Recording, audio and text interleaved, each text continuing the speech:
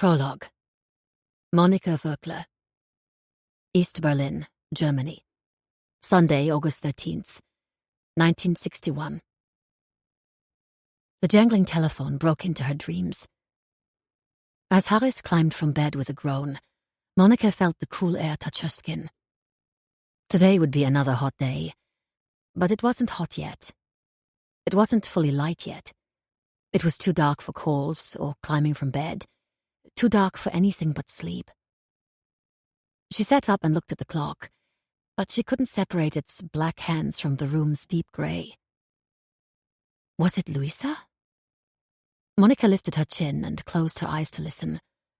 After recently moving from her crib to a big girl bed, their 3-year-old daughter had been getting up and wandering the apartment at night. Harris often found her curled up fast asleep in the hallway, or nestled under the kitchen table, or, most terrifyingly, tucked near the toilet. Monika disentangled her feet from the covers as another ring reverberated through the apartment. Harris shuffled into the kitchen, grumbling, before he lifted the receiver from its cradle. His tense, urgent tone emerged barely above a whisper. Her husband walked back into the bedroom, all shuffling gone. Harris reached for his pants, thrown over the room's only chair, and pulled them on with such haste he lost his balance and dropped into the chair. It scraped against the hardwood. "What's the matter? Where are you going?" Standing now, she grabbed the clock and held it close to her face. 4 a.m. Potsdamer Platz. It started there late last night, and it's almost completed. Another riot? What's completed? Not a riot, but I hardly know. A barricade of sorts. Koch called it an anti-faschistischer Schutzwall. What is an anti-fascist protection barrier? Monika's head felt muddled. How can you have a physical barrier to an ideology? That's what I'm going to find out. Koch wants an article for the afternoon edition. General Secretary Ulbricht called him personally. Whatever this is, it's been in the works for some time. Thousands of soldiers flooded the city last night to construct this thing. That takes coordination and planning. With pants pulled above his narrow hips and still working the buttons on his shirt, Harris stepped toward her and dropped a kiss atop her head. His dark hair, though short, was still ruffled at the crown from sleep. Go back to bed. I'll be back soon. If I don't make it before you leave for lunch, tell your parents I'm sorry. As usual, then? Her tone came out sharper than she intended. His face was so close she could look up and see a muscle flicker in his jaw, clenched against reacting, no doubt. Don't, he sighed. Not this morning. At least try to come for lunch. She reached for his hand. It's been over a month. If they wanted to see us, they shouldn't have moved away. Not again. She climbed back into bed and pulled the covers up around herself. Everyone is moving away, Harris. We should at least consider it. While not mathematically true, it felt true. And it was concerning. Harris learned the numbers at the newspaper and had repeated them to her. She suspected he regretted that slip, as it bolstered her position rather than his own. But there was little he could do about that now. Besides, it wasn't as if she hadn't noticed. Everyone had noticed. Last month alone, more than 30,000 Deutsche Demokratische Republik citizens had come through Berlin's Soviet sector, commonly called East Berlin, then crossed into one of the city's western sectors, most often the American one, and left forever. Harris's newspaper, Neues Deutschland, didn't print that number, of course, but that didn't make it any less real. The paper also hadn't printed that the DDR had lost a full 20% of its population since 1949. Yet that was real too. No, Monika. Our lives, our work, it's all here. Harris exited the room, calling back over his shoulder, "And I'm not getting fired over a luncheon with your parents." Monika curled against her pillow and hoped for another hour or two of sleep before Luisa awoke. Their ever-present quarrel wasn't worth losing sleep over. Harris had not returned by mid-morning. Monika fed Luisa breakfast, bathed her, and played dolls with her to pass the time. Then at 11 o'clock she dressed her daughter in her best dress, loaded her into her pram, and maneuvered them both out their building's front door, down the few stairs, and onto Rheinsberger Strasse. It was a beautiful summer morning, one full of rare sun, a perfect day to walk the several blocks to the American sector, West Berlin, rather than take the S-Bahn. After a few steps, Monica noticed a strange hum in the air. More people traversed the street than on a normal Sunday. They walked quickly, anxiously. Some carried trash bags, some carried suitcases. And while those moving in haste were mostly traveling her direction, others were walking more slowly with tears and stricken expressions, walking toward her, past her, and away from the train station and border crossing. Border crossing. Monica shook her head. It was hardly a border. There were signs, "You are now leaving the democratic sector of Berlin," to mark one's steps from the Soviet to American sectors, and a few bored guards who might comment occasionally, but nothing more. In fact, a few close friends lived on Benauerstrasse, a unique street in which the building was in the Soviet sector, but the sidewalk right outside the front door was in the American. Those friends simply walked out their doors without nodding to any guard at all. Life passed between the sectors with hardly a pause, along with telephone lines, electricity wires, train tracks. In fact, one could live in one and work in another, and many did. The Soviet-backed SED government didn't like its citizens earning and bringing Western currency into the Soviet sector, but there was little they could do about it. It was still one city, after all. Berlin. It was true, however, that the border had been more problematic in the past. Monica remembered the year 1949, during which the Soviet Union decided to close off West Berlin from the West altogether. Nothing could arrive by road or rail to the American, British, and French sections of the city without passing through 100 miles of DDR territory. They were left with only 2 fly routes, but the West proved indomitable. Using those 2 fly zones, they dropped all needed provisions into the city by flying planes over it every 31 seconds for an entire year. The DDR finally had to cave because they were the ones hurting. They needed raw goods from the West. Monica knew people left, of course, thousands of them, but she wasn't entirely sure why. Other than the fact that she missed her parents, she did enjoy her life in East Berlin. Like Horace had said, their lives were good. Work during the week occupied her. As though she hadn't chosen that job, she did enjoy it. And the rest of her time was filled with her daughter, her husband, evenings with friends, and Sunday lunches with her parents. She paused with her hands clutching the pram's handlebar as a government announcement blared over the neighborhood's emergency loudspeakers. It was the same announcement she'd vaguely heard from inside their apartment several times already. Bornholmstrasse, Brunnenstrasse, Chaussee-Strasse. The border between East and West Berlin has been closed. Closed? She looked around, expecting others to react with equal incredulity. A city can't be closed.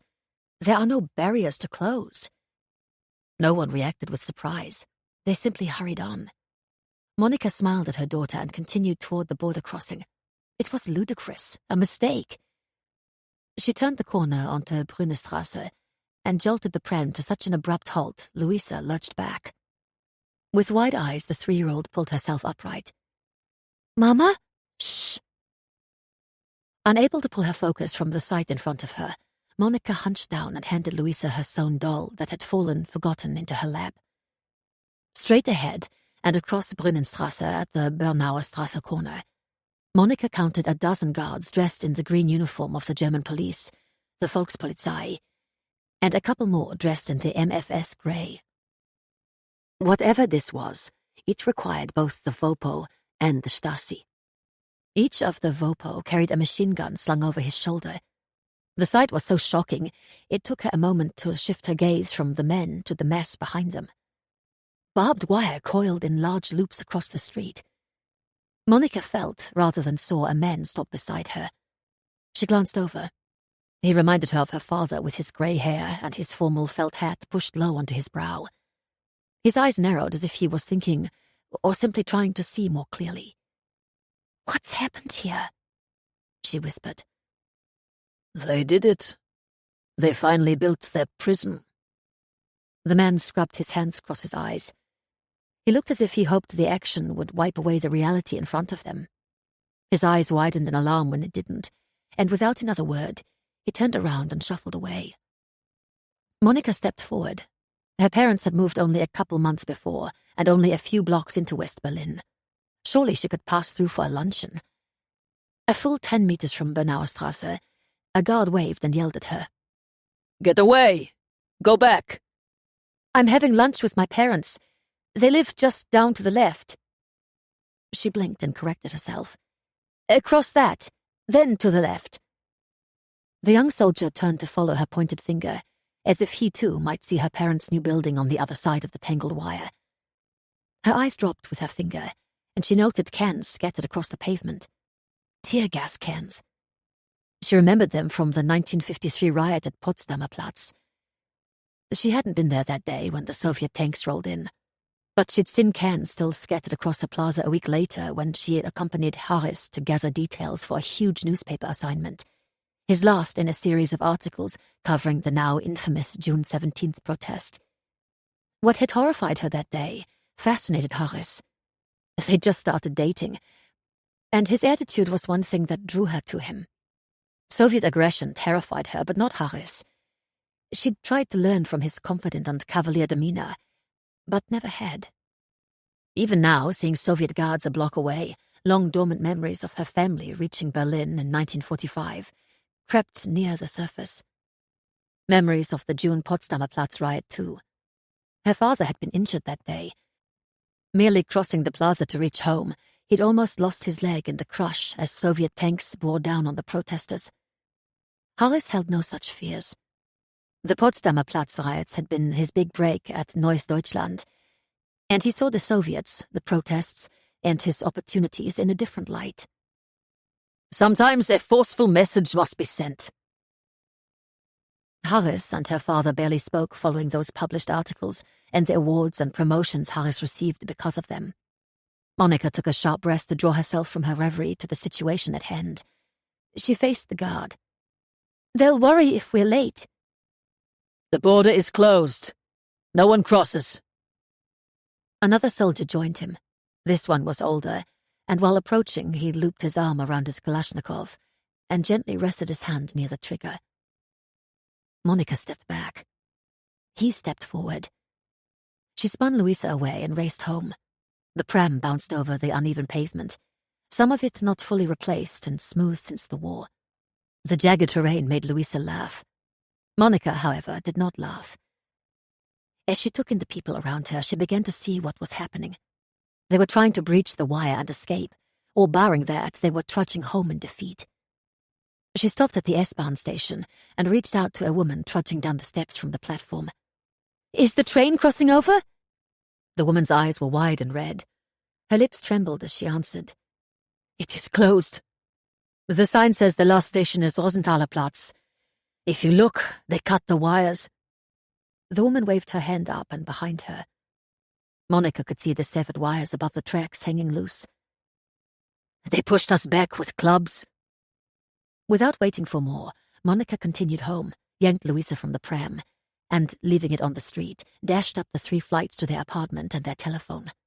The dial tone was normal. She dialed Harris's office at the newspaper. No one picked up. She dialed her parents. The line went dead. She dialed again, and again the line went dead. Monica gathered Luisa, handed her a cookie, descended the stairs, and dropped her into the pram once more. This time she headed north towards Strelitzerstrasse, a quiet street that also crossed Bernauer Strasse into West Berlin. At the corner, she again found a mass of barbed wire, but with only 2 guards protecting it. Across the street, her parents, Gertrude and Walter, and her younger sister, Alice, frantically waved to her. She ran forward, and the guards turned in her direction. Get! Monica cut the young guard off with a smile. Please, I'm just talking. I'm only... He turned away before she finished. At first she thought he didn't want to engage with her. Then she noticed a commotion a block away on Brunnenstrasse. It looked as if a child, a young boy about 5 years old in blue shorts, stood alone near the guards in the center of the street. Shifting her gaze in the direction of each guard's focus, Monica saw what she surmised were his parents calling to him from across the wire. The boy ran to the barricade, only to be thrown back by the guard. The parents started wailing across the street, the mother keening in her husband's arms. As if deaf, the Vopo did not turn toward the mother. They kept their attention fixed to the east, on the boy and on the gathering crowd. Twice more the child tried to run. Twice more he was captured within the guard's grasp and slung back. With no one watching them, Monica's parents, along with Alice, joined her at the barricade. Monica almost reached out to her father, needing his reassurance that all would be well. If her father said something was true, Monica believed him. "What's going on?" She spoke to him alone. West Berlin is surrounded, in one night. We are on an island now, fully separated from the DDR and from you. They're calling this an anti-fascist protection barrier, and claim it's necessary to keep unsavory Western influences away from their pure ideology. They want to keep you and all DDR citizens in as much as they want to keep us out. His words struck Monica as familiar, almost identical to Harris's description hours earlier. The agreement was to divide the city, but to always allow its citizens to move freely between the sectors, her father continued. But it was never written, never codified, only assumed. And now, too many people are using East Berlin as their escape hatch into the West. His voice sounded weary and defeated, but not surprised. Monica felt that same childhood assurance she had growing up. Her father would know what to do.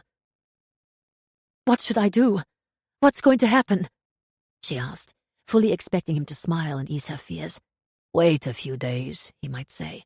"All will be well." Instead, her father shook his head. "I don't know.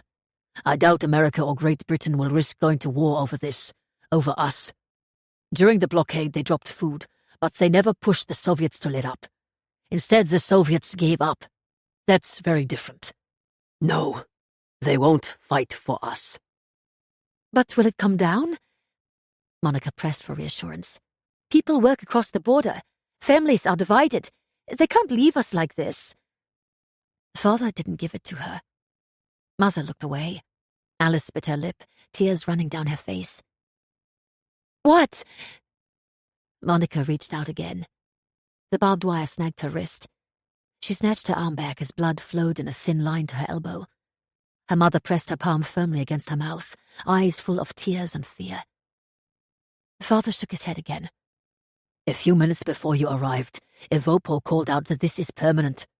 He said their plan is to fortify it within the coming days, to make it not a wire border, but a physical wall. It's not coming down within days, Monica. Perhaps not even within months." He stepped forward. The barbed wire reached no higher than his midsection. His voice dropped to a whisper. "Remember who your husband is and who he works for, Monica. He serves the state. He loves you, but you must be careful. This barricade changes everything. They will need to sell this to the people of East Berlin, or there will be protests within the Soviet sector far worse than Potsdamer Platz in 1953. The party will need its mouthpiece."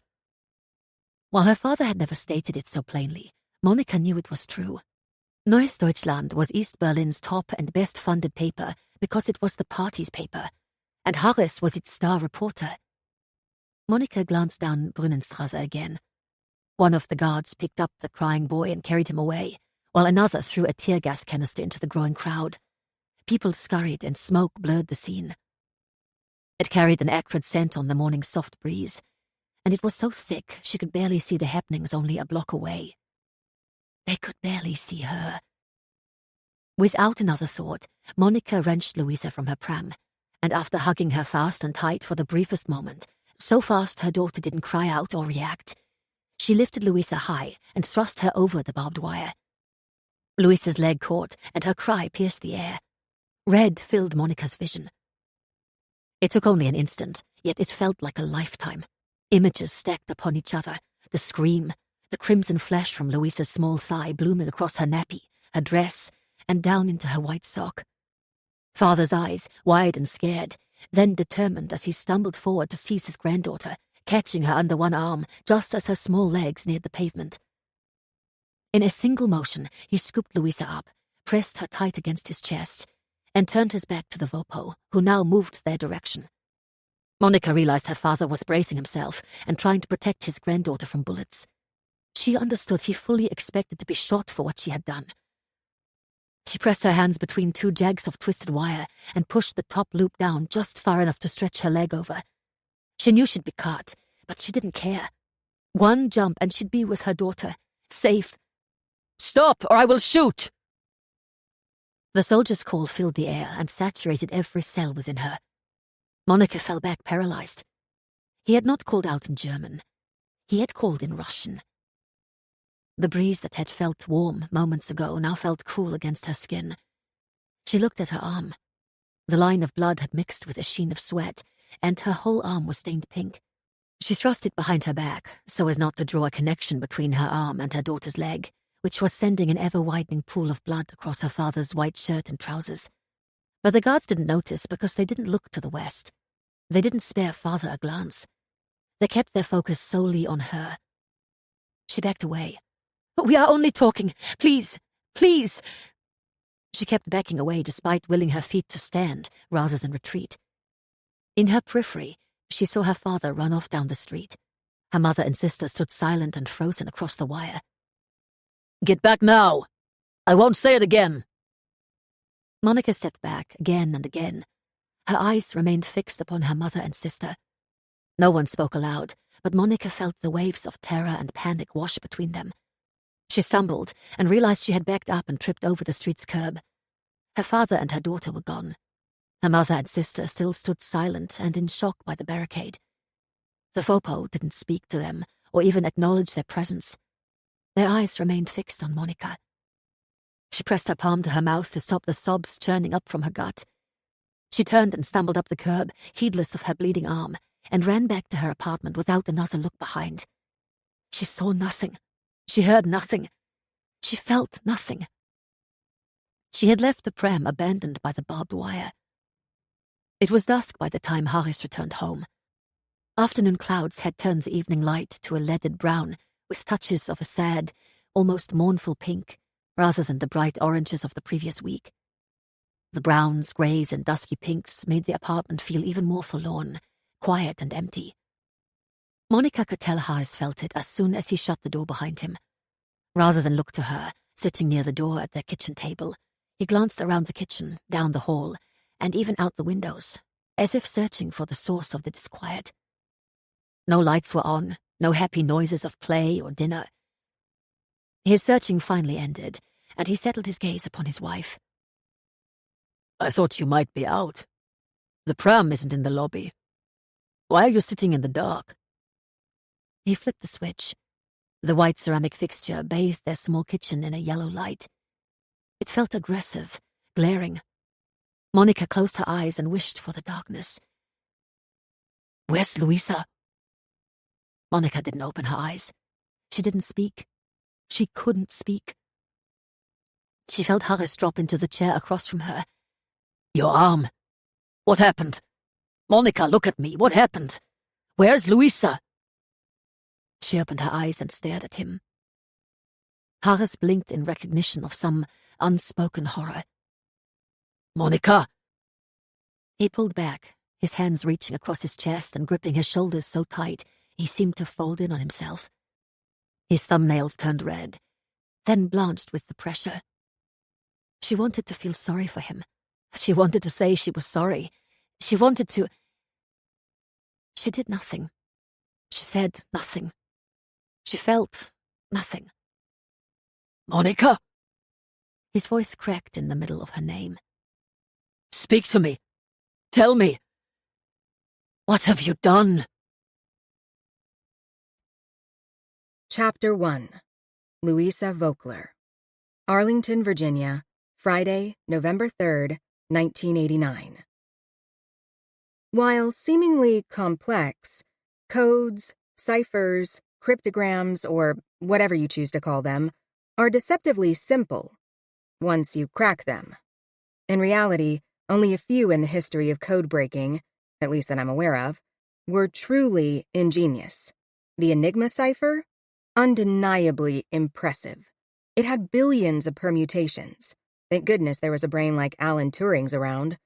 The Great Cipher, or Grand Chiffre, was also brilliant, but it was too unwieldy to be truly utilized. It employed 1,400 numbers that meant all sorts of different things. Words, phrases, or even references to other codes. But if one can't use it, how brilliant is it? I mean, who is going to lug a huge book around to translate a grand chiffre code? No one on a field of battle, that's for certain. So, for ease of transmission and translation, most ciphers are based upon some form of shift, substitution, or transposition. Furthermore, a coder rarely varies his or her approach. I suppose that's a bit of hubris on their part, or they simply do what they know best. But it does mean that once you crack a coder's go-to method, you've got them. Their codes unfold easily, and then you get a nod from your boss and a round of celebratory drinks with your coworkers at a Friday happy hour. At least, that's how it works for those of us on Venona 2. No one outside this office knows about Venona 2.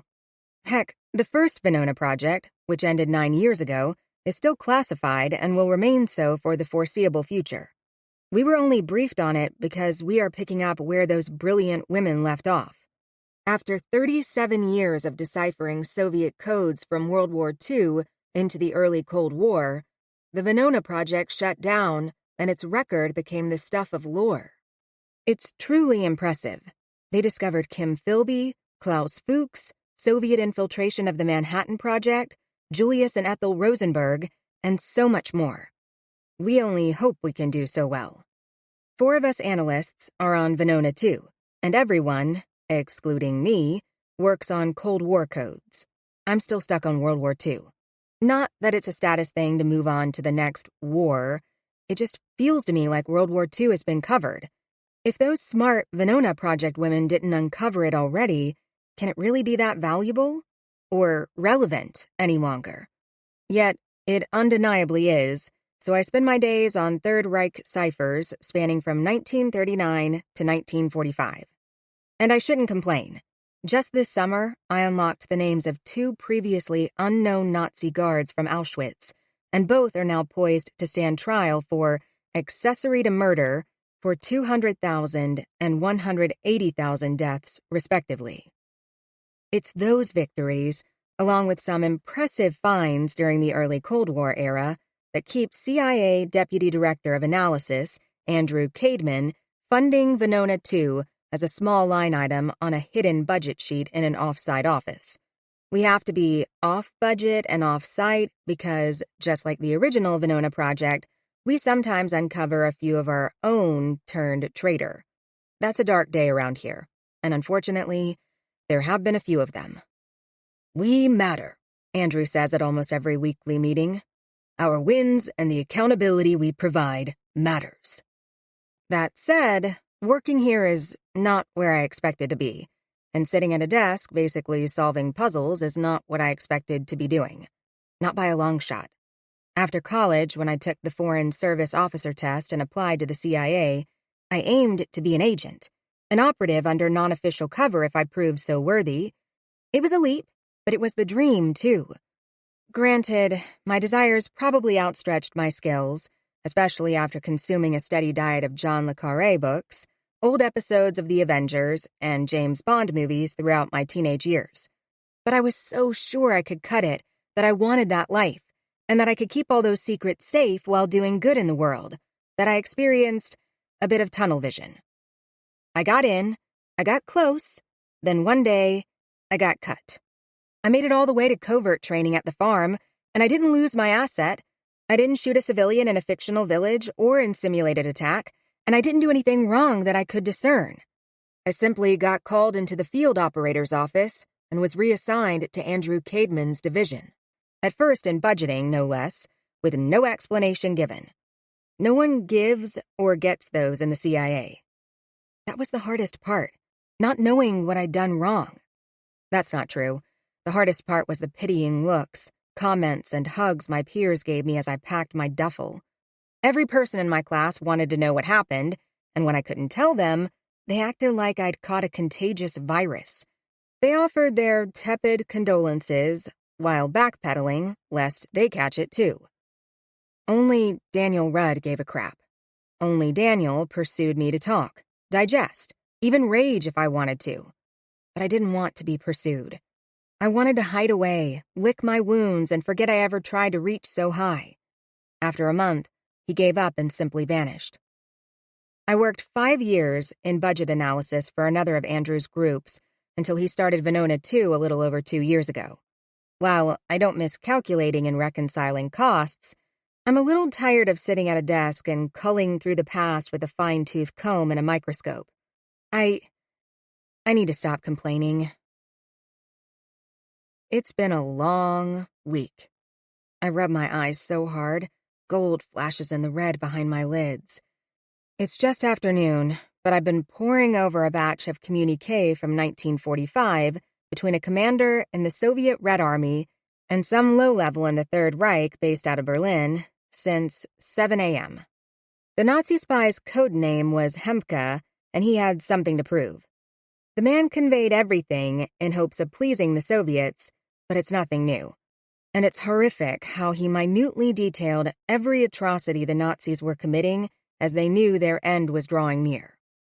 Berlin bombed, Berlin in flames, Hitler working to destroy his own people before they were captured, Hitler hanging people in the streets, the Red Army advancing, the pillaging, rapes, wreckage, senseless cruelty, and savage destruction.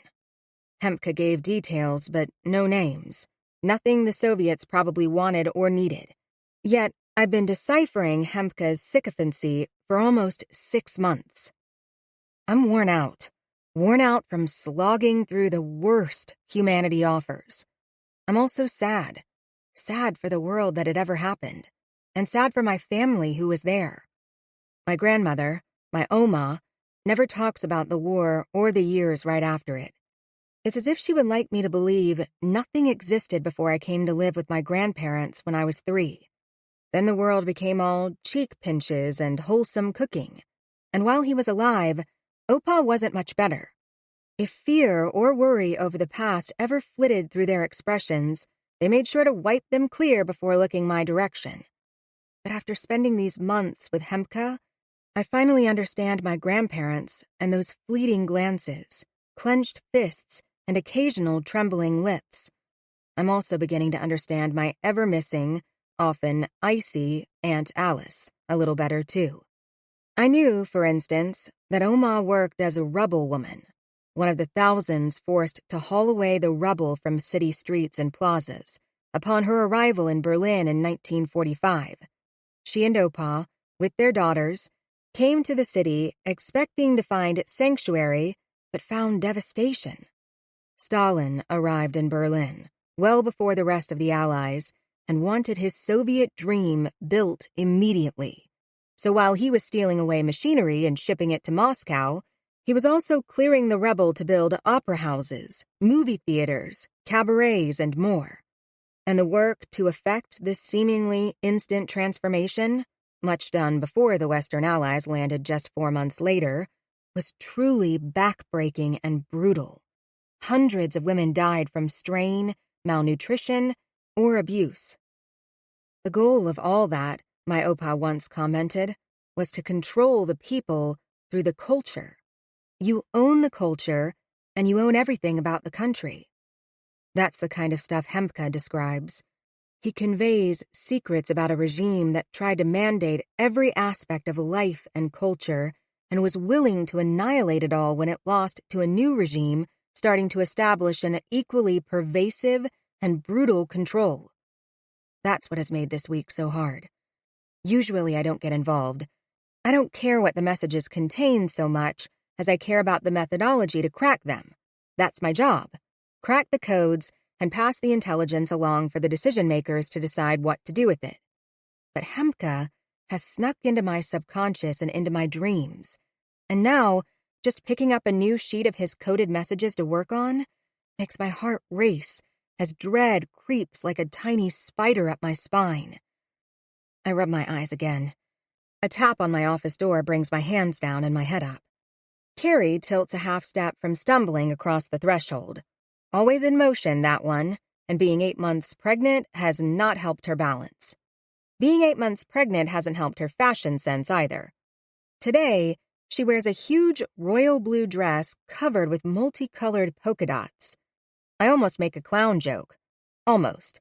It would backfire anyway. Outside pregnancy, Carrie has a far greater fashion sense than I do. I'm a quiet Ann Taylor type to her more Princess Diana Sloane Ranger style. I'm not talking to you. Why? I laugh, because Carrie is clearly talking to me. You didn't say I'd cry. I made Teddy take me to the movies last night, and I ended up crying past midnight. I'd recommended that new movie, Dead Poets Society, to her, but not for a Thursday night, and not to attend with her husband. I told you to see it during the day. I specifically said that. I even said we could go tomorrow or Sunday. Carrie lowers herself into my one spare chair. I wanted to get out. We never go anywhere anymore, and Teddy has to work this weekend. I'm sorry you ended up crying. What did Teddy say about the movie? He said you're on movie probation, and that if Kenneth went with you to see it, he's lost all respect for him. Carrie blinked. I didn't mean to say that.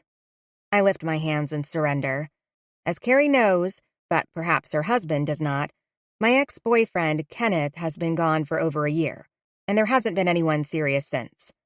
My last prospect, if I could call 2 dates a prospect, telephoned before our third date to say it wouldn't work. For some reason, no one seems to enjoy my Oma grilling them when they call or inviting them in for food when they pick me up for a date. The fact that Oma answered the phone that night and relayed his wouldn't work message rather than letting him deliver it himself kind of made his point. There's only one guy I ever met who could possibly endure my present living situation, but as I said, I vanished on him. So when he vanished on me a month later, I felt vindicated rather than devastated. I shake my head to push away Daniel and every other man and smile my appreciation for Carrie's discretion. It's actually nice her husband, Teddy, doesn't know how pathetic my love life is. I'm well aware of it. Don't do that. Carrie wiggles an unpainted fingernail at me like she's drawing a circle around my face. She gave up perms, highlights, and nail polish, too, when she became pregnant. You'll meet someone, just like in the movies. She adds that last part with saccharine sweet sincerity. She feels I relied too much on rom-coms for my romance lately, and am not putting myself out there enough. Again, I'm well aware. I direct us back to the movie. Did you at least like it, despite the tears? I didn't expect it to be so sad. It's set in the 50s. Everything was nice in the 50s. Really? My voice arcs at her strange and misinformed logic. I can't help you if that's how you view history. But I do need your help. Her voice loses all teasing tones. I straighten. What's up? Carrie swings her hand behind her and pushes my office door closed. She then pulls a single sheet from the manila folder she'd been resting on her lap. Without her saying a word, I know this is a cipher or a code she's struggling with because we don't ask each other for help, except for sometimes when we do. I study the page while she talks. It's a new batch. I'm calling them the Berlin letters. We often name batches of correspondence. Each coder, and therefore each missive, message, note, or letter, has a personality, so they each deserve a name. Hempka is part of my Ground Zero batch because that's basically what the Nazis on the way out and the Soviets on the way in made Berlin. They're Ground Zero. There are about 20 of these. I just started them last week, but I've got nothing, and I want my desk cleared before I go on maternity leave next week. Why does it matter? It's not like they're going anywhere. They're not operational. It wasn't the movie last night, Carrie confesses. I'm obsessing over these and I can't sleep. Please. I want my desk clear, Luisa. I can't explain it. I just need it. The manic tension in her voice vibrates, and I drop my focus to the page. Okay, then. We'll clear it. She shifts forward in the chair, leaning her forearms on my desk. I can't get my mind past what I expect to see. I smile, but I keep my head down and my gaze on the page. It's a statement we constantly make to each other. In our line of work, you must leave your expectations behind and deal with what's in front of you. How else will you discover what no one wants you to see? The top of Carrie's photocopy marks it as a message out of the German Democratic Republic, the GDR, or the DDR, as an East German would call it, on September 14th, 1945. I glance at her. You're working World War II? No, that's first contact. The Berlin letters run from September 45 to July 61. She looks to my desk. You? Andrew says I'll work World War II for the foreseeable future. I'm still on ground zero. That poor spy probably thought he was changing the world. Saving his neck by offering in excess of nothing, more like. I let my eyes go fuzzy and my mind drift to semi-blank. It's how I approach any coded message for the first time. I absorb what is on the page without reading or thinking about the words. When explaining my method to Carrie for the first time, I described it like peering at one of those dotted pictures in which you can only see the airplane or the cow when you widen your eyes. Then, out of a field of random red and green dots, you spot a cow eating grass. Nothing comes to me. No letters stand taller or wider than others. I discern no pattern to the arrangement of spaces and lines. I don't note any errant marks. I start counting out the letters to find an inconsistency with sentence length or structure. Nothing. The words also form coherent sentences. They're boring, but sensible. That means it's not a shift, pigpen, substitution, or modulo shift. And it's a cipher, not a code. I shake my head. Ottendorf? Using letters rather than numbers. It's been done. I wondered, but it was sent to us, which would mean an East German and a CIA officer would need to own the same edition of the same book in the same language. Not impossible, but unlikely, cumbersome, and risky. And, Carrie taps a finger on the first sentence, it doesn't read like a book cipher using letters. I vote for an acrostic. I slide the paper back to her. Duh. She pushes it back to me. But you tell me what. I've tried the first letter of each sentence, third, fourth. I cut her off. We'll get it. Are you sure there's anything here? We've had innocent correspondence misfiled before. I read the letter aloud in its entirety, paying close attention to the words in both the German on the page and their English translations as I move through it.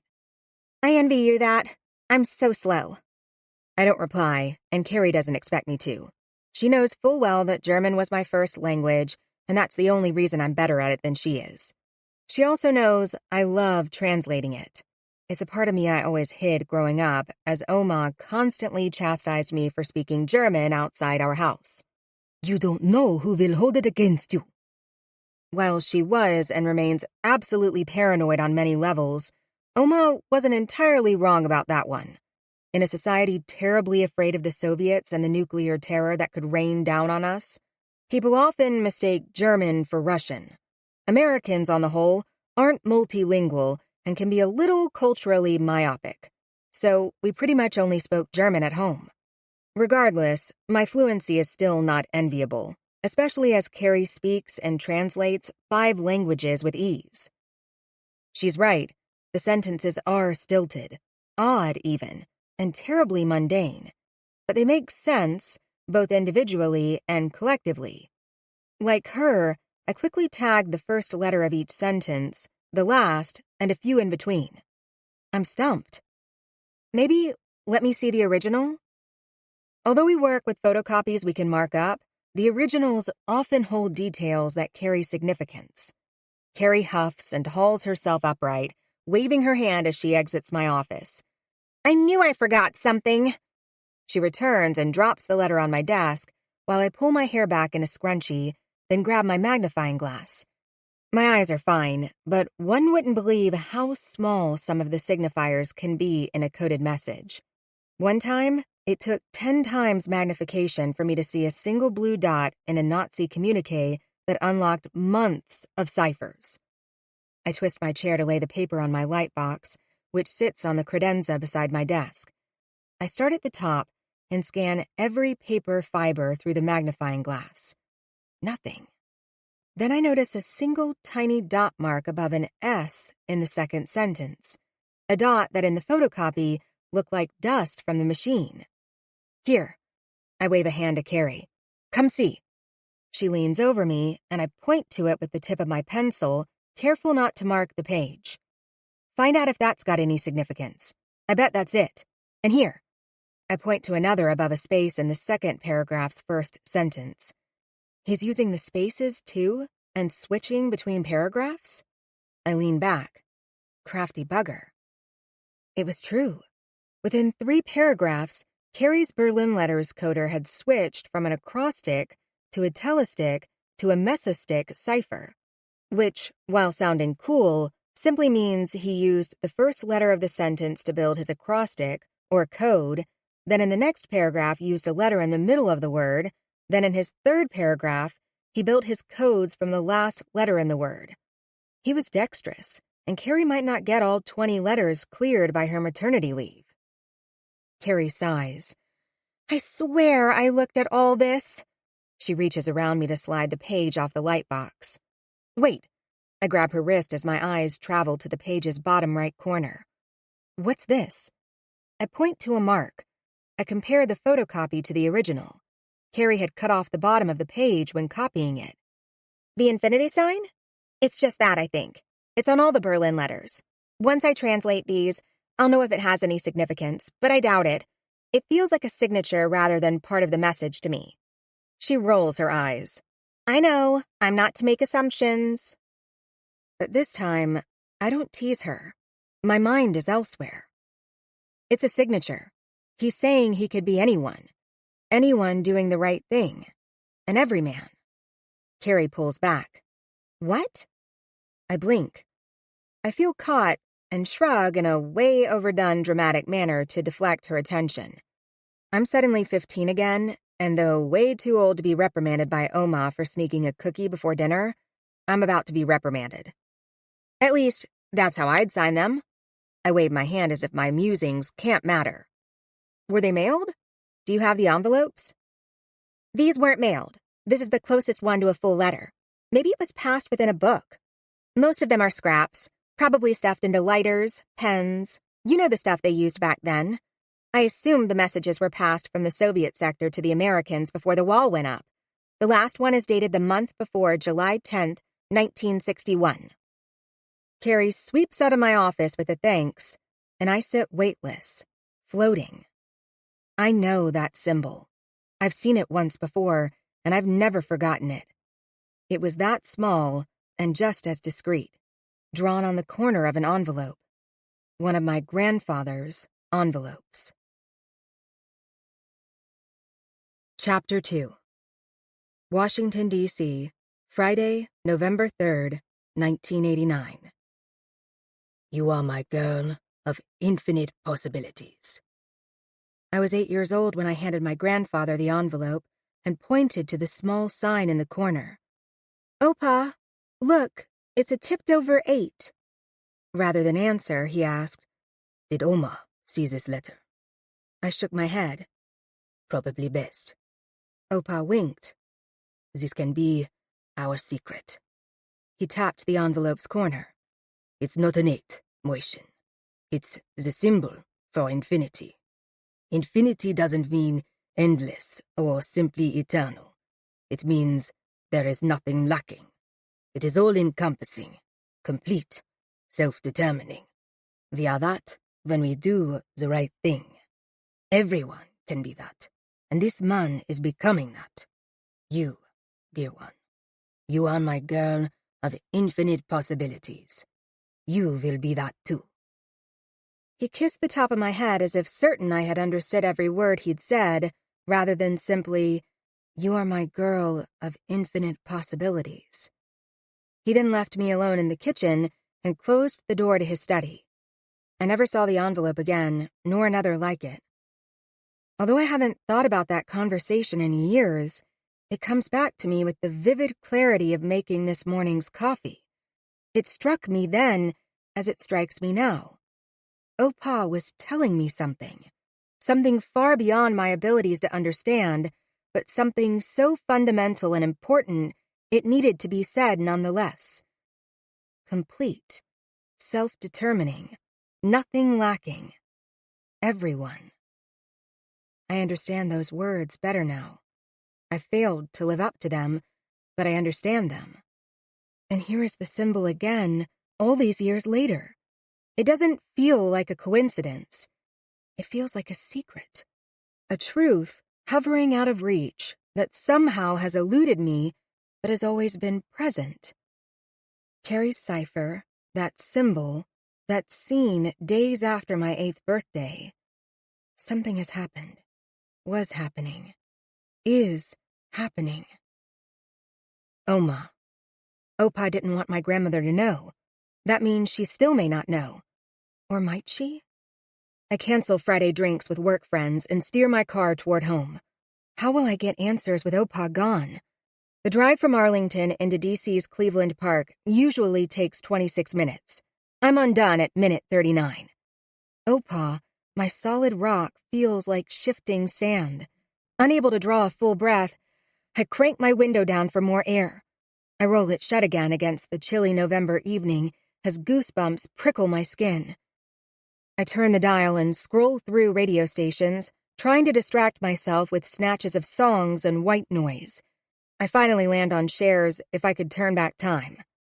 I would if I could, to almost a year ago before Opa died. I miss him. I miss what I thought he was and what I believed our relationship to be. I drive too fast down our block of Quebec Street Northwest and, pulling myself from my fog, catch a surprised and stern look from Mrs. Peterman.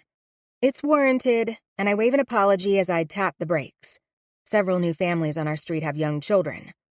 I grew up here, in this house, and what once seemed old, staid, and boring is quickly changing. A neighborhood with older German families, grandchildren stopping by only on the weekends, look more youthful and refined these days with planted annuals along front walks, swings hanging on freshly painted porches, and young kids running across the streets. I love seeing the kids. They make our little corner of DC a more hope-filled and brighter place. I pull into the driveway, past the house, and park in front of our detached garage. Striding across our small backyard, I note Oma has worked in her garden again today, if one can call the mess of dirt within her 5 raised beds a garden any longer. Since Opa's death, nothing has grown there. I pause. Something about Oma's bleak garden convicts me. My heart contracts with the realization that I've doubted Opa on the basis of Carrie's Berlin letters mixed with a memory of a mere moment 23 years ago that may be nothing more than my imagination. I let it consume me, and I've trusted that more than the grandfather who loved and raised me, more than the grandfather who, in his last months of life, helped his wife plant a garden just to see her smile as the flowers bloomed. I've emotionally betrayed the caring man who loved me best all my life, and the man to whom I would never deny anything. When Opa asked me to return home to care for Oma after he died, I said yes. I didn't pause. I didn't think. I simply said yes. After all, they gave up everything, including their homeland, to raise me well and in safety after my parents died. I owe it to my Oma to be here, and Opa had the right to depend on me. It's my privilege to contribute to the bills, the upkeep, anything and everything Oma needs. That's what our family is and what we do. And yet here I am looking at him, at her, and even at this dead garden with suspicion. I stall and take in the shriveled plants. I lift a wilted leaf from the tangle of other wilted leaves. I know how you feel, little guy. When moving back in with Oma, I didn't think it would feel so hard some days, or that it would end my social life, my sense of independence, and my love life, all of which, quite honestly, have become as colorful and vibrant as this garden. And those feelings, all negative, almost condemning, made this afternoon's downward spiral all the more slippery. I drop the tiny leaf and it falls among the tangle once more. I look to the house. It's later than I expected to arrive home, and the light has already changed. Yet no outside lights are on, nor any inside either. I close my eyes to calm my breathing, my heart, my anger, and my fear. It doesn't work, so I do the next best thing. I open them once more and step forward. There are questions to ask. I climb the 3 wooden steps and his squeak reminds me I need to tighten all the boards here and on the stairs outside the side door tomorrow. Since I moved back in, it's what I do on Saturdays. All the little things Opa did in a few spare minutes after work now take study, concentration, and whole weekends for me to accomplish. Even then, the results are often substandard. I swing open the unlocked screen door and find my grandmother in the kitchen. She has a mug of tea pressed between her hands and sits staring out the side window. "It's too dark in here, Oma." I flip the switch. "And can we shut the door? It's growing cold with the sun gone." "Is it?" She rouses herself and clucks her tongue at me. "Don't give me that sad look. I was simply resting. There's nothing wrong with slowing down and taking account of your day." Her English still carries a thick German accent. "I see you were in the garden today." "You call it a garden?" She scoffs. "I churned it all up again. I planted a faux crop in August, just like the book said, and nothing sprouted. I'm trying again with oats and peas next week. It will supposedly keep the soil healthy over the winter and nourish the spring seeds." "That's a great idea." I infuse my voice with an enthusiasm I don't feel. The summer before Opa died, Oma's garden brought them both incredible joy. But since he died last winter, nothing has bloomed except Oma's frustration and despair. And I don't see that changing. I don't see us changing. Oma smooths her apron down her skirt, and I'm cast into her past. Not one I experienced, but one I sense still lingers about her. She dresses much the same as I expect she did when making my mother and my aunt dinner all those years ago in Germany. The same dark colors, and always an overlaid apron. She steps to the refrigerator. "Dinner will be ready soon. And your aunt?" Before she can say another word, creaks sound on the stairs above us, and my Aunt Alice calls down, "It's clear. It just took one round of liquid plumber and a pot of boiling water." I look to Oma. "My bathtub was draining slowly." "Why didn't you tell me? I would—" "It's okay, Luisa." Aunt Alice pauses in the doorway with Oma's large soup pot in her hands. It's in that moment I sense the odd humidity of the room, the warm wet clashing with the cool air from outside. "You shouldn't have to take care of everything." I give her a tiny nod, unsure of how to reply. Alice is only 13 years older than I am, but we've never been close. I don't sense animosity from her, but no love either. Simply indifference. "Are you staying for dinner?" I hear the thread of hope in my voice and swallow hard to bury it. One would think it would have died after years of being rebuffed. I'm embarrassed it hasn't. "Of course she is." Oma clucks her tongue again. "It's been too long, and here I am gathering wool." Alice smiles at me, small and knowing. We both know Oma is about to launch into motion. Alice steps forward to offer help, but before she can say a word, Oma flaps a hand at her and tells her to sit at the table. Then another hand flails in my direction, and she tells me to wash up. Alice drops into a chair, and I head to the downstairs powder room to wash my hands. I gave up offering to help Oma cook soon after I moved back home last January and began to simply thank her in March. I actually started to appreciate the time it gave us together in May and the opportunity it gives us to see Alice. She comes by more since Opa died. I think she, too, worries about Oma. Not that she's ever said anything to me about it. When I return to the kitchen, Oma is a tornado of activity. I look between her and Alice, sitting at the table, unsure about where I'll be more welcome. When Oma notices me, she shoos me away. I drop into my usual seat at the table and sit silently across from my aunt. "How's work?" I ask her after our silence stretches to awkward. "It's good. I have a good class this year." Alice is a first-grade teacher. I shift around for another innocuous topic, and finding none, land on the one thing that has filled my mind since lunch. "I was thinking about Opa today." Oma throws me a glance before returning to saute her onions, while simultaneously stirring her beans. "You were? So was I. Alice, too. That's why she came." Affection and loss fill her voice. the loss still carrying a hint of rawness. I looked to my aunt. "The power went out at school today. I couldn't help it." She smiles. Opa was a really good electrician. I was thinking about all the stories he told me and all those letters he wrote, I add. Oma turns from the stove. "He loved those. He worked so hard on each of them. I never understood his passion for those silly scavenger hunts. All around the house, such a mess you two made." Her soft expression tells me she sees him in her memory, probably humming and penning his treasure hunts.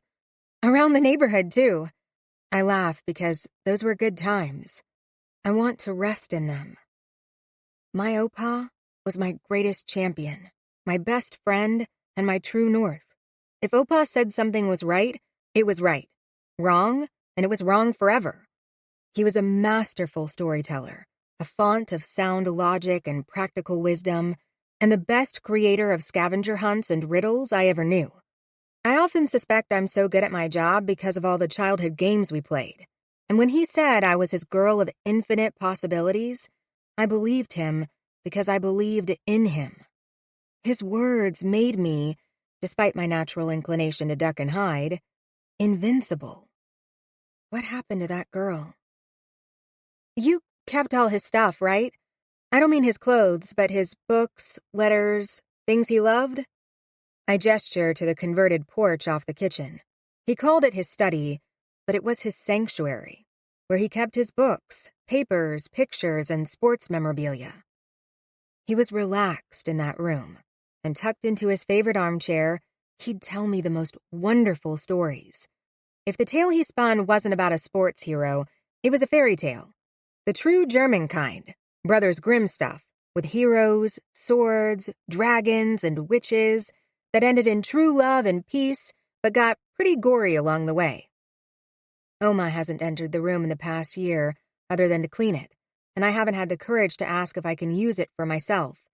So, it sits, a silent monument to the man our lives revolved around. Oma pauses and lifts her head, like a deer smelling fear in the air. She, too, glances to the room. "Why you ask this?" Her English skips, and I know she's a heartbeat away from switching the conversation to a new topic and the language to German. She feels safe within her mother tongue. It's the language of home. "Was ist los?" What's going on? Nothing. I stick to English and peek to Alice. Her face is blank. Does she feel that the tension in the room just shifted, or does she not care? Either way, I'm on my own. I just wondered.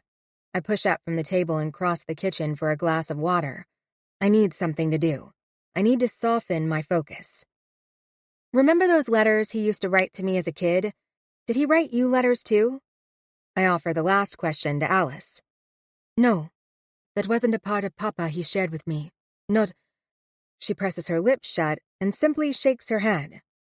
"No. Do you remember your 13th birthday?" Oma twists from the stove again and waves her spatula at me. "He spent weeks making up those coded clues. You ran all around the neighborhood before finding your bike in the Peterman's garage. Then we went to see Willy Wonka and the Chocolate Factory at the cinema. You sang all the way home." How do you remember that? My mind drifts to chocolate, Oompa Loompas, their song, and Veruca Salt's "I Want It Now, Daddy," before I stop short. That was it.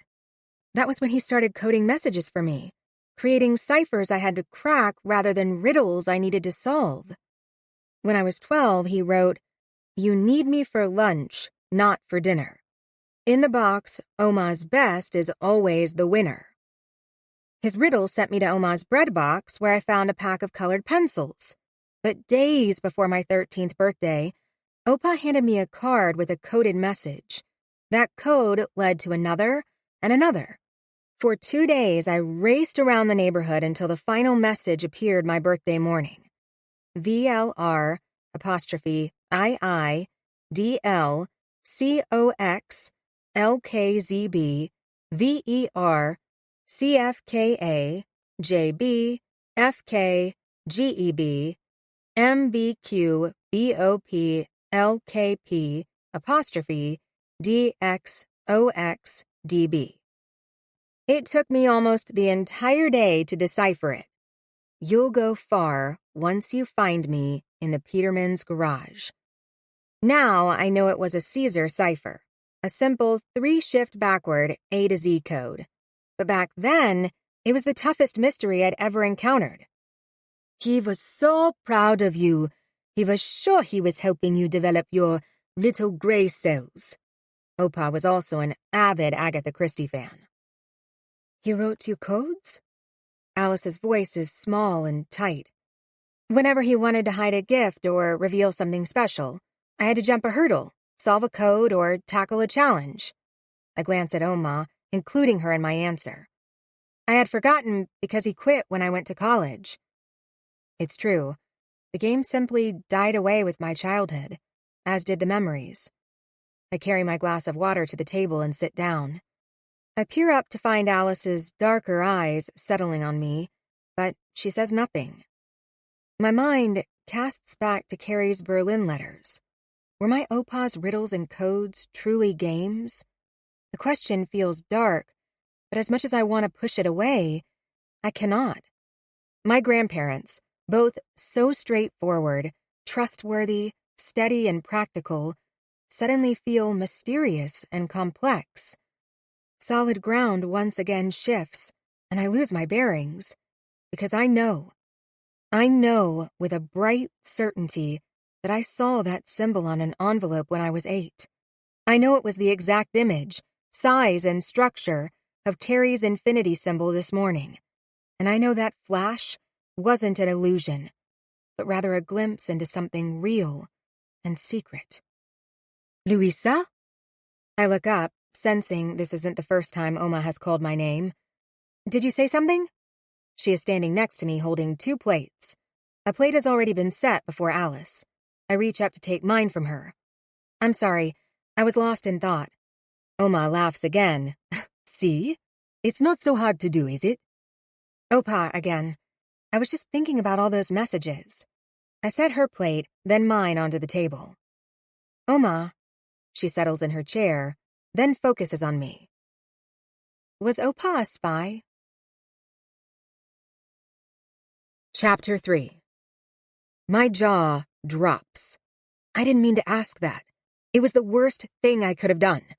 Because if I dislike secrets, prevarications, and complications, I learned it from Oma. She hates them more. Opa, too. Lying and shading the truth in any way was not allowed growing up. Even when Oma asked Opa that proverbial question, "Do I look all right?" before they went out for dinner, only honesty was offered in reply. "You have looked better." My eyes still widen remembering that one. And while Opa had a sense of humor about my childhood, when I wiggled around absolute truth after I broke something or disobeyed, Oma did not. She was and remains the epitome of a yes is yes and a no is no person. She is straight lines. She is narrow judgments. And she can tighten her eyes and hold fast to a grudge like no one I know. I expect her to snap at me, and I'm surprised when she doesn't. I shift my gaze to Alice, who sits staring at me like I've grown a second head. I toggle my attention between the 2 women.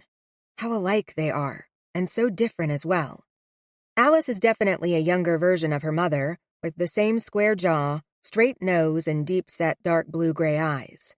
Her hair also holds early hints of gray at the temples. How many years will it be until it turns fully white like Oma's? Neither answers me. Alice lays down her fork and drops her hand into her lap. She looks to her mother, as do I. I expect Alice to say something, but she doesn't. I sense she's waiting for Oma to answer me and share what she does or does not know. But, like Oma, she doesn't laugh, scoff, or deny it. She simply sits. I watch Oma process my question and realize how little I understand her. I have lived with my grandmother for 28 years, minus college and the few in my apartment after graduation, and she remains a conundrum wrapped in a mystery. Her sense of duty is unquestionable, but her soul, feelings, thoughts, desires, is beyond me. Even now, watching her and waiting, I can't tell if she's angry, relieved, annoyed, or even wondering herself at my question. The moment stretches interminably, but I can't break it. Oma does not dismiss or chide me, and a shiver travels to the tips of my fingers. I glance to Alice. Nothing. I finally venture out. Oma? You've watched too many movies. I tell you they play with your imagination. Her tone is brusque. Her color rises. She points toward the living room, and I have a hunch she's envisioning the new VHS player I gave her for her birthday. Really, I bought it for me, and her birthday was my excuse. Oma doesn't watch movies, but I thought she might, and we can enjoy them together. But her response, "Your father loved the cinema," killed that notion. Bringing up my father is Oma's code for expressing her disapproval, though I have never understood why. Growing up, neither Opa nor Oma talked about my father. In fact, they did anything and everything to avoid mentioning his name. If I begged for a family story, I might be offered one from when my mom, their older daughter, was young, but I never got one about my father, and rarely even one about my mother after she met him. If I pressed, I'd simply be told that both died in a car accident when I was about 3, and that was that, with the implication that my father was to blame. That was, according to both my grandparents, all I needed to know about the man. Your Opa fed that silliness, Oma continues, bringing me back to the present. He told you too many stories. All those riddles, too. They put your head in the clouds. I'm sorry, Oma, I interrupt. I wave my hand as if wiping the air and the question away, because she'll continue this diatribe all through dinner if I don't derail her. I look to Alice, who sits watching us both. I'm sorry. Alice shrugs as if I haven't ruined her dinner, only Oma's and mine, yet her hands still rest in her lap. Oma looks between us. Enough of this. Let's eat. Without another word, we 3 silently eat a dinner of baked pork chops, carrots, and beans cooked too long. They've lost their bright green color and mush rather than snap when I bite down. After dinner, Oma clears the table and shoos us away again when both Alice and I offer to wash the dishes. I have hurt her feelings. I have doubted Opa. I'm 31 years old, and my Oma can make me feel 5. I open my mouth to apologize again, but it dies in my throat. I can't say it. I have already apologized twice. It should be enough. I need to get going. These are Alice's first and only words since dinner began. I wave my hand to her. No, please stay. You 2 go in the living room and chat and let me finish the dishes. Without answering me, Alice crosses the room and kisses her mother on the cheek. I'll call you next week. Oma pauses, hands still gripped on a plate, and leans toward her daughter. And you will come for Thanksgiving. Of course I will. Alice pulls her into a hug, looping her arms around Oma's shoulders. I'll bring the pies, too. You make such good pies. Oma smiles, and as Alice straightens, she drops a kiss on her daughter's forehead. I've ruined the evening, one of the few times my aunt comes to visit. I stand in the center of the kitchen, feeling like I'm 6 again, when Alice moved out and never came back. I expect her to walk right past me like she did back then, but she doesn't. She pauses and grips my forearm. She squeezes gently. You're okay. Don't give up. I blink and open my mouth to ask her meaning. I lift my hand to pull her back, but before I do anything, she's down our hallway to the front door and gone without another word or a look back. I face Oma again. She's still scrubbing an already sparkling china plate. I stand in futile silence as she finishes, wipes her hands down her apron, then removes it and hangs it on a hook by the back door. I am tired tonight. I will go up to bed. She crosses the room and pauses in front of me. I kiss her cheek just as Alice did moments before. Don't stay up too late, Moishen. Get a good night's sleep. I close my eyes. Little mouse, I am forgiven. I lean against the counter and listen to the sounds of her walking down the hallway, turning up the stairs. The third stair from the top creaks loudly, and entering her room. The door shuts softly. I drop into a kitchen chair once more and ponder the glaringly obvious truth before me. Oma never answered my question. The woman who approaches everything straight on skirted around me. That alone is interesting, but what it implies is concerning. I let my mind drift back to Opa's final days. He was given the cancer diagnosis in spring, and by late summer a year ago, it was clear the treatment wasn't working. By last Thanksgiving, we started preparing ourselves to say goodbye, and by Christmas, we were saying it. He called me into his study right before New Year's and asked me to move back home. That was also when he handed me the manila folder in which he'd placed his obituary, his funeral arrangements, and an outline of all his financials. "Opa," I was shocked and a little horrified. "Your Oma is strong in many ways, but those will be too hard for her." He pointed a craggy finger at the file. "Turn to the insurance. There's some that will pay down the mortgage, but it's an old house. There will still be costs, and—" "I'll take care of it. All of it." "I know." He sighed with obvious pride. "You handle budgets for the government. You can handle this." He chuckled. "Well, keep our budget balanced." "Oh, Pa," I moaned. He was constantly teasing me about the government's inability to land anywhere but in the red, and my inability to fix the problem. As working in budgets was still my cover story after moving to Venona 2, I took each jab in stride. "She'll be lonely, Moishin." All teasing vanished. "She'll never say it, but your Oma will be very lonely." He paused then, and I remember how his color changed. "There is something more I must tell you." He paled further, and his skin took on a waxy sheen. I jumped from my chair and knelt in front of him. He smelled of peppermint oil and pipe tobacco. "Whatever it is, don't worry about it. I'll be here for Oma as long as she needs me. Forever." I gripped his hands. They were cold, and their frailty surprised me. The hands that had fixed my bike, helped me build a birdhouse, taught me to change the oil on my first car, and even how to rewire an outlet, were past the ability to do any of those things. Past the ability to squeeze my fingers.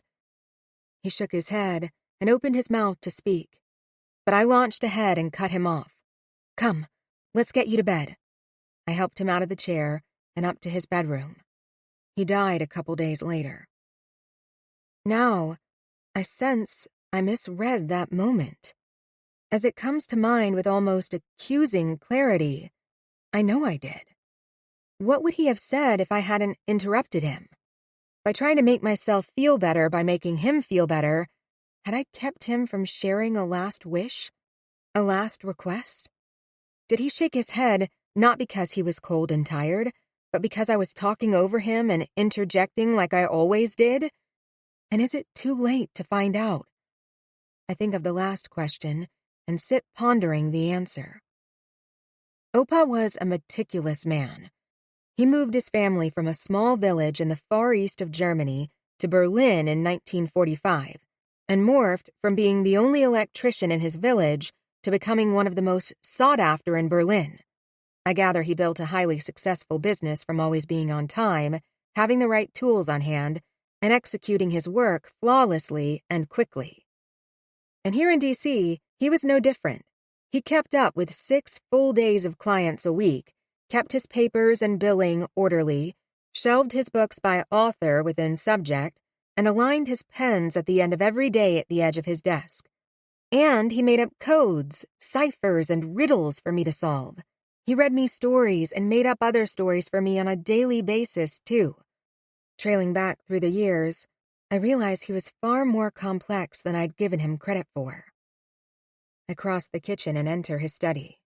In almost a year, Oma hasn't changed anything inside. 5 black pens sit perfectly straight at the right edge of his desk. As there is no dust on the desk, I figure she lifts the pens weakly and sets them back again, just as he would have wished. The beauty of her gesture brings tears to my eyes. This is it. I turned slowly within the room. This is the place where Opa would hide something important. It's a simple room. There is a desk with drawers on either side, bookshelves line the interior wall that backs against the kitchen, and photographs and windows line the other three. It's a converted outdoor porch with few hiding places. I pull out each desk drawer, studying its depth and width, and don't find any inconsistencies that would denote a hiding place. I look to the bookshelves and discern they are all the same depth. I tap against their backs, and the sound is solid, wood against brick. No hiding places there either. I open a few of the thicker books. They are all real. It takes me only a half hour to sort through his files and the few boxes resting in the corner. As I said, Opa was meticulous. I then glance to the floorboards and remember this room opens underneath the house. I return to the kitchen and grab a flashlight from the drawer by the back door. Now I'm crossing a line. What I've done so far can be laid at the doorstep of curiosity. If I take this flashlight outside and open the crawl space beneath the house, I am doubting Opa's integrity, his honesty, his very soul. And that will be hard to explain to Oma if she catches me. I carefully and quietly open the back door. Oma's room is right above the kitchen. I jump over the back 3 steps to avoid their telltale creak. I am committed. A thorough scan under the house reveals nothing but cinder blocks and wood chips. There is no box, safe, or built-in compartment Opa could access from above. He was handy that way, and that's what I would have built. I pull myself to standing and chuff a quiet laugh. Although it feels forced, it also feels good. Maybe Oma wasn't avoiding my question. Maybe she was speaking the truth about my imagination getting the better of me. It occasionally does. I return to the kitchen, drop the flashlight back into the drawer, and grab my bag from the hallway floor to head upstairs myself. My imagination makes me pause at the entrance to the living room and flip on the light. This house is as straightforward as my grandparents'. Bungalow style, built in the 1920s, it is clean with few built-ins, which means few hiding places. But I scan them all. The living room holds a couch, 2 chairs, bookshelves with no cupboards beneath, and a large chest. And I know the contents of that chest. Opa's scrapbook, Oma's Christmas linens, cloth placemats for the dining room table, candles, and a stack of broken picture frames Opa and I were supposed to glue back together. That's another thing I could do to help Oma tomorrow. I flip off the light, round the corner at the front of the house, and peek into our family room. It's the same. A charming, snug room with wood paneling beneath the chair rail, white walls above, and stained, not painted, molding. It's in this cozy front room that the offensive VHS player sits in the cabinet beneath our Zenith television. Maybe that's what I'll do tonight. Watch that copy of Lady Hawk I picked up at Blockbuster last evening. I have no desire to chase my friends down. I have no desire to laugh, make small talk, and opine with them over my non-existent love life. After a few drinks, they always land there. A movie alone may be just what I need. Because something is pulling at me, like a thread that, rather than drawing out an answer, is opening an ever-widening hole. I climb the stairs, skipping the 3rd from the top. I don't want to let Oma know I've got no better plans tonight than staying home and getting a good night's sleep. It feels a little pathetic that at 31, I'm still being admonished by my grandmother not to stay up too late. More pathetic is the fact I'm obeying her. I click on the light in my bedroom and groan at what I see. I moved back almost a year ago, and I still haven't removed posters from high school. I could now. I've got plenty of time tonight. But I won't. I won't because it means I'm staying. It means I'm stuck here. And while that's ungrateful and unfair, it's also true. I promised Opa I would take care of Oma no matter what, and he was right. She needs me. She needs me for chores on the weekend, to sort and pay the bills, to contribute funds to meet some of those bills, and for company. She has few friends, and those she does have, still enjoy the companionship of their living husbands. She has discovered evenings can become very lonely times. I have too.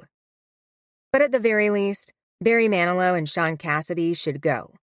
I pull off the edges of each poster, pushing away my sense of defeat, and roll them up. I drop the rolls into my trash can. I almost laugh as it hardly helps. John Travolta and Olivia Newton-John still dominate the wall next to my closet.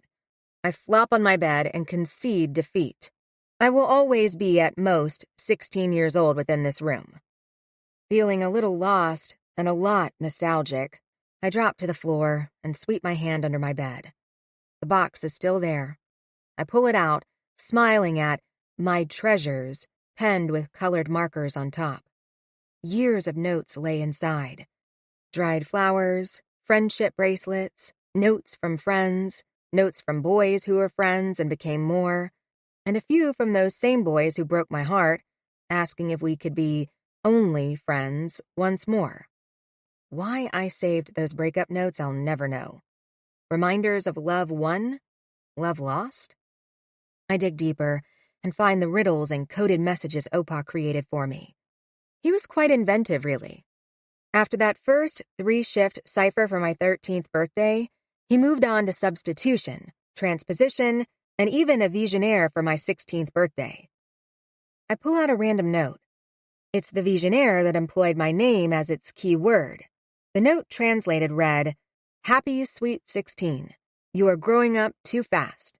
Please stop. Your gift is in the garage. But you must look hard." That was an exaggeration.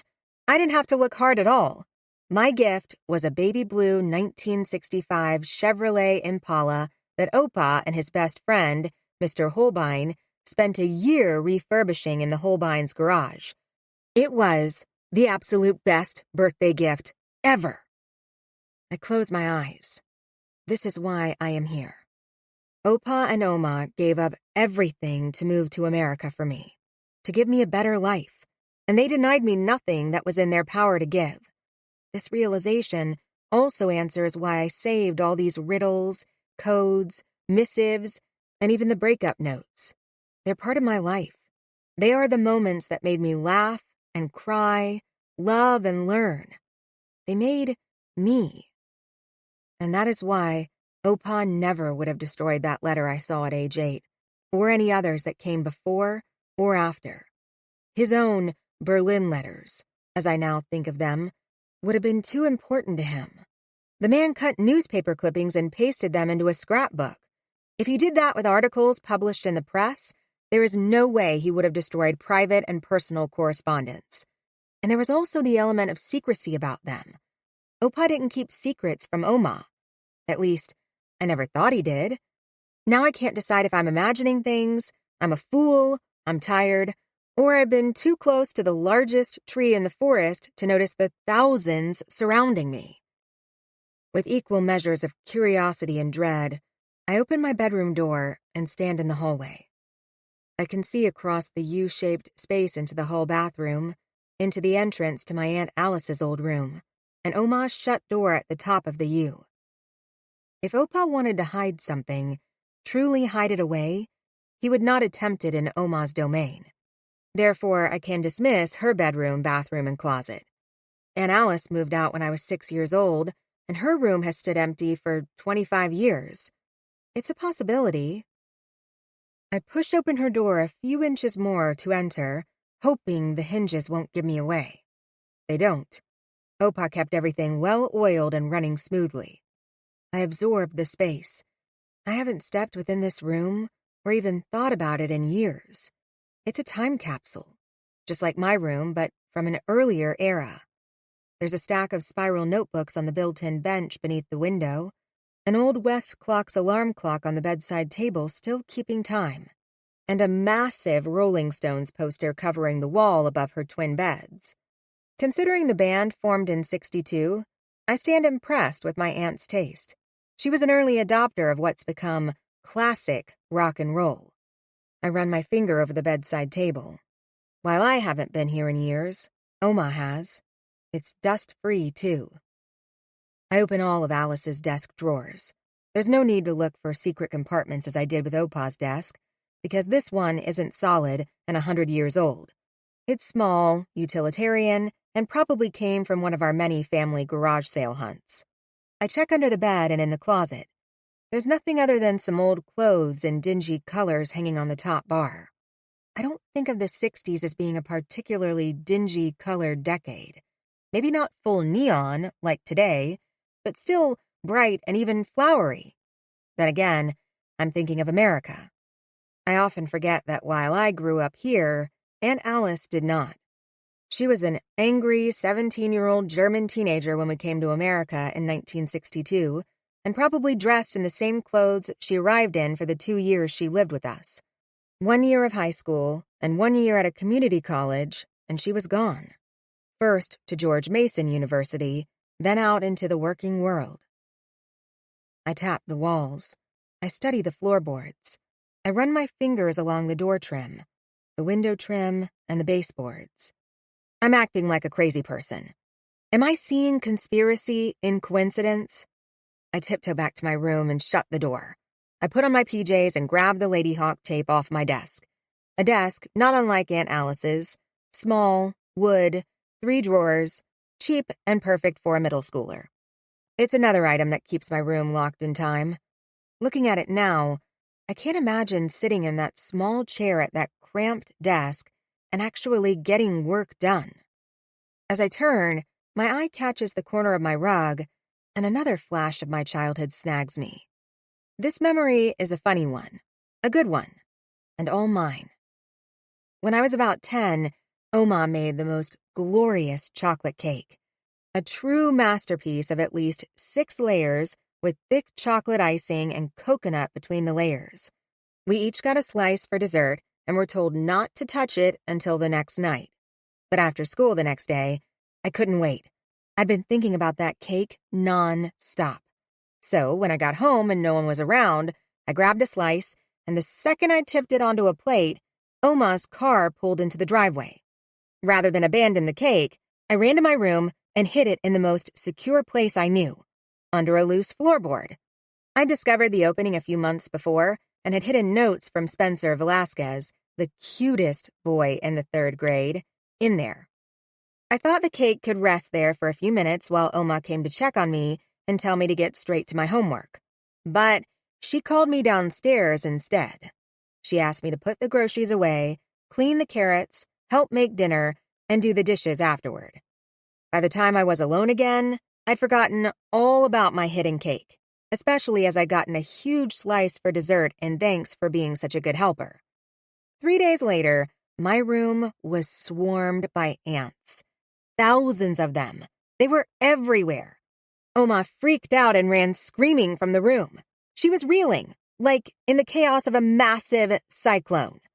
I stood, stunned, illuminated by a focused lightning strike. The cake!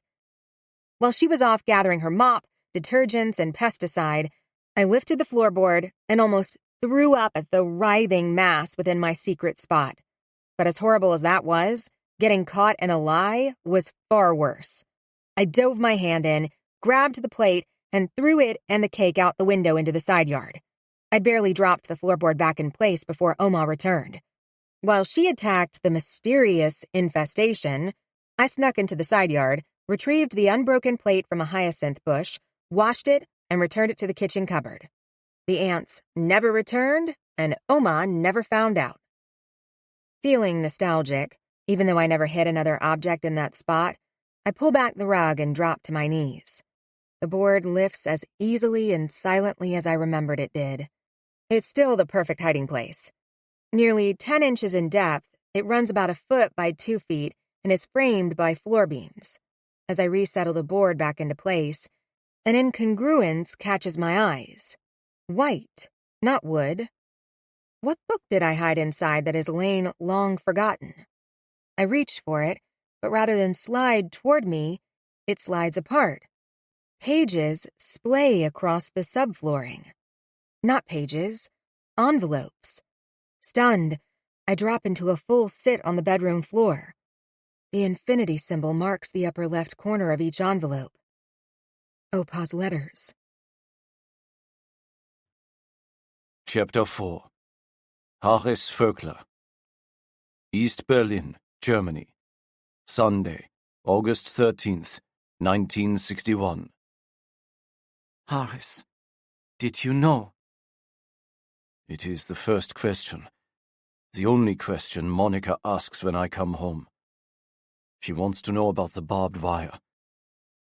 I can't answer her, and I certainly can't tell her it won't be barbed wire for long. Word is already circulating about what those coils will become. A true wall. A cement barricade. Yet even today, the looped barbed wire was effective. It did its job. I'm angry, exhausted. I've been on the streets or in the newsroom for 15 hours straight today, without stopping for food or water, and I want a moment of peace. Just one. When I stepped into our apartment, a horrid chill filled me as my wife asked her question again and again, and I asked mine. It's a painful volley between "what have you done" and "did you know?"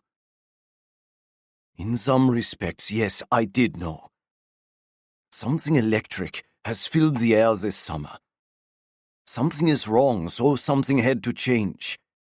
The DDR is hemorrhaging citizens. Although we closed our borders like all other Soviet bloc countries, we had a unique escape hatch through Berlin the others did not. Yet did I envision a wall, or have any idea such a thing could happen? Never. But to the victors go the spoils of war. That's how we got divided, both our country and our city. And that's how we got our wall. After all, tensions didn't start this morning. The Western Allies broke apart our land at the end of World War II. They took the land to the west, and in May 1949 established the Federal Republic of Germany. The Soviets took the east, and months later, in October 1949, established the Deutsche Demokratische Republik. They also broke apart our city. Although Berlin is situated in the center of the DDR, France, England, the United States, and the Soviet Union each took a section, and the treaty granted unfettered access between them. The Soviets managed their section very differently from the others, and soon it alone was dubbed East Berlin. France, England, and the United States informally mixed their sections together to form West Berlin. Well, France didn't quite cooperate with the others. Anyway, it quickly became known that any East German or DDR family who wanted to leave the Eastern Bloc simply needed to travel to East Berlin, then either walk, hire a taxi, or hop a train across the line into West Berlin. The Volkspolizei might ask for one's papers or inquire about one's business, but it was nothing more than that. Merely the delay of a few minutes and a few questions. So they came, and they left. From 1949 to today, over 3.5 million East Germans came to the Soviet sector, walked across a line, and disappeared. No. I finally answer after our third volley of "did you know" and "what have you done?" I force myself to calm. I'm on the verge of yelling at my wife, and I am not a yeller. Yelling, any loud noise, always upsets her. I take a deep breath. I didn't know, Monica. Not anything specific. But something had to be done. You know that, and you'll see. It'll be temporary, just until people understand. Understand what? What we're trying to do here. That we're creating a new and better way to live. No. Monica's voice grounds out low and guttural. It surprises me.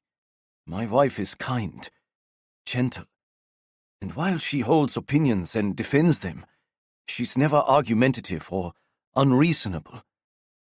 We talk. We compromise. But this word brooks no discussion. It forms an impenetrable barrier between us, more formidable than any wall. I sink into the chair across from her, almost believing that if I can convince her I am right, she won't confirm what I can't bear to suspect. I keep my eyes on her, so as not to search for our daughter. I reach for Monica's hands. She yanks them off the table and away, as if I am a monster set to devour her. Monica, stop! It's for our protection. I speak in the same tone I use on Luisa. It is high-pitched and placating. It feels weak and passive. I drop my voice. Once people realize the Socialist Unity Party is doing the right things, they'll see and the wall will come down. They'll see. They'll fall in line. They'll no longer get upset that the party is stealing our freedoms and caging us in like animals. That's your father talking, I bark back. Remain calm. I press my lips tight against a further outburst and sit back. But I can't stop myself from crossing my arms as a hard stone settles in my stomach. First her parents ruin us, and tonight my wife defends them. She leans forward as if to attack. Monica never attacks. Leave my parents out of this. They saw this empty future you want, and they left. And destroyed us in the process. I shoot back and jump to stand. My chair tips over behind me, startling us both. I right it, then scrub a hand over my eyes, gripping my temples so tight I feel as if I might push through the soft skin at the edge of the bone. I need to get a modicum of control. I didn't intend to say that. What do you mean? She whispered. It doesn't matter. Where is... No, you finish that. I sigh and slump back in the chair again. I've been out all day and this isn't the fight I want, but we've skirted around the fact for over a month that Monica's parents and her little sister were among the 20,000 to walk from the Soviet sector to the American last month. We've skirted around the fact that such actions carry consequences for those left behind. Defection always carries consequences. I won't get another promotion, Monica. I won't get access to the best interviews anymore. In fact, I'll be cut from any top-level stories and marginalized until I am nothing. Today, for instance, I was stuck on the street chasing first-line reporter stuff. Your parents ruined our futures, our job prospects, our respect. Your job won't go anywhere either. You'll be demoted again and again. Mine's not going anywhere anyway. She flicks out her hand. She is a typist, and a good one at a shirt factory. And she likes her work. But before I remind her of any of that, she continues. And you're their top reporter. Best propaganda master they've got. I blink. I have never heard such derision, bordering on hatred, from my wife before. We have a good marriage, a good family, a good life. Everything I wanted for us when we first married happened. Through brains and ingenuity, we got to a good place. Sure, there was a hiccup, a big one, last month when my in-laws defected. But I remain sure that with time and effort, I can overcome even that. I can win back the paper's approval, the party's approval, anyone and everyone's. But this, Monica's disdain, where did we go wrong? I shake my head and try to explain more clearly, so perhaps she will finally understand. The Stasi. The party. I let my breath out long and slow. When you reach a certain level, you can't have contact with the West. No friends and certainly no family over there. It's disloyal. It threatens everything we're trying to accomplish here. Today, for instance, another reporter got the interviews with Ministers Honecker and Krenz, General Secretary Ulbricht, and other Politburo members. People who a couple months ago were inviting me to their private dining rooms and asking me to write articles about them. Not propaganda, but real articles. I can only hope that in time I'll be able to win. They must be terribly weak to be so easily threatened. Enough! I slam my hand on the table. The sting feels good, but it startles me as well as her. Enough! The word falls again, soft and sad between us. Where is Luisa? Gone. Tracing a crack in our kitchen table with my finger. I cling to my fantasy a moment longer. Get her back. Call up Joyce or Rebecca or whoever's apartment she's playing at and get her back. We should eat dinner as a family tonight. She's over your anti-fascist barricade, Harris. So if you are wrong, and it doesn't come down soon, she'll be gone for a very long time. With that, Monica pushes up from the table, walks into our bedroom, and shuts the door. I stare at the door, one thought filling my mind. I can get her back. I live with that illusion for 2 weeks. I write letters to my in-laws, Walter and Gertruda, but get no replies. I set pen and paper before Monica and demand she write to them. She refuses. Writing is our only option, and such a weak one at that. Telephone lines have been cut. I then throw myself into my next plan. The barrier can be good for our people. Once we get the planned economy settled and we mold people's expectations and work ethic, we will prove to the world that our way is better. So every day I pour my heart and soul into sharing that plan, promoting it, and outlining its benefits across the front page of the paper. I work without food, without sleep, to share the good news of our wall, our protection, and the clean purity it provides for our city. Because if we all believe, really believe and get on board, then we won't need the barrier at all, and Luisa can come home. But every day it gets harder to believe the barricade is temporary. On August 27th, hundreds of trucks and bulldozers haul in prefabricated concrete sections. The looped wire becomes a wall. They also start clearing a buffer zone, so citizens can't approach the final barricade.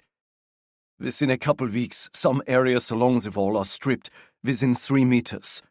Trees, houses, parks, even cemeteries get bulldozed over and plowed under. In other areas, it is more than 3 meters. Hundreds of meters. Rumor is that the Brandenburg Gate and our church, the Church of Reconciliation, are going to be trapped within this new buffer zone. You can't do this! By mid-September, I reach the end of me. I rage at Monica. Get her back! She's my daughter too! My wife says nothing. In that single day, my open and affectionate wife, my best friend, confidant and lover, became a stranger. Her silence and obstinacy surprise me, anger me, flummox me. All I can surmise is that on August 13th, she left me as decisively as Luisa did. And it's only now I recognize that she didn't leave me so much as she left herself. Monica is absolutely paralyzed with fear. I can't do this, Monica, without you. I need your help. Tears well in my eyes. I refuse to let them fall. There is nothing you can do. Nothing I can do. They're in charge. They've always been in charge. She shakes her head at me, Like I am a child and slow to understand. You can't see that. Everything you have, the state gave you. You think it is your ingenuity, your smarts. But they created you, will use you, and nothing is your own. Your demotion, merely because your in-laws moved a few blocks away, should have proven that to you. Is that what you think of me? What you've always thought? No, but only because I didn't mind the future they handed us after I met you. The past didn't hurt so much then. You were brighter than their darkness, but I was a fool. I forgot who they are. I sit stunned, with no reply. It isn't the first time I've heard such words about my future. But it is the first time in many years Monica has even obliquely referenced her past. As for my future, I heard as much a few days after the wall went up. I was at a friend's apartment for beers after work. He took a long pull on his bottle, then leveled his eyes to mine. Felix looked hawkish. He always did when he got serious. Don't be so arrogant, you can't see it. You're smart and you like the future they handed you. But they handed it to you, Harris. Just like they've handed one to me and they will to our children. What if Luisa doesn't end up as bright as you and gets sent to Produktionsarbeit after 10th grade and placed on a factory line in Leipzig? That won't happen, I scoffed. She's smart, she'll make it to university. I'm not willing to take that risk. Felix said nothing more. We simply drank our beers in silence until his wife said their dinner was on the table. The next day, August 16th, I heard that Felix and his entire family had stepped out their front door and into West Berlin. They could do that. The Materns lived on Bernauer Straße. It's a unique section of the wall because the buildings on that street sit directly on the borderline between the West and the East. If you lived in one of those buildings and stood inside your doorway, you were in East Berlin.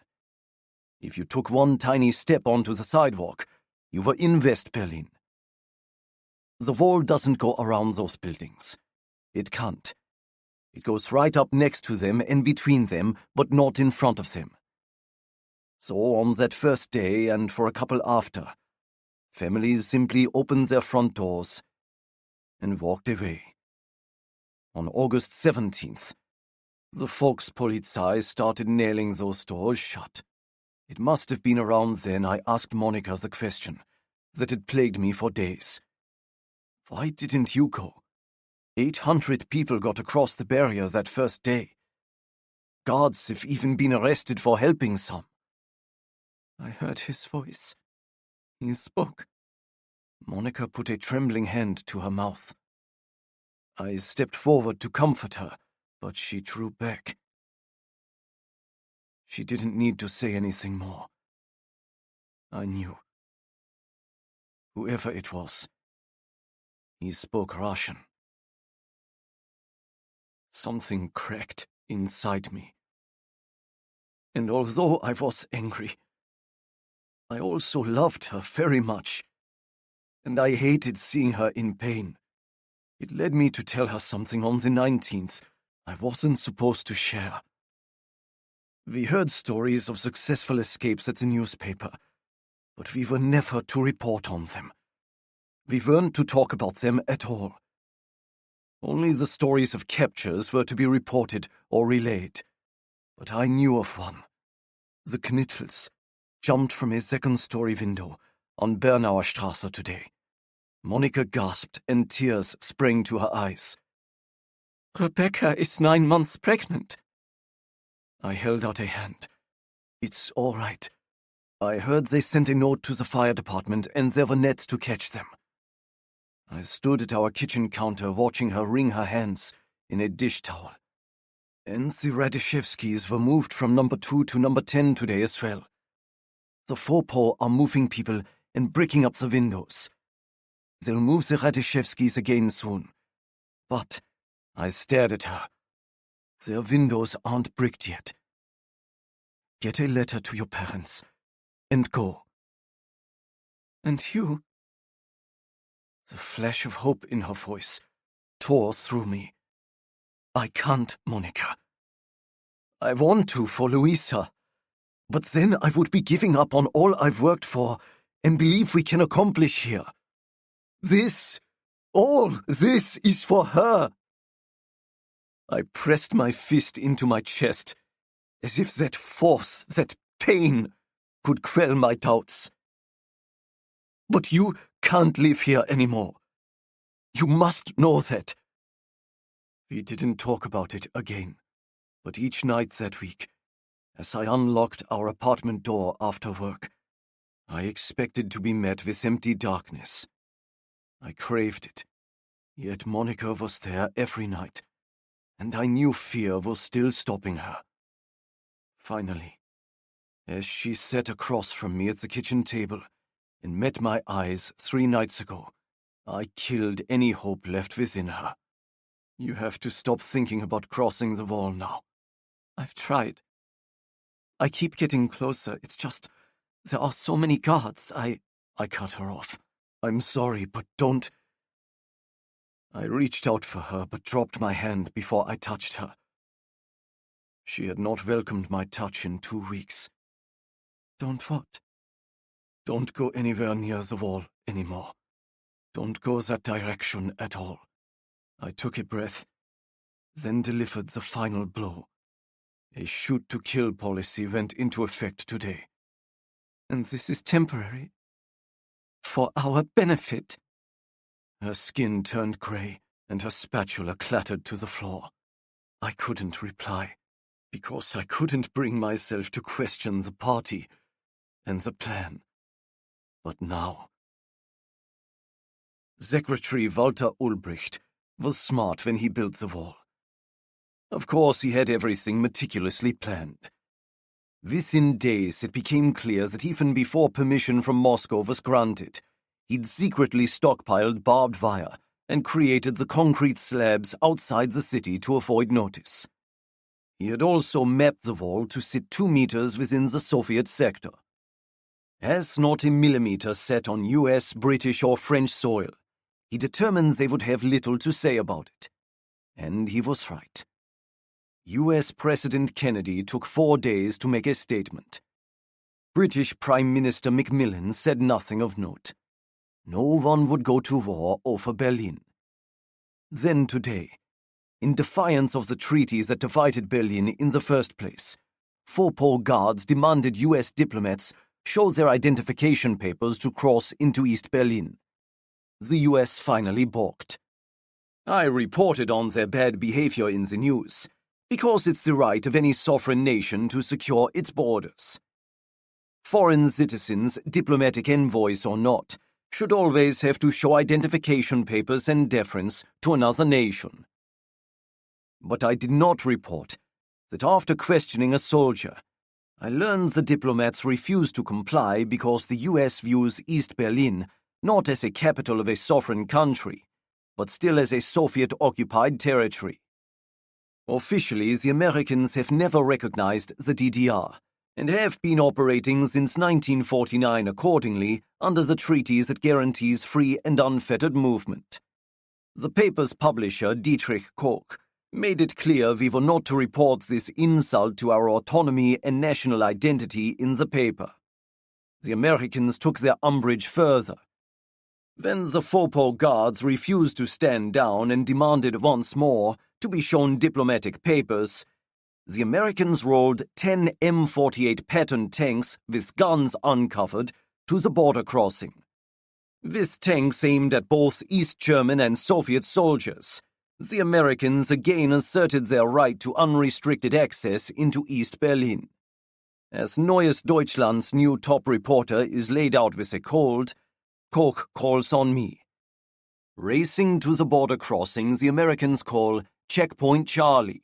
I can hear the tanks rumble from a block away. Black smoke billows, and fear bombards me.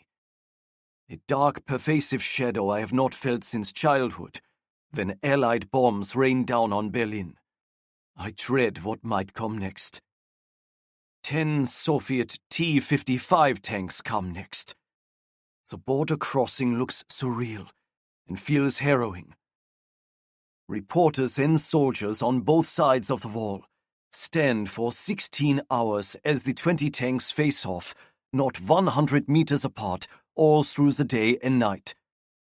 Every one of us fears the instant our city will be destroyed once again.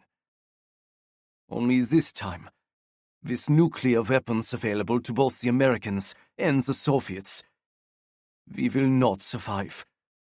Berlin, always in the midst of one war or another, will be ground zero for nuclear destruction. I pace all night, unable to stand still or sit. I am shredded and shaking as I hear a US tank engine roar to a higher pitch. It pulls back this morning. In reply, one Soviet tank does the same. Then slowly, one by one, the other 18 tanks follow suit. Kennedy backed down! Dietrich Koch stands grinning when I finally stumble back to the newsroom this evening. Write it up for tomorrow's paper. The October 28th headline will be a victory call for us. What did we concede? Koch chuffs. Soviet General Secretary Khrushchev simply agreed to unhindered access for US diplomats. They don't have to show their papers like before. It's hardly anything. But it proved Kennedy isn't interested in a war here. He even stated Berlin wasn't vital to US interests. Don't write that up, though. Just publish our win. Our win, Voekler. Not any concessions. Of course. Koch returns to his office and opens a bottle of vodka. Several other men are already there. I can tell a couple are members of the Soviet State Security, the KGB. They have a look about them. Watchful. Secretive. In command. They are toasting and congratulating themselves on this supposed victory. The party, the Stasi, the KGB, Moscow, the decision-makers. They are the victors. Not us. Not Berlin. In this one moment, I realize all Monica says about me is true. All Felix said was true too. I live a life they control. I have only the future they grant to me. Nothing is mine, and nothing ever will or can be. I accepted that I wouldn't get access to the best stories for a time after my in-laws defected, because I thought I could win Koch over, or back, or whichever direction it was that meant I moved forward. But I can't. I can't because I am a pawn. We are all pawns. Pawns of those men in Koch's office, toasting their victory. But they weren't there. They didn't stand all day and night with legs cramped and stomach clenched, watching soldiers on either side of that barricade stare each other down, with fingers hovering over their triggers, and hatred burning in their eyes. One move. That's all it would take. One finger and one trigger. One reflexive twitch and a gun would fire. And this time what began with gunfire would have ended with nuclear bombs. Berlin, which has survived for centuries, would be wiped from the global maps forever. And what's worse, the Americans are right. I see that too. We truly remain a Soviet-occupied territory. Nothing gets done without instructions from Moscow, yet even they won't be bothered if we are destroyed. We came close today.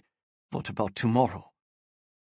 I write up exactly what is expected of me, but I drift in a whole new and terrifying direction as I trudge home, exhausted, yet oddly determined. And as I pour myself another shot of vodka, I decide that tomorrow will be in my hands, and I will find a way over the wall, for my wife and for myself.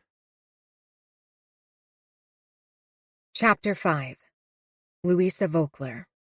Washington, D.C., Friday, November 3rd, 1989. I pull the envelopes out by the handfuls. A cursory count reveals close to 100 splayed across my floor, each with the sideways infinity symbol penned where the return address should be printed. Could they be related to Carrie's Berlin letters? She said her batch ended July 1961, and it was 1966 when I saw Opa's envelope, one of these envelopes. Could the writer be the same person? If so, it can't be Opa. He was here. Was he the recipient? Was he always the recipient, even in Germany? Was he a courier? My mind reels, and none of these scenarios please me or fit within what I know of Opa, Oma, my life, or who I believed our family to be. And if these are part of Carrie's Berlin letters, then they are related to a CIA matter. And as a CIA officer, I have to turn them over to my boss, Andrew Cademan. That concerns me too. My eyes land upon a Dr. Scholl's shoebox through my open closet door, and after I grab it, I drop the envelopes inside and toss the box onto my bed. It feels like I've trapped something dangerous. My heart is pounding into my throat, and I'm seconds away from hyperventilating. I have definitely trapped something dangerous. Stop.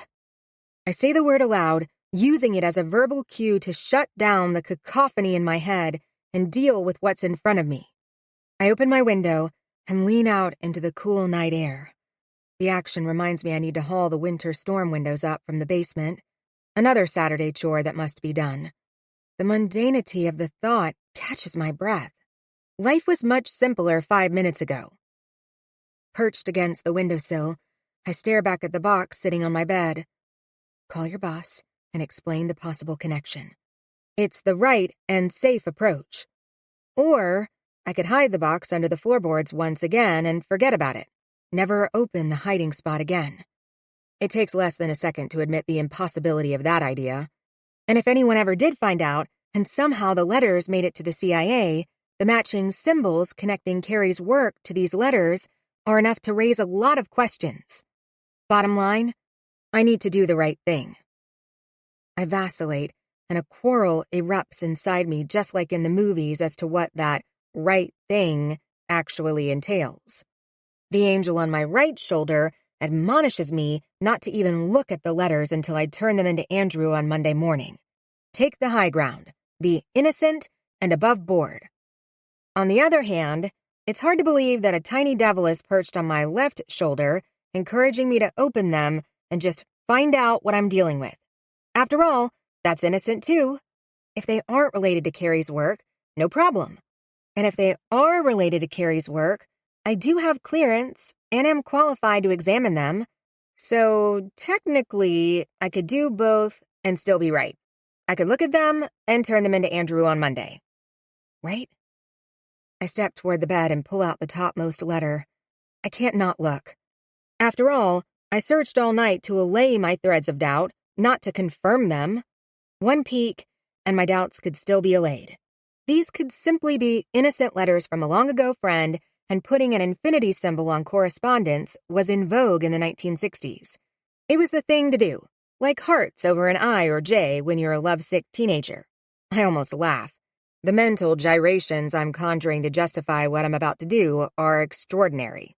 Integrity, I shake my head, teeters at the cutting edge of a very slippery slope. But this is Opa, the man who loved me best, the man I loved most, the man who taught me to see what's in front of me without bringing my expectations, perceptions, and subjectivity to the matter. He's the one who encouraged me to study applied mathematics at William and Mary. He was so proud when I landed my job at the Labor Department managing budgets. So many times I wanted to tell him the truth, even that my skill with numbers extended to puzzles, codes, and ciphers. But I never did. I didn't because I'd signed numerous confidentiality agreements, and he taught me that too. Your word is your bond. You never lie, you never cheat, you never steal. And not just with material things. You never steal answers, ideas, credit, or acclaim. You do your job and your duty, and that is enough. He would never be part of something secret. He would never lie. And peeking at one little letter will prove it. Tapping the letter against my palm, I recognize one and only one truth. If I'm wrong, and Opa was involved somehow, and I have to hand my grandfather over to Andrew Cademan and the CIA, I need to know why. So any way I look at it, I am opening these letters. I drop the one clutched in my hand atop the others, then pick up the box and cross the room to my desk. I sift through the stack in search of the earliest postmark. It's what I would do at work. I would work from the earliest and from the outside in, assessing all available information in the order it's presented. October 20th, 1964 is the earliest postmark I find. I open the stiff envelope, sliding my finger along the back seam line.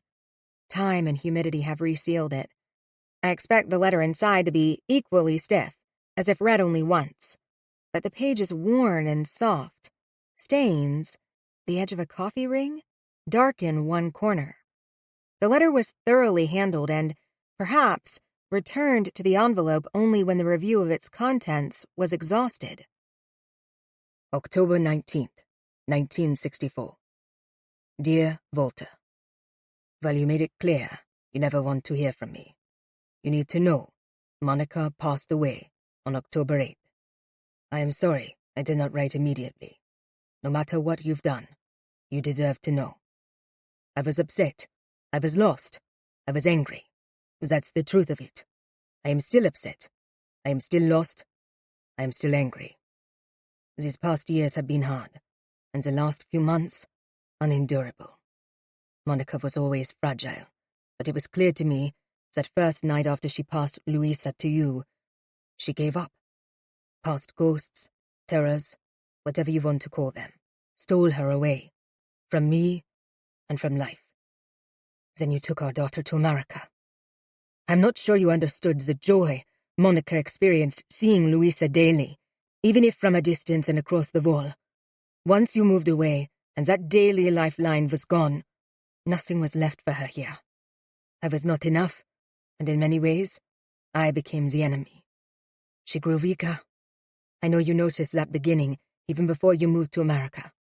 She left your letters on the kitchen table sometimes.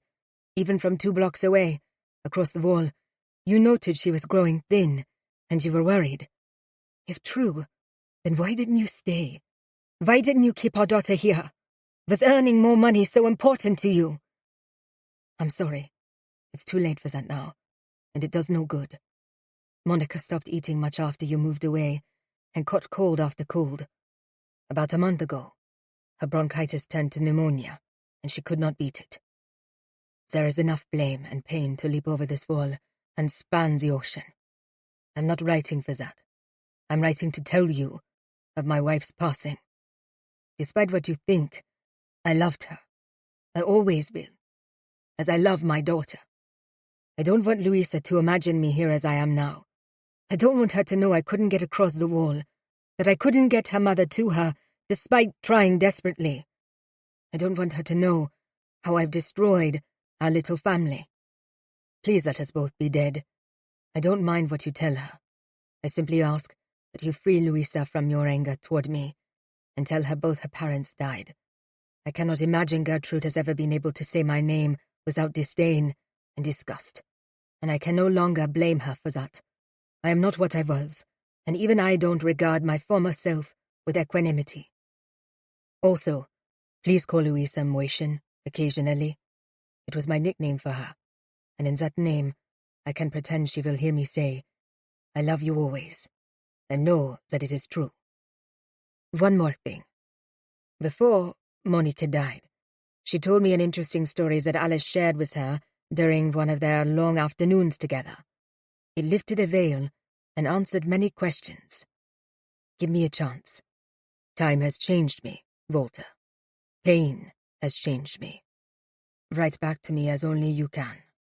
And if I can read your words, I ask you to accept my replies. Your son, Harris. Moishin. Little mouse. I drop the letter and push up from the chair, sending it toppling backward onto the floor. The noise feels deafening in the silence of the house and in the blank that's invaded my mind. Without picking up the chair, I drop onto the edge of my bed, eyes still glued to the pages resting on my desk. Horace is my father's name, but my father is dead. He and my mother died in a car accident in 1962. That was the impetus for the move to America. There was nothing left for my grieving grandparents in West Germany. They wanted a better life for their remaining daughter, Alice, and their granddaughter.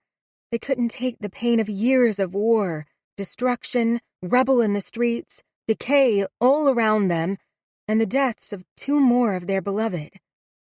That's what Oma said. That's what they told me. That's what they've always told me. Moishin was Opa's nickname for me. He said he made it up. He told me it was his and only his. He said it so often and with such affection, Oma eventually adopted it around the time I was 10. I believed them. About all of it. I mourned my parents with them. Was, until a moment ago, still mourning them. I quit asking questions so as not to remind my grandparents and cause them pain. I quit asking, did my mom have long, pale blonde hair before I did? Was it curly too, or was her hair straight? Were her eyes just as blue? Did she like olives and chocolate and cloud-filled rainy days? Is my chin from my dad? Which movies did he like? Where did he work? What did he do? What did she do? How did they meet? I stopped so that maybe for a moment, a minute, or a month, my grandparents might forget how much they lost and how much they hurt. It was all a lie. A breeze blows through the open window. The air has grown beyond cool to cold. Too cold. I shut the window and pull on a thick sweater and take comfort in its instant warmth. I then set the chair right again and drop into it. I stare at my fingers. My nails are blue. Is it shock, or is it truly that cold? I can't tell. I can't think. I stare at the letter. I stare at one word. Horace. I run my finger over his signature as if it, across time and space, can form a connection between us. Horace Voekler. My father. My dad? I taste the word in my mouth. I chew on it. I've never thought of him that way because I never knew him and couldn't know him. He was right, or is he still alive, and that means he is right. My Oma never could say his name without a tinge of disapproval. That was another reason I quit asking about him. I didn't want to know what he'd done wrong or why he wasn't loved, because that could mean if I was too much like him, I might not be loved too. Before Monica died, she told me an interesting story that Alice shared with her during one of their afternoons together. It lifted a veil and answered many questions. Give me a chance. What chance? What did my mom share? As the questions billow up, I realize I am staring at the answers. Opa did write back, obviously. He gave my father... I test the word dad again and find myself pulling back as I don't know him yet. But Opa did. Opa gave him that chance, and they corresponded. And by the number of letters resting atop my desk, they wrote each other for years. I paged through the envelopes again, this time sorting every postmark into chronological order. My fingers move fast, my brain faster, as if there's a ticking clock over my shoulder. There most definitely is. Oma will awake in the morning, and there are words to say and questions to ask. Monday will come quickly, and depending on what is within these letters, I will have to talk with my boss about them. There's no denying that identical infinity mark on each and every envelope. Once the envelopes are in order, I stack them carefully in the box and pull out the next one. January 4th, 1965. Dear Volta, I'm ashamed at how long it took me. Before, I thought I was smart. Everything takes longer now. Granted, it's hard to stay positive and keep up with work each day. I am overly tired. Nothing feels the same without Monica. Haris. 5 sentences only? I read on, the next letter, and the next. After that emotional first letter, the subjects become mundane.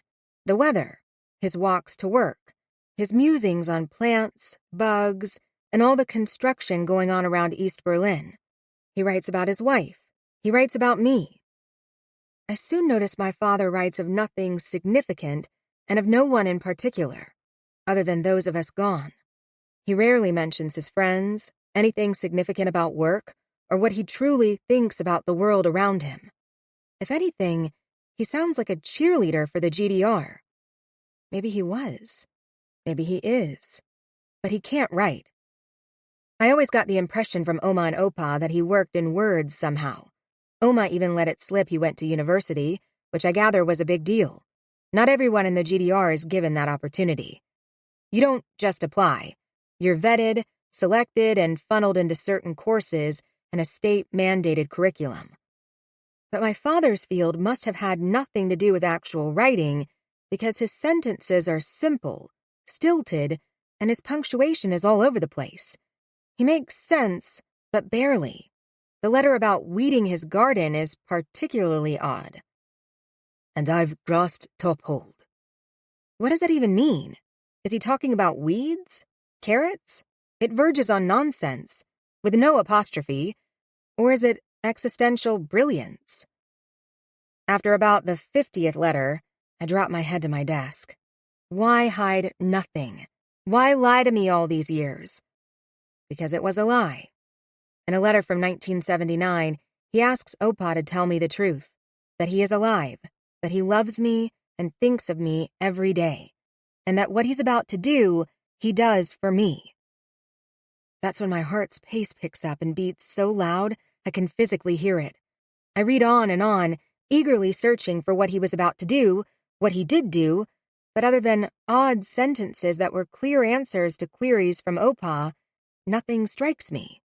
There is no change in the randomness of his subject matter or in his tone. The only curious thing is a change in his handwriting. In some letters it's fast and frantic, as if my father is rushing. In others it's slow, straight up and down, and methodical, as if telling about his walk or his cup of coffee is the most vital information he can convey within his lifetime, and it takes time and care to pen the experience properly. The only consistent elements of the letters are 2 things: their randomness and their persistent questions about me. In every letter, Opa is peppered for details, and I am showered with love. I think back to Carrie's missive. The sentence structure of her letter was different. The subject matters were more relevant to, well, anything. Her Berlin letter spy was more creative, complete, somehow. He was adept, skilled. He is not this man. He is not Luisa Voekler. But the symbol.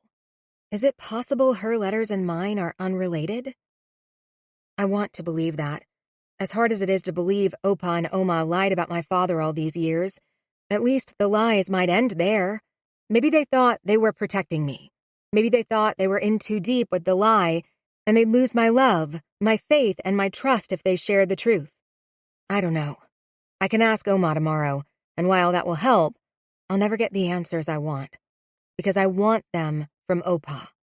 I want to know why he lied to me.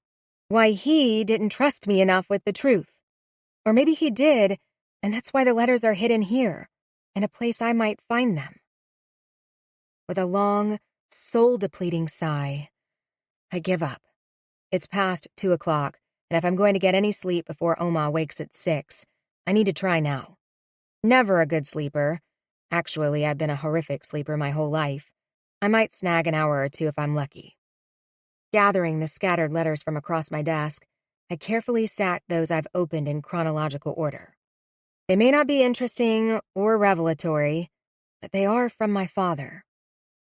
I set down the pile and reach for the last envelope. Like turning to the last page of a book, I want at least one answer to close my night. Is he still alive? The letter is dated December 3rd, 1988, and I expect it arrived just before Opa passed away.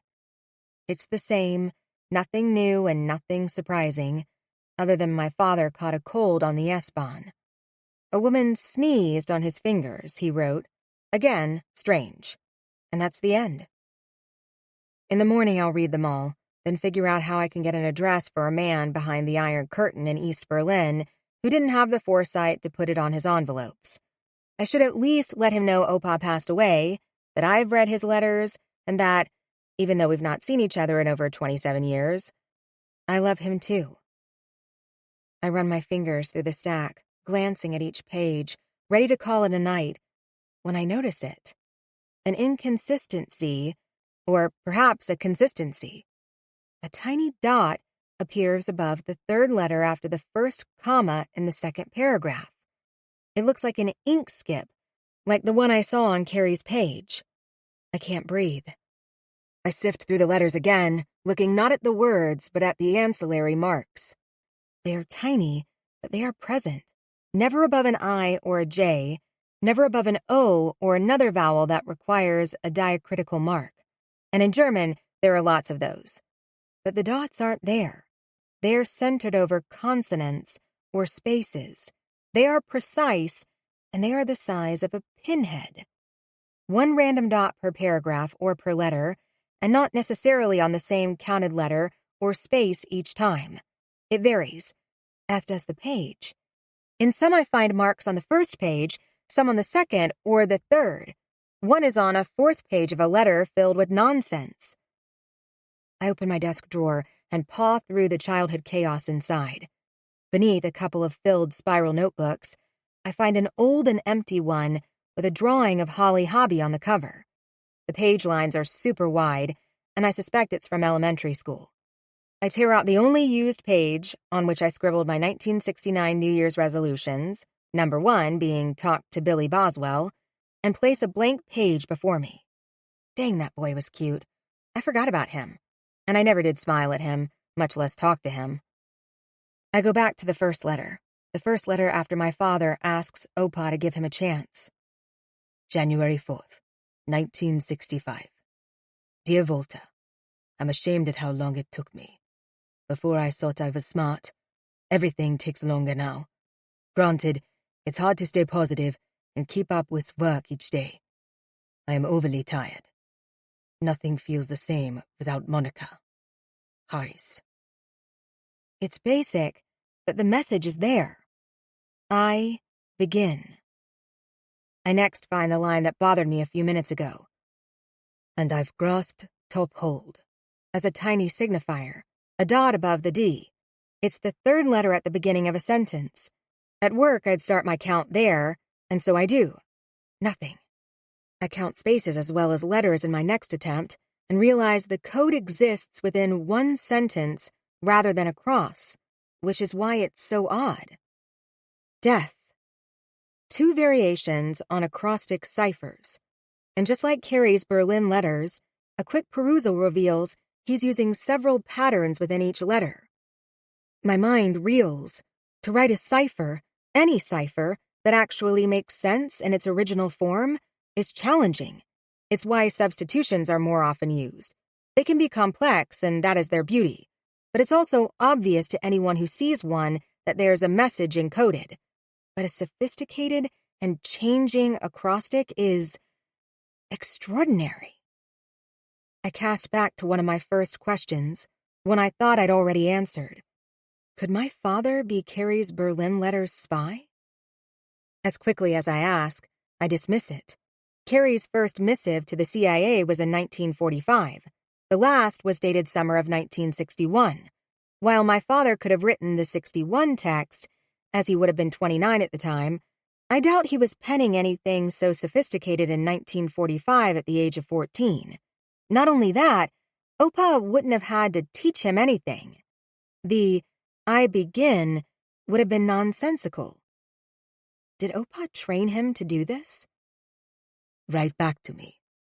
And if I can read your words, I ask you to accept my replies. I page through the letters again, certain that each one contains a hidden message within. Some letters are several pages long. I can't even fathom what opinions or intelligence might be embedded. I lunge from the chair and dash out of my room, down the hallway, and into the bathroom. Losing my dinner is one way to deal with this. I slump against the wall and stare up at the little flowers that dot our bathroom wallpaper. They're so little, so pretty, so simple. Just how life felt only a few hours ago. I push myself up, brush my teeth, and head back to my room. There will be no sleep tonight. Chapter 6. Saturday, November 4th, 1989. I'm slashed. I'm pulled apart. I'm bleeding. Wake, Moishin. Wake up. I hear Oma from a great distance, but I'm falling. The earth is shaking, lights flickering. Now, wake up. You are screaming again. I open my eyes. My neck hurts and won't straighten. I reach up to rub the base of it with stiff fingers. I lift my head from my desk and take in the light, the letters, my room, and Oma's pinched face. You are clammy. She presses a dry, cold hand to my forehead. Why are you sitting here? I shift away as if slashed again. The chair scrapes against the floorboards, catches and almost sends me tipping over. What's wrong? Oma looks at my desk. She studies it before sifting through the pages with the same hand that was just measuring my temperature. Every instinct cries out to snatch the pages away. I don't. I sit and I watch her face, not her hands. What is this? Her face is open and curious. You tell me. Heat rises within me, and it takes me a heartbeat to recognize it as anger. I wasn't raised to be angry. I'm not an angry person. I'm practical, pragmatic, but not angry. It's unfamiliar, yet warm and emboldening. You lied to me. You and Opa lied to me. All my life. I point to the letters. She is no longer touching them. She has stepped back. Her arms now wrap around her body. Her brow furrows in question. Horace Voekler is alive. These letters to Opa, they're all from him. The sentence rests between us. That can't be. Walter got a letter, an official letter. He told me they died. He would never lie to me. She looks back to my desk. You are mistaken. I'm not, Oma. And the last letter is dated December 3rd, 1988, right before Opa died. They wrote each other for years. She steps to my bed and sits. She pales, and my heart softens. She isn't lying now, and perhaps she never did. They were from Paris? Her voice rises both in question and confusion. Those white envelopes he hid from me? You knew about them? I saw a few before he could whisk them away. Oma lifts a shoulder and drops it as quickly. I trusted Volta, and sometimes, most times, it was best back then not to ask questions or pry, even of those you loved. Her eyes widen with the sudden revelation. Monica? She lunges forward as if ready to attack all the letters at once. Is my daughter alive too? No. I hold out my hands, and she drops back down to the bed. I'm ashamed of myself now. That spark of hope, instantly bright and snuffed out just as quickly, breaks my heart. That part was true. My father wrote his first letter to tell Opa that my mother died. He told Opa to lie to me and say he died too. She died in a car accident. I understand her question. Like me, she wants to know what's true, what's a story, and who made it up. Like me, she's searching for solid ground on which to stand. I shake my head again, taking this from her too. He never mentioned a car. He wrote that after she gave me to you and we left for America, she gave up on life. Her health got worse and worse until she caught a cold that turned to pneumonia, and she couldn't beat it. Oma closes her eyes. Tears stream down her cheeks. I shift my chair closer and sit with my knees touching hers. What did he mean by that? About her giving me to you? Oma covers her mouth with her hand. At first I fear she's going to change the subject and put me off as she has done so many times in my life. but a second sense tells me that's not what's happening.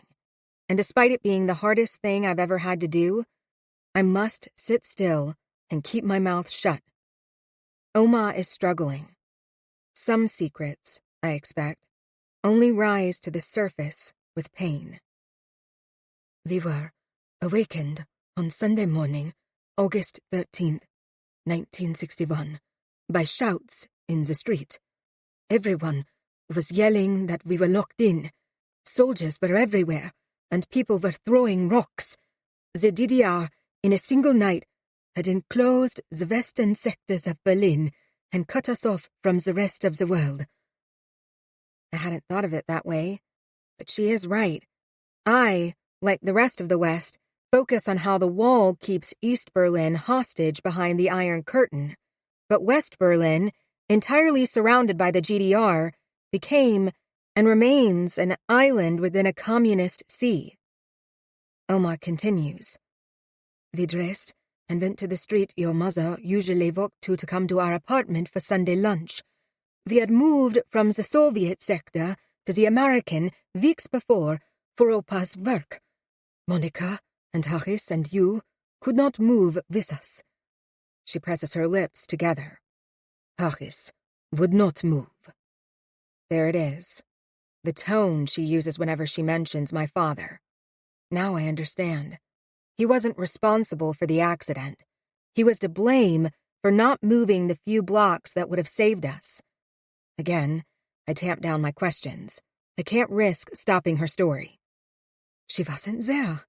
You weren't there. But there was this horrible barrier of barbed wire. There must have been thousands of meters, because it looped in circles and stretched for kilometers across the whole city surrounding it. Your Opa said to walk away. The guards were watching us, on both sides. The American soldiers looked as lost as we did, and the Vopo had guns, and they threw tear gas canisters. Not at us, not at the young men throwing rocks from the American sector, but at their own people who approached the barricade from the east.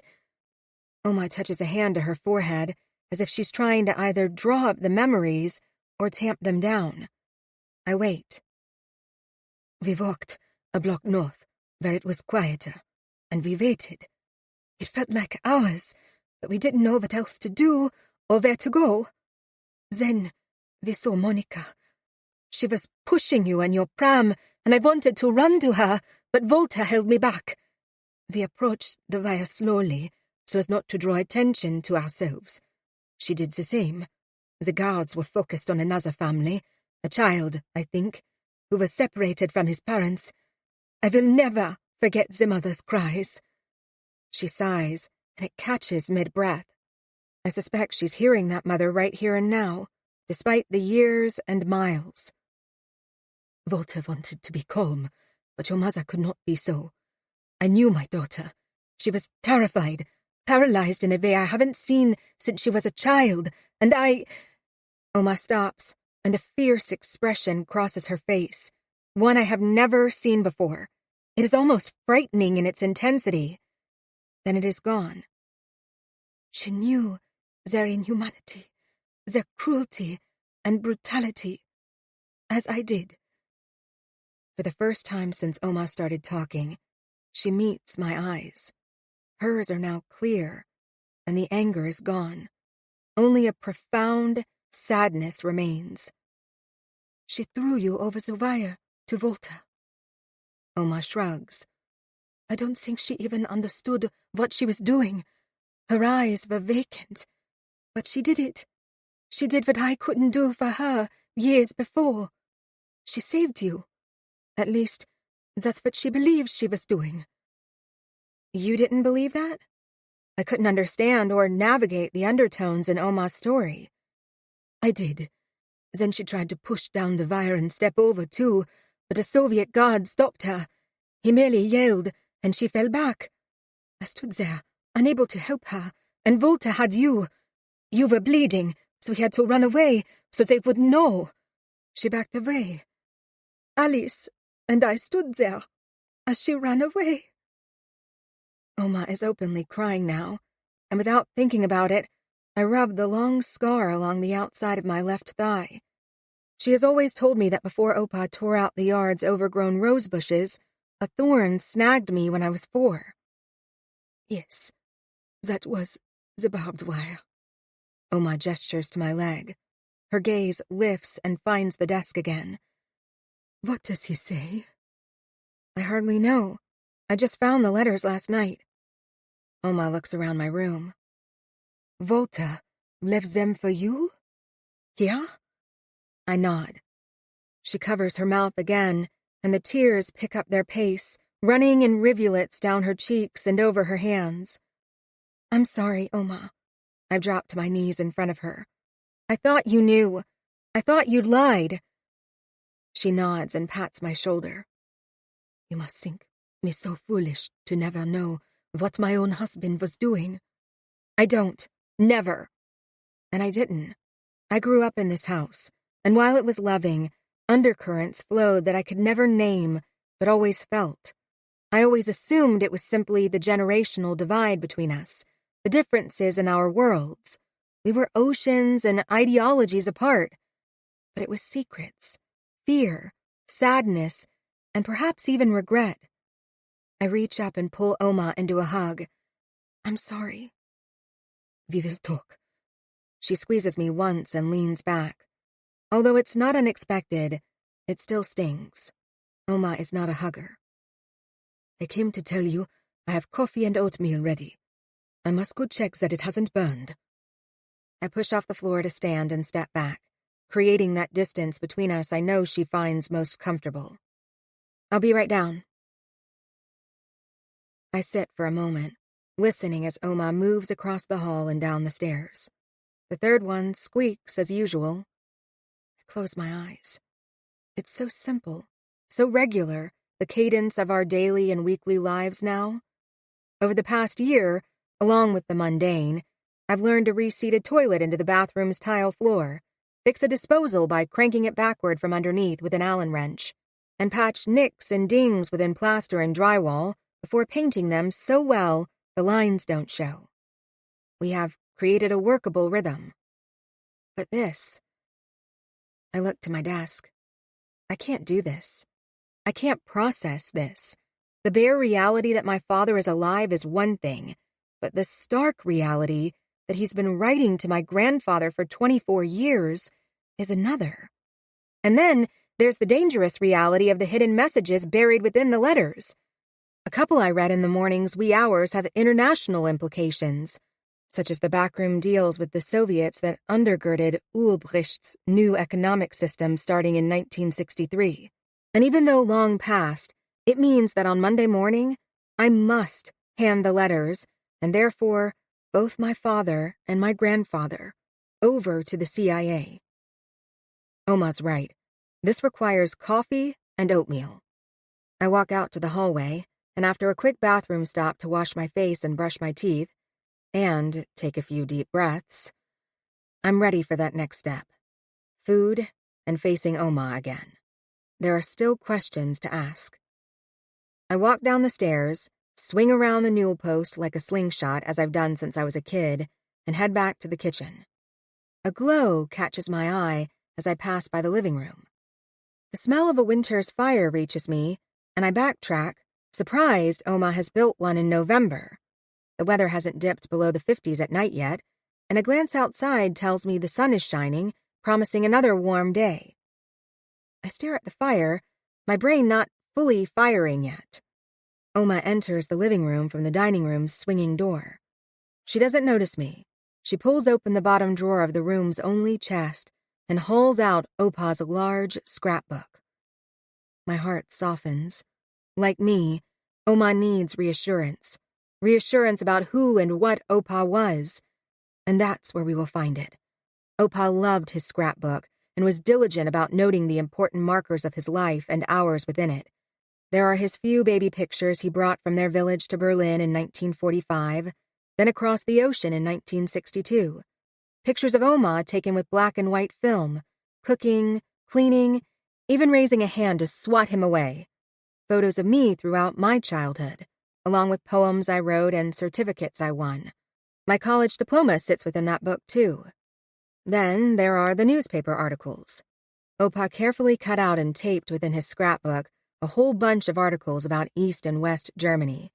He'd read them to me so I'd know where I had come from, where he had come from, and where my parents had died. It sounds morbid, but it wasn't.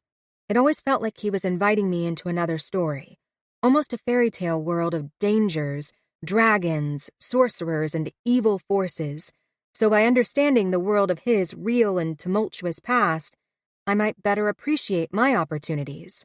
He also wanted me to understand and respect history. I stepped forward to apologize again for throwing so much at Oma and so quickly. I want to offer to sit with her and page through the beloved book. But before my foot falls in a single step, she rips out several of the book's front pages and throws them into the fire. "No!" I scream and sprint across the room. The pages land upon the edge of pale yellow flames and flash into a bright inferno. Photos curl and page corners turn to ash as the fire quickly moves from their edges to their centers. Without thinking, I shove my hand into the flames to snatch them away. Everything is burning. I drop the pages on the hearth, striking at them to pat out the flames. I feel Oma beside me. She's pulling at me, swatting my head and screaming in my ear. I try to tip into her to push her away, but the world falls black. It's closed and stifling. I'm flattened on the hearth, and it takes me a moment to realize she's covered me in a blanket and has thrown her body over me. I push at her. Oma, you're crushing me. The wool is thick and I can't breathe. The pressure releases, and light floods my eyes. I look to the pages first, and miraculously, almost half of each remains. I then look to my hands. They are black with soot and they sting. Oma grabs my arm and together we stumble into the kitchen. She thrusts my hands under the faucet and turns on the cold water. The soot washes away, revealing bright pink skin with patches of red and white. That's when the throbbing pain starts. "You are lucky you didn't catch fire. That was stupid. Stupid. What were you thinking?" German pours out of her as she twists my wrists under the water, making sure the water drenches and cools every part of my hands. "Me? Why were you burning Opa's scrapbook? How could you do that?" I yell back with equal vehemence, but in English. I try to pull away, but she doesn't let go of my wrists. "Stay." She yanks my hands back under the water. "Let me see what you've done." She leans over the sink to get closer to my hands.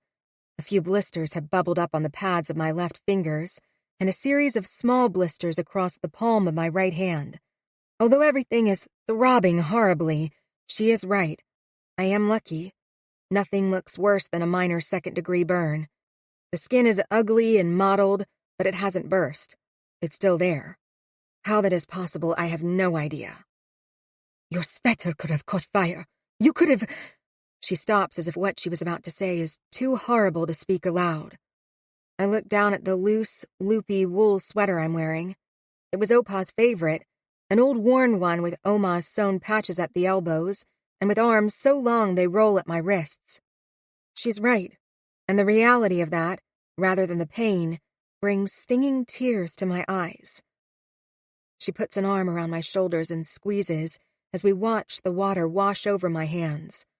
After what feels like a super long time, she turns off the tap, wraps my hands in a clean bread towel, and ushers me to our kitchen table. She lays my hands out on the towel, then reaches up, and with the pad of her thumb, swipes at the tears falling down my cheeks. With no words, she leaves the kitchen. I sit, fully knowing where she has gone and what she'll bring back.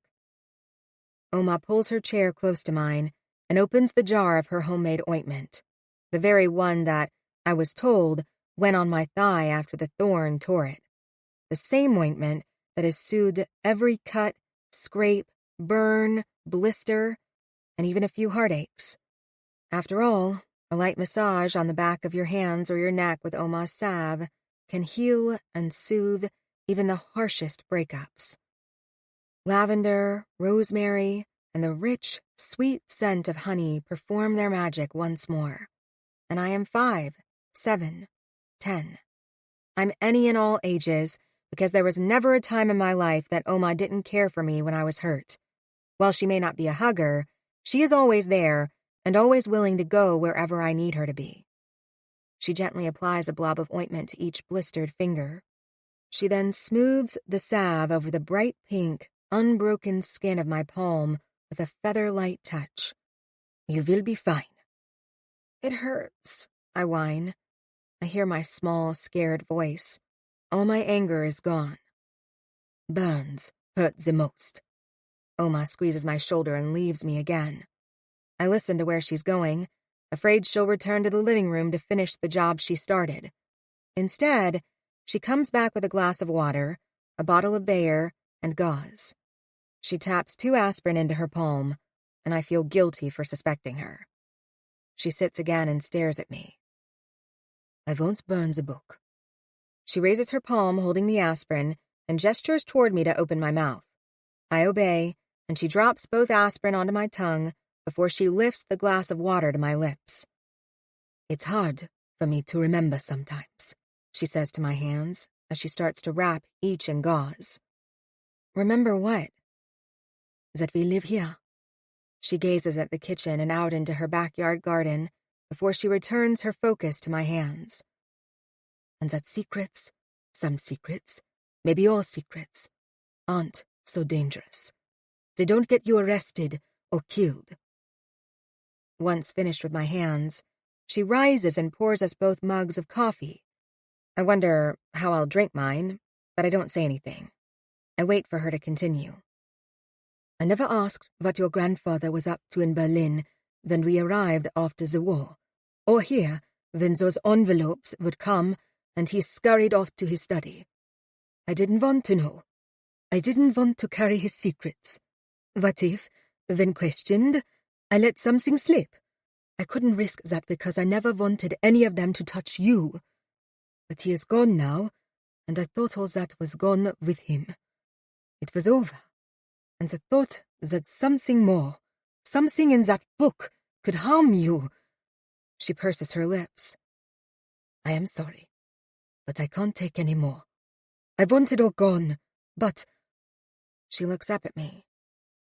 It's not over, is it? I'm not sure. Maybe. I don't know. But you don't need to be afraid, Oma. This isn't East Germany, and it's not back then. She offers me a small, almost indulgent smile. Mäuschen, you know nothing of fear, and I am glad of that. But I am, and will always, be afraid. My father's letters don't seem intent on harming anyone. I press my lips shut because that may not be true. There's a lot I don't know yet.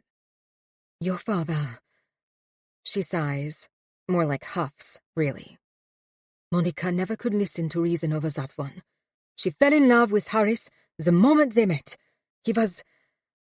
Oma closes her eyes for a heartbeat, then opens them to look at me again. Their gray-blue hue looks fierce and bright, like winter ice on a lake. He was very charming, smart, charismatic. He was so full of energy and ideas. He was also sold on the Soviet dream. He was their puppet. She loved him. I hear the smile in my voice, and the wonder of it fills me. It's the first positive thing I've ever heard about him, and it starts a whole movie reel of loveliness. At their first meeting, he wore a turtleneck, very avant-garde for 1949, and she wore a wide skirt with maybe a poodle on it, saddle shoes, and a red ribbon tying back her bouncy blonde ponytail. Granted, the image is a lot like Sandy and Danny at the beginning of Grease, but it feels right. It's a bit of my own romantic fiction, as I suspect with about half of Berlin reduced to rubble at the end of World War II, life was a lot tougher, grayer, and tenser than Greece's Rydell High. Yet, that statement is the first and only glimpse into my parents' emotional landscape from Oma's point of view, and it's a lifeline to me. She fell in love. From the letters, I have already discerned that my father loved my mother very much. There was unbearable pain between them near the end, but he talked about their beginning a bit, too. and I get the sense that the pain was made all the worse by its stark contrast to those earlier years. After all, no one can hurt you as much as someone you love. Oma continues, and I don't interrupt again because, through this story, she is telling me exactly what scares her and precisely what she fears I'll find in Opa's scrapbook. My father. Chapter 7. The letters consume me. Oma offered little information over our coffee and oatmeal, and I didn't push. Instead, I ate and listened to her stories. Snippets, really, and most not at all flattering of my father. But they provided some of my first insights into Oma's life as a young mom and my mom's childhood. Oma's pain was so obvious, and the gulf between our world views and experiences so vast, I realized how little I've appreciated her perspective. Her weary eyes and pale coloring soon told me she'd been pushed to her limit in recalling such times, and I was faring only slightly better. Now she clears our bowls, and my mind turns to my bedroom. I'm anxious to return and find myself so focused on what awaits me that her kiss to my forehead surprises me. Without a word, she then opens the back door and heads to her garden, her raised beds of churned earth. She is determined. Her best friend, Mrs. Oltolf, down the street, told her gardening had worked wonders for her after her husband died, and since she and Opa started one the spring before Opa passed away, Oma can't conceive of other choices to manage her grief. Gardening, despite these momentary setbacks, will yield wonders for her too. She is sure of it. Watching her go, I better understand and respect her dogged determination. A woman who cleared rubble from the streets for months on end and raised her girls in a bombed-out apartment for almost a decade with 3 other families, all while working at a manufacturing plant that had been stripped of its machinery, is not going to let a few mercurial seeds defeat her. I, on the other hand, do not head to our small backyard as I often do to help, nor do I go to the garage to find a hammer to fix the back stairs. My hands wouldn't be able to handle the work regardless. I turn the other direction and head toward the living room. The burned 3 pages held pictures of my grandfather as a child, along with a small picture of his own parents. His parents stood in starched clothing with stiff expressions. How long did they stay still to create the image? The mark on the back of the photo, which once read November 1899, is burned away.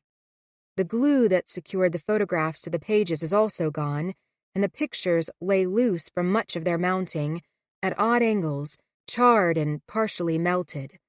While I am sad Oma has ruined them, I suspect they are not the reason she tried to destroy this book.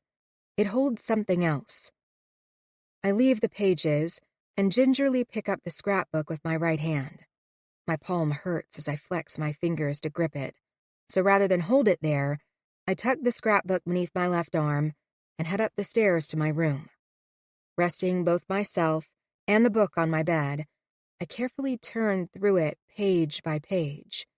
I've seen everything before. Pictures, mementos, articles. There is nothing new. Nothing surprising, and certainly nothing dangerous. I finally flip to the last page, noting how it rises up from the back cover, and find the something else.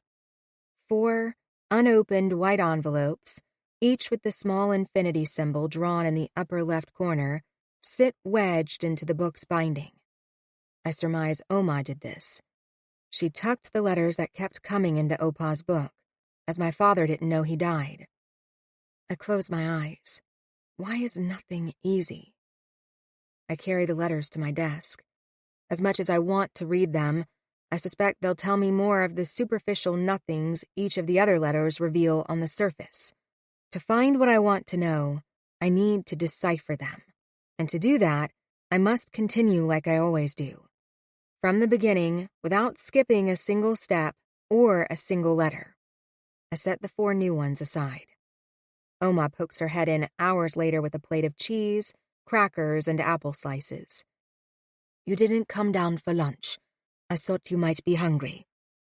Her tone is soft and conciliatory.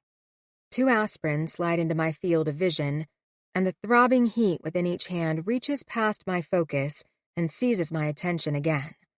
I pick up the aspirin and take them with the glass of water Oma sets there as well. What do they say?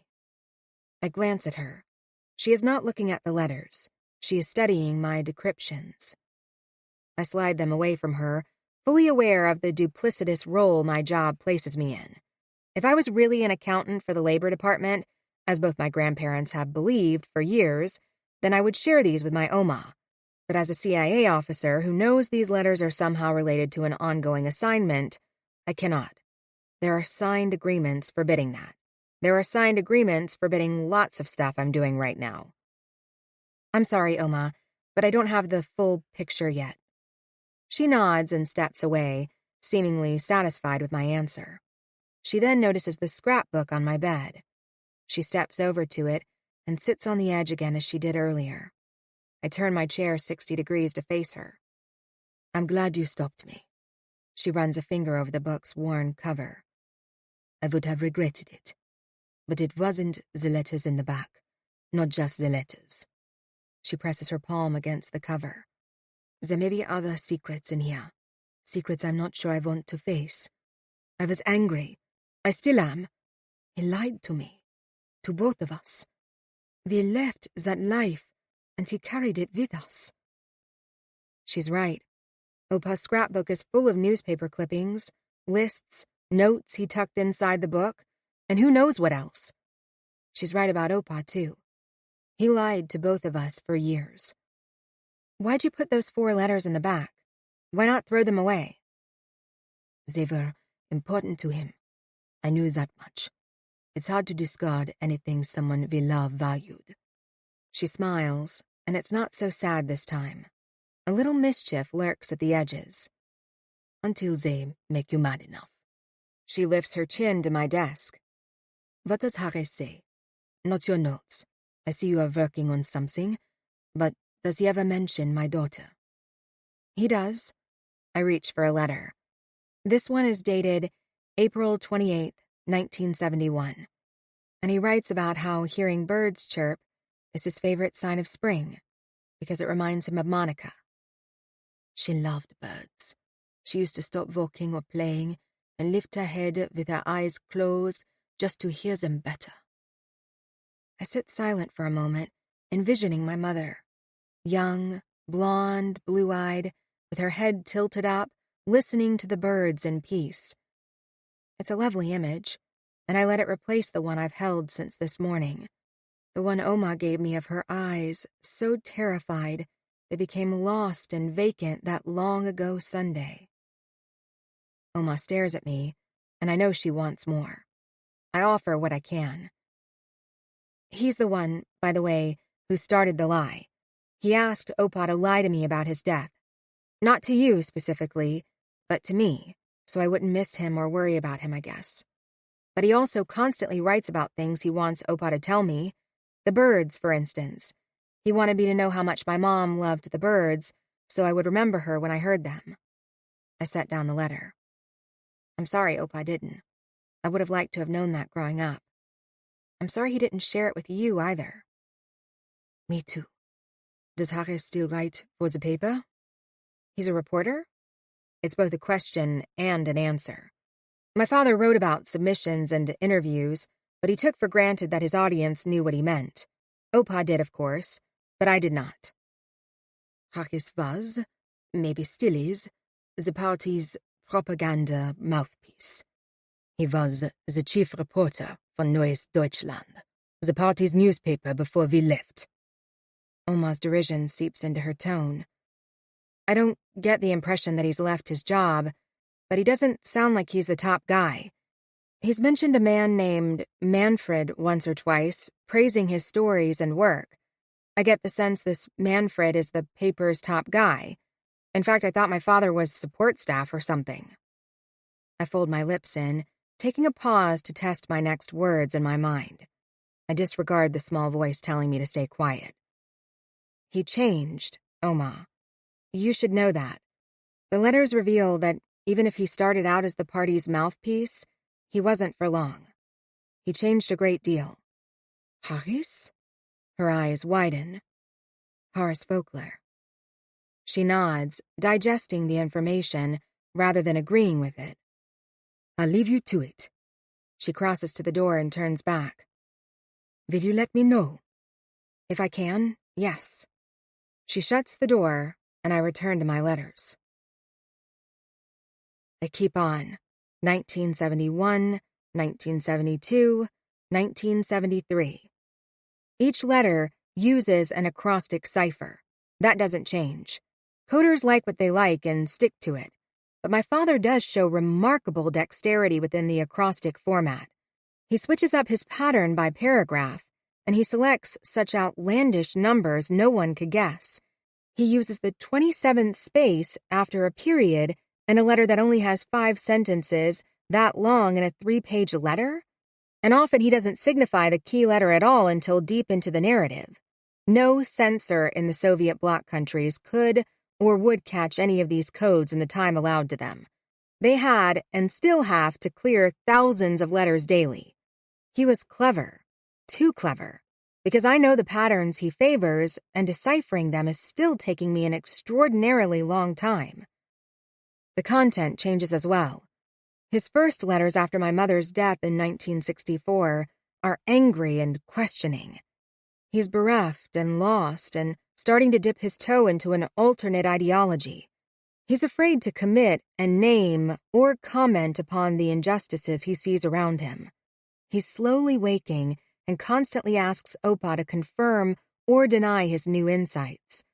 I wish I had Opa's side of the correspondence. I can't imagine what he wrote in reply or the wisdom he offered. Another couple years, and my father is more confident. He and Opa have clearly drawn closer as well. The change in tone conveys a level of trust, camaraderie, and respect that has grown between them. The few jokes and gentle teasings I catch signal they might have even become friends.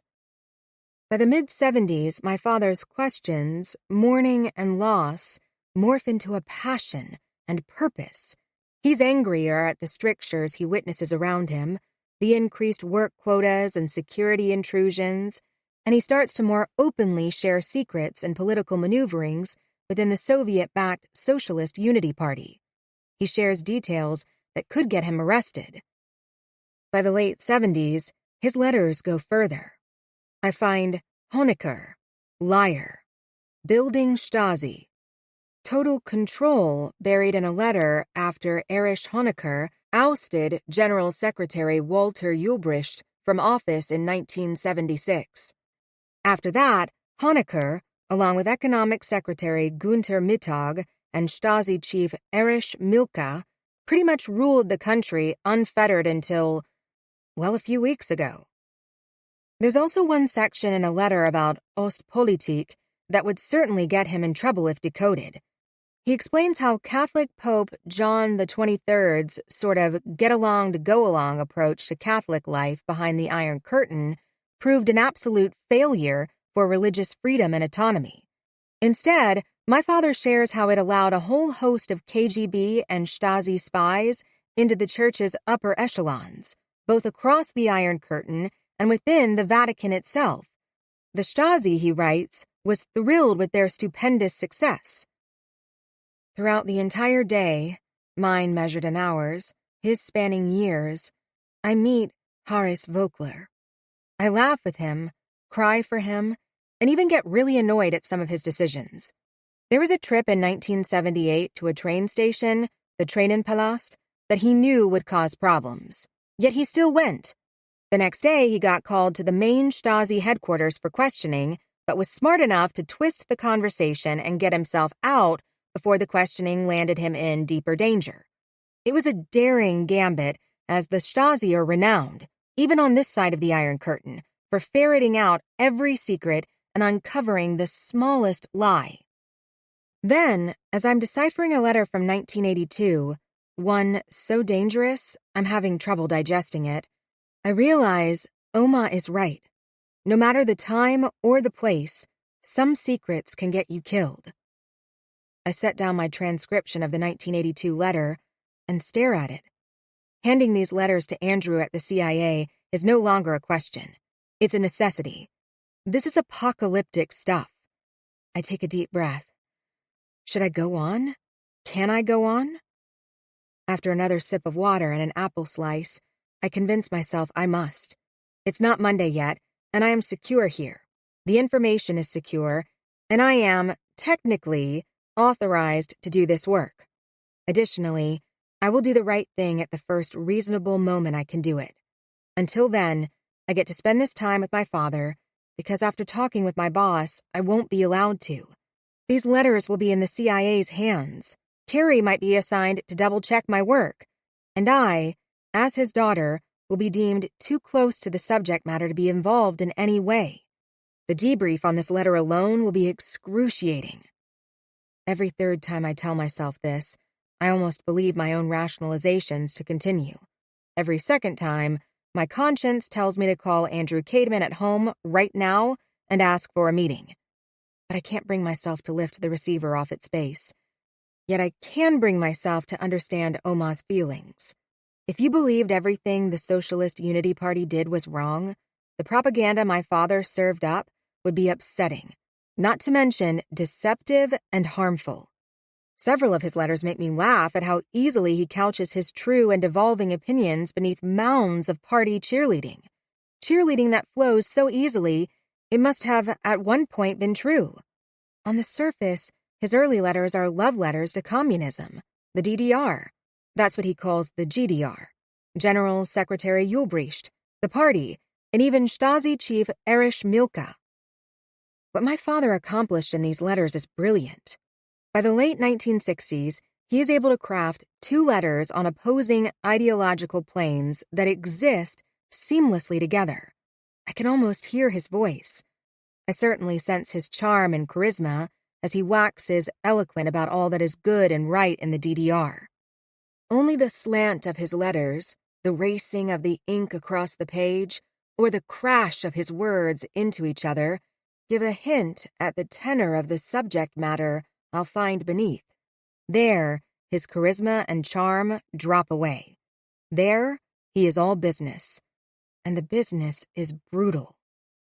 But as the letters arrived nonstop for 24 years, it means the censors never glimpsed behind the curtain. The irony makes me smile. They must have loved him. Reading on the surface, he was, and perhaps still sounds like, a true company man. I glance to the new pile of 4 letters I've set aside, wanting to get to the end of the story, but I do not. I stay right where I am in the early 1980s. During these years, he befriends a young man named Manfred. Early on, almost reading between the lines, I sense my father was demoted because of my grandparents' move to the American sector, and then a year later to America itself. Manfred gets hired in the late 1970s, and with close ties to the establishment, he gets all the best stories. At first, my father is wary of Manfred, and although tasked to help him in any way possible, he keeps the young reporter at arm's length. Then, in the late 1970s, a friendship grows. There are a few comments to Opa, probably an answer to direct questions, that lead me to believe it becomes a warm and trusting relationship. But after the 1982 letter, I get a feeling in the pit of my stomach that I'll never hear about Manfred again. It almost brings me to tears. I meet my mother in the letters, too, at least the woman my father loved and remembers. Oma said my mother didn't really know what she was doing when she passed me over the wall. She was full of fear, even terror. But my father describes it very differently. In a 1965 letter I find, "One might say she died the day she gave you Luisa. Yet in all her strength and fury, in all the sickness and waste that came after, she never regretted breaking her own heart. Or mine." There was no code beneath those sentences, just my father sharing my mother with Opa. In other letters, he described her as quick and kind, melancholy and haunted at times, but with a laugh that could light up a room. He talked about how her exterior persona of accommodating and friendly, while absolutely real, hid beneath it an armor stronger than steel. She'd been refined in a crucible so hot she was impervious to bending toward evil or deception. He also wrote he could never take her for granted, as she was the better, stronger, and purer of the two of them, and he knew it every day of their lives. It takes me a few letters to recognize it, but when I do, it makes me smile. He never buries his thoughts of my mother within codes. In every passage dedicated to her, she stands on the page, in full view, as if she is his most important subject. She shines alone. She isn't in every letter, though. In the 60s, I find her in about every third. In the 70s, every fourth or fifth. I'm in the 80s now, and she shows up more sporadically. Was it because these letters were his only place to truly mourn her at the beginning? Or because she was the genesis of his conversion, and now that it's complete, he's on to the work he must do? In the 80s, I get the sense my father knows exactly who he is and what he's about, and the horrific costs he'll pay if caught. Also, not in code, he asks about me. In 1965, barely a year after his initial appeal to lie to me about their deaths, he questions the wisdom of his request. But still unsure of what he thinks or believes about it, he doesn't recant until 1977. That's when he begs Opa to tell me the truth and tell me how much he loves me, thinks of me, and dreams of the day he can hold me in his arms. I have to pause then. The sense of loss and emptiness, unnecessary and unfathomable, swamps me. I feel heat rise within me, within my core, and not merely my hands. I want to rage at Opa and the lies he kept while admonishing me that no lie should ever stand. I push the pain away. After all, it does me no good. Opa isn't here to account for anything he did. I work on, wondering if some comment from my father's side of the conversation will shed light on Opa's choices, but I find nothing on that point, though I do find Opa shared my life with him. My father wrote, "My sense of balance was terrible as a kid. It took me 3 months to learn to ride a bicycle." In reply, when Opa must have told him how I stayed steady my first push down the street, and, "I wish I could see that medal for math. Her mother was good with numbers. I am so proud of her," after Opa wrote him that I won a math competition in the 7th grade. I only recognize how much time has passed when the sun slips from my window. I've been at it for 11 hours, and I've traveled through 19 years, landing in 1983. I push to stand and stretch my back. I'm awash with questions. My hands are throbbing, and my vision is blurring. It's 5 o'clock, and Oma will start preparing dinner soon. I gingerly fold the letters and place them within the shoebox. Although I believe Oma expects to keep her word and will not try to destroy the letters or the scrapbook again, I can't risk it. I'm not sure the need for truth outweighs the specter of fear yet. I slide the box, the scrapbook, and my Holly Hobby notebook into the hiding place beneath my floorboard. I open my door. My eyes hit upon Aunt Alice's door. I turn back into my room, grab my handbag from the floor, and head down the stairs. I walk to the back of the house, and sure enough, Oma stands in the kitchen. "I'm making—" She stops and points a spoon at my handbag. "Where are you going?" "I'll be back soon. I need to do something." I step forward and kiss her cheek. "Save me some dinner." Her eyes tell me my reassurance hasn't reassured her, but I'll deal with that later. Right now, I need answers from the one person who not only might have some, but might actually, if pressed, give them to me. Aunt Alice. Chapter 8. Luisa Voekler. East Berlin. Monday, October 19th, 1964. They're both gone, and I am alone. Monica never got Luisa back, and I never got us over the wall. It's been 3 years, 2 months, and 6 days since I held my daughter. It's been 1 week, 4 days, and 6 hours since I lost my wife. I thought October 27th, 1961, our end point. I thought Berlin and everyone in it would be decimated that day, and I'll never forget the bile in my stomach, the swirl of regrets that filled my brain, or the sheer panic that gripped me.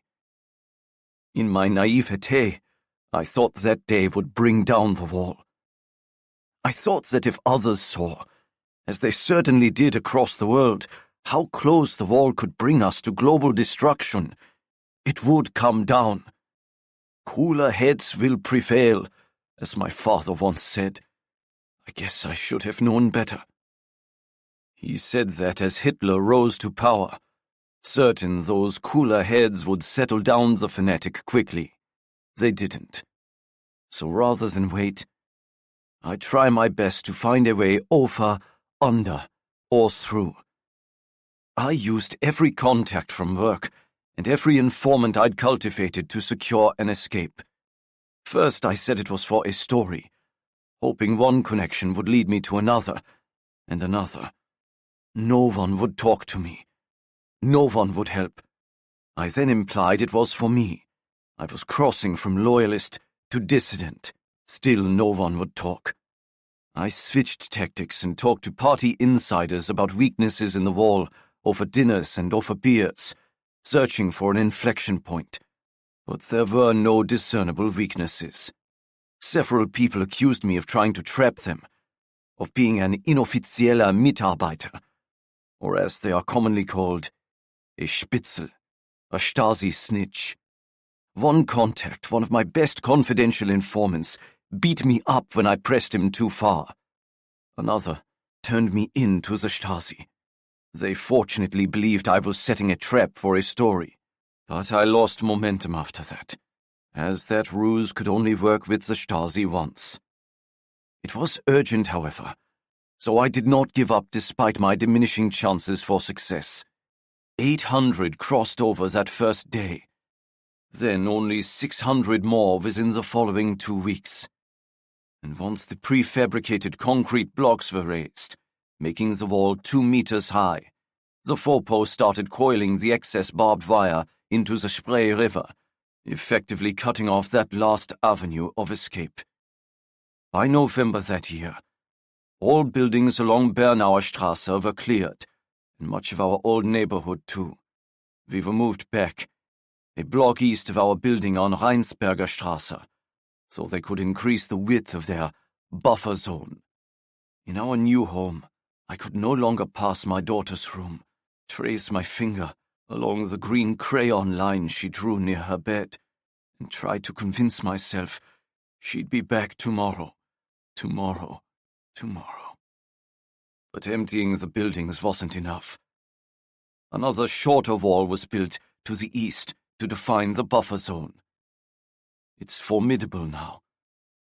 At some places it is over 10 meters wide, with a sand strip to catch footprints, and a trench of metal shards to tear a runner to shreds. That's only if he or she makes it past the electrified tripwire and auto-firing guns. And if anyone gets through all that, then they face the reinforced 2-meter-high wall at the western border. Peter Fechter and Helmut Kuhlbeck tried. In August of '62, they dashed from their construction site and made it through the strip to the final wall. Helmut rolled over the wall's top lip as shots flew around him. Peter, only seconds behind, was shot reaching up. He dropped like a stone, and the world watched and filmed him as he bled to death against the wall's east side. American troops stood helpless on their side. Fopo stood too nervous to approach and save him on ours. That's when I realized no one was going to help us, ever. Then the worst came. Walter was moving to America and taking our daughter with him, for money. Dearest Monica and Harris, it is hard to write this, but I must find more work to care for your daughter and for mine. Luisa and Alice deserve better than the life I can provide for them here. We plan to move to America soon, so I can find more work. I am sorry. Love, Papa. Before that note arrived, Walter and Gertrude brought Luisa every single day to a park just across the wall. Standing on a rise, Monica could see her daughter during every lunch hour, and I could stand there marveling at her growth and abilities on the weekends. In a single year, tentative steps up the slides ladder turned confident, and her run grew strong. Luisa's babiness fell away, and a long-legged, beautiful girl of 4 emerged. At the end of each playtime, Walter would instruct Luisa to wave to Monica, while Monica never waved back because it was illegal to do so. She always made a motion with her hand against her heart, as if capturing Luisa's love to savor it until the next day. That note got Monica to finally write her parents. She wrote 1 letter, 2, 3. She kept posting them day after day, even though that very next day, even before Walter's letter arrived, Luisa was not at the park. They had vanished in a single day. They're packing. It's been a busy week. They'll be back soon, she told herself, and tried to convince me. Tomorrow they'll be back. But they didn't come back. After a week of tomorrows, all Monica's letters arrived in our postbox marked Return to Sender. I changed my tactics after that. I no longer mattered. And if I was the problem, I'd cut myself from the equation. I sought a way out of East Berlin for my wife alone. She would never survive without those lunchtime viewings of our daughter. And I needed to hurry. Monica wasn't eating, she wasn't sleeping, she wasn't working. And despite all the pain between us, I loved her. I love her still. You need to go to work. I knelt at her side of our bed one morning. They're enforcing the asoziales Verhalten laws. You know that. 2 weeks without work, and one could be declared criminally unsocial and arrested. If Monica didn't want to be thrown in jail, she needed to work. Not only were work records diligently documented, but every office, factory, and job site had a Stasi snitch, if not an officer on duty ready to turn people in. After a week, she did pull herself from bed and report to work. But she still didn't eat well and she slept poorly. She wore herself down until chills overtook her. Colds came upon her, and finally pneumonia seized her. After work this afternoon, I wander farther northeast than my daily travels usually take me. I don't want to go home. It's a colder and even lonelier place now. I also need to assess work across the city for an assigned article. The government is building a whole new planned community north of Alexanderplatz, outside the old city. Koch wants a series extolling the design, engineering, and construction to run in the paper over the next week. I stop in the Marienkirche on Alexanderplatz to rest. I am tired, and the day is cool, cloudy, and windy. Few people are out walking, and the church is quiet, empty. I look across the empty expanse. To be expected on a Monday, but I suspect it was just as empty yesterday as well. Few people attend Sunday services anymore. I don't. Then again, I can't. Our church, the Church of Reconciliation, what an ironic name, sits abandoned within the buffer zone. But that's not why others don't attend. We as a people have moved beyond the crutch of religion by the highest percentage in the Soviet bloc. Only 5% still choose Marx's opiate of the masses. And even the mighty Catholic Church bends to our will. I didn't say that outright in an article I wrote on the subject last month, but I was encouraged to scoot as close to that truth as politically prudent. It seems 3 years ago, Pope John the 23rd started a policy of Ostpolitik to increase diplomatic relations between the Church and Soviet bloc nations. According to the sources I interviewed for that article, Ostpolitik has definitively served the governments over the Church, and it has allowed our intelligence services greater access within the Vatican, and our policies a greater infiltration into their homilies. Rather than allowing the Church a modicum of freedom from the state has all but swallowed the Church, at least here in East Germany. I sit and breathe deep, letting my eyes scan the expanse of the sanctuary. It's a beautiful space, the most beautiful I've seen in a while. Funny, only sitting here in the church, do I recognize what's being lost? Beauty. The new neighborhoods are full of tall and identical cement structures that have been built in the last several years, but with little style in their design and little grass and greenery between them. They are not beautiful. And in the older neighborhoods, the bombed buildings are not being reconstructed in their original fashion. If not left in rubble, the new additions are uniform, cement, and uninspired, to say the least.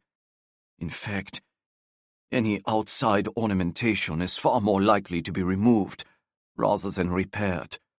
All the work on those buildings takes little time, and it's only a little more time before they start to crumble once more. I miss beauty. I miss my wife.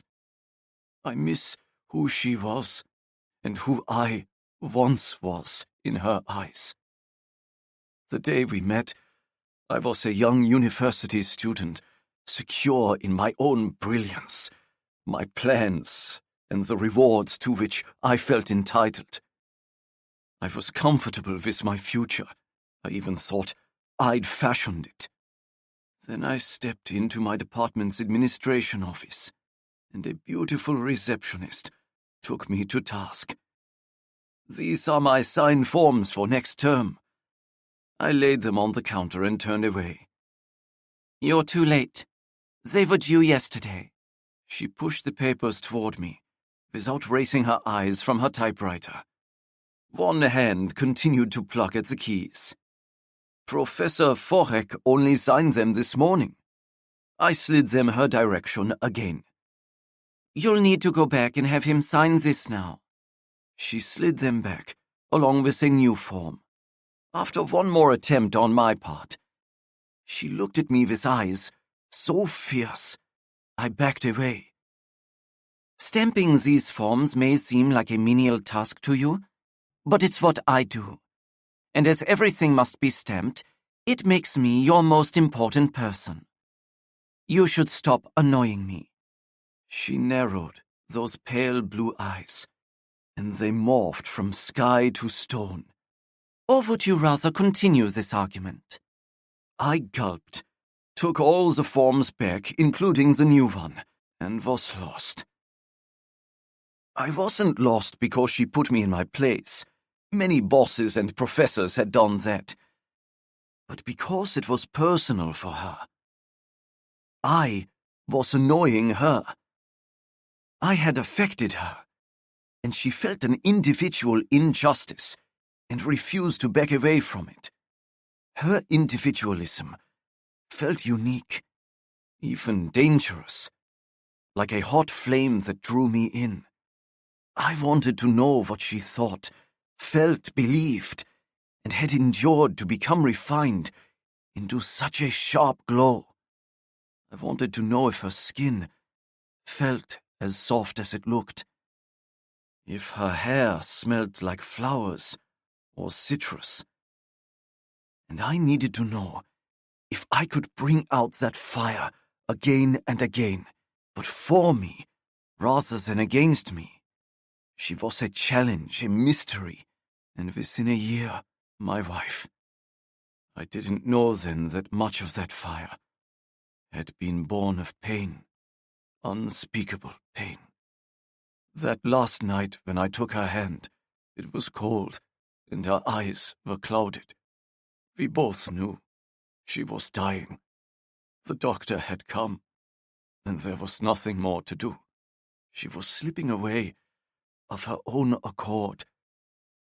Her fire dimmed the day she gave up Luisa, and extinguished the day Luisa didn't show up atop that old rusty slide.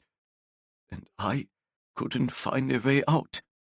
I couldn't save her. "I'm sorry," she said. I assumed she was talking about Luisa. It's done. We can't dwell on it every moment of every day. But of course we could, and we did. She continued as if I hadn't replied. "I couldn't make you see.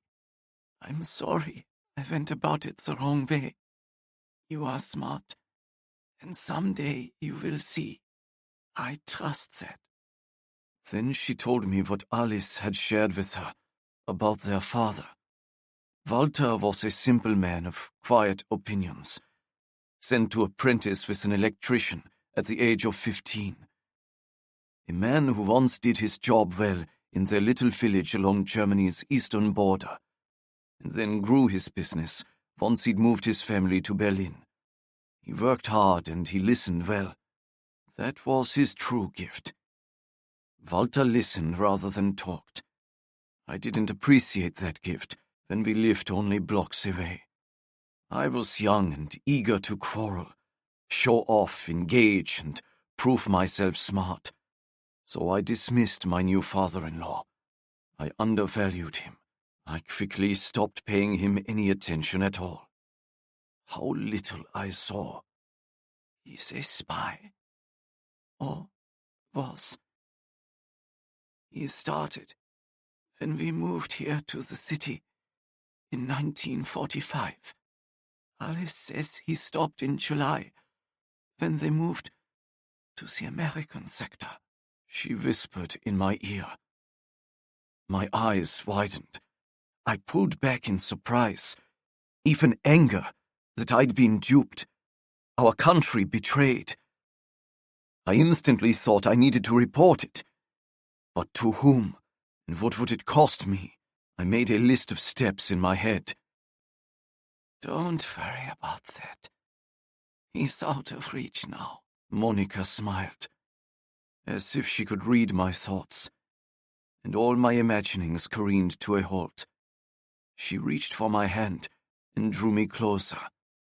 I peppered her with questions, feeling disgust and betrayal, as if I'd taken a bite from a sour apple. Is this why they moved to West Berlin? To the United States? Did he spy for them? What did he do? What did he tell them about me? About us? She didn't answer, and I ran out of steam. I dropped my head onto the bed. I felt foolish and stunned, and hated the way both left me feeling vulnerable and exposed. Letters. She laid a hand on my head. Write to him. He will help you. Help me do what? I don't need anything from him. Monica closed her eyes.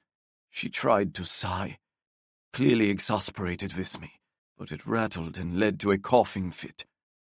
Once she lay back down, I was calm again. Help me how, Monica? I pressed a hand to her cheek. I could feel her slipping away, but I needed her. I needed her to live. I needed her by my side. I needed to find what we once had. I did need help, but not from her father. From her. But Monica was gone. 1 week and 4 days later, I sit in this church and visually trace the drawings of its famous 15th century fresco, The Dance of Death. I still need help, but I'm no closer to knowing what kind. I feel pulled outside myself, stretched thin. Everything I once wanted and believed in sits tarnished, shifted out of focus and simply wrong. There is no other word. I go to work each day, I come home each night. I eat, I sleep, and I am simply wrong. I walk home. It's dark out now, and the city looks dead. There are no street lights, no lighted signs like the ones I see blinking in the west. It's quiet, too. No laughter rings out in the neighborhood, even though it is a mild fall evening. Winter will be here soon, but it's not here yet. People should be out and about, yet they are all hidden away. We are a silent, dour, hidden people now. Once home, I open Monica's bedside table drawer. I thread the necklace I gave her on our wedding day through my fingers, letting the small ruby catch the light. I sort past a few books, several letters, and some pictures of Luisa as a baby.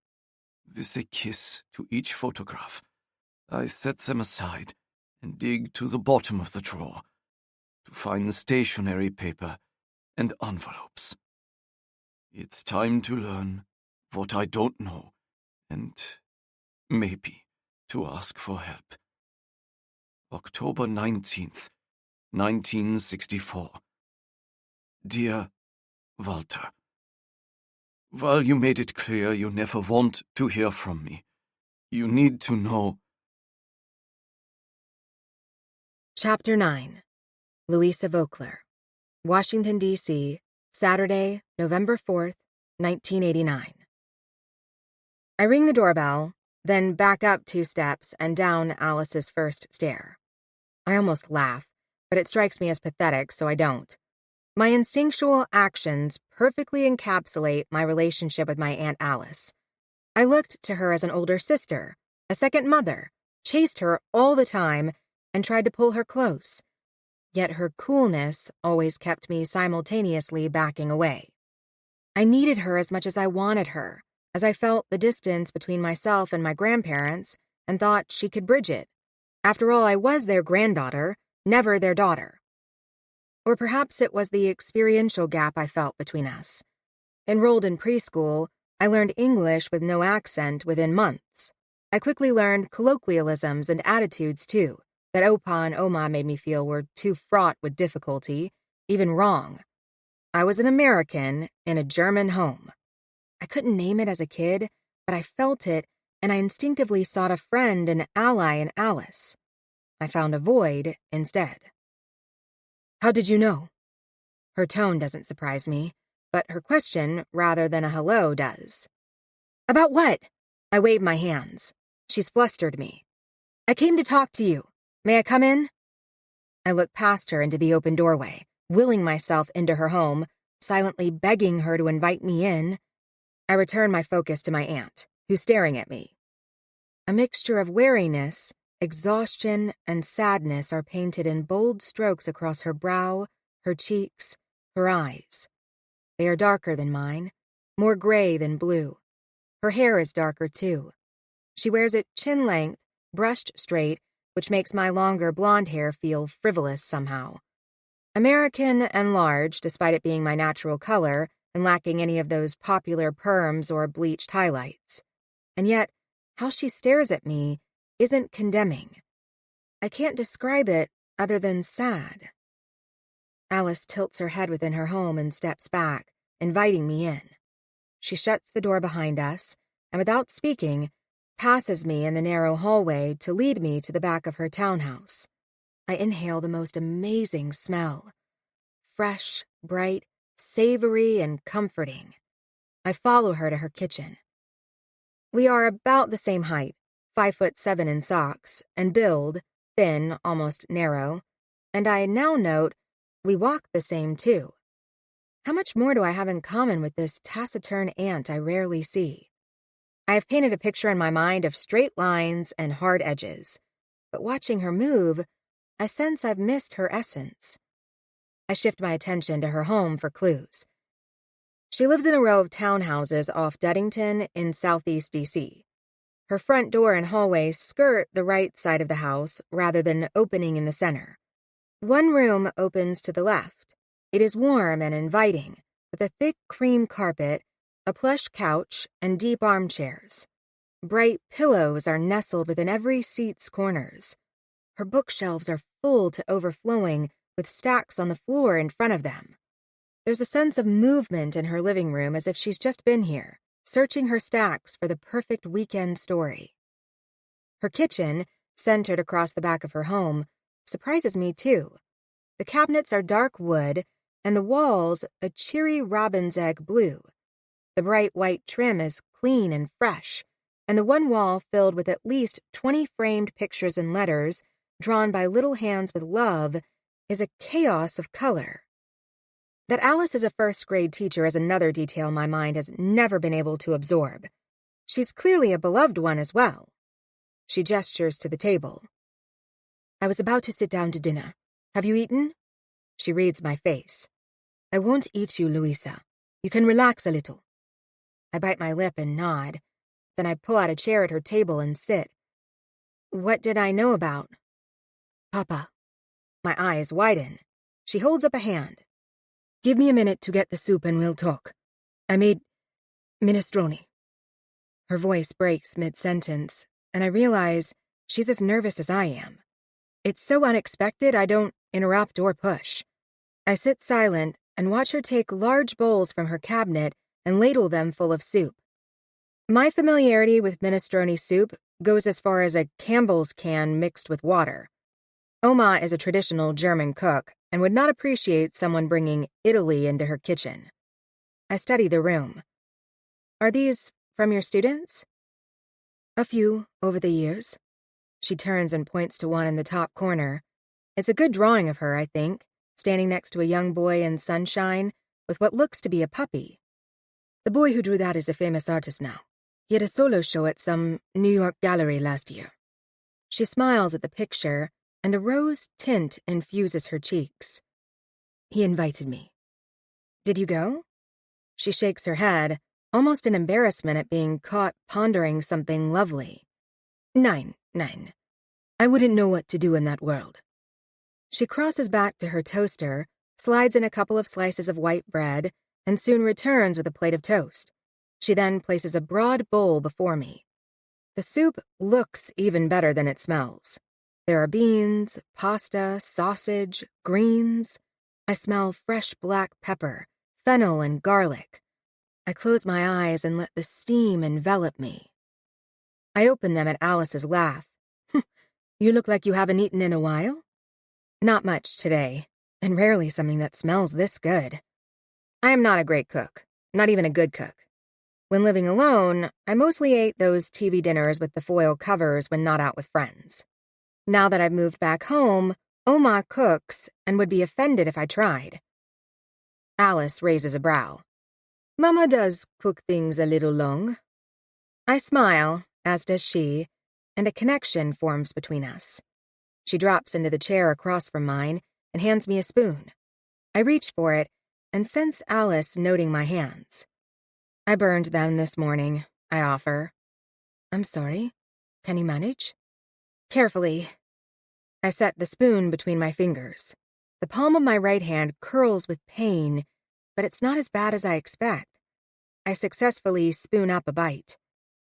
Alice blinks her approval, and I see the teacher in her.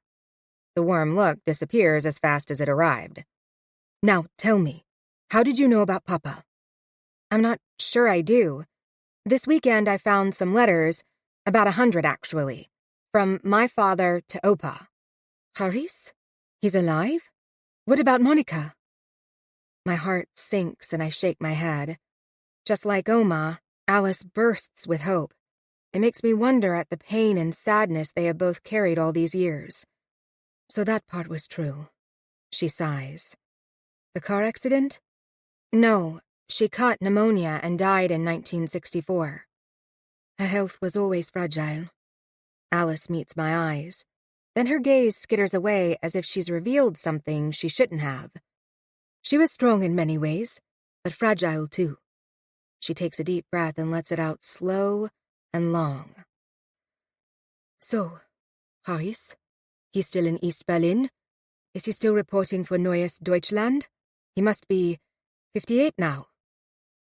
It never occurred to me that Alice knew what my father did or what age he'd be now. I never thought about it. Of course she did. All these years, and I never thought to ask her about him. What could he possibly write to Papa in 100 letters? They barely spoke when stuck in the same room. I shrug, working out what to say, but before I do, she adds, "They're coded, aren't they? Papa taught Harris to spy." I feel my eyes widen and my jaw drops. Alice gulps. It makes no noise, but her throat almost convulses with the effort. "I guess I should go first, after all." She lays down her spoon and sets her hands on either side of her bowl upon the table. She presses her palms into the wood, just as Oma did this morning to the scrapbook, and I sense she's grounding herself and gathering courage. "It's my fault. I should have told you long ago. I should have apologized." She states the words simply, plainly, and adds nothing more. "What do you mean?" She swallows hard. "I did this. I ruined your life. I killed my sister." Alice's eyes shine with unshed tears. "You look so much like her, you know, and you could have known her too, seen her across the wall, written her letters. At some level, you could have known her." I feel myself cool. I blink to bring myself back to the present and tell my body to wake up and not faint. I press my lips shut so as not to interrupt. "When you were born, Monica had hope. She adored you and you gave her that. Her hope didn't die when she passed you to us. It almost grew, for you. Every day she stood on that mound with a smile, rain or shine, every single day while you played at the park.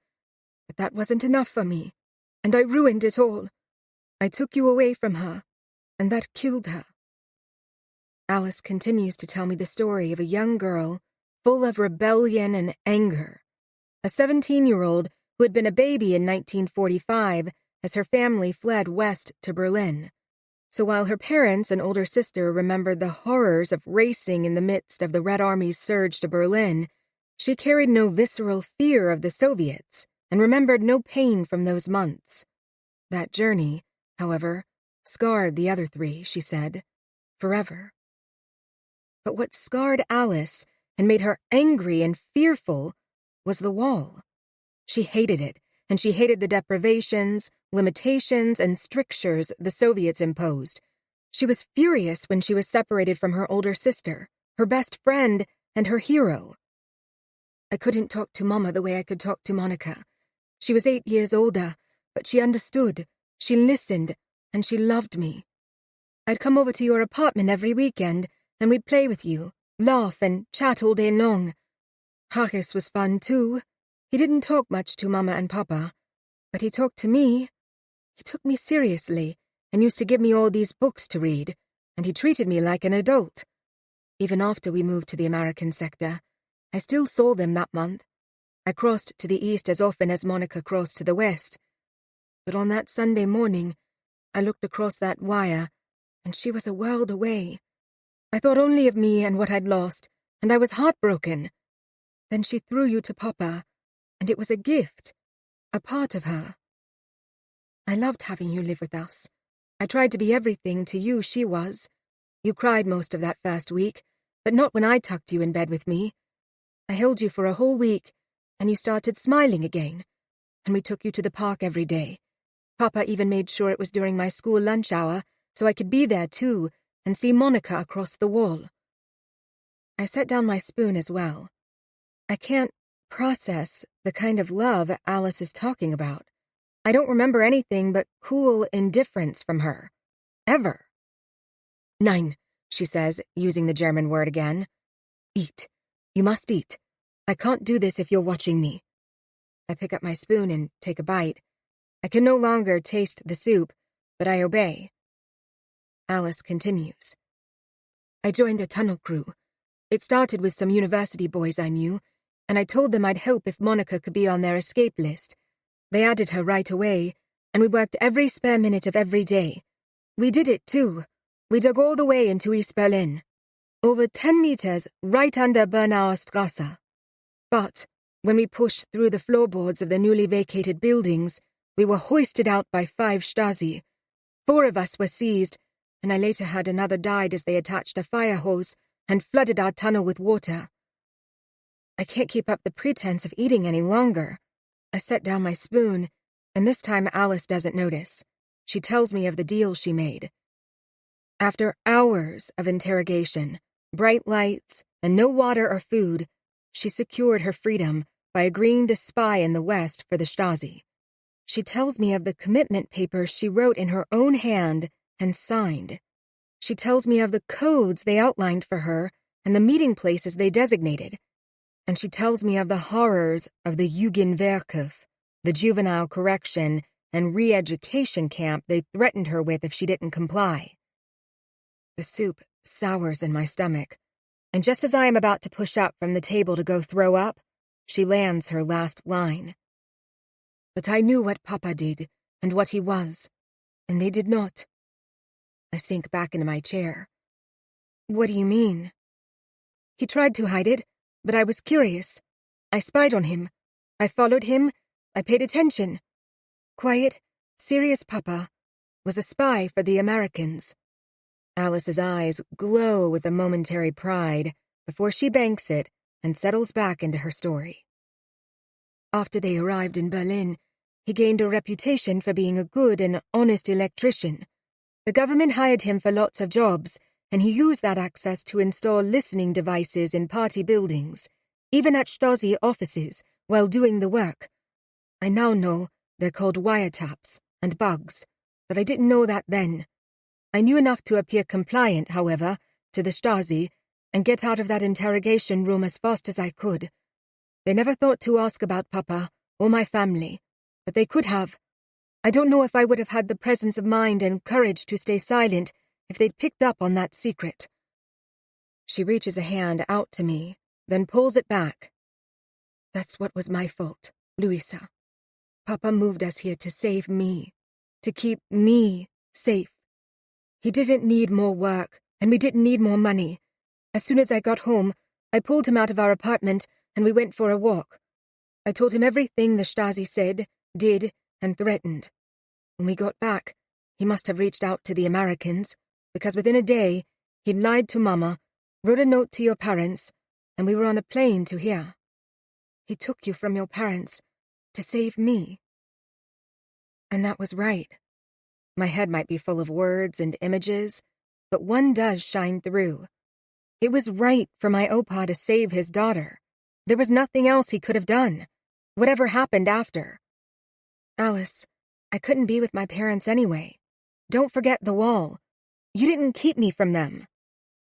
I did, and I've never been able to look at you without feeling shame. Tears fall down Alice's face. For Monica, seeing your smile and watching you grow was enough. I took that from her. My life for hers. And within a couple years, they allowed families to visit for an afternoon. So you see, I did ruin it all.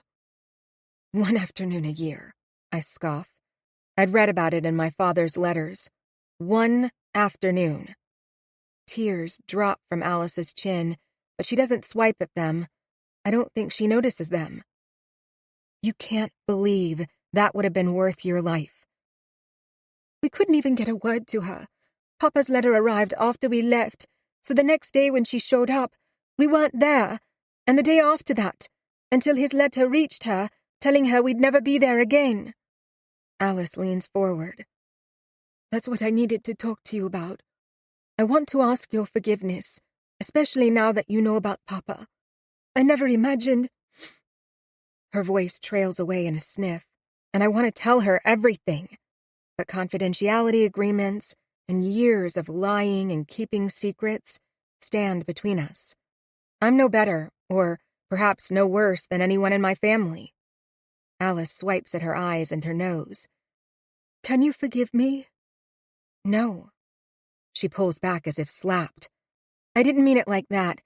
I mean, you don't need it. I reach out with my left hand. My fingers sting upon contact with her hand, but I don't pull away. You don't need it for getting into trouble trying to save your sister, and for Opa moving here to save you. I wish you'd told me. Now my tears are falling. You never talked to me. You always pushed me away, then you left. Why wouldn't you tell me? What was so horrible or dangerous here in D.C., not over there, about all this that no one could tell me the truth? Guilt. Fear, I guess. And Oma still doesn't know. What? She thought, still thinks, Opa needed more work. If she knows about anything more he did, she never connected it with the move. Alice bites her cheek. It tucks in on one side. I sense he was afraid she'd be angry with me, so he chose to have her angry with him instead. What's real, Alice? I can't keep the weariness from my voice. I'm suddenly so tired. Seriously, tell me what is actually real in our family. I'm including myself in that question, not that I can tell my aunt that. I don't know. When I leave, Alice pulls me into a tight hug. Her hug doesn't feel like one from aunt to niece. It feels like a bond between equals, even friends. It feels like sisterhood and home. I rest in it a moment before she pushes me away and stares at me. I squirm under her gaze. I feel like I don't know any of you now. We can change that. Please, I've missed you. She laughs, something small, sad, and conciliatory. I hug her tightly again as she speaks into my hair. What will you do now? I step back. Finish reading the letters? I have about 30 more. Then, I don't know. Taking them to Andrew Cademan at the CIA comes next, but I can't share that with Alice. It's a family trait. We all have secrets. Chapter 10. Monday, November 6th, 1989. Monday morning, I wake curled into a tight ball atop my covers. Opa's scrapbook rests open beside me. I try to straighten my legs and arms, but find my knees and elbows stiff. They ache as the muscles release. It was the same dream, the one that haunts me at least twice each week, and the one from which Oma jostled me awake on Saturday. The one in which I am floating before pain slashes through me. But now I know it's not a nightmare. It's a memory. It's fear, barbed wire, and a fall that stops inches from pavement. I close my eyes to let it recede, as it always does in the light of day, only to open them again with the recollection of my final discovery late last night. If my father still lives, he languishes in a Stasi jail. I say languish because that's what it must be. We talk about it at work, not the codes we decipher or the messages they relay. Those are confidential. But the risks those men and women took and the cost they paid to smuggle their missives out. Most of the codes we work were relayed far in the past, but that doesn't mean some of the people aren't still alive. Somewhere. Maybe free, but most likely not. And the stories we hear about how the East German Ministry for State Security, the Stasi, treated and still treats traitors are some of the worst, then returns silent and suspicious. It goes on until the subject becomes so broken, nothing is left but the sweet release of confession within a stark interrogation room. Confession to a crime they often didn't commit in the first place. But decomposition is quite different if the process is initiated post-arrest. Then, the subject is given only enough water to slake their immediate thirst, only enough food to churn their stomach for more, and only enough sleep to keep them alive but not sane. The mind and body physically and chemically break down without sleep, so horns and lights accost prisoners at random intervals, and interrogations are broken up only by minuscule breaks.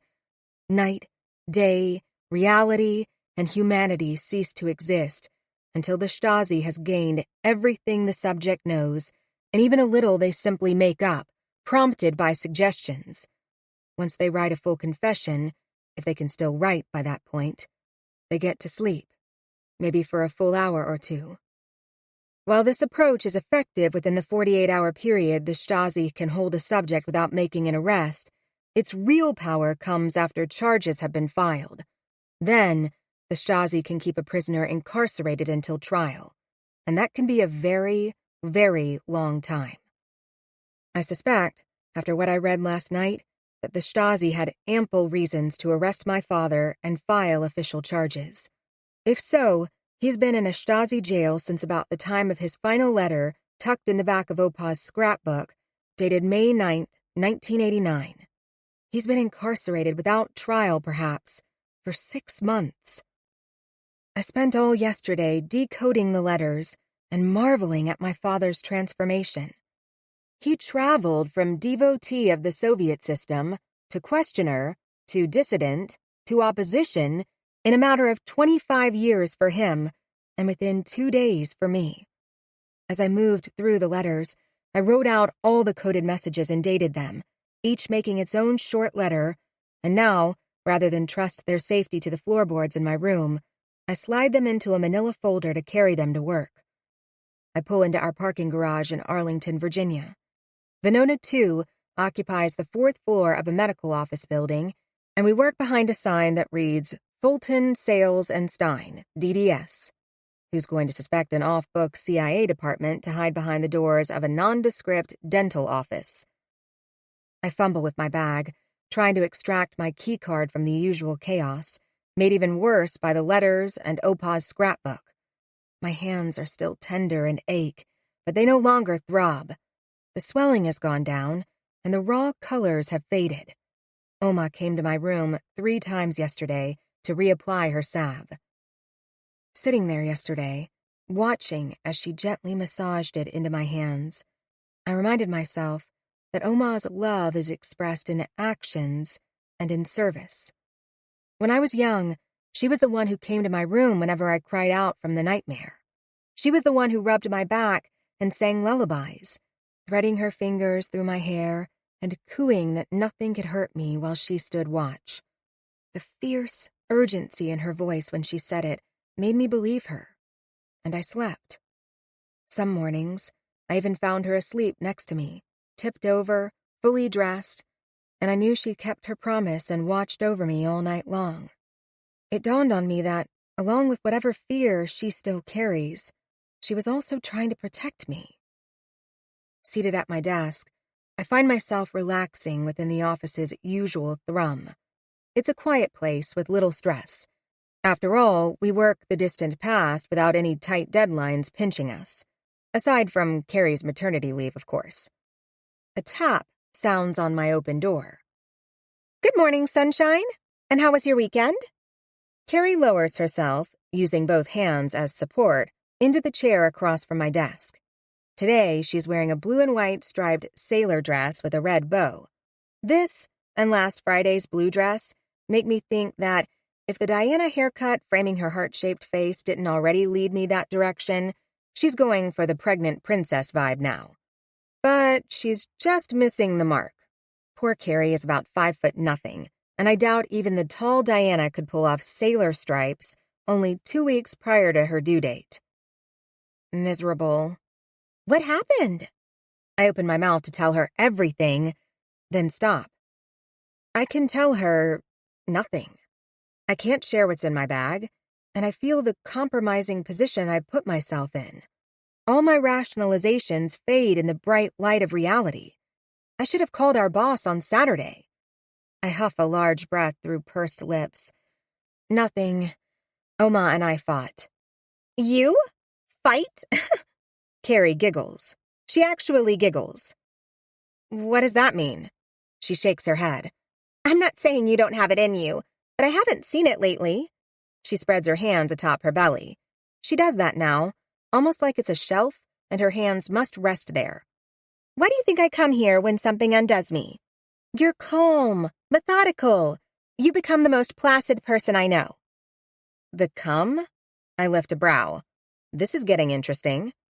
You've changed. In the past year, That's not fair. I cut her off. Rather a lot changed around me, you know? I have responsibilities now. She smiles. It's indulgent, almost patronizing, motherly too. We all have responsibilities, Luisa. Okay, slow down, Mama Freud. She huffs. Fine. You asked. Except I didn't ask. We stare at each other for a moment. Carrie relents first. We watched Married to the Mob this weekend. You were right. It was adorable. And Teddy sure thought that Michelle Pfeiffer was cute. You should see Lady Hawk. She's in that too. It's romantic and wonderful. The tape still sits unwatched on my bedside table. I need to return it to Blockbuster this evening. You'll love it, but Teddy will hate it. Which means I'll adore it all the more. Carrie lifts her nose. Speaking of adore, what's that smell? I look around, then realize she's talking about my hands. Oma's ointment. I've grown so used to the lavender this weekend, I'm immune. I raise my hands, both still lightly wrapped in gauze, not so much for protection as to keep the salve in place. What happened? Are you okay? Carrie is up and out of her seat so fast I smile. I'm fine. I reached into the fire to grab something Oma dropped and misjudged the timing, the heat, everything, really. I got it all wrong. That is as close as I can come to the truth. You poor thing! Carrie wraps me in a quick hug. It really was a miserable weekend. She straightens. I know just the cure. We'll all go to B&E for burgers today. You and burgers? That kid is going to come out a beef patty. I look to my desk and my hands. These will slow everything down, and I'm not up for it today. Tomorrow? Sure. We'll cheer you up tomorrow. She's at the door before I remember what I'm to do, what I need to do. Andrew's light is out. Is he not coming in today? Carrie turns. He's at Langley today and tomorrow for some meetings. Why? We often joke about how little we know or need our boss. I shrug. Just curious. I haven't seen him in a while. Jessica had a sighting last Tuesday. She said he's growing a beard. Carrie laughs and turns to go. I call her back, willing a casualness into my voice. How are you coming on your Berlin letters? Think you'll get them done this week? She twists back. More like, makes a wide turn. Thanks to you. I hope to have the whole packet on Andrew's desk Thursday. He hasn't seen any of them? He doesn't know about them? The infinity symbol, nothing? Something sparks within me. Questions regarding how much my boss already knows. Carrie's eyes flash in question, but I keep my expression blank, and whatever she's thinking passes without articulation. Nothing? Not yet. They're nothing unusual, other than they stumped me. Are you okay? So much for casual. I'm tired and feel frazzled. Sorry. Of course you do. Go slow today. As we always say, none of this is urgent. Except, some things are. Carrie waves goodbye and heads across the hall to her office, while two diabolical thoughts fill my mind. One, my boss isn't here. So even if I wanted to give him the letters, I cannot. I have to wait, and that is not my fault. And two, each Monday, we four analysts usually go to lunch together. It was Carrie's idea last year, and it was a good one. It keeps us close and builds friendships, as despite working side by side, we interact little during the day. That means today, everyone, except me, will be at B&E enjoying burgers. Our office will be empty at noon. Specifically, Carrie's office will be empty at noon. I listen as the office clears for lunch, while the receptionists out front will switch off lunch hours to make sure the front is covered until Carrie, Jessica, and Amy return. The risk of getting caught here in the back is low, especially as our offices aren't even those new cubicles that are becoming all the rage. We each have our own room, once dental examination rooms, so if I can pass through the hallway without being seen, I should be safe behind Carrie's shut door. I click my door shut behind me. Who am I, and what have I become in the last 2 days? Because as much as I pushed back on Carrie this morning, her assessment of me was spot on. I feel it. Something has changed within me, but not only since Opa died. If I could put my finger on it, and it feels like I can. It started over 7 years ago. I was so certain I had what it took to become operational within the CIA, and discovering I didn't was shattering. My senior year in college, I scored great on the entrance exam. Following graduation, I sailed through all the tests and the training. When assigned for clandestine training at the farm, I thought I'd hit the jackpot and was prepared for that too. But then I got sent down without explanation, and I was devastated. Beyond devastated. That was the moment everything shifted, for me and within me. Daniel and all my class tried to cheer me, because only about half of any class actually graduates from the farm anyway. They figured I was just the first of many, and there was no shame in that. But there was. I shunned them all, especially Daniel, who'd become not only my best friend, but sparked in me an electric desire for more. I was the worst to him, actually. I was humiliated to be weak in front of the one person I wanted to view me as strong, beautiful, alluring. Some of the dismissive things I said still make me cringe. I even skipped out on my own farewell party, brats and brews at a local pub. I can't say that event broke me. I'm not that dramatic. But such a shift can feel destabilizing. I felt like I'd misread myself and misunderstood who I was at a fundamental level. Moving back in with Oma simply solidified the shift. The soft ground hardened around me. Maybe Carrie is right, and I've given up. But this weekend, it's like I can suddenly see and feel through the fog, like a dormant flame has sparked, and either I can go on with my life as is and it will fade away, or I can fan it with 1, 2, 3 courageous actions and reclaim me. After all, how can one truly know oneself when everything around them is a lie? I hadn't realized that's how I've been living, but I have. And as the pieces of my world slowly sharpen into focus, so much of my life, my family, even my choices, make more sense. This is the last piece of the puzzle. After talking with Alice, I'm 99.999% sure, but there's still a sliver of doubt that I could be wrong and that the whole truth continues to evade me. I need to know for certain that Opa is the author of Carrie's Berlin letters, and if so, then I see the straight line to teaching and training my father. I slip into Carrie's office, flip on the light, and cross the room to her safe. We each have one set within the right side of our desks. Protocol demands that any codes we are not actively working on stay filed within our safes. Once finished, we turn over the entire file, original documentation, and our decryption work, to Andrew and move on. At any given time, I'd say we each have about 3 to 5 active files stored inside. On the surface, it's a secure approach, but we're an office of code breakers, and each safe has only a 4-digit combination. Technically, that's a daunting 10,000 possibilities. But humans hold biases. We aren't random. That cuts the 10,000 down appreciably. I sit on the floor in front of Carrie's safe and pull my list out of my pocket. Despite telling myself to stop it at least 100 times, I worked on it all morning. It's every detail I know about Carrie reduced to 4-digit numeric codes. Her birthday, wedding date, due date, her initials interwoven with Teddy's. I even estimated Carrie's start date and what dates might have been important at that time versus dates that have only emerged recently. After all, 2 years ago when she started working here, she didn't have an anniversary date or a due date. While protocol also demands we change our lock combination monthly, we, again being humans, don't. Odds are we each set it the day we arrived and forgot about it. I start tapping through my options. I get a little nervous when the obvious numbers fail. Even her dog's name converted to digits fails. Second to last on my list is the day her sister died. I remember it because it falls on Aunt Alice's birthday, December 14th, 12:14. The safe clicks open. Rather than feel a sense of relief or victory, I feel guilt, as if I've used Carrie's pain against her, to deceive her. I take a breath and shut down the chaos in my brain. I have a job to do.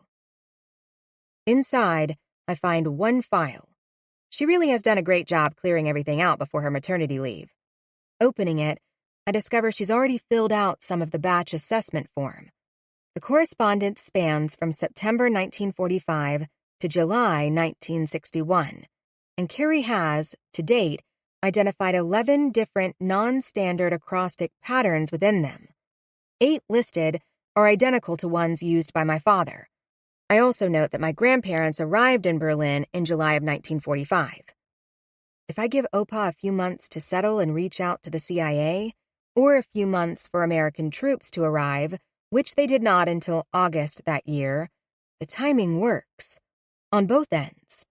My grandparents moved from the Soviet to the American sector in July 1961, and he would not have been called upon by any East German government office for electrical work after such a betrayal. I page past Carrie's notes to the actual letters. How had I not noticed it Friday? Opa's handwriting is beloved and distinct. He was the only person I know who made a swirl at the edge of his lowercase p. I pause, missing him so much, my heart aches. I then scan Carrie's decryptions. Alice was right about Opa. He was meticulous and professional, and his messages are lists of the names, dates, and locations of implanted listening devices. I'm impressed. In March of 1961, he planted a device in Spymaster Marcus Wolf's office. I fleetingly wonder if it's still there, until a noise outside reminds me to hurry. I put everything back in Carrie's file and shut the safe's door. The lock clicks and resets, and I sneak back to my office. Suspicions confirmed. I can't sit, but I can't pace around this office all day either. I feel like I'm suffocating. I can't go to Langley and find Andrew. There's so much I can't do, and only one thing I can. I grab my bag and head down the hallway and through the reception area. To leave out the back door will only raise questions later. Lorna, our receptionist, looks up as I pass. I completely forgot a doctor's appointment. I'm not sure I'll be back today. She smiles, and with her, "See you tomorrow," following me out the door, I step out of our office and into the building's lobby. Once in my car, I resist pulling out the letters and the scrapbook. I know there's more to this story, and I suspect Opa has left me all the answers. I simply need to piece them together, because while my father might have thought he was simply telling Opa stories and facts about his world, using his letters to let go of what he couldn't carry, Opa was a spy, and spies spy. He thought differently than his son-in-law, used information differently, and never would have let intelligence go to waste. I shove my bag away from me to avoid giving in to temptation. Cameras are mounted all over this parking garage. The other medical offices probably don't know about them, but we do. If I want to spend time digging through all this, it can't be here. It can't be home, either. Oma will freak out if I walk back in our door before my usual time. I pull at the floppy silk bow on my high-necked blouse. What looked classy this morning now feels tight and stifling. Wilted, too. I've been so on edge, the silk sticks to me.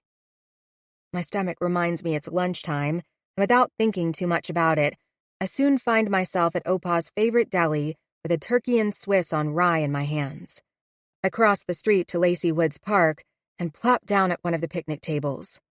It feels like the safest place in the world right now.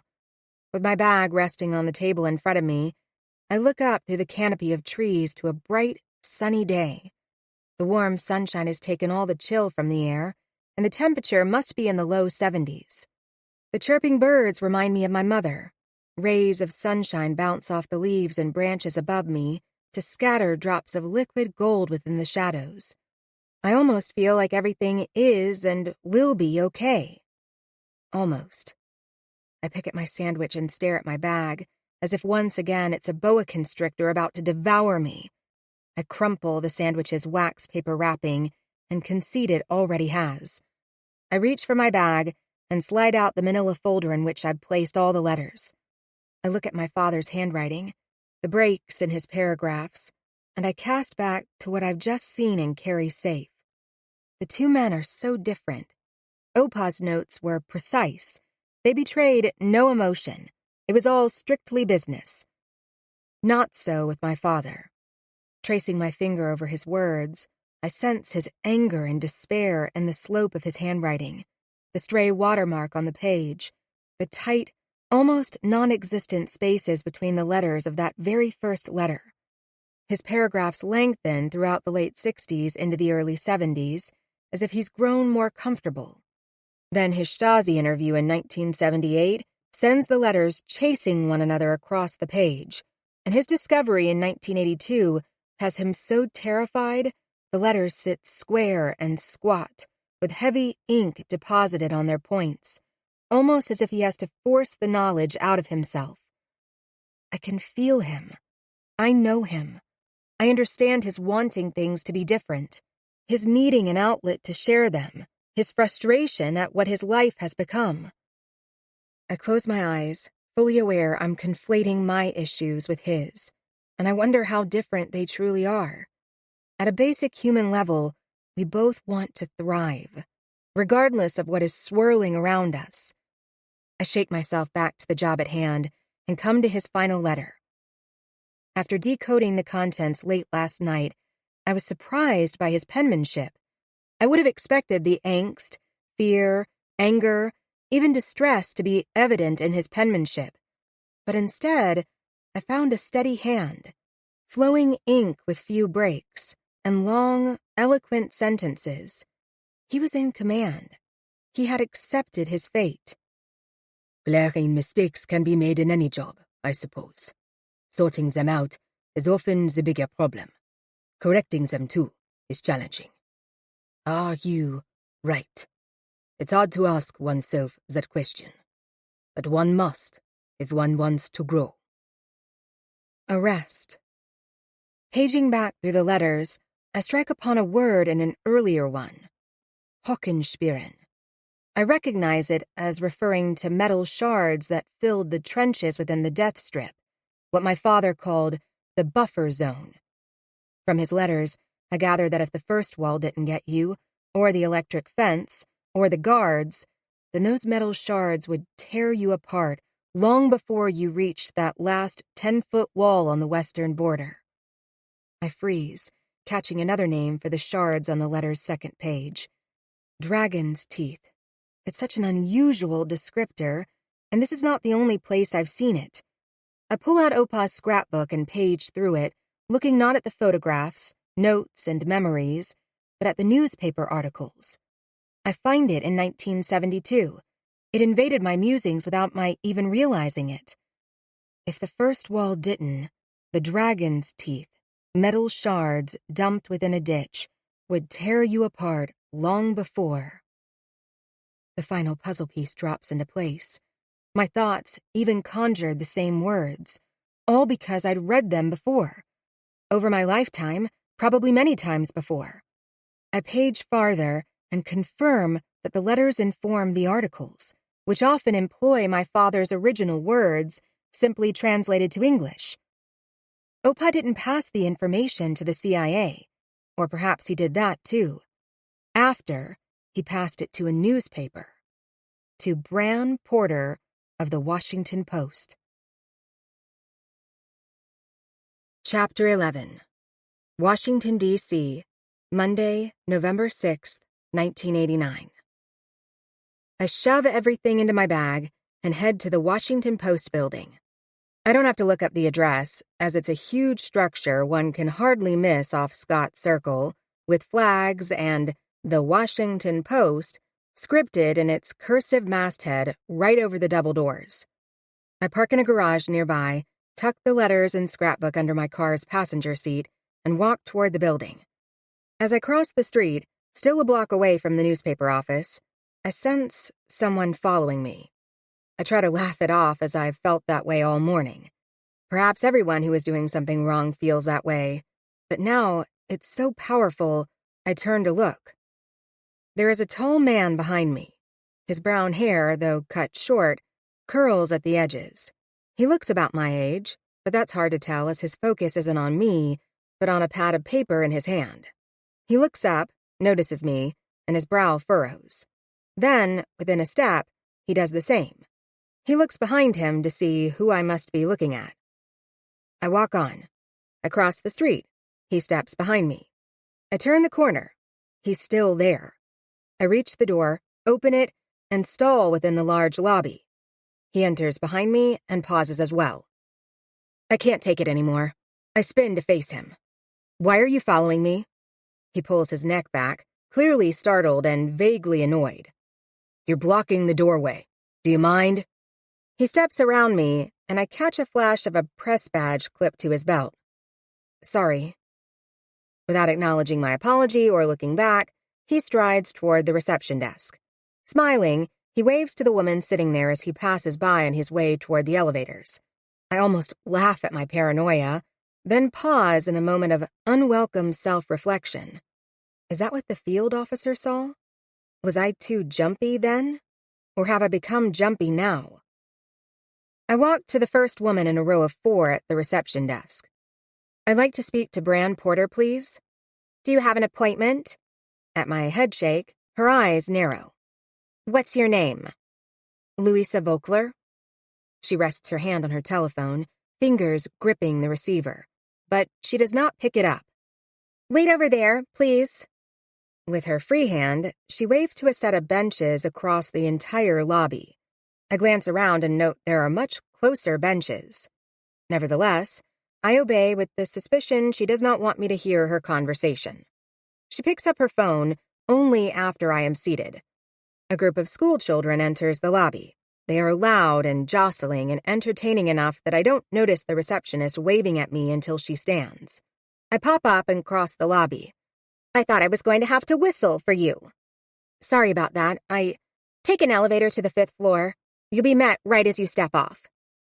Thank you, I offer, but she's already moved on to her next task. The elevator opens on the 5th floor, and like she said, a man is waiting for me. I start to step out, then stop.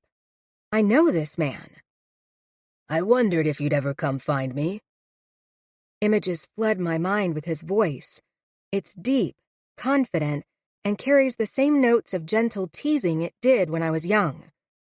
It's you. I step back. We played chess. You were quite good. Do you still play? Not since... I stop. I only ever played with you or Opa. He nods and spreads his arm toward the newsroom. It's chaos in an open floor plan.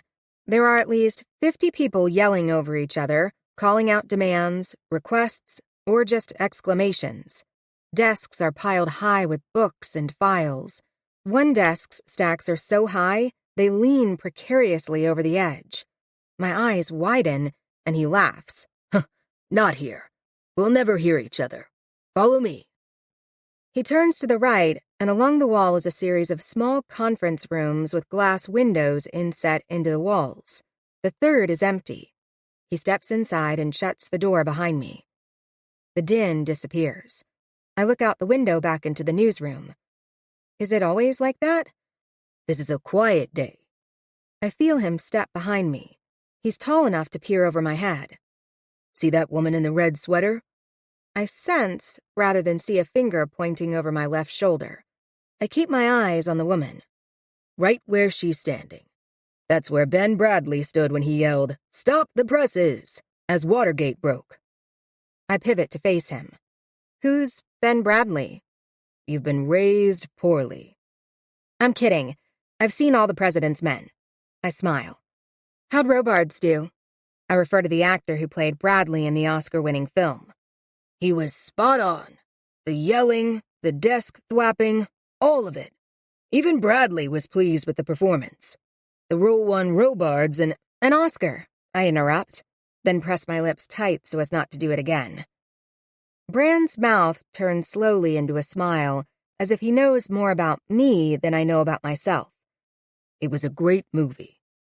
He lifts his gaze above my head again, and I face the window once more. See the guy in the blue sweater vest? That's where I was standing when I heard about my first Pulitzer for one of my articles informed by your grandfather's information. It was the first of many. A glance reveals Bran's face is soft with memory, and absent of animation, I suspect he's in his mid-60s. He's probably a few inches taller than I am, Heavy-set, but not heavy. He reminds me of a younger version of my grandfather in many ways. It's in the eyes. Intelligent, assessing, yet caring too. We were a good team, he continues. I respected Walter very much, and I like to think we did some good too. We let people know what was going on over there at a time when few others were able to do it. Bran glances at his watch. His face fills with a tight, concerned look. This is unexpected, Luisa, and I want to give you more time, but I have an interview with the senator in about 20 minutes and I can't be late. I'm sorry, but can we set another time to talk? I gulp. I have so many questions, more than I had even a half hour ago when I first realized I needed to speak with him. I should have called. He blows a quick exhale, as if to say I am not to worry about that. I'll tell you what. Let's meet at my club for lunch tomorrow. We can talk there. The University Club on 16th Street Northwest. Say noon? Thank you. You are welcome. He reaches out and squeezes my arm just below my shoulder. It's good to see you. I'm glad you reached out. There are things to say. Yes. I nod, feeling small and confused because now I remember him. I remember afternoons in the park, ice cream cones and chess games, all of which ended when I was around 8 or 9. It wasn't anything major or even spoken about. Opa simply quit taking me to the park.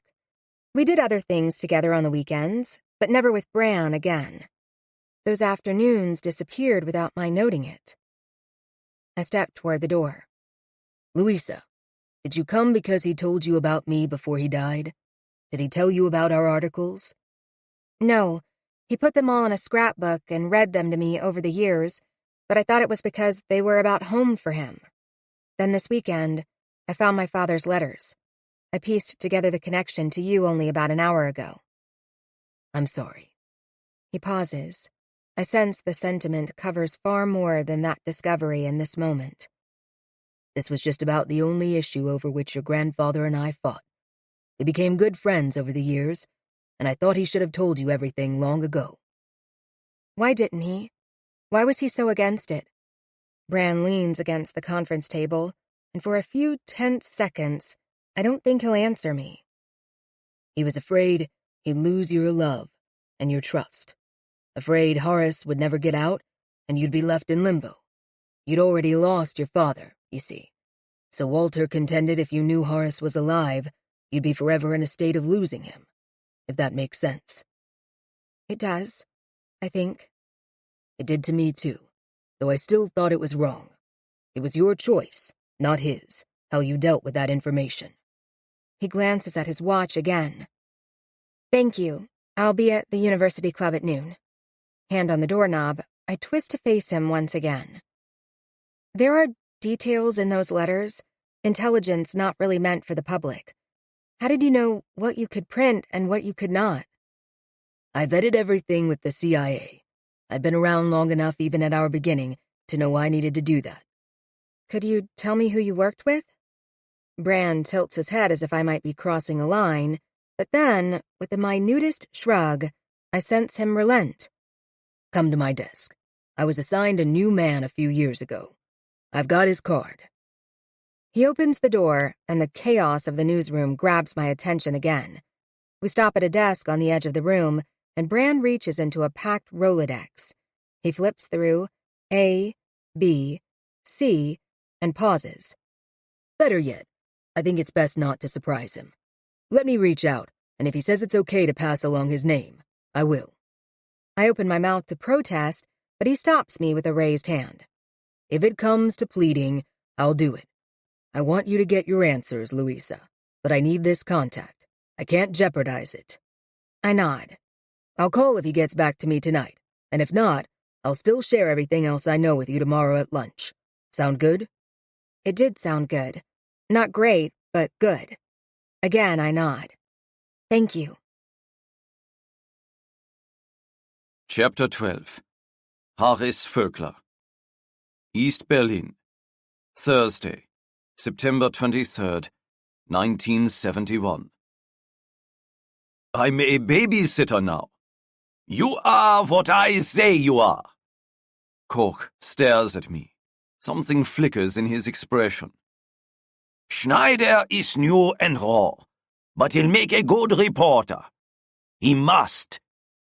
It's that last short sentence that clues me in, that Neues Deutschland's publisher, Dietrich Koch, is on the line as much as I am. If this young Manfred Schneider must succeed, it means he must have friends in high places. It's an awfully big story. I push back one more time, certain it will get me nowhere. And it's his, so you'd better help him make it a good one. It's a thinly veiled threat, of course, but that's what we're reduced to. Koch, me, anyone and everyone who needs to get something done and has to rely upon others to do it. Because if they fail, we fail. And if you are the publisher of the party's newspaper, the cost for failure can be extremely high. As a country, we are at an inflection point. After years of hardline Soviet Stalinist policies, a new reformer, with a gentle boost from Moscow, Koch told me, deposed General Secretary Walter Ulbricht in May's elections. The new General Secretary of the Central Committee of the Communist Party, Erich Honecker, is full of promises for transformation and cultural diversity. Already he's loosened some of the travel regulations. Those with family in West Berlin can accept visits now on predetermined days. He's also reduced the restrictions on radios. One used to risk arrest if their radio antenna pointed west. No longer. Objectively, these reforms are good for us. But Honecker has also demanded a full series of articles to promote both them and him. That worries me. If the reforms are real and true, and the first in a path toward reform, why push them on the public? The public will scoop them up and love him for them. Yet perhaps these gestures are all Honecker will pursue, and he needs us to make them feel larger than they are. My growing suspicion is that he believes we'll be satisfied with so little substance if seasoned and served with a bit of propaganda. After all, as Secretary for State Security, Honecker served as Ulbricht's right-hand man when the wall went up in '61. He was directly in charge of the logistics required to surreptitiously buy such vast quantities of barbed wire from abroad and in such small and diverse orders that no one suspected anything. He was calculated, precise. I would say he was diabolical. He also voted within the Politburo to increase the Ministry for State Security's budget annually every year he served in office. Bottom line, I bet any time Honecker gives something with his right hand, he will use his enlarged and improved Stasi, controlled by his left hand, to snatch it back. And this is my chance to find out. Today's interview isn't with Honecker. We've had several of those, and he's got his pithy statements down pat and delivers them with aplomb. No. Today, Neues Deutschland was asked to send a reporter to interview Stasi chief Erich Mielke. A glimpse into Mielke's priorities will, by extension, clarify Honecker's mindset, mandates, and intentions. If the right questions are asked. And Koch, chain-smoking and fidgety, is sending a 21-year-old kid to handle the interview. Perhaps if we go to get... I cut my final plea short at Koch's glare. Give up, Voekler. You know you can't get anywhere near Mielke or Stasi headquarters. He sighs as if we've covered this trodden ground far too often. It's been years since your in-laws left, and maybe time could have softened the Stasi. But the letters, Voekler. There's no getting around those. So many thoughts fly through my brain at once. First, I must school my expression. And second, I must remind myself it's not the codes he's referring to. It's simply innocent letters to my father-in-law in America. Granted, I knew. Everyone knows the Stasi reads almost all our mail, and certainly any post we send abroad. But the fact that Koch, my boss, has been informed or kept apprised of my actions is new. Part of me is horrified, another part shocked, and the most significant part is impressed.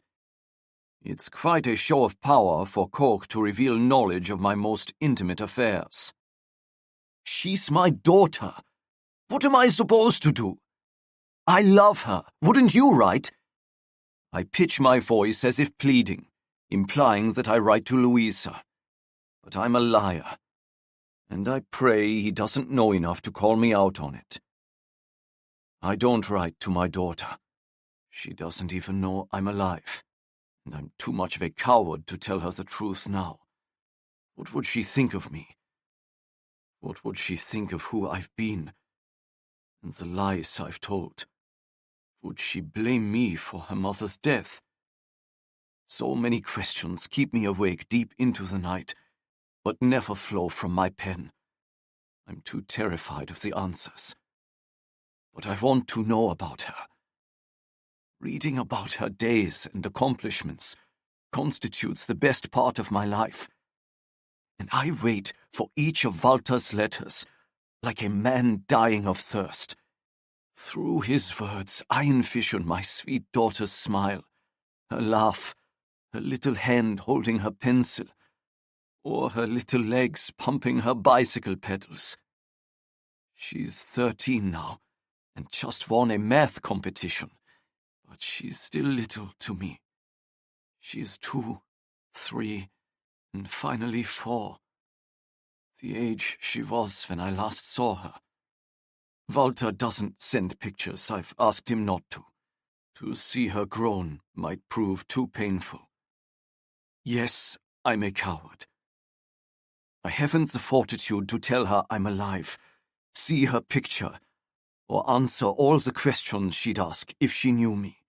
I can't imagine how many she would have if she knew even a portion of my story. Isn't it funny I assume she thinks like me? And like me, I believe she'd have questions to ask, and answers she believes she deserves. Koch shakes his head. It tells me that while he may feel pity for my situation, it hardly matters. He gestures to the door. Prepare Schneider for the interview. Then help him write it up when he gets back. I want it to run tomorrow. First in a 4-part series. I leave Koch's office, and I go do my job. Young Manfred Schneider sits waiting in a chair he's pulled up to my desk, full of the same energy, drive, and commitment I wore like a gold star 15 years ago. I drop into my chair and shift it forward. The metal legs squeal in protest against the linoleum floor. Heads bent over Schneider's notepad. We spend the next hour reviewing his interview approach. I cull out the obvious and mundane questions, and wonder if Mielke will dare to answer the subtler ones I add. I then send Schneider on his way like a boy in shorts called to the principal's office on his first day at school. 4 hours later, Manfred returns wide-eyed and pale. They took my recorder. I warned you they would. I flick an impatient hand at the chair he left next to my desk. Did you at least take notes? He flexes his fingers. Tons of them. He slumps into the chair. You've never seen anything like it. The headquarters are so grand, so great. They gave me a full tour. You haven't been, have you? No. There's a cinema, restaurants, shops, a large grocery store, a barber shop. His eyes widen farther. There are over 40 buildings laid out in concentric squares. You can't write any of that. I don't tell him the Stasi would not allow their inner structure or extravagance to be published. I also don't tell him that's how the Stasi forge unity and commitment. Stasi officers shop, eat, and enjoy amusements together. They vacation together. They live in neighborhoods together. They are purposely inserted into every aspect of each other's lives, so as not to step outside them. In fact, working for the Stasi is generational too. Sons follow fathers in a never-ending thread of commitment. I narrow my eyes. Considering Koch's demeanor this morning, Manfred must have insights or knowledge into at least some of this. I venture a test. How is this new to you? You have family in the Stasi. My uncle and cousin have always worked abroad. I keep my expression bland. It's all Manfred offers, and I don't ask for more. He looks around the newsroom and lands his gaze back on my desk, and his brow furrows. I sense he's just noticed that we are sitting at my desk and not his. I may be older, but by what he's seen and heard, by what he's been allowed to see and hear, he knows he has eclipsed me. His star is rising fast. The first glimmers of pride and scorn dance in his brown eyes, and he refocuses his attention on me. Our next discussion will take place at his desk. The power dynamic between us shifted quickly. 2 days on the job, and in one look, he's the senior reporter now. I glanced down, conceding his position in our hierarchy of 2. It's a small price to pay for the answers I want. And he's not wrong. If what I suspect is true, Schneider has been groomed for this position his entire life. A Stasi uncle living abroad, powerful enough to pull his son along with him, because it must be a son, is most likely not Manfred's highest connection. I now suspect a Politburo or cabinet-level father here at home. We review Manfred's notes and select the best quotes. Milka has given him canned answers promoting a friendlier Stasi and a stronger state security to support our people and the party's Unity of Economic and Social Policies platform. He also spoke of new initiatives and programs, new streamlined procedures, which means he has been given an increased mandate and more funding. He said this number. I point to Manfred's notes. Are they really hiring that many new officers? Not this year, but over the next several. I merely nod as if such a fact is neither good nor bad, but simply a fact. The truth is, I'm crushed. Everything Manfred learned confirms my worst fears. Yes, the Soviet Stalinist policies were stifling and soul-crushing, but they came at you head-on. You saw them before they hit you. Honecker is giving with one hand, tempting us to relax with reforms we will relish, but rather than taking with the other, he's clearing the board. The Stasi was never created to support our people. The Ministry for State Security was created to protect the party from our people. And he is enlarging and expanding it beyond reason. They are also expanding the Inoffizieller Mitarbeiter program, but that's not for print.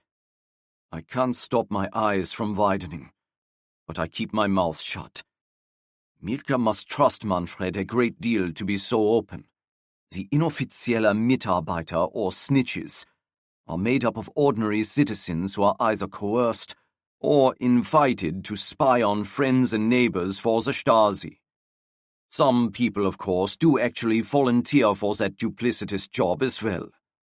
I check my judgments with a soft, still voice, and the admission that there was a time long ago when, if asked, I might have volunteered too.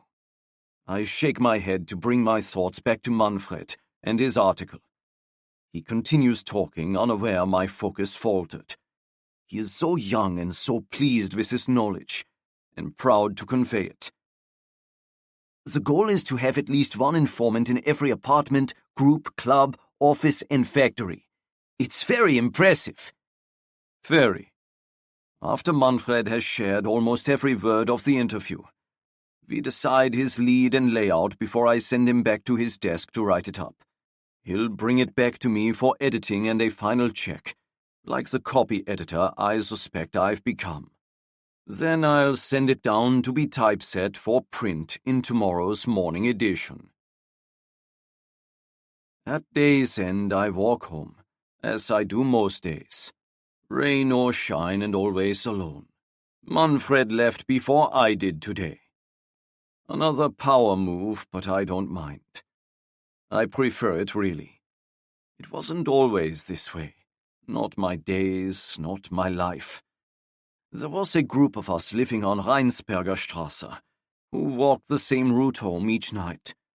We'd wait for each other and tread the blocks together, chatting about our work, our families, and our wives. And even when we walked in silence, that felt good too. We'd grown up together. They were my best friends. Now I feel most free outside and alone. We've scattered across the city. All of us moved from the old neighborhood when the wall went up, and the buffer zone was created. A couple of us escaped. Another died trying. Sometimes I wonder, do Jakob, Oskar, and Emil walk home alone now as I do? Or do they keep in touch? Are they happy? I could ask, I could reach out. I could find them, but I don't. I walk on. Usually I watch my feet. I cover miles step by step and tell myself it's so I don't trip on the uneven pavement. Really, it's because I don't want to see the buildings and the old neighborhoods. I don't want to see the ghosts, the rubble, and the work left undone. I don't want to see the new buildings and the work that has been done. When we first married, Monica and I would walk the city together. We'd leave our apartment early on a Saturday morning and head to our favorite bakery on Friedrichstrasse. If it was a fine day, we'd amble for hours hand in hand. I loved Berlin, and I loved sharing the city with her. I still love this city, though our relationship has changed without Monica to share in it. Back then I'd stop and point at the buildings, almost as if introducing her to old friends, and tell her where my father grew up or my grandfather, and tell her about my big plans, my great dreams, and where I would take her to live one day. You belong in the bel étage. I looped my arm around her and pulled her close one morning, and pointed to a late 19th century building's second floor. I felt so smart and worldly at her lost look. It's the beautiful floor. See? The apartments on that floor, the second floor, are off the street's dust and noise, but below the city's rising heat. Look. I curved my hand and gestured to the plaster arches above each window. The windows are longer and more ornamental, and the ceilings inside are higher too. All that detail lets you know that's the place to go, the place to aspire to, the beautiful floor. Now I walk alone, head down, and that is why it took me far too long to recognize the ornamentation chipped away, and the very notion of the bel étage being destroyed. I saw only what I wanted to see, in my memories. It wasn't until seeing jackhammers 3 years after they began that I figured out they were tearing off the ornamentation. Not to update the buildings, but to make us believe in their new way of thinking and living. Every floor was equal. We were equal. We could not dream. We were not self-determining, and we could not aspire to the bel étage if there was no bel étage. The state's new buildings all look the same too. Every apartment identical. As every man, woman, and child is identical in its estimation. The new buildings are also situated on the streets, at odd angles. It took me a while to figure out the thinking behind that. It's to keep us from the life of the street, and a sense of continuity. The angles and interior focus keep us watching each other. They uproot our homes, as they uproot both our individuality and our communities. The walk home to my new apartment off Karl Marx Allee is a couple miles longer than my commute to my long-ago home on Rheinsberger Straße. My ankle aches. I'm 40 now, so I suppose it's inevitable. My dark hair is streaked with grey as well. In many ways, I am starting my own long and slow crumble. Just like my home. I turn the corner and the warren of buildings sits before me. Mine is the second building to the left, set at a diagonal behind this one at the corner. 7 buildings make up this complex, all identical prefabricated concrete monstrosities with central heating, warm water, and private bathrooms. At least that was the promise. Though my building is only a few years old, my water is rarely warm, and my unit was so cold last winter, I wore 2 pairs of socks and a wool cap to bed. I feel surrounded and watched all the time. A fish lapping around a small bowl. It's why I walk, until I can't. And I must go home to eat, rest, and start the day again when the sun rises once more. I climb the stairs to the 5th floor. The elevator broke 2 months ago. I open the hall door to a cheery voice saying, "You're home early." I glance at my watch before addressing my neighbor Peter. He's right. I've walked faster tonight and meandered less. I narrow my eyes. "You're early too." Peter Sauer is an office manager for a division of Siemens, and his factory is situated right outside the city. He's not usually home at this hour either. He laughs. It's become a game to point out each other's bad behavior. "We shut down production early for the quarterly review. What's your excuse?" "I'm just good. I got all the work done." Peter laughs again. He does that, and it's infectious enough to make me smile. "Do you have dinner plans?" My smile broadens. Peter's wife Helena started a campaign a few weeks ago to feed me better. It's a plan I like very much. Give me a few minutes to settle in. I assume the invitation and Peter nods confirmation. "Come over whenever. She's already started cooking." Peter winks. "Helena was home early too." I walk 2 doors past his, and as I insert my key, the door at the end of the hall opens. I acknowledge Frau Hemmel, but rather than broaden my smile in a true greeting, I narrow my eyes. She stares at me, then closes her door quickly, ever aware of my comings and goings, but not overly friendly. I doubt she's spoken more than a dozen words to me since I moved in, over a year ago. Now, after my talks with Manfred today, my feelings toward her have skewed toward paranoid. The article isn't even printed, the new quota on snitches not even met, and it's already effective. My heart quickens with a wariness of Frau Hemmel, as I guess at what rewards she might receive for agreeing to spy on me. I open the door to my apartment and stand for a second inside without moving. I don't switch on a light, or even shut the door behind me. I simply stand and absorb the empty, dark, and quiet space. It feels like what I deserve. Still without light, I cross the living room to the bedroom. In the corner I have placed a small desk. I pull out the central drawer and reach up to the folder I've taped there.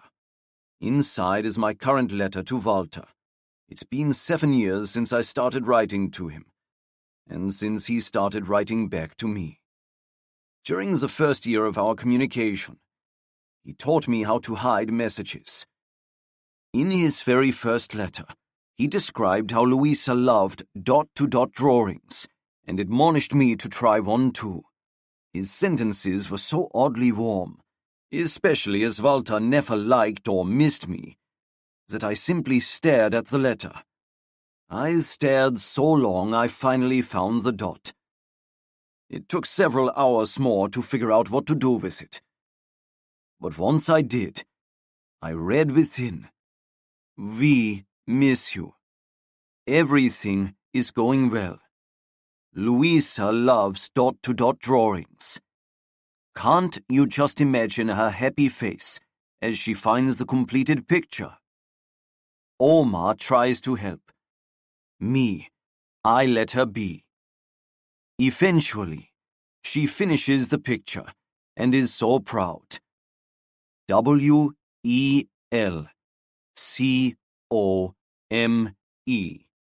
Welcome.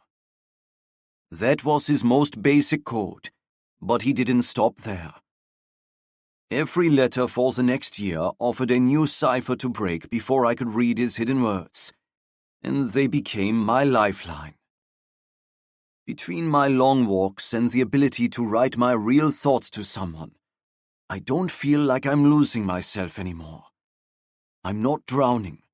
I'm not who I thought I'd be or who I want to be, but I'm no longer disappearing.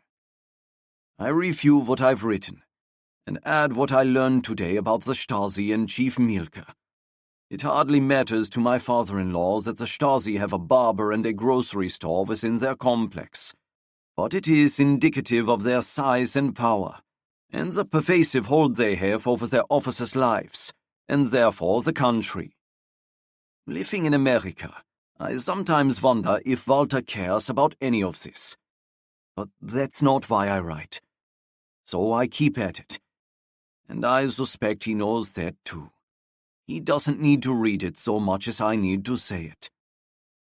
A knock sounds on the door, and I slide my unfinished letter back into its homemade sleeve. I survey the desk to make sure everything is put away properly, and give a final check of the entire apartment to confirm nothing looks out of place. Peter leans against the wall across the hall. I was beginning to wonder if you'd gone out. 9.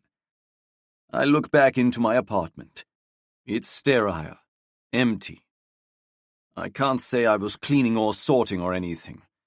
There's so little of me there. I got distracted. You need a wife. He laughs. Come on, Helena has outdone herself tonight. Our friendship is fairly new. A year old, but even that feels new. Or maybe I'm simply more guarded and quiet. Whatever the reason, I haven't told Peter and Helena about Monica or Luisa. It's time. After a good dinner, we laugh at their boys' antics until they are called off to bed. Dirk, the older, dark-haired one, is 13, Luisa's age, while the younger Träger is just a year behind. Watching them makes me miss her. I can almost feel what strength her arms might hold if she hugged me tight. But I know, especially when watching these boys, that she might refuse to hug me at all. Just like these two, she probably complains about homework, laughs loudly, and has opinions that do not originate with her grandparents. Just like these boys, she is entirely separate, perhaps exasperating, and might deny a hug simply because she can. Walter wrote that Luisa rides her bike to school each day and refuses to stop, even when snow falls, which I gather is a rare occurrence where they live. He also wrote that she was up and riding at his first push down the street. What a wonder! I never could get the hang of riding a bicycle. Monica used to laugh at me for it, but I grew up here in Berlin. Life was a game of survival and the city in turmoil much of my life. There was no time to learn, nor did we have the smooth pavement to make learning easy. At least that's my excuse. Luisa is also good at math. Another wonder. Numbers are not my forte either, but I have no ready excuse for that one. The boys bathe and come back to the living room to tell their parents good night. No hugs are given despite Helena's requests. As the boys trudge off to their room, the clean scent of them hits me, and my mind drifts back to my daughter. Does Luisa smell like sunshine and soap? Is her soap different from what we have here? I hear their door click shut, and I tell Peter and Helena about Monica and Luisa. I have felt dishonest lately not sharing my family with them, when they have welcomed me so warmly into theirs. Poor Helena is in tears within moments.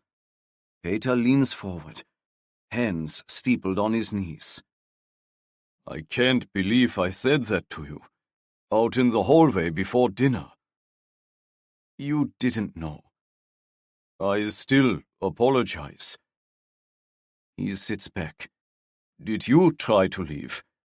After she gave Luisa to her parents? Helena's eyes widen. These are not subjects one talks about, but sometimes friendship takes risk. I did, for Monica. She'd given up on life, and I believed that was the only way to save her. But I couldn't find a way. I leave it at that. I don't say I tried for a time to get us both out. That is more than anyone needs to know. A couple hours later, I leave their apartment, and I feel lighter. I feel like someone other than Walter carries a little of my story. As I put my key into my door, Frau Hemmel opens hers again. Is your heat better now? I am so cold. I stand with my key in the lock. Her tone is unexpected. It's open, almost pleading and frail. It takes me a moment to get past chastising myself for suspecting her, to start processing her question. My heat? The workmen who came yesterday. She points a finger, swollen and red with arthritis, at my door. They said they installed a new heater, but refused to do the same in mine. Can you ask? You must have connections to get one. I am afraid of winter. It was so hard last year. I will check. I turn the key, push open my door, and glance into my dark apartment. Yes, I will ask. I will try to help you, of course. She thanks me and disappears into her apartment once more. I enter mine and close the door behind me. As before, I stand there assessing the space, but that is all that is the same. Instead of feeling still, bored, even slightly depressed, I find my heart beating so hard it pulses in my ears. It takes me a full minute to calm before I can flip on the light. I look around. My eyes canvass the couch, the chair, the oven, and the counters in the kitchen. I cross to the doorway to my bedroom. I see the desk. I stare at it and wonder what, if anything, I missed earlier, and if that one thing would be the thing to get me arrested. I cast back to coming home. Was the letter exactly where I usually paste it to the top of the drawer? Did the paper slide out, ink up, and upside down as I always put it away? As I tear each of Walter's letters into tiny bits, then drop them in trash bins on my way to and from work, I don't fear anything from his letters. I fear something being found within my own. I cross to the kitchen and pour myself a glass of water. I choke trying to swallow it. I rest my palms against the counter and try to think. What would they do? What could they find? I look to the closet, right next to the front door. I don't want to approach it. I don't want it to be true.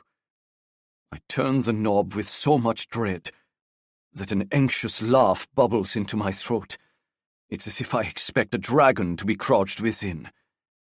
There is no dragon, but there is no new heating unit either. I stare into my main room again, and remember a conversation with an interview subject years ago, back when I was Neues Deutschland's top reporter, and party bureaucrats Fopo and Stasi wanted to talk with me, sharing insights in hopes I'd quote them, give them publicity, and elevate their status. One told me the best place to hide listening devices was in outlets, because they are virtually undetectable, who takes apart their outlets, and are wired to a perpetual power source. No batteries required. I pull a screwdriver out of a kitchen drawer and twist off the small screws of the outlet by my front door. I find nothing strange inside. I open another on the far wall. Nothing. I open the living room's third and last outlet. Inside, I find a small, black, rectangular device with a mesh side and a single thin wire threaded into the electrical wire. I'm no longer worried about Koch knowing I write to my daughter, or Manfred eclipsing me at work. I'm worried about Zersetzung, the Stasi speciality of decomposition. And if this is just the beginning. Chapter 13. Luisa Voekler. Washington, D.C., Monday, November 6th, 1989. As I leave the Washington Post building, I glance at my watch. 4 o'clock. I can't go home, and I can't go back to the office. I find myself driving around to kill time, then realize it's too much time to kill driving. A sign for the Fabulous Baker Boys catches my eye, and I'm reminded of Carrie's comment this morning about Michelle Pfeiffer. I turn into the cinema parking lot and decide to catch her newest film. But it's already started. I'm left with a choice between John Travolta's romantic comedy Look Who's Talking or the Shakespearean drama Henry V starring Kenneth Branagh. War, intrigue, blood, and death feel more up my alley tonight. With dinner in hand, a large bucket of popcorn and a Sprite, I settle in for the show ready to let my weekend, the letters, Oma, Opa, Alice, and Bran Porter go. And I do, quite successfully, until Branagh makes me pick everything up again. I am not sure what I expected. I never read Henry V in school. While I didn't expect a romp like A Midsummer Night's Dream or As You Like It, which I did read in 10th grade, I certainly didn't expect such a violent battle or such a powerful call to courage, to brotherhood, to arms, and to a virtuous fight. I didn't expect his rousing St. Crispin's Day speech to put me on the edge of my seat, my heart expanding as I eagerly digested every word. I certainly didn't expect the movie to ignite a lightning bolt of conviction that tells me, no matter the struggle, no matter the cost, I need to get my father out of that Stasi jail. What? The credits roll, and I'm left staring at a blank screen with the magnitude of this realization weighing within me. A shuffling teenager with a broom finally asks me to leave. I gather my trash, swipe my eyes, then drop to my chair again. I had no idea I was crying, but I was. I am. I sit ashamed at how I've been internalizing these letters as if all this was directed at me, for me, and yet they were kept from me. None of it was about me. Or not just me. Opa and my father. Even my mother when she told Horace Opa's secret. Oma and Alice. Bran Porter. They are all part of a much larger story than how it affected one small girl growing up. One woman with a host of questions now. And my father is in prison. A Stasi prison. How have I been living with that thought and not viscerally registering its horror? I drive home with endless plans cycling through my brain. Harebrained schemes that have no hope of working because I have no idea how to put them into action. My mind dashes back to my few months at the farm, and while much of what we learned was about honing instincts and acumen, a great deal was about planning and preparation. I need to slow down, assess my assets and liabilities. I need to find allies. At the very least, I need to get myself to West Berlin. Fast. From there, who knows? I pull into the driveway. Oma has left the light above the back stairs on, and I note she has planted her peas and oats. The raised beds are no longer churned, but patted smooth. Dark lines show where she has watered. I open the back door slowly so it won't squeak and walk with careful steps to the refrigerator. The popcorn wasn't enough, and my stomach demands real food. My heart softens at the sight of a full dinner on the second shelf. A steak, a sweet potato, broccoli. I pull out the food and wish we had a microwave oven, but they're expensive, and Oma doesn't trust anything that cooks food in less than a few hours. Rather than turn on the oven and wait, I sit at the table, remove the plastic wrap on the dinner, and dig into it cold. That's when I notice the hall light is still on. It's our signal for me to check the pad by the telephone. It means I've missed a call. Call Bran Porter. Next to his name, she's written both his number and a question mark. I smile. She's not questioning if she got the number right. She's asking if he's a prospective suitor or a nice young man I should consider dating. As if that's what keeps me from dating. I'm too picky. That answers one question. Oma does not know Bran Porter. I lift the headset off the cradle and stretch the 20-foot cord into the kitchen. It comfortably reaches the table, which is why I bought the cord for Oma last year. She never tells anyone who calls that she's in the middle of lunch or dinner or a cup of tea. Until this long cord, she simply stood in the hallway listening to whoever called her, letting life in the kitchen grow cold. Porter speaking? Hi, Mr. Porter. It's Luisa. I pause, unsure what to say next. I'm sorry to call you tonight, but this couldn't wait until lunch. He, too, pauses, and I almost interrupt, but he starts up before I can. I called my contact at the CIA. He wants to meet you tomorrow morning at Langley, 8 a.m. Have you ever been there? Yes, I can find it. Good. Go to the main entrance and ask for... Do you need a pen? Oh. I jump from the chair and step to the hallway where Oma and I keep a small pad of paper and a jar of pens and pencils. I'm ready. Great. 8 a.m. Ask for Andrew Cademan. Cademan. You got that? Cademan. And here's his number if something comes up or you have any trouble. I'm frozen. I can't think. I can't write. I can't speak.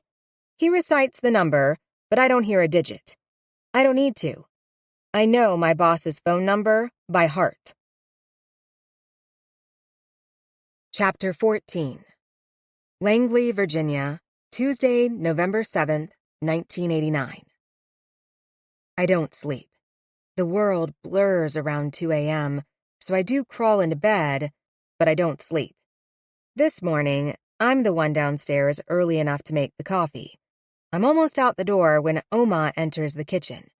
She looks at me warily, as if unsure how to approach me.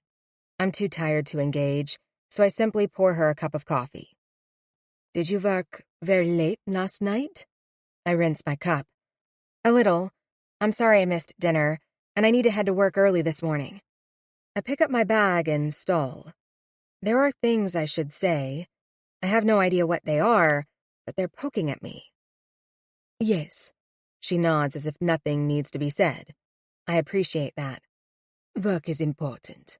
You should put the rest behind you. Maybe it is best if you destroy those letters.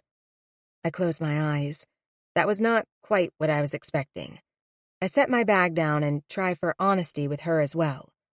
Like you tried to destroy the scrapbook? I can't do that, Oma. These letters are a big deal. You must. Her lips tremble. Actually tremble. They'll come for you. Who will? The men. The men with the badges. They knock on the door, and they ask all sorts of questions. They came before, and asked about Opa, about me, and about you. Whatever he did, he put you in danger, and now you've opened it again. It's never over, and if you keep asking, they'll come back. They'll take you away. I reach for her, but she pulls away. I step forward and reach again. Sit, Oma. Come sit down. Only when she is seated, and I am sitting across from her, do I ask her to explain again. In broken words, and in as close to a state of sheer panic as I've ever seen her, Oma describes 2 men coming to our home once when Opa was out working and grilling her about him, me, and herself. The questions went on for over half an hour. I'm almost in a panic myself when something she says cues another memory. Right before I got transferred from budgeting to Venona 2, my best friend Susie called me up. 2 men with badges came around asking about you today. All very cloak and dagger, Luisa. What's up? I laughed it off and didn't think about it again. I knew about the first round right after college. It was only Opa home that time, and he believed my story about it being a normal process for all government employees. It never occurred to me that they came to my house again for another round of background checks when I joined Venona 2. When was this, Oma? A couple years ago? She blinks. Yes. I hold both her hands in mine, lightly. Mine are still raw and tender, but holding her feels important despite the sting it causes. She looks down and unclenches her fingers within my hands. It wasn't anything Opa did. That wasn't about him. It was a security check for my job. I do the accounting and budgeting for several government departments, and they needed to make sure I am honest. Of course you are honest. Her quick defense broadens my smile. And that's what they determined. It was you? Not Volta? Not Opa, I promise. It was a standard checkup about my character. I'm sorry they scared you. What did Opa say? I thought it was like Berlin. We had so many secrets there. She swallows and her eyes fill with tears. I never told him. I thought if he found out he might do something that could make it worse somehow. I pull her into a hug. I'm so sorry, Oma. I'm sorry you didn't know. Moments later, I hear a sniff. I feel her stiffen, and I know she's pulled herself together. Time to get on with the morning. I kiss her cheek and head out the back door. I haven't been to Langley in a couple years now, not since I moved from budgets to cryptology. As I turn off Route 127 and the main building comes into view, I am again awed by the sheer mass of it and devastated all over again at my rejection. That's what it was, what it felt like, and it was far worse than any of those "let's just be friends" notes from long ago.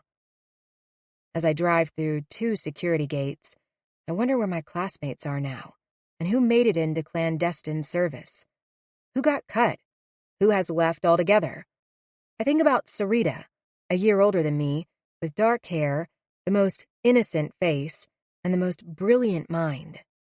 I think of Daniel, tall, strong, with eyes so observant and a mind that could bend around problems instantaneously. Good-looking, too, and shoulders. I stop myself there, as that's a pointless road I cannot travel again. I find a spot in the visitor's lot and head to the front door. Technically, I suppose I could use the side employee entrance, but that doesn't feel right. Technically, I'm not supposed to be here now, and find it interesting Andrew has summoned me here rather than meeting me at our offices. After I push through the main doors, the crust on the floor stops me cold. It's a huge circle of black and white marble with Central Intelligence Agency arced across the top that meets United States of America arcing up from the bottom. The words encircle the eagle and shield. Swamped by that same corrosive mix of unworthiness and shame, I almost can't bring myself to walk over it. Then think how silly I'll look tiptoeing around it.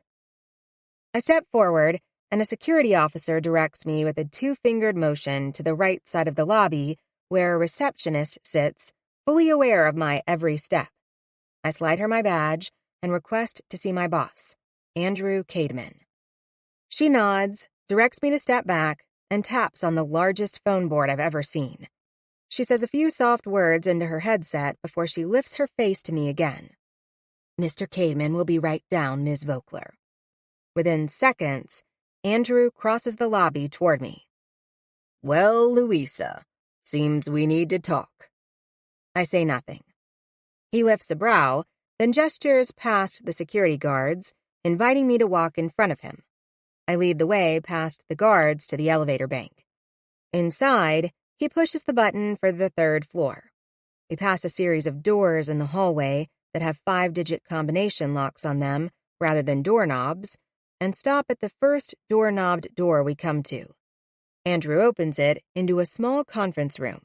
It features a large wood table and 6 leather chairs on casters surrounding it. He pulls out a chair for me near the end of the table, then once I'm seated, he takes the one next to me at the head of the table. So, you found Bran Porter. How? I found the letters first. I see. And now you're after either answers or your pound of flesh. Which would be more satisfying, Luisa? He holds up a hand, clearly believing I'm about to interrupt him. I have a tendency to do that, but I can't. I have no words. He continues.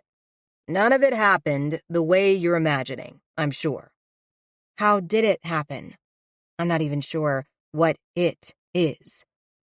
Initially, my predecessor kept loose tabs on Walter's family. He was an asset in Berlin after World War II and stopped when he moved his family between sectors. Then, if I remember correctly, as I haven't reviewed the file in a while, his daughter got into some trouble, and we whisked the family, including you, out in 1962. When your father arrived here, his new handler, Montrose, thought all was said and done. Your grandfather had already stopped with his West German handler a year earlier. Then one day, Porter called Montrose, and it seemed Walter was back in the game. Andrew leans forward and presses his hands together at the fingertips. It's a calm, measured move. Then Montrose discovered he wasn't in the game. Not really. He wasn't creating the intel. He was receiving it. Not only that, he refused to talk to the CIA. Didn't want any part of it. He would only deal with Porter. That's how Porter stayed in the middle. Walter said it was something about one reporter to another. That only made sense once we zeroed in on Horace Voekler as the source. He stares at me like he expects me to speak. I stare at him, unable to form a coherent thought, much less a word. With a minute nod, he continues. We played along as there was no reason not to. Porter brought us Walter's notes, and we used what we needed. We also let Porter print what we determined appropriate. That served the added purpose of getting the public a little fired up over atrocities in Eastern Europe, and as Porter never broke the rules, it worked remarkably well for all parties. And my father? To this day, I suspect he doesn't know what your grandfather did with his intelligence. I got the sense he truly believed he was writing to your grandfather for no other purpose than to share his life, maybe expecting Walter would share it with you. Andrew's eyes soften. I don't think Walter would have told him any more than that, Luisa. Your father's position would be far more precarious if he knew what your grandfather did with his embedded messages. I lean forward. How can it get more precarious? He's in jail. I state it because I assume he still is. If he wasn't, there'd be more letters. Yes, he is. But it can still get a lot worse for him. Andrew's cold calm surprises me. Worse? How? I shake my head. Wait, regardless of what he knows or doesn't know, he's an asset. He works for you, for the CIA. You need to get him out. He shakes his head, but it's not the frantic, thought-clearing motion I made. It's long and slow. We cannot do that, Luisa. We will not get involved. Not get involved? His nonsensical statement starts a movie reel of moments and memories leading me to this one. Andrew following my opa's every move, my father's every move, You already involved me. I did. He stares at me. Your grandfather trained you well. My childhood riddles, ciphers, and treasure hunts are cast in a new light. My training and that final day take on a new hue. Did I fail the farm? It was impossible. I feel my lips part like goldfish, but he taps the table to stop me. I wasn't going to say anything. I hardly have the little gray cells to think anymore. Look, Luisa, I'd taken over from Montrose a couple years before you came to the CIA. It surprised the hell out of me when you applied, but it never occurred to me that you'd get to clandestine training. I couldn't have you working in Europe, stumbling across your father, or even getting involved in anything in the Eastern Bloc. There were too many variables at play, not the least of which was you thought he was dead. Did you— No. I had nothing to do with that lie, but I wasn't going to put you or anyone else in jeopardy when or if you stumbled across the truth. So yes, I did what I had to do to secure one mission, your grandfather's. But you can't complain. You've gotten to do good work you are trained to do. You can't deny that. You didn't give me a choice. I thought I'd failed. You did remarkably well, actually. I open my mouth to speak. I shut it. I open it again. I find I still have nothing to say. Andrew spreads his hand on the table as if breaking the plane between us. What's really bothering you, Luisa? That your grandfather didn't tell you? That, and I fall silent again. There is so much more, I can't begin to name it all. And bother is far too mild a word for this distress, this chaos, this— what do I call this? I skip to the one relevant point. But you never leave a man behind. It sounds trite, but I want it to be true, so I say it. This isn't the Navy SEALs, Luisa, or a movie. I hate to remind you of this, but we leave men behind all the time. He raises his hand. Clearly he believes my brain is firing a whole lot faster than it really is. Do you have all of Horace's letters? Every single one? I expect so. How can I know for certain? I believe I do, but I sense Andrew is heading somewhere specific, and I should leave myself an out. Then there are things you know. As does Brand Porter. Yes. Porter has signed so many confidentiality agreements, we own him. I must remind you, we own you too, though you're going a little rogue presently. I need to caution you, Luisa. These are dangerous times. I blow out a long, steady breath. He's referring to the letter from 1982. He may be referring to more, but he doesn't have to. That letter alone could set the world on fire. And until I learned my father is in jail, it had filled my every thought. Funny how our minds shift when someone we love is in danger. I can't confirm or deny I've read the letter. I work to keep my face impassive. I need those letters now. I had assumed Walter— Of course, I interrupt. I had assumed he destroyed them. You need to bring them in. I understand, and I will. I've kept them confidential. I haven't talked about them. I fold my lips in as I determine where to go next. I still want you to help my father. His intelligence warrants some support from us. Luisa. Andrew's voice falls with a sigh. He's as much warning me as he is exasperated with me. I'm not holding the letters hostage. I simply can't accept there's nothing you can do. Andrew presses his hands together. I get the sense I'm about to receive a lecture. On May 2nd, Hungary's new leader, Karol Gross, dismantled the barbed wire between Hungary and Austria. He pauses, and I know I'm right. Thousands of Eastern Europeans, a huge chunk from East Germany alone, started flooding west. The Iron Curtain sports some sizable holes these days. On October 2nd, there was a riot in Leipzig with over 7,000 participants. East German protesters actually crying out to Gorbachev to save them. Can you imagine that? Gorby, save us! That's what they were calling to him. Then a week later, on the GDR's birthday, that 7,000 grew to over 50,000. And 2 weeks ago, Minister Egon Krenz ousted GDR General Secretary Erich Honecker and opened the border to Czechoslovakia, trying to placate his people. But 23,000 East Germans fled immediately. They can't plug this hole, Luisa. And if all that wasn't enough, 3 days ago, on Saturday, 700,000 gathered in Alexanderplatz in East Berlin to protest the government.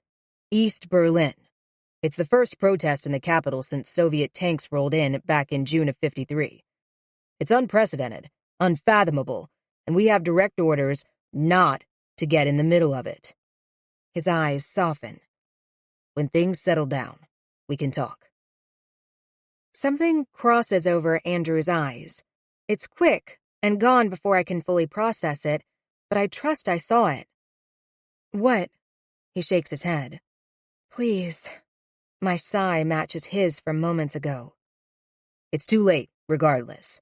Diplomatic negotiations take time, and they're in free fall over there. We'd never get a hearing. They're moving all political prisoners from Berlin. They don't want them adding to the tension. He narrows his eyes. We got word last week. Your father is being transferred Friday to Naumburg prison. I'm sorry, Luisa. Sorry? Why? It's a tougher facility. A bit of a black hole, really. It's not a good sign. Then you have to help him. Andrew presses his lips together. My hands are tied. My heart races. I pop up and hold my hand out to him. I don't have the letters with me, but I'll bring them into work tomorrow. The lie comes easily to my lips. I don't feel so well. He stands and takes my hand. He holds it a moment longer, as if he's offering me condolences or some sort of gift. I resist pulling away. Take the rest of the day. We'll talk first thing tomorrow, back at our offices. Yes, sir. Thank you. With that, he escorts me back to the lobby. I stay calm and I keep my steps measured until I'm out of his sight. Chapter 15. Reay Voekler, East Berlin, Tuesday, October 18th, 1978. Voekler, I want a few lines. The Catholics elected a new pope. Koch yelled that demand yesterday morning. Considering this is a fairly rare and worldwide event, I expected all action around me to stop, but nothing changed. The hum of typewriters and conversations continued. I headed his direction. Are you serious? My heart leapt at being given this story, one I couldn't believe we were covering at all. I had carried my radio into my bathroom the night before, as that bug still transmits from my living room outlet, and listened as this new pope's first papal statement was carried across Radio Free Europe. At one point he said, "Be not afraid. Open the doors for Christ. To his saving power, open the boundaries of states, economic and political systems, the vast fields of culture, civilizations, and development." My breath caught. For a city languishing behind a wall, this was revolutionary. For a people wanting freedom, it was a lifeline. How many words?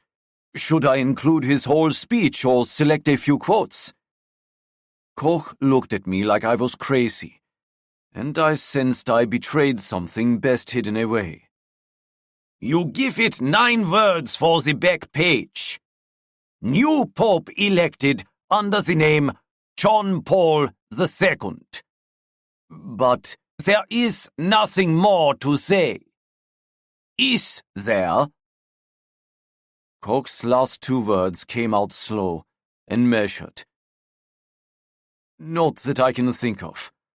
I'll get it to typesetting. I stepped back and dropped into my desk chair. Manfred perched in the now permanent chair stationed beside my desk. It's not your fault. He's furious. Everyone is. Why? Why do you think? The man is a menace. Only elected a day, and he's already signaled the waters are going to get worse, not better. That was the instant I realized how much I've changed, and what a danger I've become to myself. I hadn't felt the incongruence yesterday before talking to Manfred, nor 2 nights ago listening to the radio. I'd felt only hope. I hadn't processed how this man's ideas threatened the very power structure surrounding me. I simply hadn't seen the dichotomy because it wasn't an epiphany. It didn't come like a shot in the night, reorienting me, crashing into me, transforming me. I savored the Pope's words, and they sifted softly through my defenses, without me once recognizing I'd lowered them. At some point in my life, such ideas would have enraged me. That was the epiphany. I'd already changed. Manfred kept talking yesterday morning, which I appreciated, as my mind and soul wrestled with this new reality. My uncle's in Krakow now. My cousin, too. They both left this morning with hundreds of others. They've also sent plenty to Rome. Manfred leaned closer. I did the same until our heads were only centimeters apart. They say this Pope won't uphold Ostpolitik. No détente and go along to get along for this man. That could mean Moscow loses its hold over Catholics in the Eastern Bloc. It's a disaster. As Manfred straightened, I smiled and nodded my thanks, as if delighted to be given the inside scoop. He has taken to sharing all his family-gleaned information with me over the years. In the beginning, I believed he did it to show off. Yesterday, for the first time, I wondered at his motivation. He doesn't need to show off anymore, and he knows it. He has eclipsed me in every way. Even this historic event was only given to me because it commanded a mere 9 words on the last page, and not a single mention above the fold on the first. Manfred sauntered back to his desk, and I lowered my head to the page before me. I didn't want anyone to see my expression as I thought through what he'd said, and what the new Pope had said in his speech the night before. Deep in my heart, I knew it was for us. Well, for Poland too, as he's Polish. But it was for us, and it changed everything. I wrote my 9 words and I walked home last evening. The day's revelations exhausted me. I didn't expect all I'd heard to ignite such a passion in my heart. I didn't expect Manfred's confirmation that it was real and powerful, and that what I heard as liberating music soaring high, Moscow heard as a dirge. Anyone who can evoke such emotions, can create such a powerful call to courage, to brotherhood, to a virtuous fight and hope, is someone to watch. I didn't expect to be pressed against my radio all night, or to be struck by the lightning bolt of realization and conviction today that convinced me that no matter the struggle, no matter the cost, I needed to do more. I needed to be more. All that energy and hubris, that's danger stuff. It can make you do impetuous things. I climbed the stairs to my apartment last evening and found Peter standing outside my door. I have a favor to ask. Are you busy this evening? When I didn't reply, he continued. I need to go to Friedrichstraße station tonight. I hoped you'd go with me. I need to carry my aunt's things and... He stopped, noticing my expression. Visiting Friedrichstraße station, or Tränenpalast, the Palace of Tears, is never a good idea. As the last stop in and out of East Berlin, it's one of the most well-surveilled stations in the city. If you're spotted there, you are sure to be recorded, assessed, and perhaps brought in for questioning. And if you've been lucky enough never to have had a Stasi file created for you, one stop at Friedrichstraße station, and it's a done deal. My aunt got one of the last visas. That was another move by General Secretary Honecker in his pattern of giving and taking away. He lightened the visa regulations, then pulled back when too many people applied. Yet in a clever gambit, he approved the vast majority of pensioners' requests. It's a boon to our economy to have another country care for them and pay for their pensions.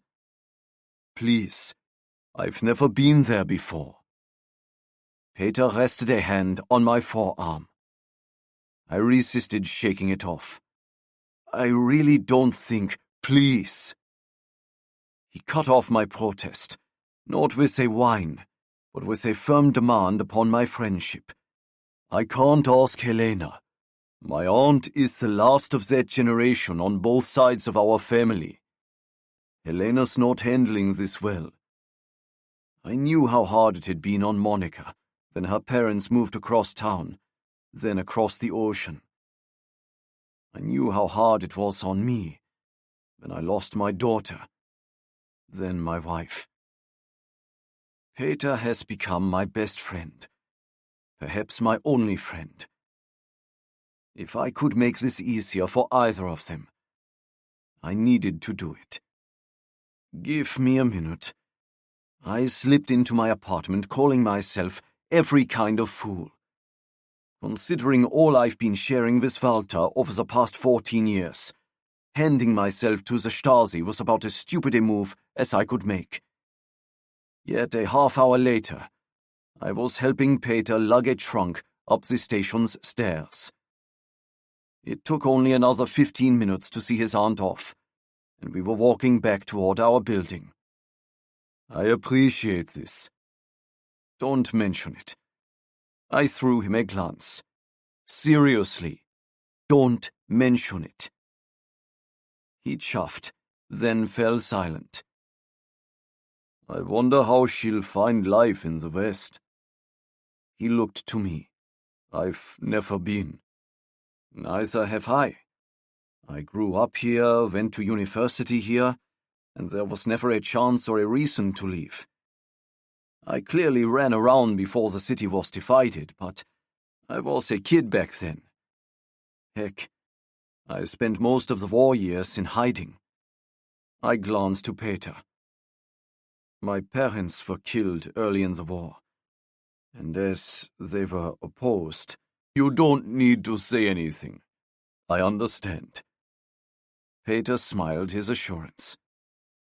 I tried to shrug away the memories of fear, deprivation, and the promise to myself never to put myself so far out on a limb as my parents did.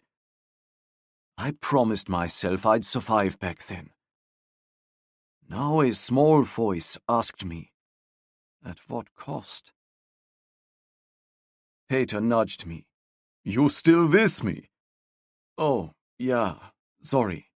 I was just remembering something. I dug my hands into my pockets. Such memories and thoughts could not be shared with even the closest of friends. About Luisa? I pulled up short. Luisa? Why? Peter looked confused. Because we were talking about the West and she lives there. I figured that's where you went just now. I'm with her more than I care to admit. I smiled and grabbed on to the offered story. She'll be 20 next month, and I can't see her as a baby in my mind anymore. I miss that. Do you ever regret it? Not following her over the wall? I told Peter and Helena years ago about Monica passing Luisa over the wall. I also told them I tried to get Monica out, to save her life. But I never shared the full details of my desperate search for a way across for both of us. That I carried alone. Partly because it was, and remains, dangerous to admit. And partly because my inability to do it, the scorn that met me, still pricks at my soul. We spent the rest of our trip back to our building in relative silence. I suspect we were both thinking about the West, his aunt, and loved ones lost. She cried when Peter helped her onto the train. Not sobs. Not like the ones I've heard about when family members come and go, Tears that gave the station its nickname. But a steady flow of tears, I suspect, will last many months. It felt clear to me that leaving wasn't her first choice. I suspected her first choice would have been like mine, to stay home with those you love, and live well and safely there. Watching Peter and his aunt made me realize I don't want to leave East Berlin. I don't want to leave the DDR. Like my father before me, I want my hometown to change, so it is a place where I can live and thrive and make choices and share with my family and friends. Father's opinions cost him his life. I wonder if mine will cost me my life too. Because this isn't enough. I want my daughter to be able to visit me. I want to visit her. I want no barriers between us. I want to be me. I haven't felt like me in so long. I hardly recognize who that is anymore. But I got a sense of it 2 nights ago, crouching in my bathroom with my ear pressed to the radio. I got a sense of it yesterday, listening to Manfred's gossip. And I got a sense of it last night, walking back from the Tränenpalast with Peter. Back at our building, I was about to unlock my door when Peter thrust his hand before my face. I stepped back to shake it. Thank you.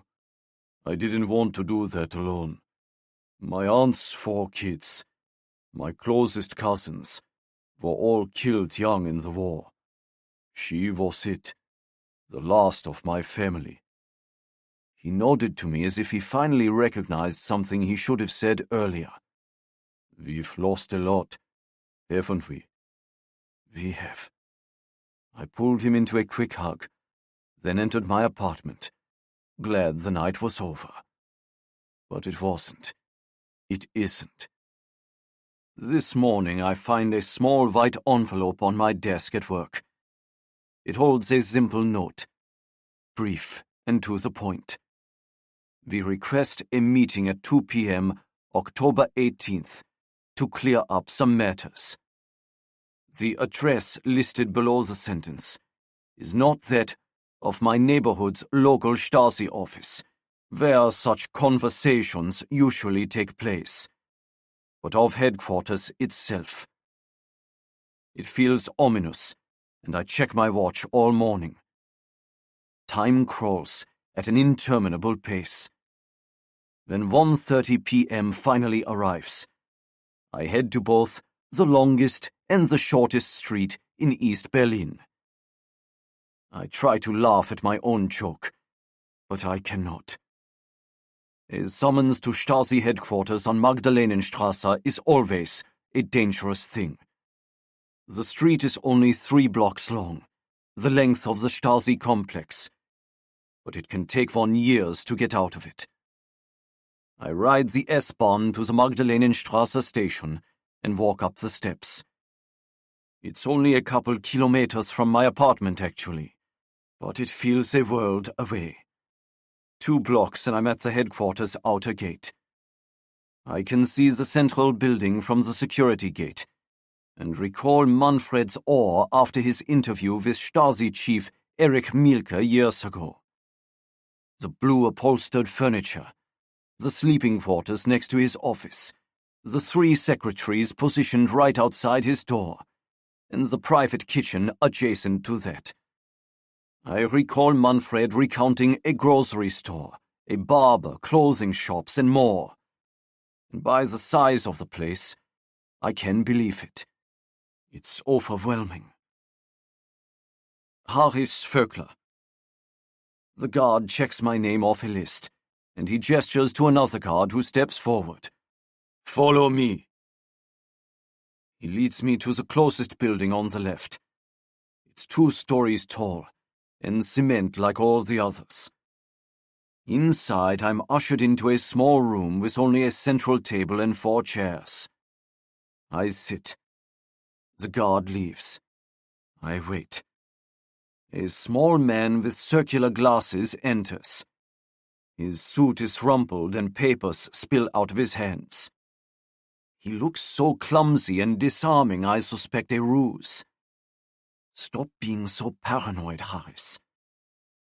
Then I remember where I am, and become paranoid again. 1 minute in, and the mind games begin. The man chats about his day, his commute, and he cites all sorts of random statistics and facts, before he lets drop a single word that shatters the camaraderie between us. At least the camaraderie he tried to build. Republikflucht. Defection. Panic washes over me. The Stasi can keep people for only 48 hours without filing charges, but I've heard stories about how horrific those 48 hours can be. Even though you know it's a short amount of time, they bend it in such a way you're confirming any lie they tell you just so they'll let you go. If this man wants to talk about defection, I'm here for the full 48 hours and only getting out if they are super pleased with all my answers or believe I'm sufficiently broken. My heart races, and just as I'm about to regurgitate every word spoken between me, Peter, and his aunt Agatha, because they were all innocent, a sentence Walter said years ago comes to mind. I hadn't processed it then, as it was so different from my own father's choice to simply say 9 and let the enemy take him. Walter said, I fought tooth and nail to stay until the day I needed to leave. I hadn't known Walter well then. He hadn't liked me, and I hadn't liked or understood him. We've become closer over the years, but not because he's changed, because I have. That's not fair. The Walter of old never would have been as patient as he has been with me over the past few years. That's not fair either. I was arrogant, young, and so sure of myself when we lived blocks apart, that anything he might have offered, I was above receiving.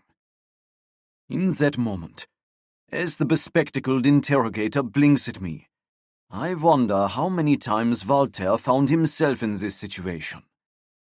After all, his name would have been on every Stasi list after June 16th, 1953. He was there that fateful day at Potsdamer Platz. The event I cut my teeth on with my first series of articles. Event. That tells you right there how far apart we were. That day saw Walter's leg clipped by a Soviet tank as they rolled in and over 200 protesters in a brutal suppression of dissent. That event made my career, at least for a while. Walter was lucky to keep his leg and only suffer a slight limp afterward. But once he read my article and all the propaganda I offered up to justify it, he barely spoke another word to me. The platitudes I spewed, the lies I wrote, even though I knew the West hadn't sent spies to the Soviet sector to start the riot. I also mentioned the increased work quotas that had really gotten everyone out and angry that day. After all, every good bit of propaganda carries a sliver of truth. But I twisted it. I wrote that we were fine. We were happy. Rather than threatening to break the workers' backs, our new quarters were easy and within reach, and we were collectively building a new future. The West was simply trying to thwart our good efforts. Then, right before he moved Gertruda and Alice to the American sector, Walter looked at me and said, I fought tooth and nail to stay until the day I needed to leave. He said nothing more. It was the last time I spoke to him. I face the man before me and realize once again, I don't want to leave Berlin. I don't want to live in fear. And I certainly don't want to throw my hands up and let them take me. This is my home, and I need to start fighting for it. Although I never wanted to be between the Stasi's crosshairs, I am now. And the fact that I am, for helping out a friend, shows how ridiculous the system is. I straighten and I go on the offensive. Don't use that word with me. I went to Friedrichstrasse station last night to support a friend as he said goodbye to his aunt who had an authorized visa to leave the DDR. No one reported to you that I did anything more than stand by his side and walk back to our neighborhood immediately following, did they? You bring me in here for that? Well, there are other issues. Such as your letters. I slam my hand on the desk. Enough with my letters! This has been between us for years. Koch told me long ago. I receive a curious brow raise for that tidbit, but I don't stop. I cannot stop writing to my father-in-law. He is my only connection to my daughter. A daughter I did not send away. My dead wife did, so that too was out of my control. But she is my daughter and I love her. And I want to tell her about my days so she might know me. Have you found anything in my letters to warrant this scrutiny, this treatment? I am sure you have read each and every one. And has my father-in-law written anything in reply that concerns you? Do the articles I write for the paper concern you? Nein. The man blinks. Nein. Do you have kids? The man pales and opens his mouth to reply. I cut him off. I see you do. And you love them. Then I will leave. It's a declaration wrapped in a question, so he can retain both dignity and authority. I'm not trying to make an enemy here. I'm trying to avoid becoming one. I finish more softly. I am still trusted at my work. I still command bylines on the front page. You read what I write. I am loyal and I deserve better. We all have hardships that come our way, don't we? She is my daughter. Yes, of course. I walk out of the office and stride double time to the exit. I may have gotten away miraculously easily this time, but it won't be my last trip to Magdalenenstrasse. I have moved up their list. But in this fight, I have lists of my own to make now, too. Chapter 16. Luisa Voekler. Tuesday, November 7th, 1989. Outside Langley, the day has grown cloudy, and it feels personal. Dark clouds hover above me, against me. I keep glancing in my rearview mirror and forcing out strange, stiff laughs, hoping they will dispel my sense of foreboding. No one is following you, I say aloud. Then I glance to my rearview mirror again, unsure if it's true. Fairly certain it is. I nevertheless drive around looking in my rearview mirror for almost an hour, taking random turns and watching who follows. No one does. I force another laugh, and it doesn't feel any more genuine than my first attempt. Logically, I know following me is not worth Andrew's energy. I may interrupt a lot, but I am trustworthy. He knows I will bring the letters to him, and I believe trusts I have not revealed anything I've learned within them. Yet, he's been there all along. That's what I can't shake. It leads me to so many questions about my career, my work, my life, that I do not have time to confront right now. I drive to the University Club. I've certainly heard of the club with its membership spanning the entire who's who of DC, but I've never been there. I park in the reserved lot in the back, walk around the building to the front, and stop. It's a massive red brick structure with two wings pressing forward like the ends of a U. The white-painted window frames and detailing make it look both old and impressive, new and fresh. Either way, both ways, it's formidable. I look to the right, straight at the White House. Yes, formidable. Once I'm led to a small table for two at the back of a red-painted library, I'm even more impressed.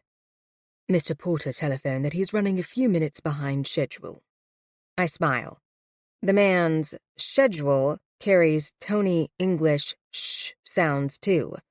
I barely have time to place my white linen napkin in my lap before Bran pushes through the library's double glass doors.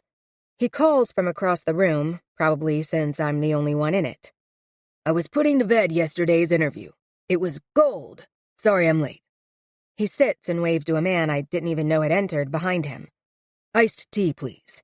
Bran looks to me and gestures. Same, thank you. The man leaves, and Bran settles. There's an infinitesimal pause, so I fill it. I know you're busy, so thank you for this. His long fingers wave in a nonchalant, don't mention it way before I can say more. I have wanted to see you again for many years. This is the most important appointment of my day. I'm sorry I was late. I take a breath and release it, willing myself to relax. Finally, someone is willing to talk to me. My conscience chastises me as soon as the thought blooms. Aunt Alice was willing to talk to me. Sure, it felt late, but that didn't make it any less real. I hope you don't mind I requested to sit in here. It gives us more privacy. There are big ears, as you can imagine, all over this town, and especially here. Not at all. I look around the large room, the shelves upon shelves of books, the leather couches, chairs, standing floor lamps. It is lovely and carries a gravitas that calms me for the first time since Friday night. Bran picks up his menu, glances at it, then sets it down and stares at me. I decide to order the first thing that catches my eye, a Caesar salad, and set mine down as well. You look like him. Not completely. I expect there is some of Horace in you. Perhaps your eyes. But you have Walter's square jaw. His determination, too, I expect. Aunt Alice shares it, too. He wanted to protect you. You and Alice. Gertrude, too. There were so many things he wouldn't do for fear of hurting any of you. That included sharing who he truly was. Bran raises both eyebrows as if to say, there you have it. And I sense he understands more about Alice, my grandfather, and that long-ago event than I'll ever know. He slides a hand across the white linen tablecloth. He's not reaching for my hand. Rather, I can tell he's reaching for understanding. From me. For Opa. He continues. I believe he felt he was honoring all Monica sacrificed by bringing Horace's letters to me, and by sharing what truly happens within a totalitarian regime. He thought, because your father was... Bran tilts his head in question. Is? I nod. He continues. Because Horace is a journalist, he'd want to get the truth out. Walter felt both Horace and Monica would want that. But Horace doesn't know. You need to understand that. Horace doesn't know what? That your grandfather ever showed anyone his letters. Walter sensed Horace believed he was simply writing to your grandfather like one might write into one's journal. It was Walter's decision alone to invite me into this, and I had no option but to include the CIA. Andrew Cademan said as much this morning. Yes, you met with him. Bran's sentence draws along in question, but I don't bite as it's too complicated to address, and as Andrew reminded me, I've signed countless forms. We order, and as soon as the waiter leaves the room, Bran resumes talking. I know you're mad he didn't tell you, but he did. He could have destroyed those letters. In fact, I'm a little surprised he didn't. Me too, all things considered. You've deciphered them. Again, it isn't a question, so I don't answer. He's got a good interview technique, however, as his confidential tone and pregnant pauses have even me on the brink of spilling everything. What do you do, Luisa? For work? I rearrange my silverware and stall. I always feel it's better to deliver my false occupation alongside a distracting gesture. I work in accounting and budgeting for the Labor Department. My goodness. You're CIA. Bran's voice lifts into a question this time. In epiphany, and in wonder, too. What? I almost choke as I've never had anyone reply like that before. Luisa, I've been a reporter in this town for 4 decades, and it's full of accountants for various departments, none of whom actually know anything about accounting. They need a new cover for you all. Besides, considering what I know about your family, I'm calling your bluff. I am a certified CPA. Good for you. That at least helps the lie. Bran opens his mouth to speak, then shuts it as we catch the waiter crossing the library with our salads. Once he is gone again, Bran asks, What did Caedmon tell you this morning? Only things you can reveal, of course. That all Eastern Europe is in turmoil, and there's nothing he can do to get my father out. At his furrowed brow, I realize I need to backpedal and give more context.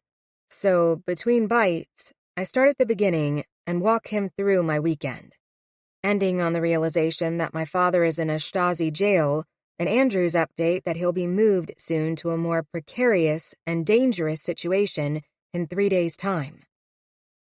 He says to wait a few months and see how things settle over there, but there isn't time. My father will be transferred Friday from Berlin to Naumburg prison. I trust Andrew. My use of Caedmon's first name elicits another knowing look. I ignore it. There isn't time for games anymore. This morning he basically said a move to Naumburg is the end. Do you have $500,000? Excuse me? That's all I can think to do. Buy him out. That's the going rate for a private citizen to negotiate release of a prisoner. It's easy to do, actually, as it's a huge source of income for the GDR, but it takes time. Less time than formal negotiations, but still more time than 3 days. Bran takes a bite of his own Caesar salad, and while chewing, carries on an internal conversation. I can tell by how his head bobs back and forth, as if weighing pros and cons. Now, if you could get someone official involved, that price goes down 2/3 at least, and you could get higher up on the food chain faster. But if Caedmon turned you down, I'm not sure who you could involve, but... He lets his sentence fade away, as if he's considering other options. Would someone take less? Bran's brown eyes round with empathy. I'm not sure it's a viable solution, Luisa. I just don't know of any others. But would someone? I suppose. I know a few reporters you could contact over there to ask. They could at least tell you what's happening on the ground right now. But Caedmon's right. It's chaos over there. Poland, Hungary, Czechoslovakia, Austria, now East Germany. I'm not sure how much material reporters or anyone can provide with the ground shifting like it is. Please, I'd like to at least call and ask. Bran slides a small, soft-sided notebook from his coat pocket, pulls a scrap of paper from another pocket, and retrieves a golf pencil from a third. He pages through the notebook and writes comments on the scrap paper. A couple minutes later, he passes me the paper. It's full of names, numbers, and notations. 3 reporters in Berlin. Fishman has been there longest. I'd contact him first. In fact, I'll reach out after lunch and tell him to expect your call. I'm not sure he'll talk with you otherwise. He's been in country for a long time now. The other 2 will help, but their networks won't stretch as far, both above and below ground. Fishman is your man. Thank you. Bran holds both hands up. I'm giving you this, but I'm not recommending you call anyone, Luisa. Hear me on that. This is into the belly of the beast kind of stuff, and nothing to mess around with. If Caedmon told you to stay out of it, that's the CIA of the United States government telling you to stay out, and I suspect you know the weight that carries. He stares at me a moment before his eyes soften again. Some of the stories your grandfather told me. He whistles a breath from pursed lips. Let's say I never heard the like. Bran sits back and picks up his fork again. He doesn't snag a bite of salad, however. He waves its tongs at me. You should be proud of your dad, too. I know. He lifts his hand as if I'm about to interrupt him, and I realize how often people do that. I barely know this man. Do I give off some sign that I don't let people finish their sentences? He was all in as a young man, but you can't blame him for that. He hadn't experienced what your Oma and mother endured. Walter described him as some scrappy Berlin orphan that neighbors hid in their cellars during the war. Then the Soviets came in and took him seriously, gave him a job, an education, then promotion after promotion. Even your grandfather understood the appeal of all that flattery and material security. Then, well, let's just say your dad has certainly put all those smarts and ingenuity to good use, thanks to Walter. Those few lines churn up a whole new batch of questions, but I squelch them down. All but one. It keeps rising in different ways. Oma, Alice, stories that start and never get finished, looks of fierce pain and terror. What you just said? I pause, unsure of what I'm really asking. About Oma and my mother. What did you mean? Bran drops his attention to his salad. I'm not sure how much you know about history, but the Soviets were raging mad as they stormed across Germany to Berlin. They wanted revenge, retribution, blood. They wanted the Germans to pay for their losses at Stalingrad and beyond. He pauses again, and I feel a glimmer of where his story might be going. My stomach churns, but I don't comment. I don't interrupt. I need to hear this through. It is estimated they raped over 100,000 women and girls in those few months alone. Many were raped multiple times. I knew your grandfather for 20 years before he shared that with me. I'm sorry. I press my napkin to my mouth. I'm speechless. I'm horrified. I want to hug Oma. I'm not sure I should have told you that, but I also don't think lies and secrets have done you any good. Walter and I argued that point lots, but as you aren't my granddaughter, I rightfully lost every time. No, thank you. I shake my head. I'd rather know. But your father didn't know. Walter believed Monica never told him, and he didn't see the Soviets like your mother and her family did. He was a kid and already in Berlin at the time. Most of what I described happened on the Soviets' march west. Horace, on the other hand, probably worked as a runner for the officers after they'd arrived in Berlin. That's how they employed a lot of German youth. They were trying to win over new young soldiers. Horace didn't understand what he was up against until later.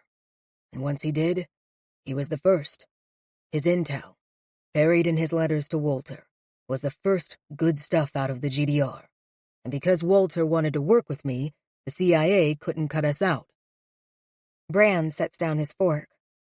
Now we've got tapes, even video, coming out almost every day, smuggled out in the trunk of a car, or in the steering column or some such place, and we shoot it back in through the airwaves.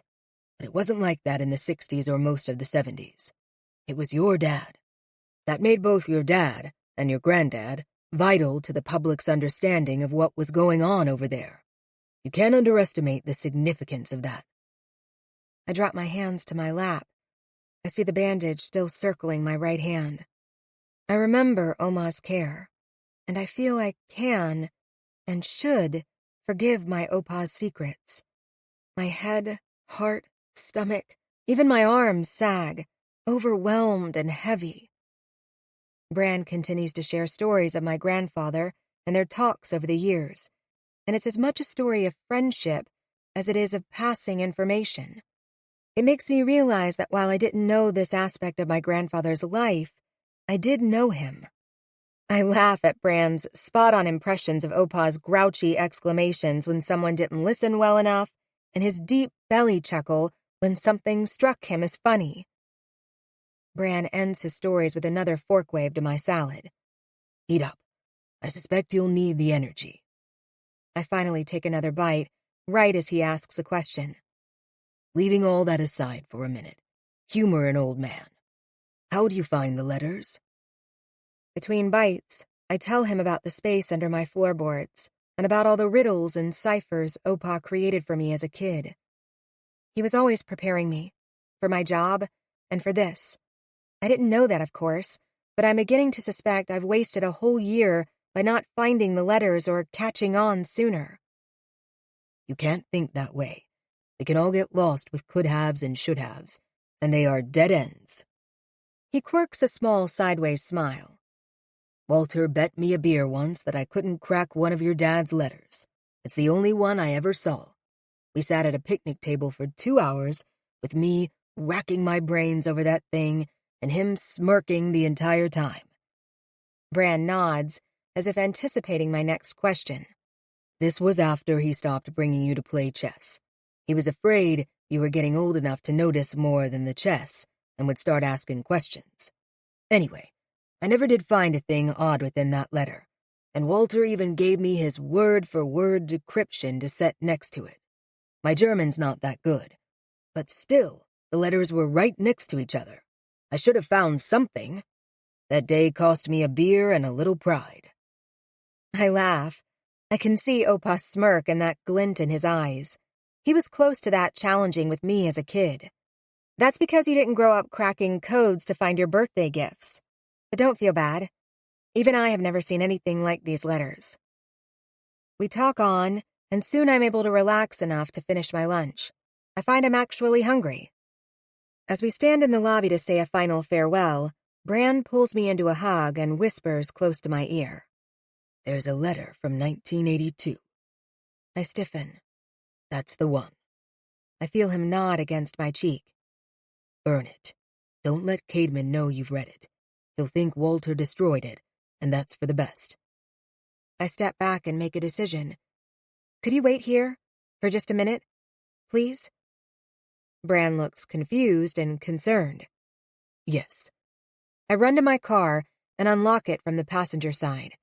I rarely use this door, and the key doesn't slide in the lock easily. I yank open the door and pull my bag from underneath the passenger seat. Resting it on the seat, I sort through the manila folder and slide out the 1982 letter and my notes. I shove those under the seat. I then tuck the other pages back inside the folder, lock the car, and dash back to the club's main entrance. Upon entering, I gesture to Bran and head straight for the library in which we ate lunch. Though our table is now cleared, no one else is in the room. The double doors shut behind us before I hand him the folder. He takes it, but he doesn't open it.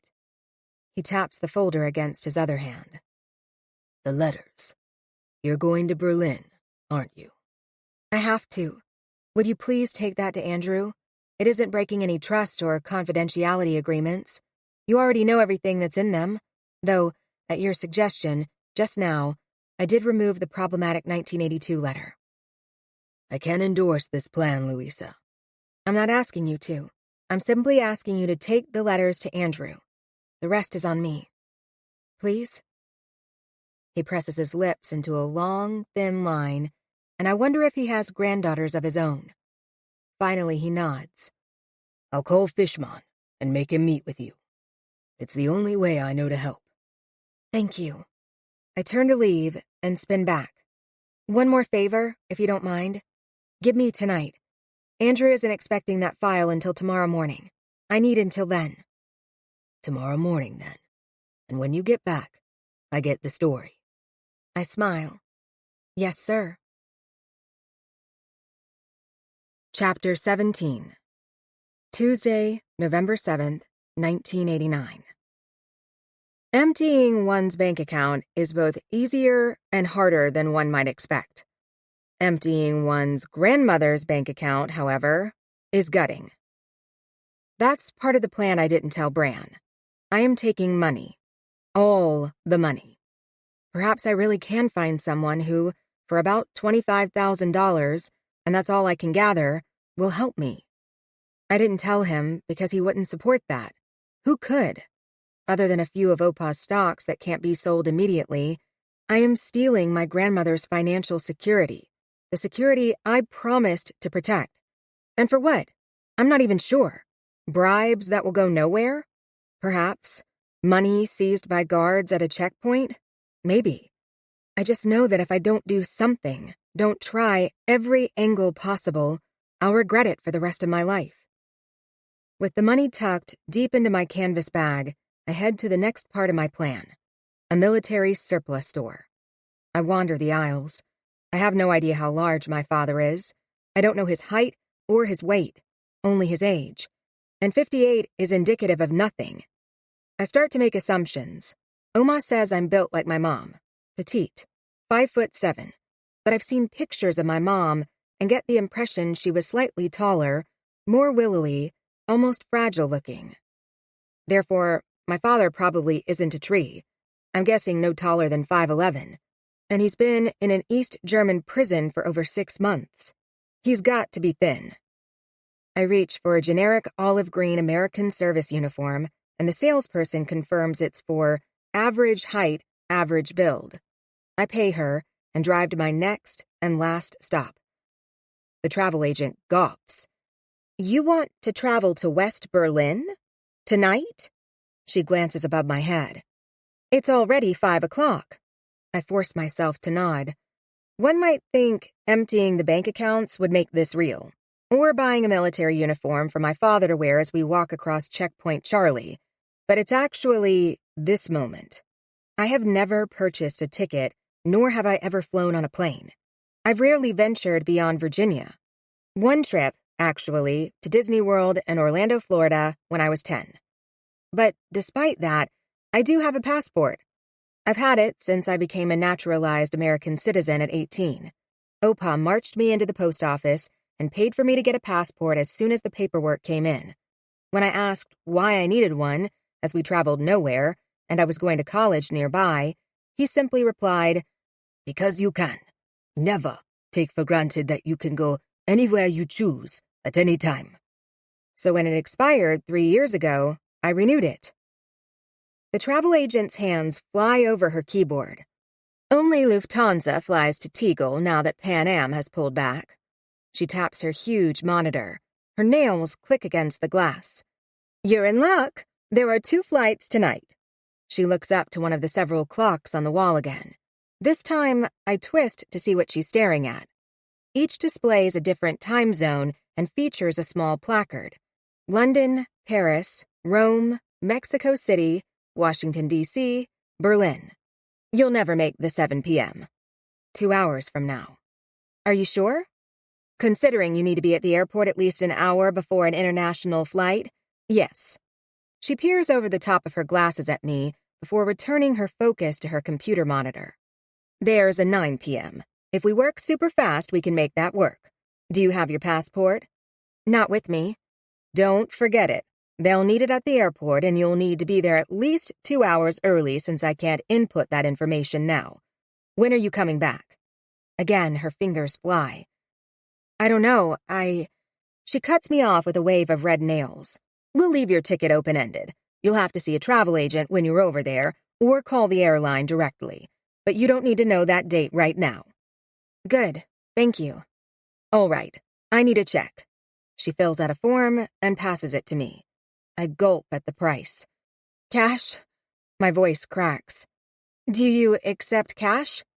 You have that much cash on you? Her neon-shaded eyes bulge. Yes, we take cash. I reach into my bag and pull out the amount. She takes it and walks to another desk to make change. She returns, hands me my change, then after a few more clicks, she prints my tickets. Try to get there around 7 p.m. if you can, okay? One full eyebrow lifts in concern. And good luck, honey. Thank you. Now, to head home. I find Oma sitting on a small stool in the backyard. She isn't poking at her garden or planting more seeds. She is merely sitting. Looking at her, I'm swamped with guilt over all I've never understood, over what I've done and what I'm about to do. I find myself gripping my bag to my side as if her Superman vision can see straight through the canvas. Are you okay? I stand in front of her. I am tired today. She looks up at me, and I sense she feels more sad than tired, but sometimes it's hard to tell the difference. Her eyes drop to my hands, and she reaches out. With infinite care, she looks at the fingertips of my left hand and the still wrapped palm of my right. There is no keeping bandages on the fingertips, and they are fine without them. The skin is still swollen, red, and incredibly tender to the touch, but the salve has kept the blisters from bursting. They and the pain have diminished to the point I barely notice them. She lifts an edge of the gauze across my right palm. That hand is not as far along in the healing process. It is much better now. She looks to me. Her eyes are filled with sadness. This has not been good between us. None of this is good. I know, Oma, and I'm really sorry.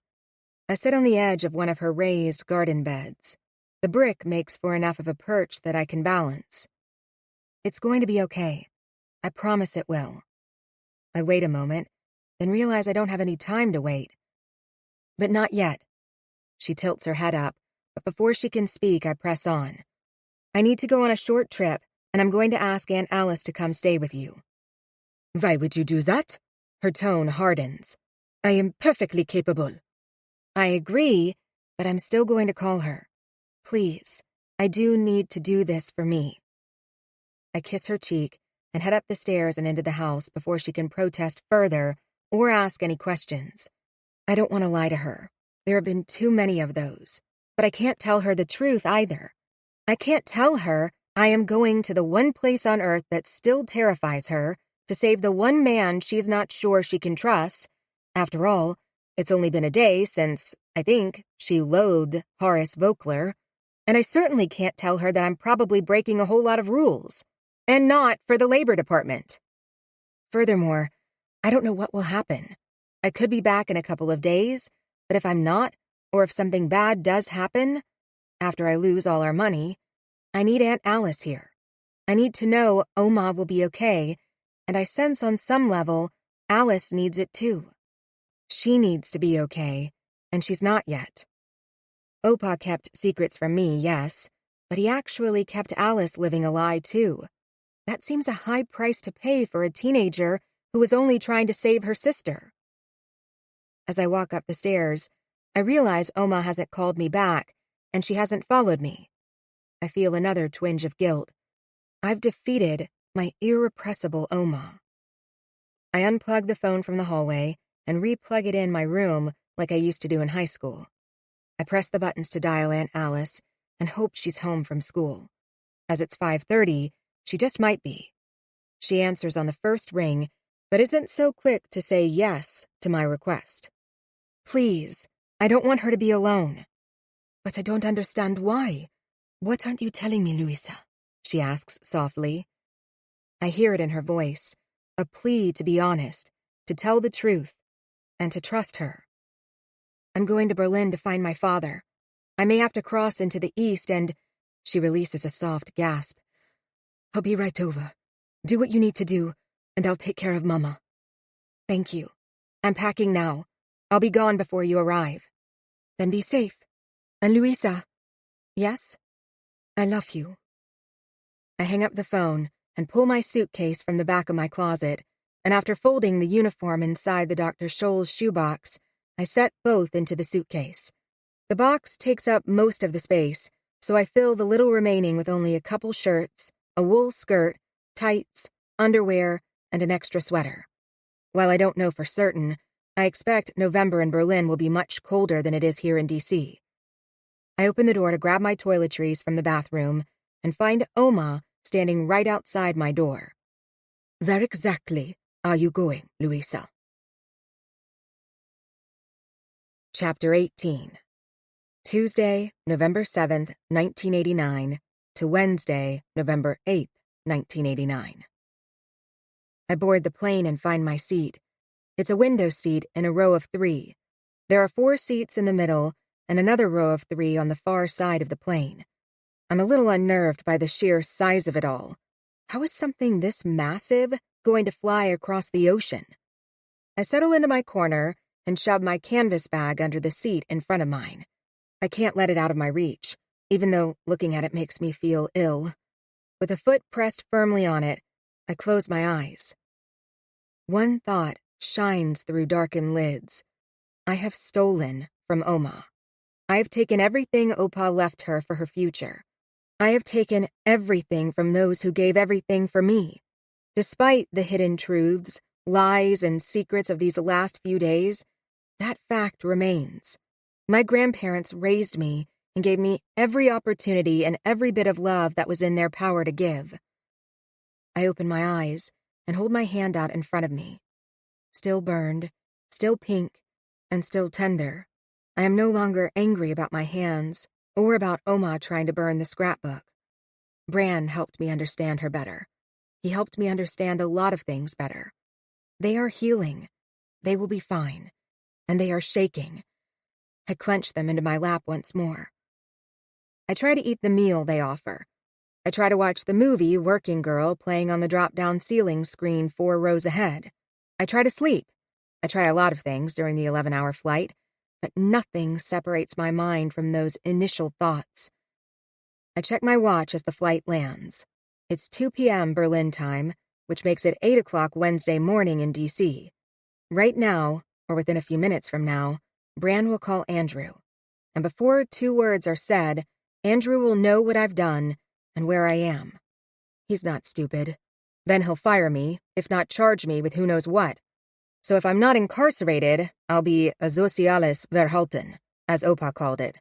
Criminally antisocial. Opa had lived almost 20 years in the States when I graduated college, yet he was so scared I wouldn't find a job it made him sick. Unemployment carried dire consequences in East Germany. In the U.S., now that I've blown my savings and all of Oma's retirement money, it'll have dire consequences for me, too. There I go, full circle again. The plane pulls to the gate, and the race begins. I follow the crowds through West Berlin's Tegel Airport and security. Once outside, I follow the people around me again to the taxi stand and head to the only monument I can name, the Brandenburg Gate. I drew a picture of the 18th century neoclassical monument for a 10th grade report. All I can recollect as the taxi driver zips through the city streets is that it is located in central Berlin and is presently trapped within the buffer zone, or the death strip as it's commonly called. The cab pulls to the edge of Tiergarten Park, and I am shocked by what's before me. The wall is nothing like what I've imagined. Somehow on television, it seems smaller and less imposing.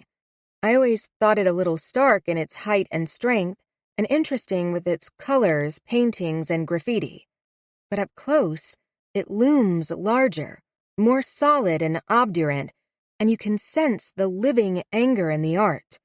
Anger that doesn't translate, I suppose, across an ocean and television pixels. I carry my suitcase and head west from the park, deeper into West Berlin's central district. The city bustles with energy.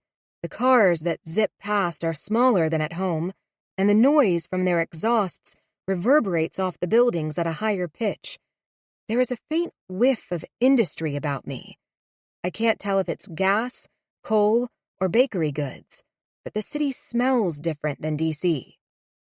I stand at the corner of Potsdamer Strasse and Lutzowstrasse and let West Berlin move around me. I try to organize my thoughts in the afternoon. It's already 3 o'clock, so the first order of business is to find a cheap hotel. I accomplish that within minutes off Grossbürenstrasse, and I leave my suitcase in my room. I carry my canvas bag tucked close to my side and head back out. Next, I need to call one of Bran Porter's contacts. Not one of the 3 answered last night when I tried telephoning each, but perhaps Bran had better success. Fishman is my first choice. Balancing the coins, a piece of paper, and a pen to write down anything he might tell me, I make the call from a payphone outside my hotel. A gruff voice answers, which warms perceptibly when I mention Bran. We agree to meet at a cafe within the half hour. I find the shop on the map the hotel manager gave me and order a coffee. It's cold and cloudy with the breeze carrying in more clouds, but in my paranoia, I recall Andrew saying Berlin is spy central, so I choose to sit at a table outside. I want to see who is coming and going. I want to see who might be listening. A swift knuckle tap to the table startles me. Luisa. I answer yes, though it was not a question, as he looks me over. He seems vaguely disappointed. I need coffee. Be right back. He returns within moments and pulls his chair tight to the table. What can I do for you? Porter sent you? I heard I missed a call at the office from him yesterday, but I didn't have a chance to call him back. He didn't send me, but he was calling you about me. I glance around. I want to get someone out of Stasi jail, and Mr. Porter thought you might know who I could talk to, or bribe, or... I run out of words, not knowing if I'm saying too much, too little, or all of the wrong things regardless. Fishmon bursts into laughter, and not the jovial, welcoming kind. Huh, is this a joke? Is Porter setting up Candid Camera Europe? He looks around as if searching for a cameraman hovering nearby. No.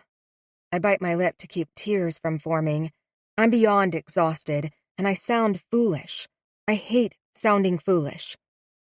You're serious?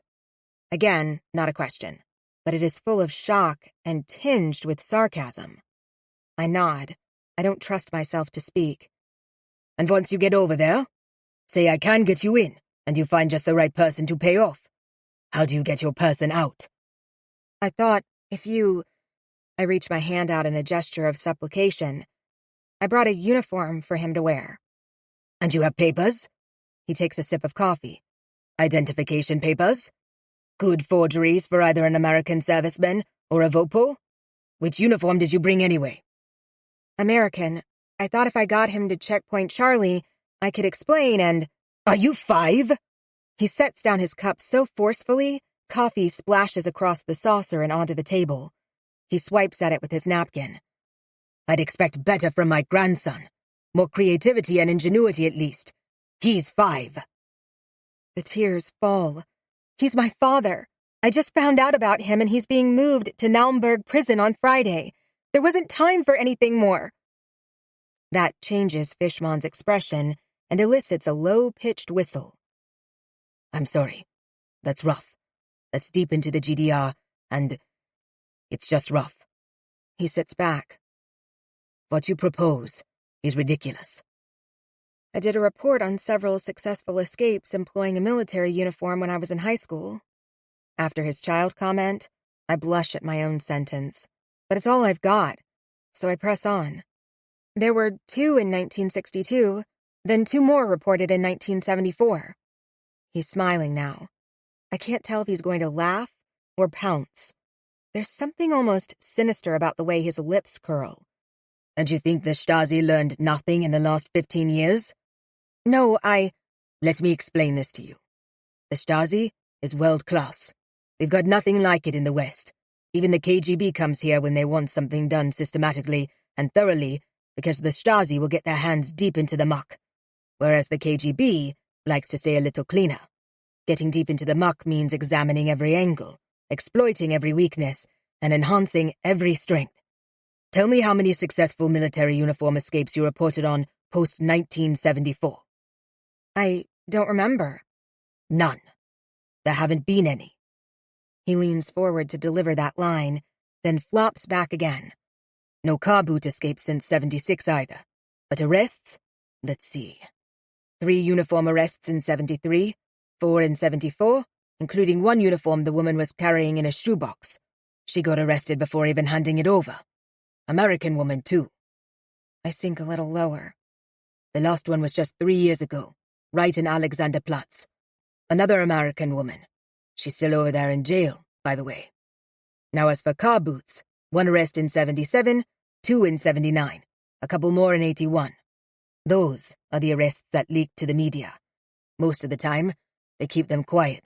Strange accidents happen, that kind of stuff. Or people just disappear. He crosses his arms. Tell me you have something else. I don't. I feel myself deflate as if all my bones have gone soft. How could I ever have believed I had what it took to survive clandestine training all those years ago?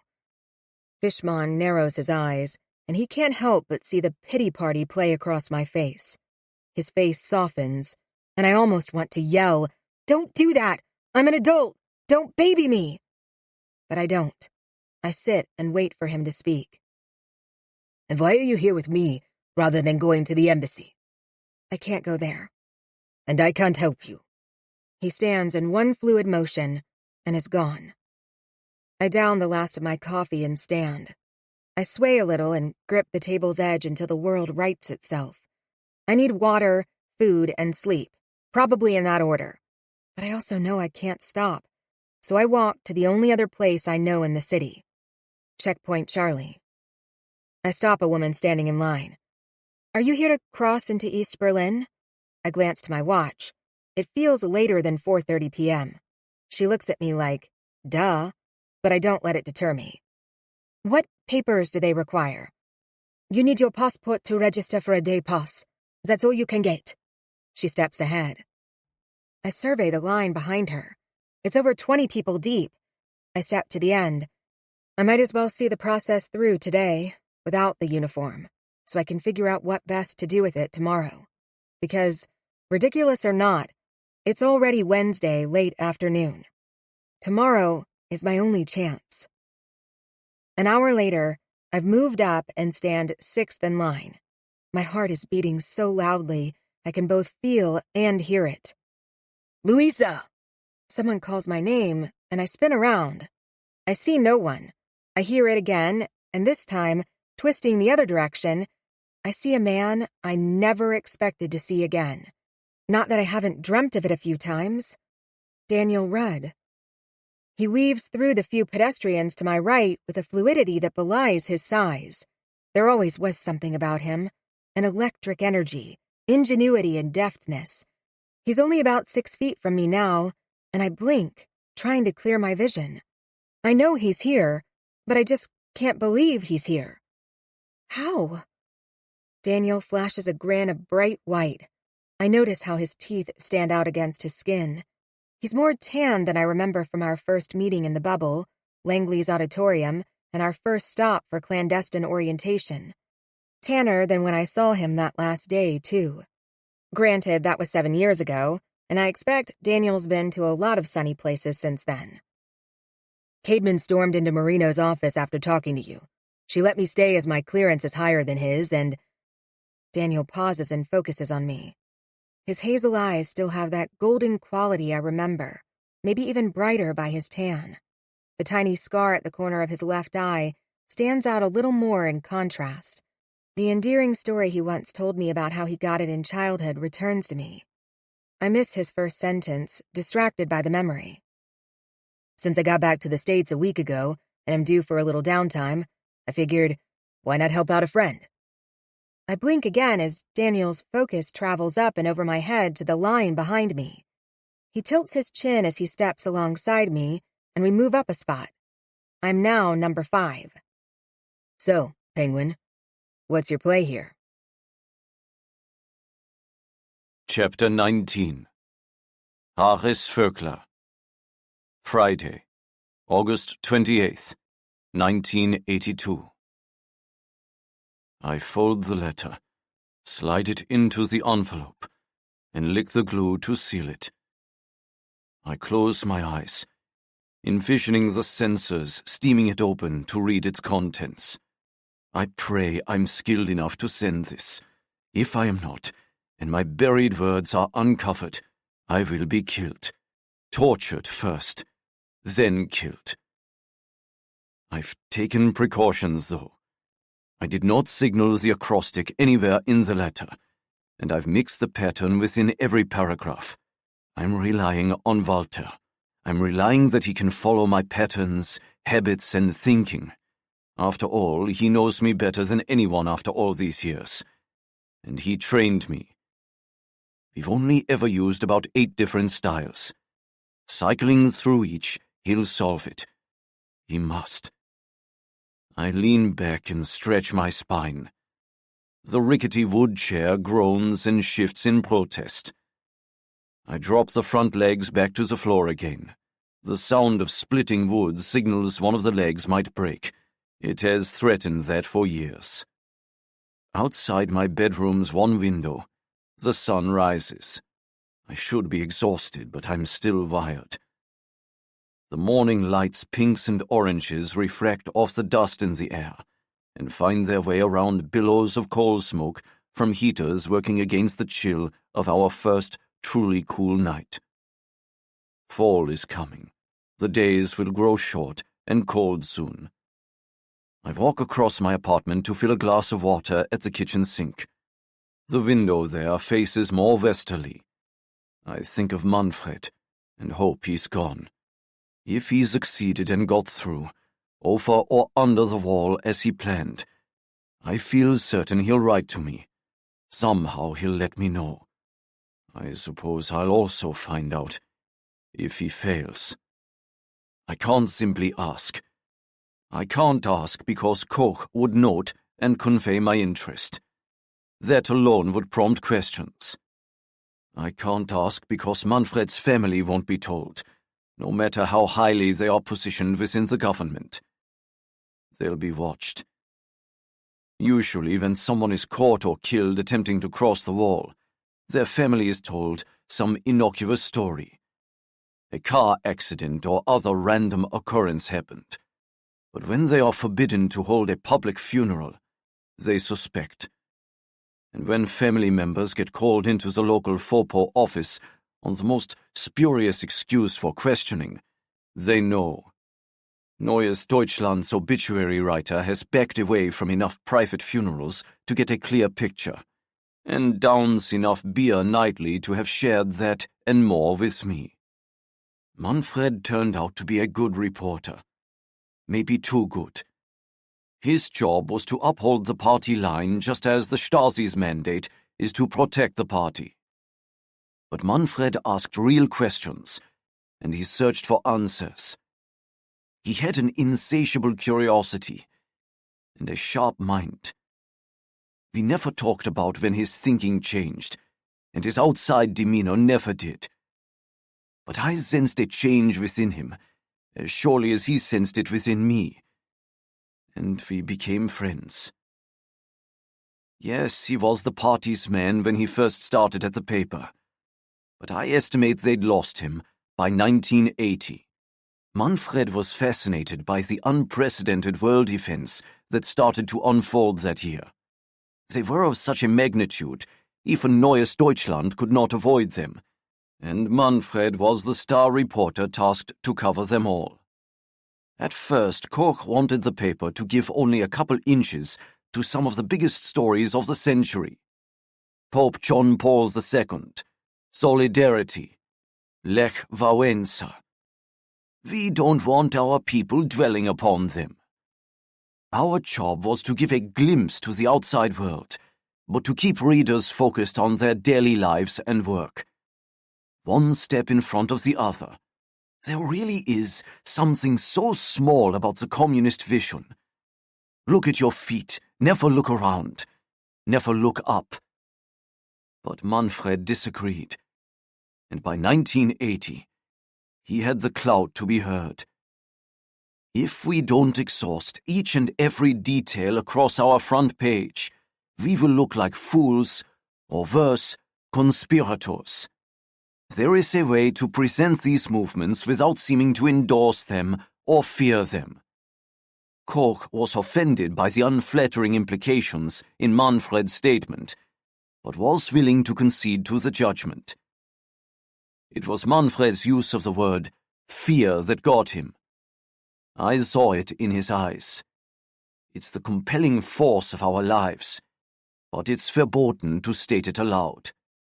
Yet Manfred's subtle manipulation got him pages of newsprint to cover a shipyard strike in Gdansk that grew into a movement that swept through Poland, an assassination attempt against the leader of the free world, U.S. President Ronald Reagan, and weeks later, an assassination attempt against the leader of the greatest numbered group of Christians in the world, and probably the most electrifying man in Europe, Pope John Paul II. The articles framed all three events as well beyond our purview. One, an unjustified and illegal protest. One, the act of a crazy American obsessed with a Hollywood star. The last, the act of a singular, perhaps also crazy Turkish citizen. The party was happy with the coverage, pleased with the emotional distance Manfred's choice of words created, and delightful that our feedback was disdainful of such violence and chaos. He conveyed a certain sense of other within his articles that pleased both Moscow and our party, earning him several promotions and raises. But Manfred printed only a fraction of what he learned. He grew into a brilliant interviewer, and often learned far more than his subjects knew they'd revealed. He learned from a watch salesman that Solidarity grew from inception to over 10 million members within a couple weeks, just by chatting about work times, output, and quotas. This led him to track down more Polish informants, Samizdat, the underground newspapers, and tune into Radio Free Europe at all hours of the night. He noted every move the Polish government made, including the imposition of martial law in December of '81, and studied Solidarity's resilience and resurgence despite the draconian measures to eradicate it. He analyzed the similarities between the faltering Polish economy and our own. He learned of massive numbers of Soviet troops gathering at the Polish border for an invasion, not unlike their answer to the Hungarian uprising in '56 or the Prague Revolt of '68. And when the Soviet forces suddenly stood down, instantly went silent and fully retreated, Manfred believed he discovered the answer to that too. The US president was shot. We were walking to a bar that evening to meet co-workers. I had noted over the years that more and more of our conversations took place outdoors on such walks. I never said it, though. Some things you don't call out. How does an American shooting his own president have anything to do with the Soviets invading Poland? It's half a world away. You're reaching. I scoffed and started planning a different discussion in my head. A lecture on how he would get in trouble soon if he wasn't more careful. When their president was shot, the US opened all their missile silos. Their military went on high alert, war-ready. The Soviets feared a war-ready United States might intervene if they moved on Poland. Call it coincidence, call it providence, but that's what happened. Half a world away. I stopped. How on earth did you hear any of that? My best friend is Wolf's right-hand man. I gulped. I had things to hide, yes, but here was a man whose best friend worked with Stasi spy master, Markus Wolf. Manfred, this has to stop. I gripped his forearm so forcefully I brought him swinging around to face me. You need to be more careful. What if he catches on that you are too interested in these issues? I can't, and he'd never betray me. Manfred's eyes rounded. A vulnerability lingered in them that I hadn't seen before. Understanding all this, the truth behind this culture of lies, and the larger world scope, is all that keeps me sane. Manfred, my heart sank. It was worse than I'd thought. We walked on. Both of us were too much in our own heads to speak again. I put another restraining hand on his arm as we approached the bar. You can trust me. You need to know that. But I can't think of anyone else. Not at work, at least. There is no one. And I've known you're trustworthy for a while. With that, we dropped our masks back into place and went to share beers with friends. Then a few days ago, Manfred headed to Stasi headquarters to gather talking points for a new series of articles. Koch wanted a puff piece on DDR stability. Solidarity has gotten every government, especially Moscow, twitchy. The people need reassurance. I expected Manfred to return from his meeting rosy and bright-eyed. All those secrets are like candy to the kid. He's about 32 now, 8 years Luisa's senior, but I still think of him as a kid. He carries youth about him, like Luisa must. At least in my imagination. But Manfred wasn't happy at all. He was pale, quiet, and only when we sat down to review his notes did I see his hands were shaking. What's wrong? He startled as if I'd shocked him. Not metaphorically, but like I had taken a real live wire and poked him. Nothing. Why would you ask that? I shifted my focus to his hand. He looked down, finally seeing and feeling what I had noticed. He clenched his hand into a fist and dropped it into his lap. I must be hungry. I sat back in my chair. Go get food. I can wait. And I could. Helping Manfred with whatever he needed was my only task for the day. I've been so marginalized over the years. I don't even flinch over my topics and assignments anymore. Last week, my top stories covered a litter of puppies and a new World War II monument that opened last May and has become the top tourist destination here in the city. It's a steep fall from covering the only revolt in East German history, the Potsdamer Platz protest in '53, to an unusually large 15 puppies Schnauzer litter. No. Manfred closed his eyes for a moment. His whole body shivered, despite our offices being warmed to the point of stifling by the late afternoon August sun. He opened his eyes and appeared calm and focused. I blinked at the change he'd accomplished. Let's get through this. We talked through his notes. We determined the best order in which to address the points both Koch and Stasi Chief Mielke want highlighted. In the end, it was a good piece. A good piece, as Monica called it years ago, of top-grade propaganda.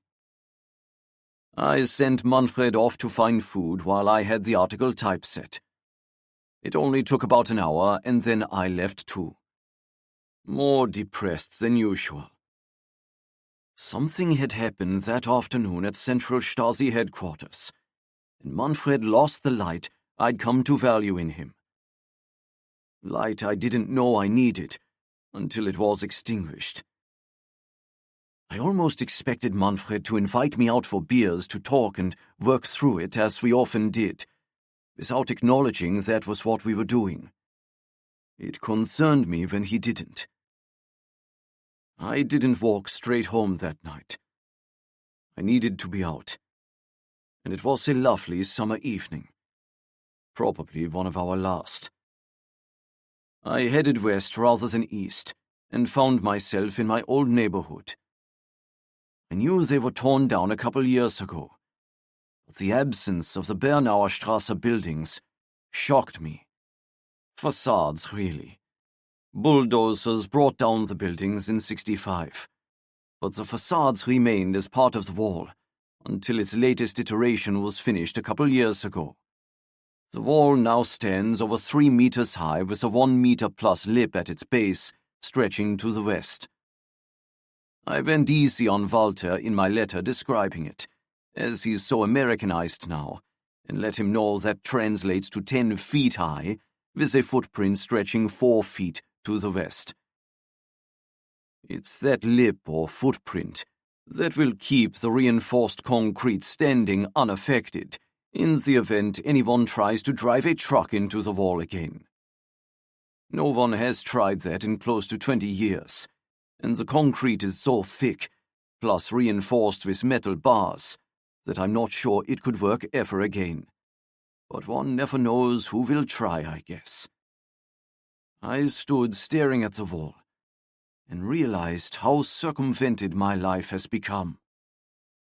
Between work and my apartment to the northeast, I don't travel near the wall anymore. I prefer not to see it. Most days I can pretend it doesn't exist. But facing it, it's undeniable. Not only is it tall, but it's now fitted with a cement pipe fashioned along its top to create a slippery and unclimbable surface. I recalled how, a few years ago during its development, I watched as 2 police officers, both former athletes, were tasked with trying to scale the new design to defect its deficiencies. There were none. Neither athlete could make it over, and I wrote a short article praising the government's ingenuity, while not reminding the citizenry of the reason for it. My reporting assignments are almost laughable, really. But there is an upside to all this obscurity. I'm not watched much anymore. I have not been called into Koch's office, nor to the Stasi to clear up matters in 5 years. The bug still sits within my electrical outlet, but as I live alone and never entertain guests, it hardly matters. The sun set, and the night grew cool. I had walked too long and had grown hungry. I headed home. On my way, I noticed again the doors to nowhere. It's been almost 40 years since the end of the war, and older sections of town still remain in rubble, like those doors that float on the 3rd and 4th floors of buildings because the other part was bombed away. Why can't those be fixed? Why can't they be bricked over and hidden like so much else? They always invite a hopelessness that makes me uncomfortable. I looked to my feet again. Berlin is like a movie set. My father took me to one when I was very young. Director Henry Koster had fled Berlin by that time, but the set from his comedy Thea Roland still existed and was being used for another film. Papa had a job there before the war and took me one afternoon. It was sleek and clean and modern, but when I took one step off the carefully constructed main street to find a bathroom, I found a dirty, broken down and cramped world inches away. Reality was vastly different from the fiction portrayed. Karl Marx Allee, Alexanderplatz. Those are our movie sets. That's where the government allows the tourists to visit. This rubble, the doors to nowhere, that's backstage. Tourists can't see it, and we can't escape it. It's where we live. Manfred didn't show up at work the next day, or the 2 days following. I fact-checked and filed a couple of articles he'd written in the past to fill his quotas, and asked no questions as to his whereabouts. Office gossip told me he was homesick with a fever. I was relieved as it explained the tremors, the startle, and all the odd behavior. Everyone, including me, believed his illness was real. Then, last night, I got a surprise outside my building. Harris. I narrowed my eyes. It's harder for me to see in the dark now, and I couldn't differentiate between tree and shadow. But I recognized the voice. Manfred? Shh. He stepped closer. Can we talk? I gestured toward my building, inviting him to come up. I dropped my hand, remembering the bug in my living room socket. He shook his head anyway, refusing the invitation, and tilted his head past my building toward the industrial park behind. Without another word, he walked away, and I followed him. It took me a few quick steps to catch up, and just as I noted his low-drawn cap, he reached into his shirt and handed me one. I turned it in my hands. It was that kind with the bill that are becoming popular. Put it on at the corner. Why? He glanced to me. Please.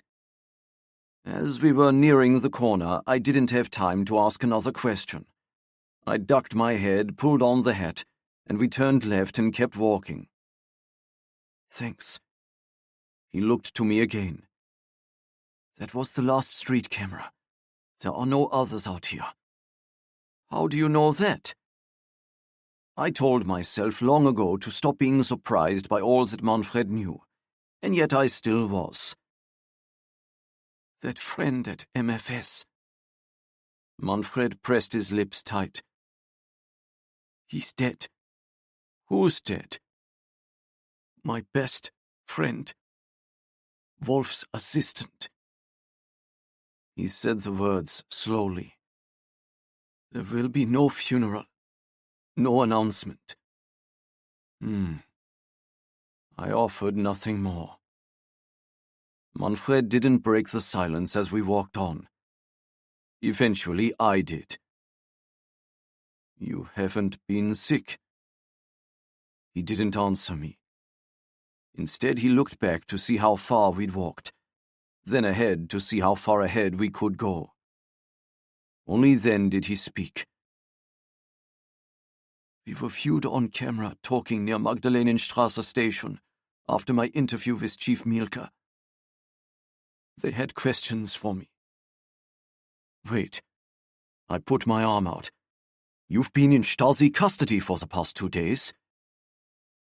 I took in the circles around his eyes, his cracked lips, and their slight tremor. I recounted every word for them. Manfred started us walking again. The conversation we had months ago. It's what saved me, because it was real. Every detail stayed the same despite their best efforts to change it. How many times did they ask?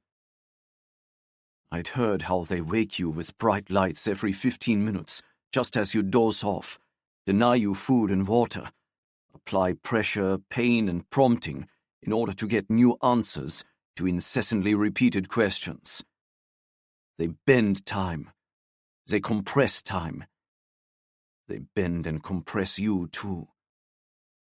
I lost count. Manfred lifted a shoulder in a half-hearted shrug. In exhaustion, not nonchalance. I scanned the emptiness around us. No one was in sight. Yet. How are you here? Why? You'll be followed for a while, won't you? He was your best friend. My work and my letters to Walter came to mind. And I'm ashamed to admit I felt panic over my own situation, despite the obvious raw need in front of me. I lost them miles ago. We're safe for now. I glanced to him. It felt as if he'd read my thoughts. Perhaps because that's how we all think whether we're doing something wrong or not. He continued, I've done this for years. As kids, my friends and I located all the cameras throughout the city and tested ourselves as to how long we could stay out of view. It was our form of childhood rebellion, and the cameras never change. I didn't expect that from Manfred, and sensed I'd underestimated or misunderstood his discontent, and how far back it might stretch. I was also impressed by his ingenuity. Why are we walking, Manfred? I need to tell you something. I'm sorry. I shouldn't, but if I die, someone must know, and I trust you. My best friend is dead. I closed my eyes for a step, finally realizing he hadn't told me his friend's name. It's such a small detail, but if I was to be arrested, it would become exponentially larger. Why? I pushed back. This was suddenly deeper than I anticipated. My heart started pounding. I've heard about your family, your daughter. I've watched you over the years at work. You may not agree with all that happens here, but you endure, even to the point of obscurity. I also know you visit the Church of Zion on weekdays. I know what you do. My heart dropped to my stomach, and I wondered if I'd be sick. There's only one reason anyone visits a church on weekdays: to participate in the opposition events that take place in their basements. I took a different path almost every time I went, and was sure I'd never been followed over the years. But clearly I had been. I faced Manfred. There could be no pretending between us anymore. What do you want? I need you to know something. You don't have to do anything about it. I don't know what you could do anyway. But someday they have to be made accountable. Someone outside their ranks needs to know. It will bring down the world. Whoa! I stepped back. Stop! I don't want anything like that. What are you talking about? Is this some kind of joke? My own words reminded me of long ago, as I frantically searched for someone who would risk helping Monica over the wall. Everyone first asked if I was joking, then pushed at me, afraid I wasn't. No one would help. No one trusted me. I pushed at Manfred's shoulder in much the same way. He looked up, and I saw my long-ago desperation reflected in his eyes. What is it? I conceded. You can tell me anything. We walked on, and he told me things that were, just as he said, big enough to bring down the world. He called it Operation Papst. I felt sick at the very name. Nothing good could come from a Stasi operation titled Operation Pope. Manfred let the name sit in silence between us, until I couldn't stand it any longer. What is it? Just tell me. He went on to say that despite the KGB disinformation campaign to keep the world's eyes fixed on the lone Turkish gunman Mehmet Ali Archer as responsible for the Pope's shooting, that wasn't the whole story. Rumors were beginning to circulate globally. Rumors that Moscow had to squelch. What rumors? I shook my head, trying to think back to everything I'd read. Not in our paper, but in the Samizdat. Nothing. I'd read nothing other than a fierce commitment to the one-gunman theory. It wasn't one lone man. It was planned and highly organized, Manfred whispered. By the Soviets. What? I stopped again. People are saying Moscow ordered a hit on the Pope. Aloud. I couldn't believe the questions flew from my mouth. I clamped my hand over it as if that could turn back time and stop them. It's one thing to poke the bear in one's own country.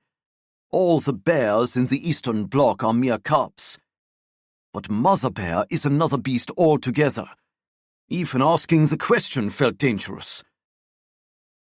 That's because they did. I shook my head. It was more of a swing motion, really. A physical and cognitive denial of information I was not prepared to absorb. My hand gripped the sides of my jaw so tight I flinched with pain before realizing I was the source of it. No. The words escaped me in a whisper, a breath, a sigh. Manfred continued, both walking and talking as if not hearing me at all. I stumbled forward to catch up. The Stasi, under Markus Wolf's division, has been tasked to create another, better disinformation campaign to shut down all rumors. There's already a known thread tying Arja to the Bulgarians, so their security service can't handle it. They have to keep quiet now. But Moscow wouldn't task them with that anyway. Disinformation is what the Stasi does best. I cast my mind back to 1978, when Manfred first mentioned Moscow's reaction to the Pope's election. He said the KGB had tasked the Stasi to analyze the possible effects this new Pope could have across the Eastern Bloc. If the KGB wanted information and analysis, they came to the Stasi. An assassination, I gathered, sent them to the Bulgarians. The operation is incredibly detailed and thorough. It will send rumors and press bites all around the world.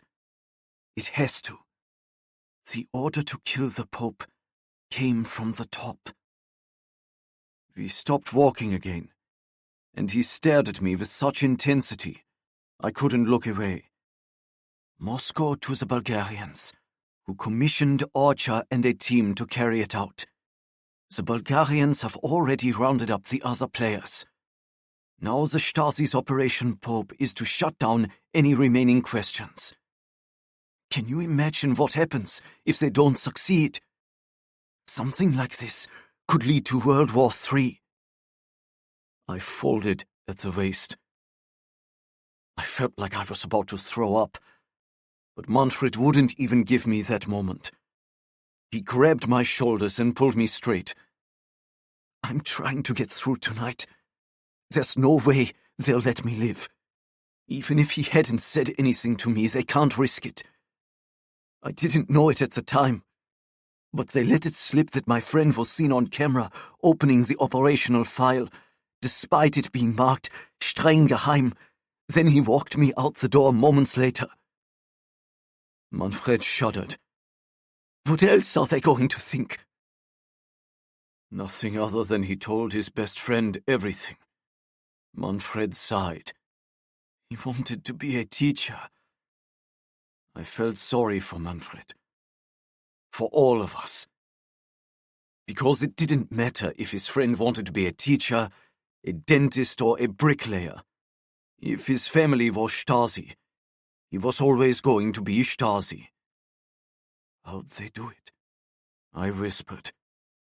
There was no need to whisper. It simply felt more respectful. And I couldn't draw breath for anything louder anyway. His mother called. Suicide. But no. Just no. How are you going to escape? I thought of all his Stasi and Politburo connections. How could he manage it so quickly?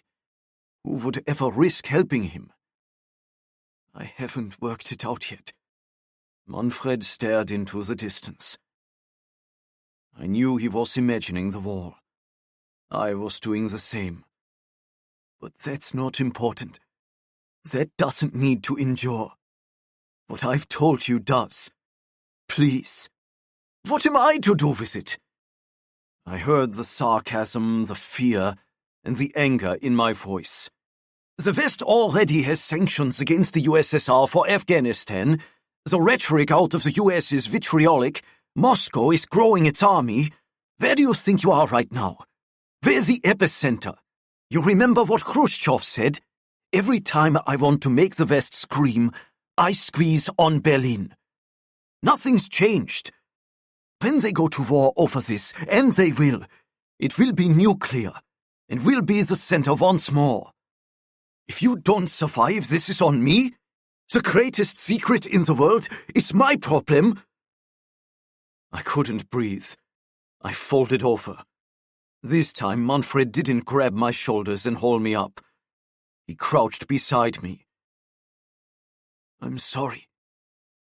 His face dropped into my field of vision. I just needed someone to know. If I get out, I'll be responsible for it. I promise it's all on me. But if I don't, I couldn't let the truth die with me. You don't need to tell it. Just endure it. I straightened, and he pushed up from the ground to stand in front of me again. We took a moment to assess each other. He was right. Someone needed to know. Even if a word was never spoken, it still mattered that someone knew. I put a hand on his shoulder, sorry that I made him feel selfish. Sorry that I didn't realize right away the risk and the burden he had carried these last few days, and will carry for the rest of his life. I will now carry it too. And I, better than most, understand how heavy some burdens prove to be. I am sorry, he repeated. Don't be. I left it there. I didn't share about my letters to Walter. I didn't share about my work at the Church of Zion. I simply let him know in 2 short words that I was on his side. I gestured behind us. You need to get out of here. Even knowing where all the cameras are can only buy you so much time. Go.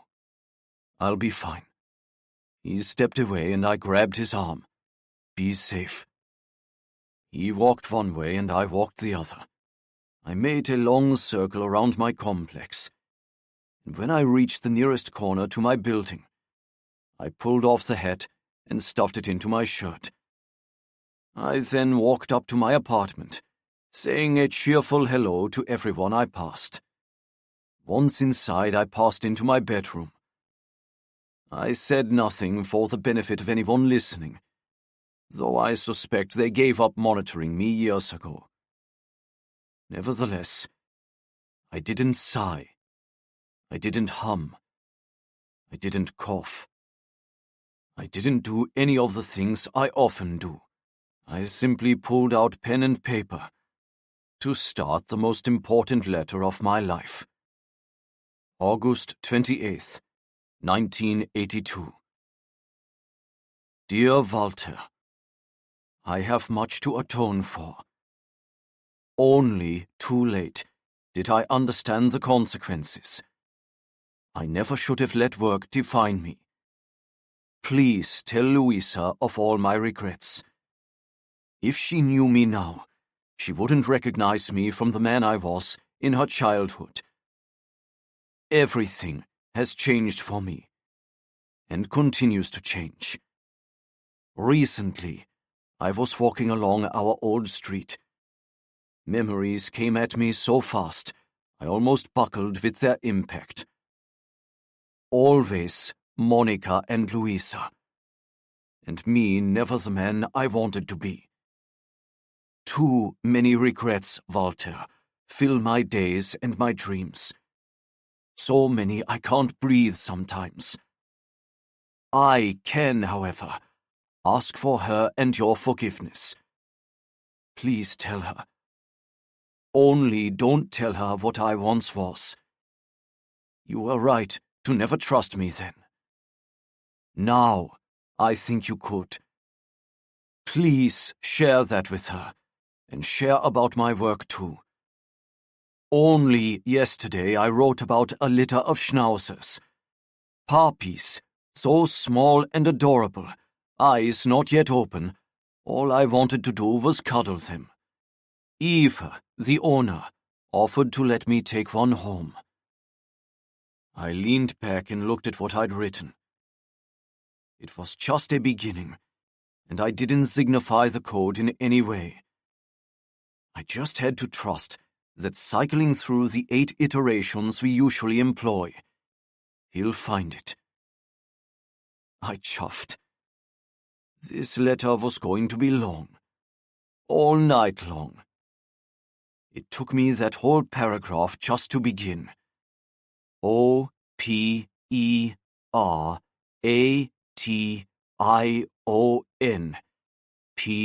POPE. Operation Pope. Chapter 20. Luisa Voekler. West Berlin, Wednesday, November 8th, 1989. Penguin. I see from Daniel's eyes he's recalling a great memory. Memories of the two of us, and not our real code names during training, but the ones we gave each other outside a bar our first week of training. I was dubbed Penguin. It seems I flapped my arms while running. While not exactly flattering, sunbeams and tar cats imitations had me almost peeing my pants in the middle of Wisconsin Avenue. Daniel's code name was Grasshopper. He jumped over a car. I'm not exaggerating. We were searching for a cab after late-night drinks, and Sunbeam and Tarcat started running like flappy crazy people making fun of me. Daniel took off after them. They started a cat-and-mouse game to evade him, but rather than run around a parked car and lose time in catching them, he jumped over a Jetta. Completely over it. Only one hand touched down on its roof to propel him fully across. He vied for Superman as his moniker. We assigned him Grasshopper. But as fun as those memories were to make, I don't consider them great to recall. They're tainted by what I thought was my failure. Now, after speaking with Andrew, I'm not sure what it was, but whatever it is, doesn't feel any better. Not yet. Daniel catches my expression and loops an arm around me as if 7 years haven't passed between us. None of that. Without another word, he uses that same arm to twist me out of line and back down the street. Hey! I glance back over my shoulder. His stride is so quick, Checkpoint Charlie is almost a full block in our rear before I protest. That was part of the plan. I want to see how they record passport information and how long day passes last. A day. They expire every day at midnight, and your name would be on a list. And the instant you stepped over that border, you'd be photographed and followed. You're better than that. I stop. What if I'm not? He steps in front of me and crosses his arms over his chest. He's still 6'2", but that's all that's the same about this man. He was a thin 24-year-old, loose, lanky, sharp as a tack, and strong, but still coming into his own at Langley. We all were. At 31, he's strong, and his chest is broad. He's still loose and lanky to a degree, but there's a chiseledness about him, an edge to his cut, his actions, and his demeanor. I once called his brain sharp. Now, I would call all of him sharp. Enough, he whispers, but it sounds like a bark. I raise a brow. He does the same. It's a standoff. Until I break first. We both know that's not why you were cut. I've seen your scores, too. They were excellent.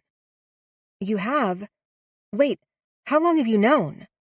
He toggles his head as if backpedaling through time. 6 years? As soon as I got clearance high enough to see pretty much anything I wanted to. Are you serious? And you didn't tell me?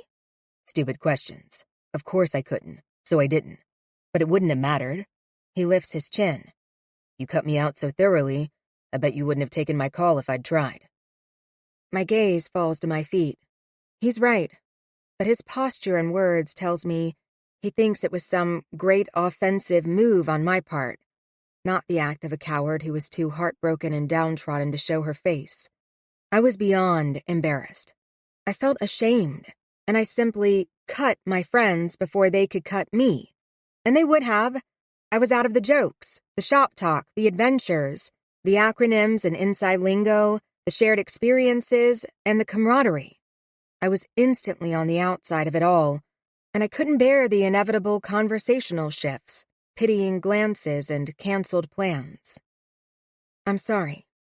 Daniel's finger presses against the bottom of my chin, lifting my face. None of that. I'm here now. How can I help? Zing. Everything I once imagined I might feel for this man, once we graduated from the farm, is back. But just like the farm, this is not the time or the place to consider or feel any of that. Besides, I'm not that girl anymore. How exactly are you here? I return to my earlier question. He smiles again. As I said, Cademan went to complain to his wife, who's the branch chief of the Southeast Asia Division, and I happened to be sitting there innocently drinking my coffee. I huff a tiny laugh. I should have known. Honestly, the CIA is much smaller than people realize once you include all the marriages. At first, the number surprised me. Then I realized it makes perfect sense. All those inside jokes, acronyms, crypts, and experiences. If you don't want your spouse to be outside your life, you marry someone on the inside. That's where you're operational? I lift my voice, fairly sure he won't answer. He merely shrugs. So, you decided to just help out an old friend? No one sent you? No one stopped you? Who would? He starts us walking again. Let's just say, I've thought about you a lot over the years, but nothing ever changed. I carried secrets you couldn't know. About you. And now I don't. So yes, the minute Cademan left, I told Marino I needed a week and grabbed a jump seat on a Navy jet out of Anacostia. I've been here... He glances at his watch, a big-faced, chunky military thing. 20 hours. He smiles down at me again. What took you so long? No way. I stop walking. You can't have expected this. I hadn't even worked out I was coming until after my lunch with a Washington Post reporter, hours after talking with Andrew. Please, Penguin. I catch the note within his voice again. It's the same one that snagged me minutes ago when he first met me in line. It's not my code name he's saying. It's not something just anyone could use. It's a name only he can use. Somehow, in one note, it's his. I'm not sure what it means or even if he notices it himself. I just know I like it. Very much. With a hand on my back, Daniel nudges me forward again. I told you years ago. I know you better than you know yourself. You were always coming here. I have to take 2 steps to every one of Daniel's. I'm about to ask where we're going because it's clearly somewhere specific, as he doesn't miss a beat leading us down Franz Klustrasse for a block before turning right on Lindenstrasse, but he starts talking before I get the chance. It's crazy here. Hungary, Czechoslovakia, Poland, it's all coming down. A few months, and we'll be in a whole new intelligence game. Where I've been, there's flux, incredible flux. But this will be wipe the board and start over kind of stuff. You sound excited. I barely get the words out at the pace we're walking. I am. What an adventure. The best kind. The protests are growing, Luisa. They're talking about 1 million in Leipzig alone. That's 1/3 of the population protesting, with hundreds of thousands fleeing. The country won't exist soon if it doesn't change. With reforms implemented all around them, the pressure will be relentless for East Germany and the entire Soviet Union. Can you imagine where all this might lead? 3 more blocks, and the cacophony of neon street signs and chaos morphs into older buildings and broader avenues. They aren't quieter per se, but they feel less frantic somehow. They feel more settled, older. Daniel opens the door to another coffee shop. He lets me precede him through the door, but not knowing what I am to do, I stop inside. He sidesteps and brushes past me, gesturing to the back corner. I glance that direction and find a man watching us. He's not heavyset like Fishman. He's medium size, medium build, with short brown hair and wire-rimmed glasses. Despite everything about him that looks conservative and ordinary, there's something flint-like in his eyes that makes him almost dangerous. All Fishman's size and disdain earlier didn't give me the sense of control, power, and even cleverness this man conveys in a single look. Daniel pauses, and I step back into the lead. For better or worse, this is my show. The man motions for us to sit. Robert Watson. Luisa Voekler. I gesture to Daniel, who introduces himself as well. Welcome to the jungle, he says to us both. To me, he adds, Is this your first time in West Berlin? Is it obvious? No, which is good. He gazes past us out the window. I'd say this is how it always is here, but there is no always in Berlin. It's part of the nature of this city. Nowhere in the world is as mercurial. But even for Berlin, we felt the increased tension of these past months. Robert shifts his gaze to us again. A week ago, Prince, the new GDR General Secretary, tried to institute travel reforms to quell protests on his side of Berlin. He actually put in writing that East Germans could leave the country for holiday 1 full month of every year, but the GDR Parliament rejected it. Then all the members of the Council of Ministers and Politburo resigned. I'm beginning to wonder if the Soviets aren't going to come in again, except Gorby doesn't seem interested in military interventions these days. As I said, it's tense. Something will break soon. The question is, what? He taps a pencil against his napkin and levels his focus on me. I have heard what is basically your intention here. Are you sure you don't want to wait a while? I can't. Then let's start with what you have in mind. I brought all the money I have. His raised brow asks the amount. $25,000. And I brought an American Services uniform. It's all I knew to do. Probably in a shoebox, no less. Robert chuckles. I part my lips a fraction. You didn't. You did. Robert glances to Daniel, and my face flushes with heat. I must seem so young and so naive to these two. But I'm not. At least I haven't always been. Ugh, I hate this feeling. Okay, then. Robert continues. Let's go with what I've developed. I can't guarantee it won't get you caught and arrested, but it sure has a better shot of succeeding than that. He explains his plan. I sit wide-eyed and shocked. Taking in my expression, he chuckles again. It's about attitude, desire. They'll take care of the rest. Either you want this, or you don't. Are you in? What about going through as a member of the press? They don't get searched, I offer. But they get followed. Every journalist is tailed by the Stasi from the first step in to at least several hours after their last step out. There's no leeway there. He glances between us. Have I wasted my time? I shake my head. I was only surprised. I can do it. Robert continues. You got lucky with the lineup tonight. Außenseiter goes on at 10 p.m., so it's not too late. Get to the club no later than midnight so you can see who they are. The place will be packed, which is good for you too, as Eintusender Neubauten goes on after. Is that a person? It's the most popular band in West Germany. He raises a brow, basically chastising me for getting lost in ancillary details. When Außenseiter exits the stage around 12:30, you follow them to the back. You'll have about a half hour with Willow until their bus heads across the border. He narrows his eyes. You'll need to look like her. Do you understand? Exactly like her. I don't want her mother to be able to tell the difference. Got it. Good, because she's a good kid. I hide my surprise at his comment and let him continue. When you get on the bus, you do exactly what the band tells you. Their lives are on the line here too. They'll tell you they've all been arrested and interrogated, and it's no big deal. I don't believe them. Every interrogation, every body cavity search, every Stasi intrusion into your intimate affairs is horrific.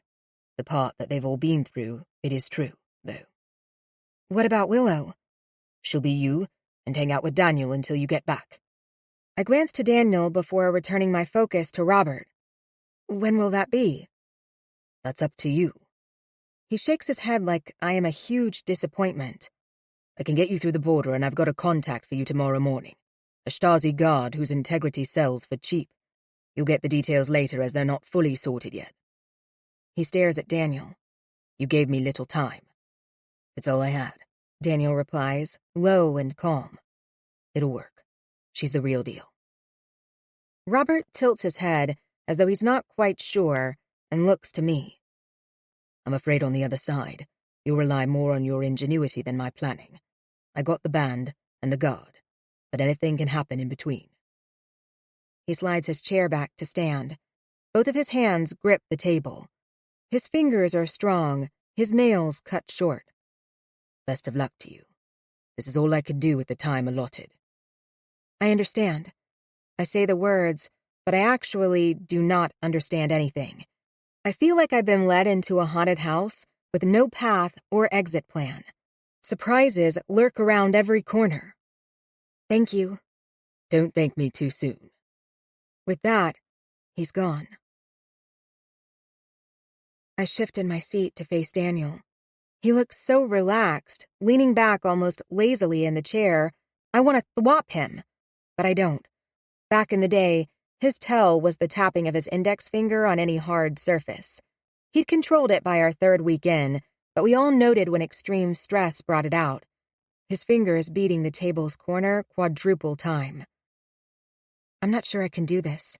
My vision sweeps the cafe. It appears so calm, so normal, almost like any cafe in D.C., though grayer. I lift my coffee to my lips. My hands are shaking. Too little sleep, too much coffee, no real food in hours. I set down the cup and rub my forehead so hard it feels as if I'm scrubbing off skin rather than trying to keep my mind clear. I need to think straight. Of course you can. It's a good plan, actually. Daniel pulls at my hand. Stop that. Come on. Let's get some shut-eye, then we'll grab dinner before we head to the club. It's going to be a long night. We catch a cab back to my hotel. Daniel studies the room's twin bed. Floor for me? Up to you. I'm too tired and too wired to care. I scrub my face and teeth in the bathroom's tiny sink, and, unable to do more, simply curl under the bed's covers and press myself close to the wall. Daniel vacillates. You sure? I point to the floor. It's some hard surface I can't identify with a thin area rug like office carpet. It's either that or with me. You choose. He drops onto the bed, and I remember nothing more until he's shaking me. Are you okay? I squirm, twisting into him under the covers until I'm free and sitting. Did I scream? Heat climbs up my throat and suffuses my cheeks. Moaned, more like. I explained to him the ubiquitous nightmare that's really a memory. I find myself sharing more than I usually do. You just learned all that? About your mother? On Saturday. I lift my hands. Same morning I burned my hands. That makes for quite a weekend, Penguin. He tucks a strand of hair behind my ear with such tenderness, I lean into his touch. And this is quite a week. He gives the strand a playful tug, then climbs off the bed. I do the same and start digging through my suitcase to give me something to do. Tension, fear, emotion, anxiety, and even a hint of desire all war within me. How can one person feel so much simultaneously? It's like I'm about to burst from the pressure of it all. I glance to Daniel, who sits in the room's only chair. He points to the window, and I notice, through the thin curtains, that the light has changed. It's 8 o'clock. We should go. Out on the sidewalk, he orients himself to my map and points to the left. A friend gave me a restaurant suggestion off the beaten path. Do you like Turkish food? I've never tried it. We take a few steps before I ask. A friend? A colleague. Class ahead of us at the farm. Not sure you'd know him. I don't reply. Part of me is pleased with the answer I got. It's more than I deserved. But part of me is a little hurt, too. It's what I dreaded all those years ago, being on the outside. Daniel probably has lots of stories about this friend, and a much clearer picture of him he could offer to someone with clearance.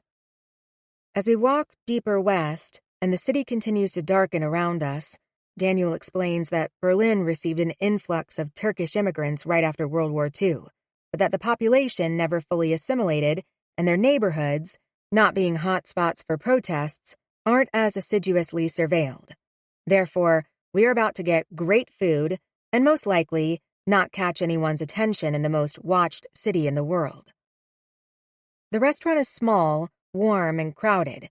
We are met with smiles at the front door and led to 2 spots at a long table in front of the grill. 3 chefs, who look to be a father and his 2 sons, work quickly and efficiently in front of us. Although I can't understand what they are saying, I get the impression it's more chatting, fun, and even teasing than it is instructional or anything to do with the orders the waitstaff slide to them on small slips of paper. Daniel and I both point to our menus with questioning eyes. The waitress, perhaps the mom of the whole crew, laughs at our consternation, takes away our menus, and gives us the distinct impression she'll simply take care of us. Her kindness almost makes me cry, as I don't have the energy to make a single decision right now. A variety of small plates soon arrive. While I can't name a single one, from one that looks like pale peanut butter to what I suspect are pickled onions and olives and tomatoes, to something grilled brown and incredibly flavorful, I try every one. One of the chefs pours batter onto the grill, and I think he is making a pancake. The pancake rises to the size of a football and is only slightly deflated by the time he slides it over the counter to us. I watch the couple next to us and soon know how to pull the bread apart and dip it through our many dishes. The atmosphere works a kind of magic. I feel full, energized, calm, and even hopeful as our meal progresses. Our conversation turns from the night ahead to the past and what brought us to this point. We cover college courses we never talked about when we knew each other, friends, boyfriends, girlfriends, professional achievements and disappointments, the ones we can share, and what we want from our futures. Do you love it? I ask. Daniel gives me a small smile, one sincere, but full of other emotions as well. I sense regret, even disappointment in it. I do. It matters. But it doesn't come without sacrifices. I didn't realize how many back then. The meal ends with a dessert unlike anything I've ever tasted. Our waitress calls it baklava, and it's heaven. Like 100 layers of heaven, made of pastry dough, with nuts between the layers and oozing with the honeyed syrup. It takes all my willpower not to lick my plate clean. Daniel's indulgent laugh lets me know he's well acquainted with baklava. Around 11 p.m., we pay the bill, and after our hostess-turned-waitress hugs us goodbye, we find ourselves standing on the sidewalk on a cold, dark, windy night. I glance to Daniel and can tell by his clenched jaw he feels it too. Reality. Come on. Daniel, hands shoved deep into his pockets, points a shoulder down the street. It's time to get to the club. SO 36, Robert told us, is one of West Berlin's most famous clubs. And even I know that's saying something. West Berlin is a city with hundreds of clubs and no closing times. A city that never sleeps and where the party never ends. We walk several blocks and soon find ourselves crossing Oranienstrasse. The sign for SO 36 glows blue above a black double-wide opening into an old building 2 blocks down and across the street. We stand on the corner and stare at it. After our next step, there is no turning back. Daniel faces me. We should cover a few things before we go inside. We won't be able to hear much in there. What's the band leader's name?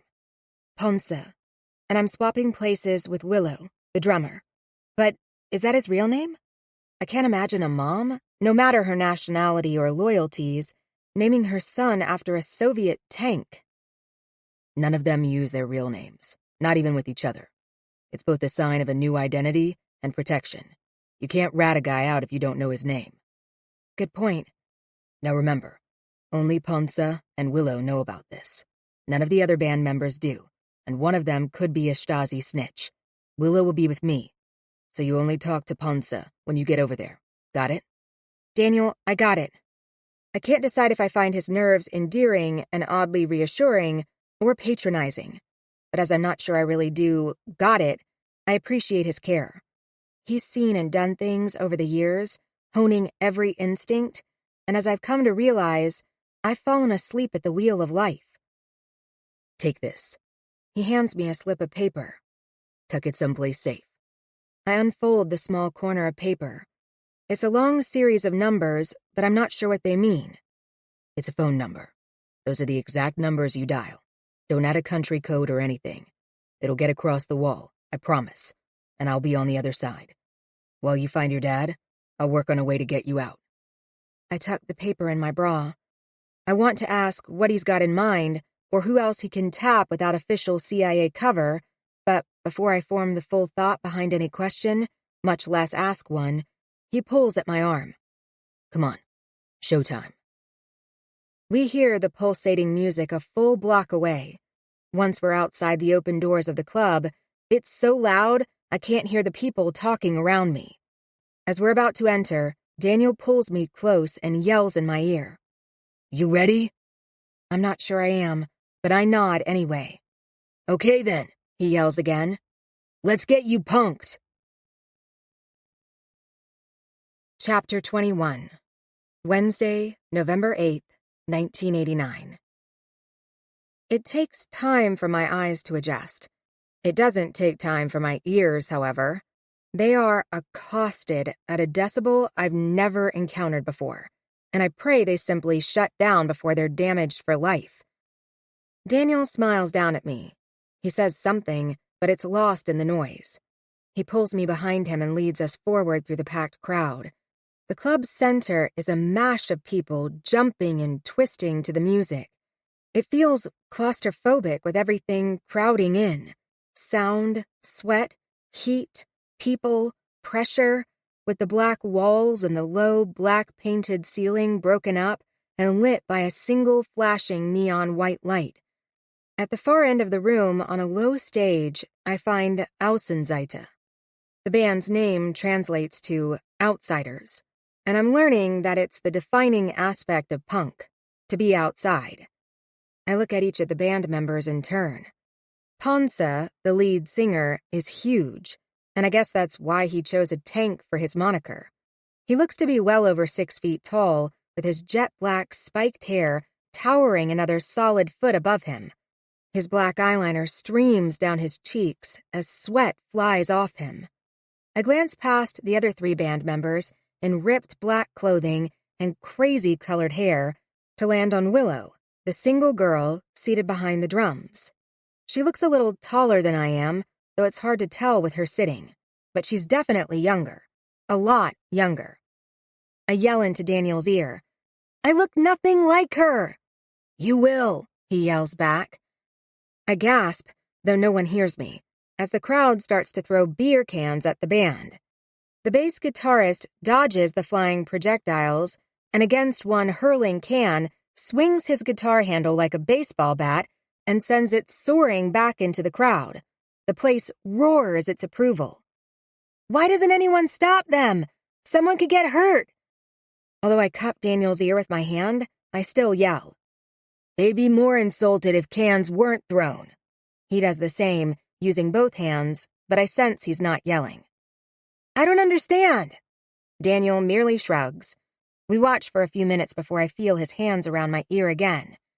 Remember, they're an East Berlin band. It's rage, discordance, anarchy, and destruction. It's meant to be all that, as well as angry and alien. Punk in Eastern Europe is nothing like what you hear out of London, New York, or even here in West Berlin. This is political opposition aimed straight at the dictatorship. I want to ask why the government lets them out if they're so oppositional, but I can't as Poncer releases a final growl, screams a last high, searing note into the microphone, and then proceeds to smash his guitar to flying shards of wood against the stage floor. The crowd goes crazy. Again. We stand at the edge, pressed against the wall with our feet sticking to the floor. My head is near exploding from the strobe lights and the horrible smell of sweat, marijuana, alcohol, and who knows what else. It's cloying and suffocating, but through the smoke and frenzy, I catch glimpses of the band shuffling to a rear door behind the stage. I pull at Daniel's sleeve and tilt my head to the stage. He notices too and nods. We push our way forward and body slam open a metal side door. The contrast to the club blinds me. I close my eyes, then start to blink slowly and methodically to let my eyes adjust. Bare bulbs hang from the ceiling, and the unpainted cement walls feel sterile and glaring. But it's quieter, and that's a relief. There's an open doorway several feet away with shouts spilling into the hallway. I head that way, assuming it's the band congratulating themselves on a great set. The crowd certainly seemed pleased. Turning into the room, I find I'm right. They're clustered together, high-fiving, screaming, slapping at each other in a kind of frenzy. All motion stops the instant one of them notices us. They stare. This is her? Willow looks to Poncer. Yes. Close up, I see how young Poncer is. He looks around 20 years old. From a distance, I thought his clothes disheveled and crude, but close up, I see how much care has gone into each item. Although ripped, his leather pants have been stitched in bright threads. His jacket, torn, has been carefully reconstructed with both safety pins and staples. The chains between his buttons and pockets have been secured by clips and thick threads. Poncer and Willow step toward us, leaving the other band members' feet behind them. They continue with their celebration, hovering around a table laden with bottles. Are you sure about this? He asks in German. He's not speaking to me. He's speaking to Willow, standing only a few feet away and staring at me with unblinking eyes. She nods in a single minute motion. Poncer snaps his fingers at me. I don't know what he wants until Daniel nudges me. Money. I reach into my tights and pull out the $5,000 I agreed with Robert to pay them. I slid it down the left leg of my tights back at the hotel room. 50 $100 bills. It feels oddly light and unsubstantial in my hand. I'm afraid Poncer will demand more. He doesn't. He tucks the money into an inside pocket of his jacket and gestures to a side door. Get going. The rest of us will load the equipment onto the bus. Schmidt will be here soon. Poncer turns back to the band. We got about a half hour. Move! Daniel puts a hand on my back and we follow Willow through the door. She can't be more than a teenager, perhaps a little over half my age. She shuts the door behind us. The room is quiet and empty with a mirror and a sink, but no toilet. It's not about the money, and he'll use it to print samizdat, she says in German. I cast a glance at Daniel, wondering if he understands. It's not the time to ask, and I suspect he does anyway. She talks on. We're doing this because we've all been there. Arrested. Our parents, too. Both Sapanza's parents lost their jobs when he turned punk. The Stasi pressured them, and they wouldn't snitch. My parents. She doesn't finish her sentence as she pulls off her jacket and holds it out to me. I hope you find your dad. Thank you. Without the bulky jacket hiding her frame, I realize Willow and I are about the same size. She's a few inches taller, but her clothes will fit me and mine her. Do you want me to wait outside? Willow startles as if she'd forgotten Daniel. Better not. Panzer told Splinter, but Fuzz and Dragon don't know what's really going on. Ich werde bleiben, Daniel replies. I will stay. It's formal, but correct, and flows off his tongue with ease. I throw him a wide-eyed glance. He bats it back with a smirk. Willow pulls off her skirt and tights. I do the same, handing the rest of the money tucked within them to Daniel to hold. I pass Willow my new black tights, and she hands me a fishnet pair with runs all throughout. I struggle not to make the runs worse as I put them on. I then slide the remaining money into the waistband before zipping up her tiger print skirt. I speak because I find the silence terrifying. It allows me to imagine all the things that can and probably will go wrong. How are you allowed to be here? Wie and an Einstufung. Willow narrows her eyes at my brown wool skirt, a new one I bought at Ann Taylor only a month ago. It's a government license that allows us to play in public. A lot of the older punks say we're sellouts for applying for one. They call us traitors, and lots worse. But there are other ways to fight than write lyrics so dangerous they'll only get you arrested. She sets the skirt aside and yanks on my tights. It was Panzer's plan. Tamp the lyrics down a little, earn a license to play in the West, and get our message outside the wall. Let the world know what's going on. This is our third concert over here. I think the Ministry of Culture keeps sending us in hopes we won't come back. They let you go? They want us to go. Willow steps into the skirt. If it saved them 5 headaches and probably a lot of Stasi man-hours spent following us. But we don't want to leave. That's not what we're after. We want our home to be better. I remember a line from one of my father's letters, the encrypted version. We shouldn't have to flee. Home should be better. What does he think of punk?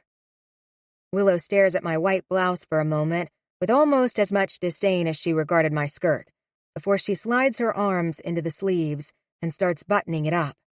I keep myself from staring at her mustard t-shirt with the same expression. I shrug on her leather jacket and stand for inspection. She smiles at me, and Daniel nods his approval. I can't help but match their expressions. Despite the danger, there is something funny about this moment. Empowering, even. I feel like we're Jodie Foster and her mom in that old Freaky Friday movie, and despite some hilarious mishaps in the middle, all is going to turn out well, just like the movie. Yeah. Willow grabs a slip of fabric off the sink's edge and shoves it into my hand. I uncurl it. It's a black glove with the fingers cut off, for my left hand. It's soft, so it'll work on your other hand. I usually wear it when I play, but it got so hot tonight, the drumsticks were already slipping in my hands at warm-up. You can wear it to cover that. She points to my right hand, still wrapped in gauze. I wiggle on the glove. The fingers don't quite line up, but she's right. It's soft, workable, and hides both the gauze and my burns. I move toward the door. Not so fast. Daniel's voice holds a teasing note that feels incongruent with what's about to happen. I look to him. He circles a finger at my head. The real work begins. He reaches into the messenger bag that's been slung across his body all evening and pulls out a long blonde wig. I almost reach for it, but he hands it to Willow. You'll need this to wander the city with me until Luisa returns. He reaches back into his bag and pulls out a can of black shoe polish. What else is in there? Wouldn't you like to know? He winks. You're keeping it secret? Not everything. I just thought knowing the extent of this transformation might derail you. Daniel has the decency to look sheepish. I scrunch my nose, but say nothing. I can't get angry because I'm not sure he isn't right. I look to Willow. My guess is her hair is about chin length. It's hard to tell as it's spiked up in about 30 points that cover her head. The tip of each is dyed black, hence the shoe polish. I now suspect the order of events. You're kidding. Willow reaches to the sink, and that's when I notice the scissors. Not nice, thin scissors, but huge cutting shears. You're using those on my hair? Unless you want to. Willow waits for me to reply. After a pause that feels like forever, I simply shake my head. She hacks at my hair. It takes only 4 cuts and 10 minutes with a can of shaving cream to make my hair almost look like hers. The numerous spikes are at least 8 inches high each. Daniel dabs his fingers into the shoe polish and coats each one. He stands so close, I smell the coffee and baklava from dinner and the starch of his pale blue Oxford shirt. Is this going to work? I whisper to him. You have to trust it will. While Daniel applies the finishing touches to my hair, Willow washes her face in the sink. When she finally lifts her head and turns back, she is scrubbed pink and looks so very young that I almost don't see Willow in this girl any longer. Her eyes are wide and clear blue. I want to hug her, but I resist. She may be young, but she is tough and independent. Your turn. She holds up a thick, black eye pencil. I take the pencil and press close to the mirror. She stands next to me and guides my work. I'm grateful for the help as I wear a little makeup normally. Lip gloss, powder, a hint of pink blush, and mascara, and I'm out the door most days. Thicker on the outer part. She taps my temple with a light finger. And the lower line needs to go out to your temple, all the way to here. In a few minutes, I hardly see myself in me either. We all nod to each other, and Daniel opens the bathroom door. Only Poncer and I think Splinter are in the room. Poncer gestures for him to leave. He obeys without question. Fuzz and Dragon are almost finished loading the equipment. They can only occupy Schmidt a few minutes more. The way he spits out Schmidt catches my attention. Who's Schmidt? He's from the Ministry of Culture. He always comes with us when we cross the border. But as he's the only one who does, I suspect he's Stasi too. He'll be on the bus. Don't look at him. Don't talk to him. Nothing. You let us load you on the bus as if you're too drunk to see straight. Borderline passed out. Got it? Got it. Ponce looks to Willow, and his expression softens. Never thought I'd see you look like that again. She blushes. It's for a good cause. His eyes narrow, and his expression changes as he turns back to me. You're missing something. Something that'll get you arrested. Willow, too. What? I glance between us. Poncer steps toward me. I feel his bulk and his breath, and I struggle not to step back. He reaches up, and black-painted nails rush at me. I think he's about to hit me when his trajectory changes and he tugs at my ear. No, I gasp. Willow's right ear is pierced 3 times with large buttons in each, but her left ear is pierced from lobe to top at least 10 times. She wears small rings in the top holes, and a silver chain dangles between the topmost ring and a bottom button. Willow waves her hand in front of my face. It takes me a moment to register as I feel cool and faint. She slides off 5 of the small rings. See? They're just clamped around my ear, not pierced. I gulp air with relief. But these... Ponce steps between us and gently taps Willow's right ear. Are pierced, and we're running out of time. Schmidt won't let us hang out in here forever. Willow grips my arm. I'm sorry. They have the more permanent details of our appearance recorded. They may not catch the ears, but they could. I ask, what does that mean? Just as Poncer nudges Splinter, who has walked back into the room. Get vodka. Poncer flicks 2 fingers to the back table. Splinter wipes off a bottle and hands it to him, who hands it to me. While Poncer pulls a safety pin from his jacket's shoulder, I lift the bottle. My throat is on fire at first gulp, but I keep going. Hey! He grabs for it. You've got to hold it, not guzzle it. I thought it might help. I choke out the words. A little maybe, but our heads are on the line here. Yours needs to be clear. Willow pulls out all her button earrings and lays them in her palm. Ponce pours vodka over them. He then pours it over his safety pin, and standing so close there is no room between our bodies, he whispers, "Don't move a muscle." I close my eyes and feel Daniel's hand slip into mine. While I keep my face perfectly still, I squeeze Daniel's hand so hard I feel his finger bones roll over and across each other. I don't let up the pressure, and he doesn't pull away. I want to cry out with the pain, but I don't. I do, however, feel tears seep from my eyes. What'll they do to all that black eyeliner? "Ice and a rag," Poncer says to Splinter. I feel 2 more stabs in one ear before he grips my jaw and turns my head to move on to the next ear. Daniel steps behind me. One hand holds mine, and the other grips my waist, keeping me standing steady. Poncer finally steps back. Splinter hands me both ice and a gray towel. Daniel doesn't move. "Is there blood?" I dare to ask. "Not much. Hold the ice against them." Poncer gestures to Willow. "Help her clean up. I'll go check on Schmidt." Poncer and Splinter leave the 3 of us alone. Willow gently dabs at my ears. "My papers are in my inside right jacket pocket. They will ask for them at the checkpoint." And then I twist to look at Daniel. "Poncer's got your contact's information. He may still be waiting on some details, but he'll let you know." Daniel runs a hand over his jaw. I raise a questioning brow. He shrugs. "Nothing.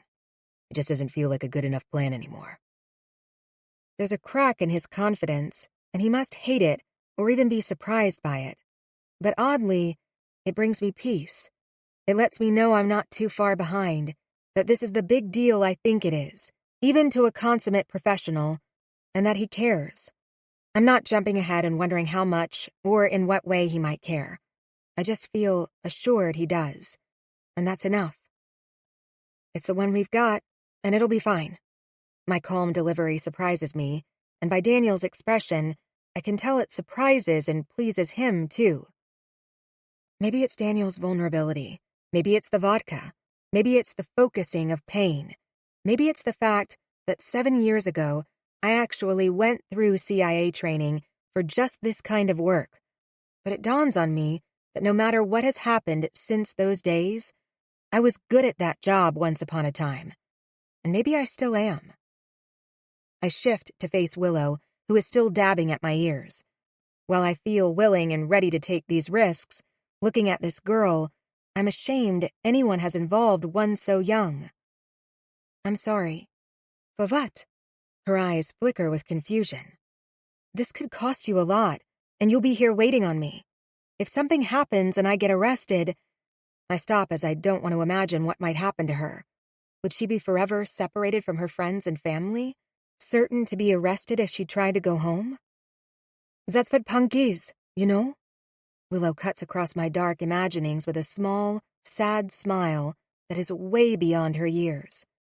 "It's letting go of what you're supposed to be doing for whatever comes your way. It's about creating a future of our own making, not accepting the one they shove at us. And it's all risk. Every breath in, every day." The door opens. Poncer looks between us before speaking. "It's time." Willow walks to the dressing room door, where she and Daniel will hide until we're gone. Daniel pulls me back. "Remember that phone number, okay? And if something, anything, feels wrong, find a place to hide and call me. I trust Robert, who trusts Ponce. We'll see you to safety." He stares at me as if trying to imprint each word into my brain.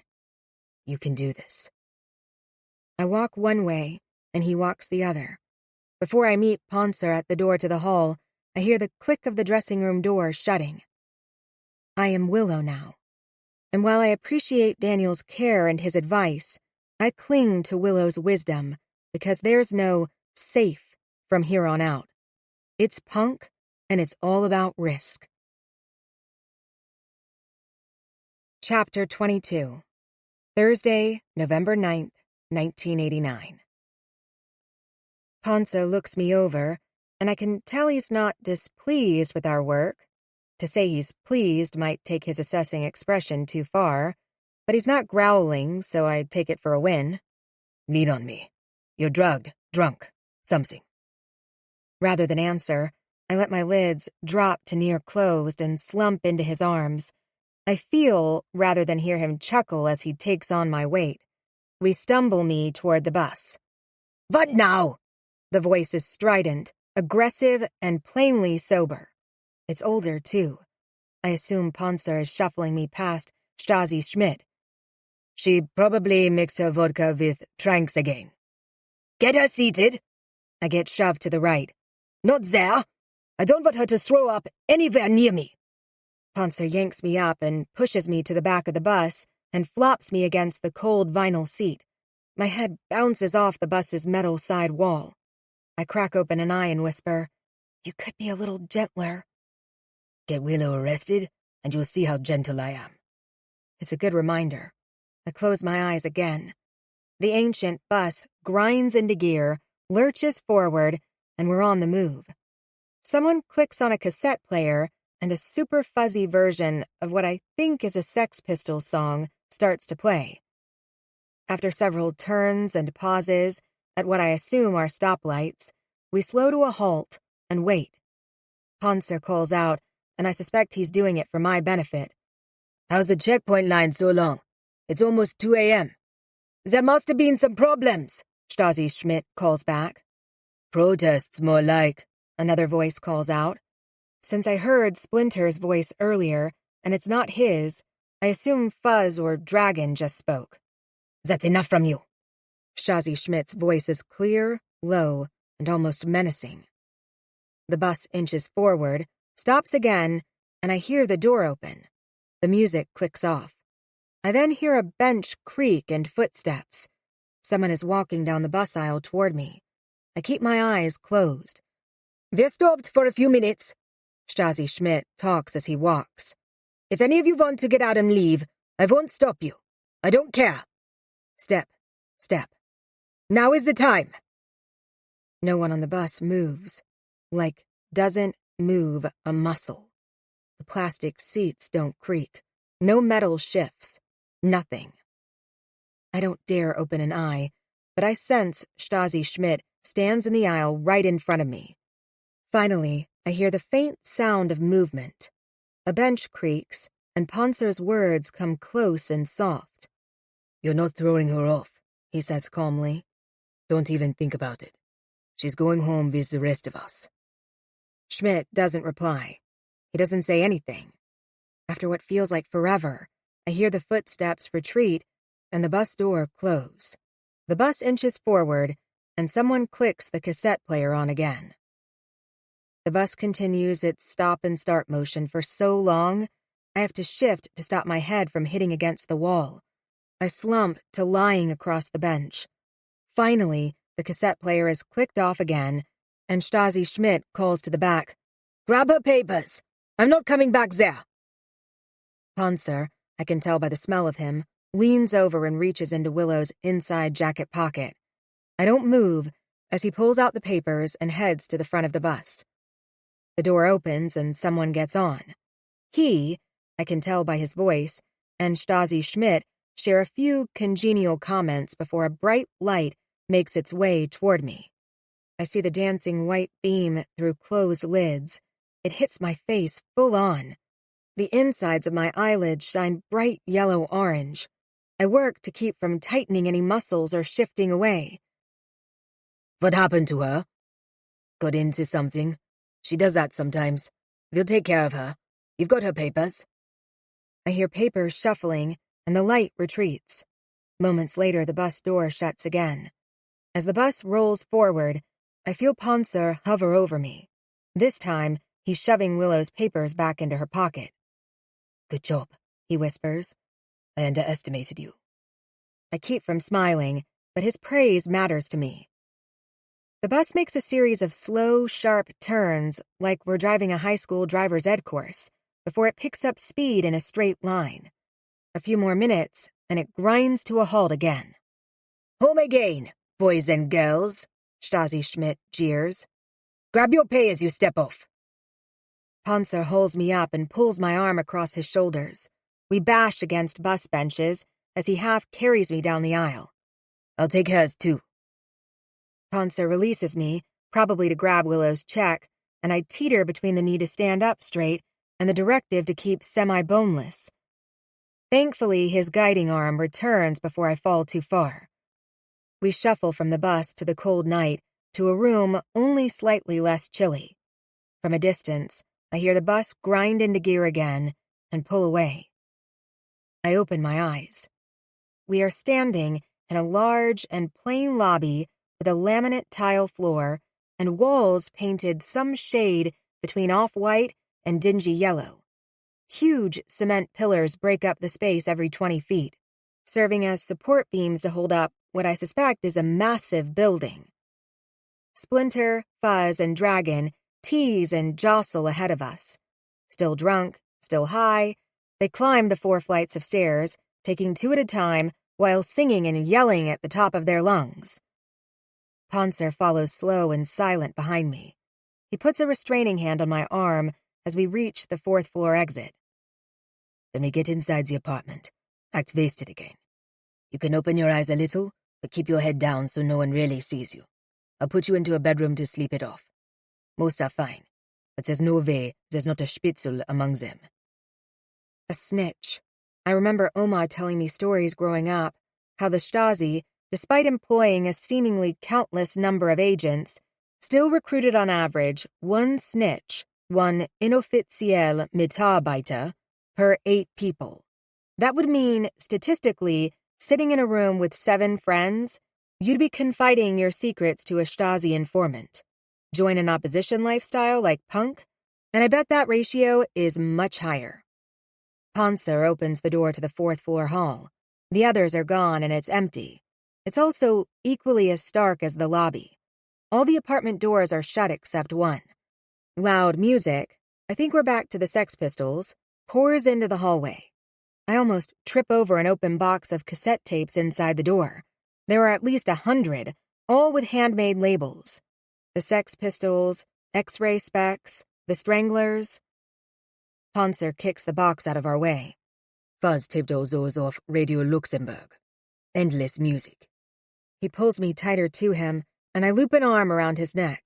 Half stumbling, half carried, I shuffle into the hallway. People yell for him to join them in the main room at the hallway's end. We stop at a door midway down, and he calls back, "Let me set Willow down. She's out of it." No one comments or comes down the hall to help or inquire. Ponser opens the door to a bedroom, and we stare for a split second at 2 people making out on the mattress on the floor. He yells, "Out! Now!" Once they push past us, pulling on clothing as they scamper, Ponser motions to a bag tucked against the mattress. "I got the call only a little before we left. It's the best I could do. Put all those on before you leave, and be out by 6:30, or you won't make it on time." Where am I going? It's all in the bag. I glance to my wrist and realize I gave my watch, the ebol that Opa gave me for college graduation, to Daniel in SO36's dressing room. Ponser reaches up his sleeve and draws down a gorgeous antique watch. He hands it to me. It's heavy with a cream background, gold trim, and the lowercase word Hul written in a blocky script across the face. The band is a fine, worn black leather. Unable to hide my shock, I look from him to the watch and back again. "It was my father's, and his father's before him. He loves that watch, and gave it to me when—" Ponser lifts his chin. He looks young and vulnerable. "Don't get arrested. I want it back." "Yes." He gestures to the bag again. "I also scribbled out a map to your meeting point. It starts when you exit the building, 2 over. Don't go out this lobby. Take the stairs, 1 flight below it, and walk 2 buildings down. There's only 1 way to walk. Dress like you will be. Anyone watching won't associate you with us. But still, it's better to exit a couple buildings over." This is not a popular look? I pluck at Willow's jacket. It's a rebellious look, a turbulent and jarring one. It's a dangerous look, and a courageous one, too. I've never met more courageous kids. Angry, loud, and chaotic, yes, but courageous. Ponser catches my tone and smirks. I clear my face of all humor. Thank you, Ponser. And if I don't see Willow again, please thank her too. Just be smart. He's not joking now either. He backs out of the room and shuts the door behind him. The pitch in the living room rises a notch as the throng welcomes him. I pace the tiny bedroom's few feet of treadable floor, unable to sit, unable to rest. I pick up the bag and sort through the contents.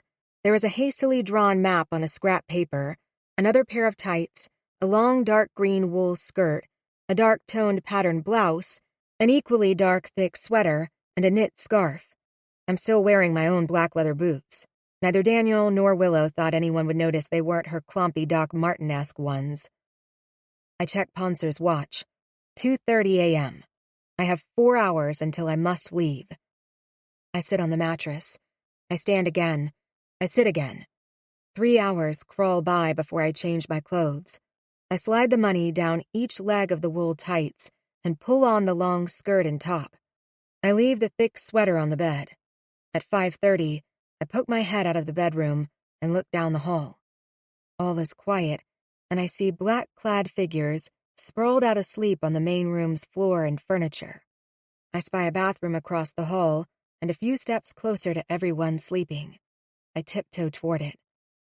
I stop halfway and stare at the bold black letters spray-painted across the white wall. Don't die in the waiting room of the future. I smile. There is nothing complacent about these guys. No waiting rooms for them.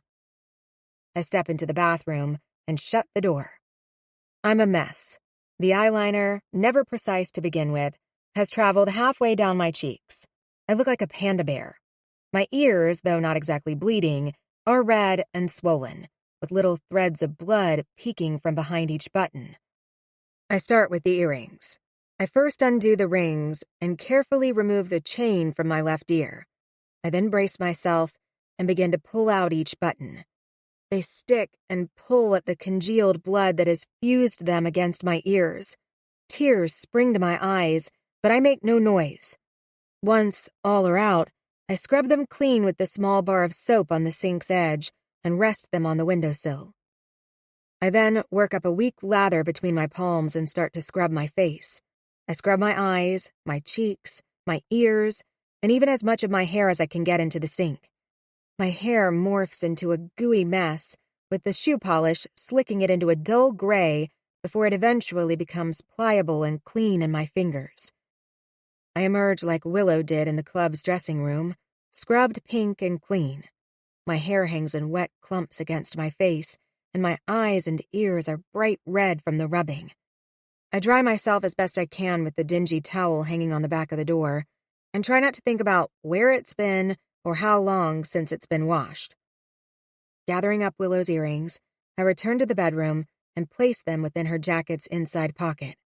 I almost take her papers. If stopped, I'll need something. I hold them in my hand. I can't. If caught, I won't implicate her trying to save myself. She's taken enough risks. I tuck the papers back into her jacket pocket, place everything within the plastic bag, and pull on the brown sweater. The wet collar of the blouse feels scratchy now beneath the wool. I tiptoe my way back into the hallway and out the front door. 5 floors down, I emerge into a cement corridor. It's wide and lit by a series of bare bulbs.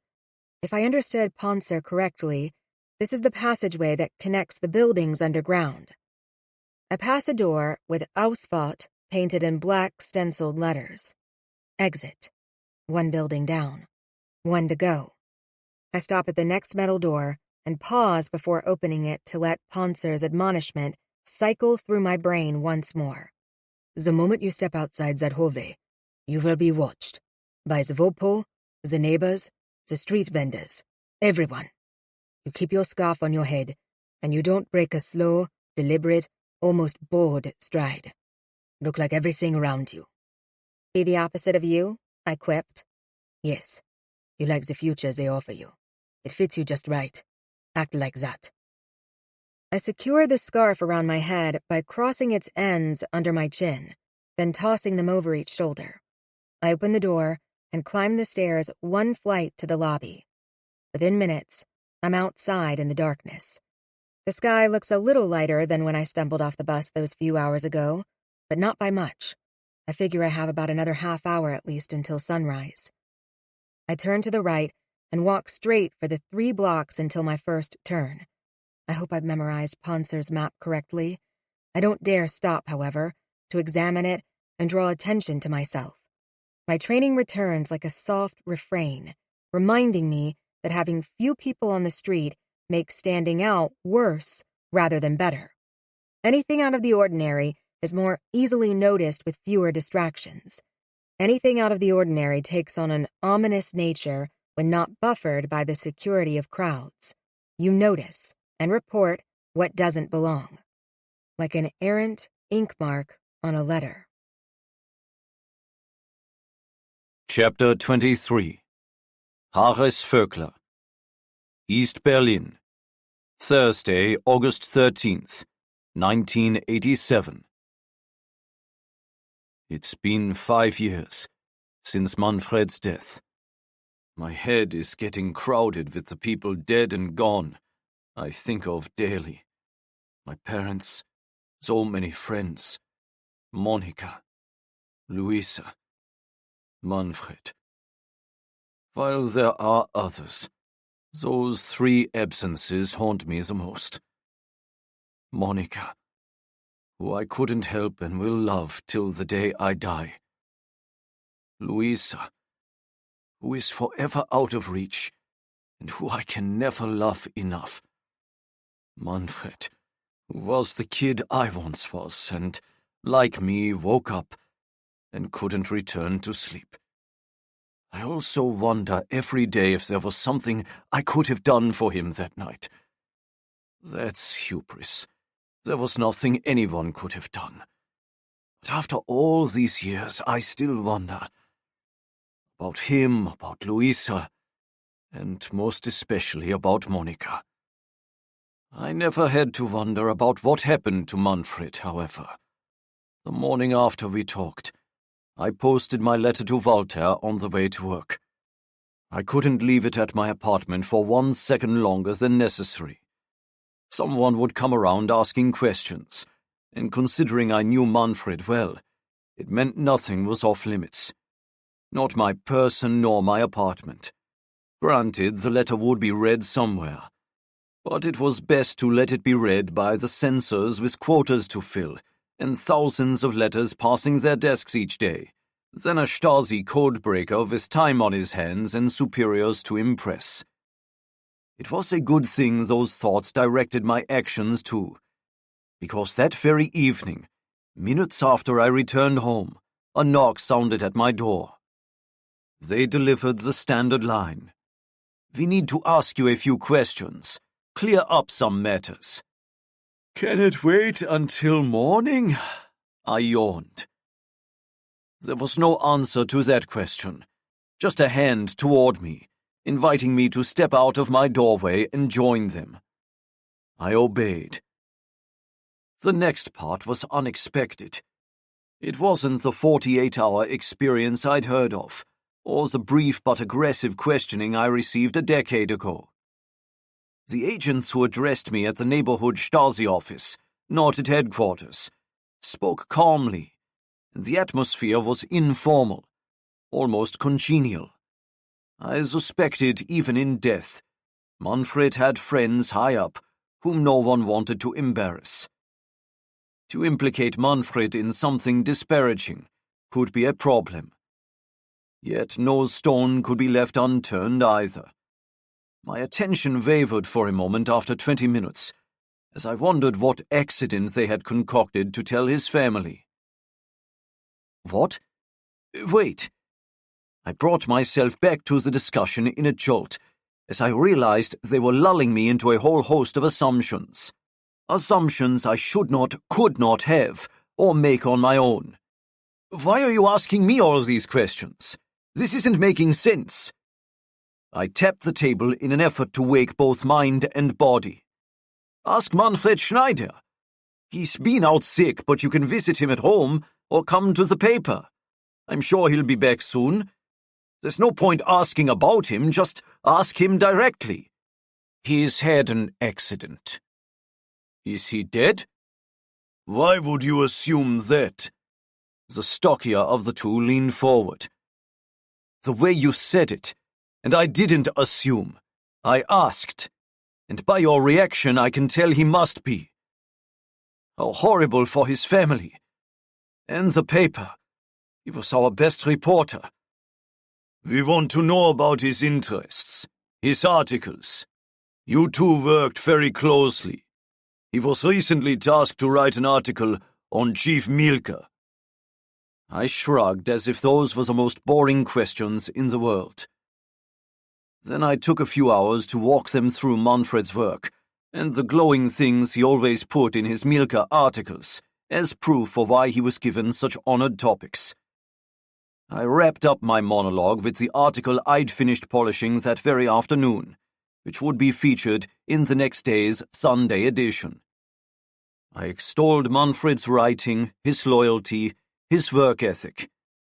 I even denigrated myself, which wasn't hard to do, and explained how writing to my daughter kept me from the top stories, but what was I to do? My in-laws had taken her to the United States, and there was no legal recourse as my deceased wife had given her to them. I droned on and on. Soon even they couldn't stand the litany of things that had happened to me, that I wasn't responsible for, that I'd fallen victim to. They asked me to leave.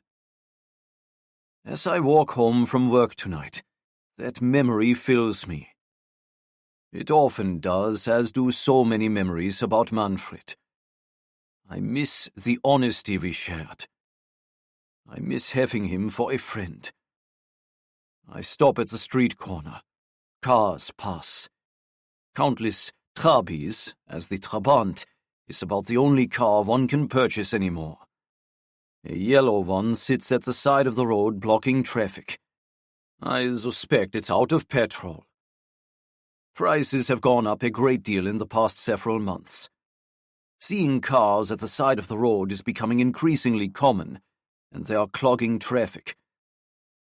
I look around. I don't want to go home yet. I turn and walk the few miles toward Bernauer Straße to dwell on other memories. I am in just the right mood to punish myself tonight.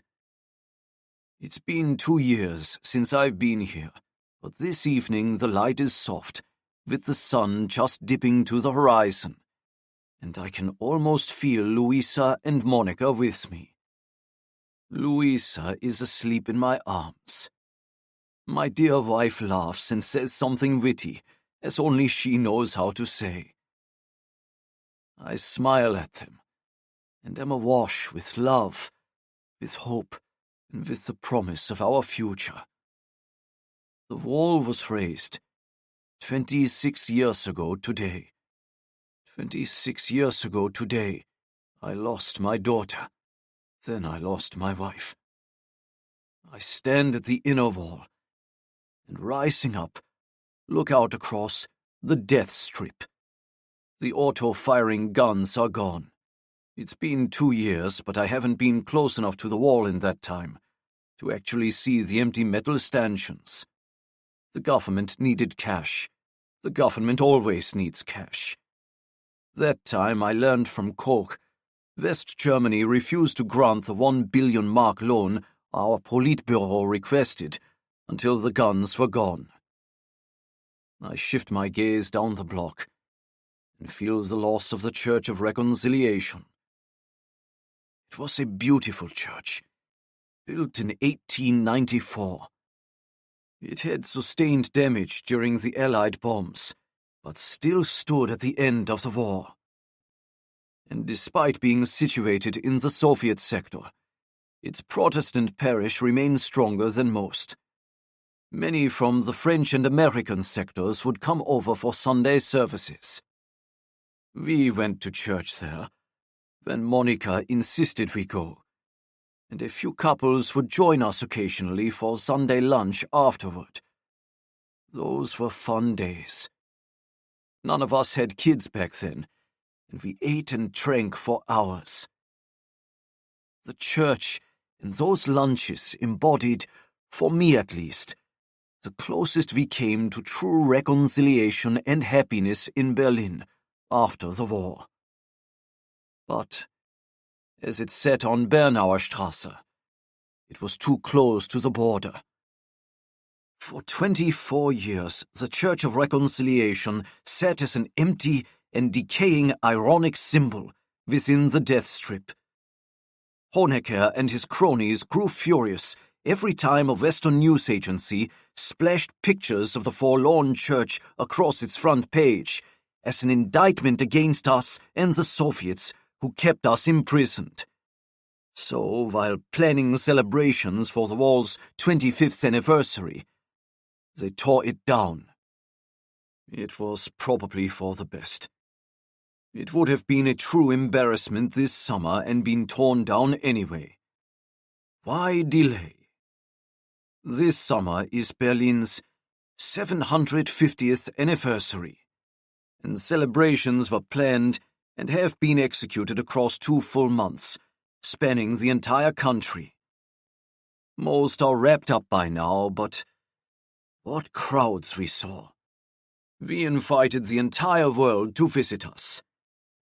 USSR General Secretary Mikhail Gorbachev traveled throughout the country, along with a host of Soviet Politburo members, and for the full 2 weeks surrounding his tour, East Berlin was alight with events, parades, galas, and gatherings. US President Reagan was in West Berlin as well this summer, as celebrations were planned for both sides of the wall. He, of course, stayed in the West, but we did hear he gave a very provocative speech. The day before he spoke, Radio Glasnost reported that over 50,000 gathered to protest his visit, claiming he wanted war with the Soviet Union. Snippets of his speech were then broadcast into East Berlin the day afterward, and commentators drew out certain words and themes to confirm this belief. But I heard the speech in its entirety on Radio Free Europe, and didn't agree with all their conclusions. I sensed a deeper meaning to Mr. Reagan's words, even in his call, "Mr. Gorbachev, tear down this wall." Though it was aggressive, it was said in the context of seeking peace and freedom, not underscoring a threat of war.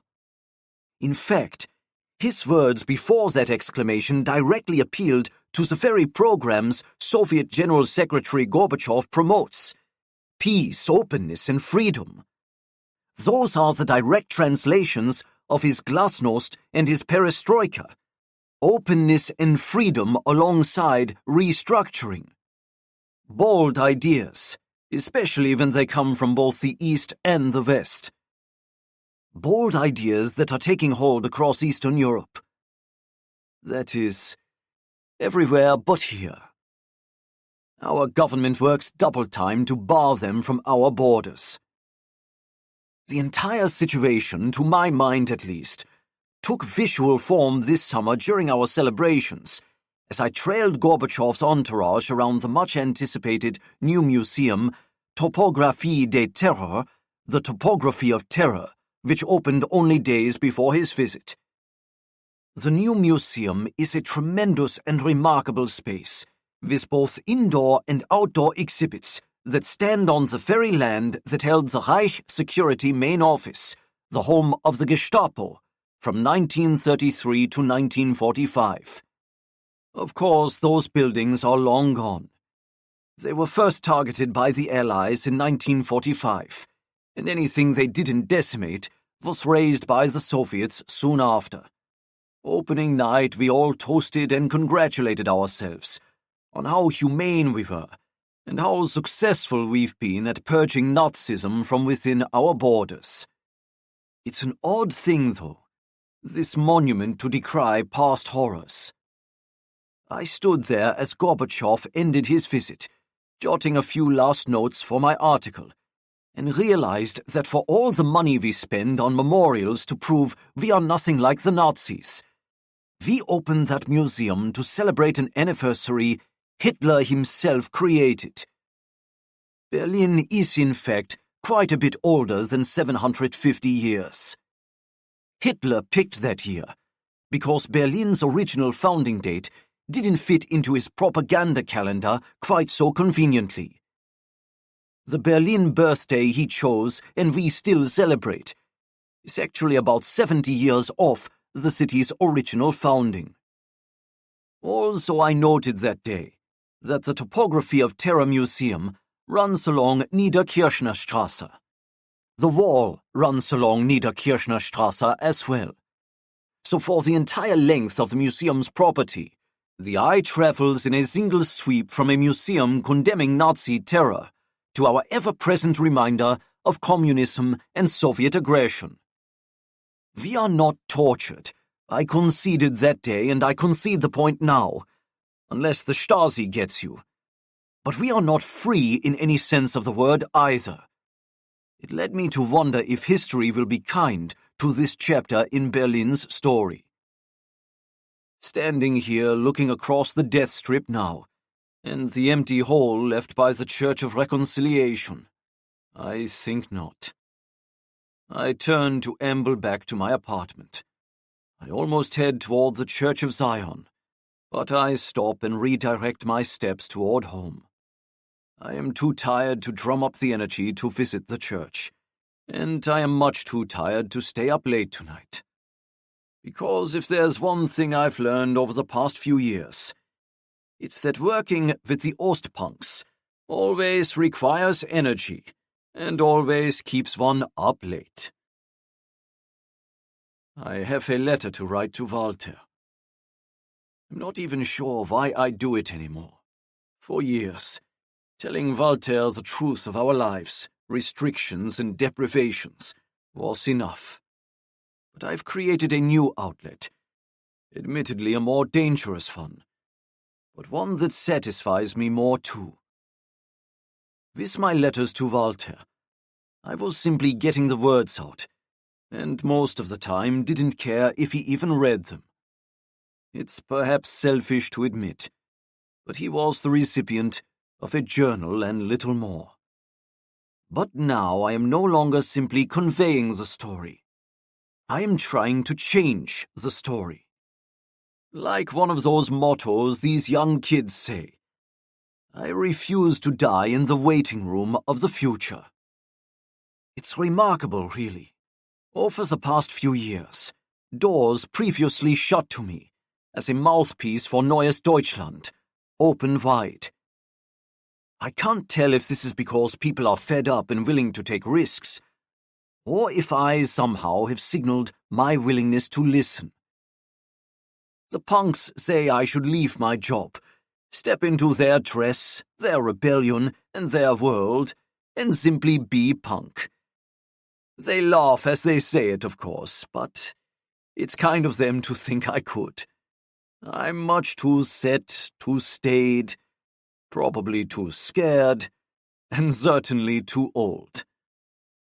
Besides, there are stories to tell, both at Neues Deutschland and in our Samizdat. For one, as I wrote to Walter a few months ago, the trees along many of the main thoroughfares in the central city died this past winter. When it was discovered in spring, as nothing greened or bloomed, they had to be excavated. After pulling the first few trees from the ground, the faubourg had to clear the streets. Citizens became anxious at the sight of the trees' black and shriveled roots. They had clearly not died a natural death. While I reported in the paper that they'd been stricken with a rare but entirely natural blight, my article did leave open a few questions. Questions that I hoped would lead others to ask for more information, even demand proper and logical answers. But I could not hint at the darker truth the civil engineer gave me. The trees died, and more will continue to die, because of the city's leaking underground gas pipes. City workers patch them as best they can, but they make little headway as the old infrastructure crumbles faster than funds for repairs can be generated. our ground is saturated with gas. After a few beers, that same engineer also told me that over a third of the lakes in East Germany are too toxic for summer bathing because of the government's constant deals with West Germany. We take their toxic waste and fill our lakes and landfills because we so desperately need their cash. Over a walk and cigarettes another night, a city economist explained why we need all that money. We've run a deficit for years now and are on the verge of national bankruptcy. The Soviet Union is no better off, so they can't support us any longer. He also added that maintenance for the wall alone truly costs over 1 billion marks each year. And just yesterday, a punk told me what he'd learned about last year's bombing at La Belle Discothèque in West Berlin's Friedenau district.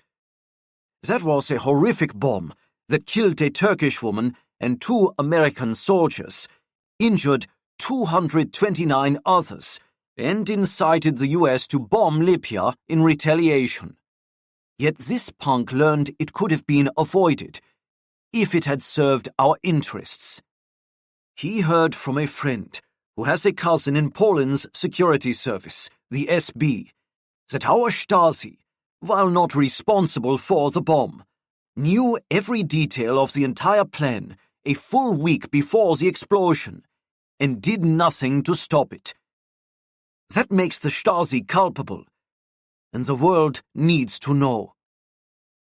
What started years ago as flirting with opposition has become my lifeblood. I hadn't realized I could stop my slow descent into apathy, depression, even madness, by making one proactive effort to change the world around me. One step then led to another and another. And that's how I discovered my unlikely group of comrades wired the same way. Walter's "I fought tooth and nail to stay until the day I needed to leave" has become my rallying cry. I don't want to leave, so I fight. With kids. It astonishes me most days. My closest friends and staunchest allies are a bunch of 20-something kids. Strangely dressed 20-something kids, too. But if someone is going to be hurt, it will be the Ostpunks.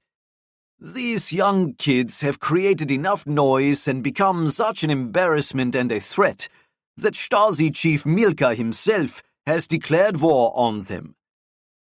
And the war has only made them stronger. The Ostpunks offer their arrests, even torture, as a mirror against the brutality of the government, and their numbers grow. Not quite the numbers we hear about in Poland's Solidarity movement. But these kids are no less courageous, and they are willing to make incredible sacrifices to change the system, rather than flee it. I once asked why they protest on every level, positing that it would be easier if they dressed more like ordinary citizens, talked like ordinary citizens, and then got to work. A 16-year-old kid named Panzer replied without pause, "Everything in a police state is political, so we attack every aspect of it." Panzer is younger than Luisa. She's 29 years old now, and I would guess he's only just reached 20. What would she think of him? Could she understand? Or are our worlds so different?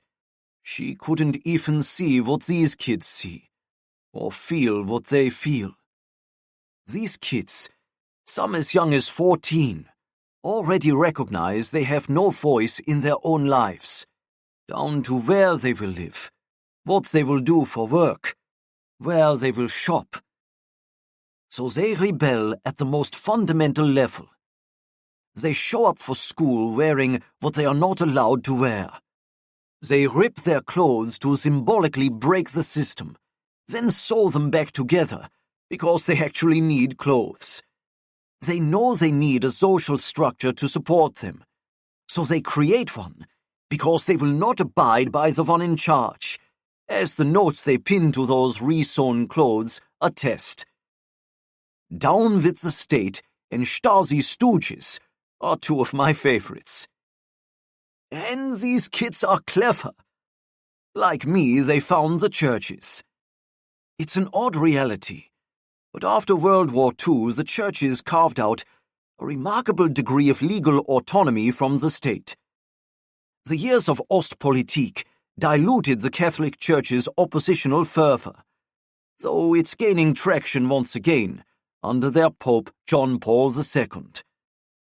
But the center of solidarity opposition remains in Poland. Here in East Germany, however, it was the Protestant churches that fought for their autonomy and made good use of those legal provisions on a spiritual and political level. Granted, the atheist communist state did its job well too, and only about 3% of the population sits in any pew, Catholic or Protestant, for a Sunday service. But that autonomy stretches into the week, and that's when the churches are packed with punks. Presently, they form several of the largest and best organized oppositional groups in the DDR, and they found the churches for their meeting grounds. Mielke is not wrong to worry about them. I worry about them too, but I worry about their safety. Yet even that is eclipsed by my respect. I'm continually impressed by these kids. Other than the music, the drugs, the partying, and the general lack of good hygiene, I commend them. I'm 56. I can hardly be blamed for noting a few things they could improve. The music gets me the most. It's not music, it's screaming, screeching, discordant, and ridiculously loud. But I've seen a few pages of sheet music before they get hidden away, and their lyrics are good. They have to be hidden, of course, in all that screeching chaos, because they are subversive, visceral, and condemning towards the state. Why don't you sing so people can hear these words? At least at some venues, I asked one night. They laughed at me. I suppose because their generation can actually hear the words. But they listen rather than laugh when I start talking about how to get our paper distributed, or how to work the ancient printing press in the church's basement. They need that samizdat. We all do. It's the way we share the information we glean from across the entire Eastern Bloc, and it's how they advertise their concerts. It's through the concerts and swapping information with other punks that we learn some of the best stuff. It's a delicate, powerful circle, and for our opposition group, I sit in the center hub of the wheel. We're not the only oppositional group, of course. Several groups' papers have gotten so popular that we all print on an almost 24-hour schedule now. There's too much going on to stop the presses, as a true newspaper man might say. All around the Eastern Bloc, protests are growing, and these young people talk to each other with an honesty and candor my generation is fearful to approach. The word spreads along with the courage, and the protests gain momentum. Solidarity in Poland has grown to count the vast majority of the populace within its membership, despite all measures to squelch it. Even the horrific murder of the pro-Solidarity priest, Father Popiewuszko, by 3 agents of the SB, didn't slow its growth. In fact, more than 250,000 people, including Solidarity leader Lech Wałęsa himself, attended Popiewuszko's funeral. That's a mighty large protest. And while Neues Deutschland didn't print that news, we did out of the church's basement printing press. 4,000 copies passed and passed again, reaching over 30,000 readers. We've also printed helpful tips for the masses moving to East Berlin. Tips about how to participate in the growing shadow economy. Tips about how to secure squatter housing. It's necessary as people can no longer eke out sustainable lives in the villages. All those years I feared being charged as asoziales Verhalten are behind us. The state can no longer enforce the laws as black market trading and the shadow economy have grown too robust to shut down. Change is happening, even though General Secretary Erich Honecker denies it whenever he opens his mouth. I pass through Alexanderplatz and head down Karl Marx Allee. Another couple kilometers, and I turn into the warren of buildings that create my neighborhood. You're late tonight. I was hoping you'd come by and watch the football match with me. Peter opens his door as I unlock mine. I will. Let me find some dinner first. He tilts his head into his apartment. Come in for dinner. Helena made plenty. She expected Träger to come over, but he cancelled. I willingly follow him into his apartment and smell rosemary, pork, and something sweet. Soon we are enjoying a few beers and Helena's excellent cooking. Did you hear about the Ministry of Security's hiring freeze?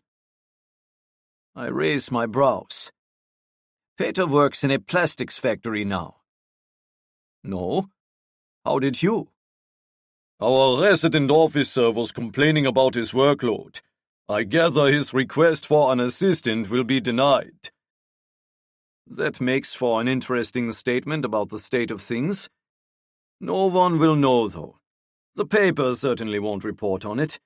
Without Manfred, we barely cover the security service anymore.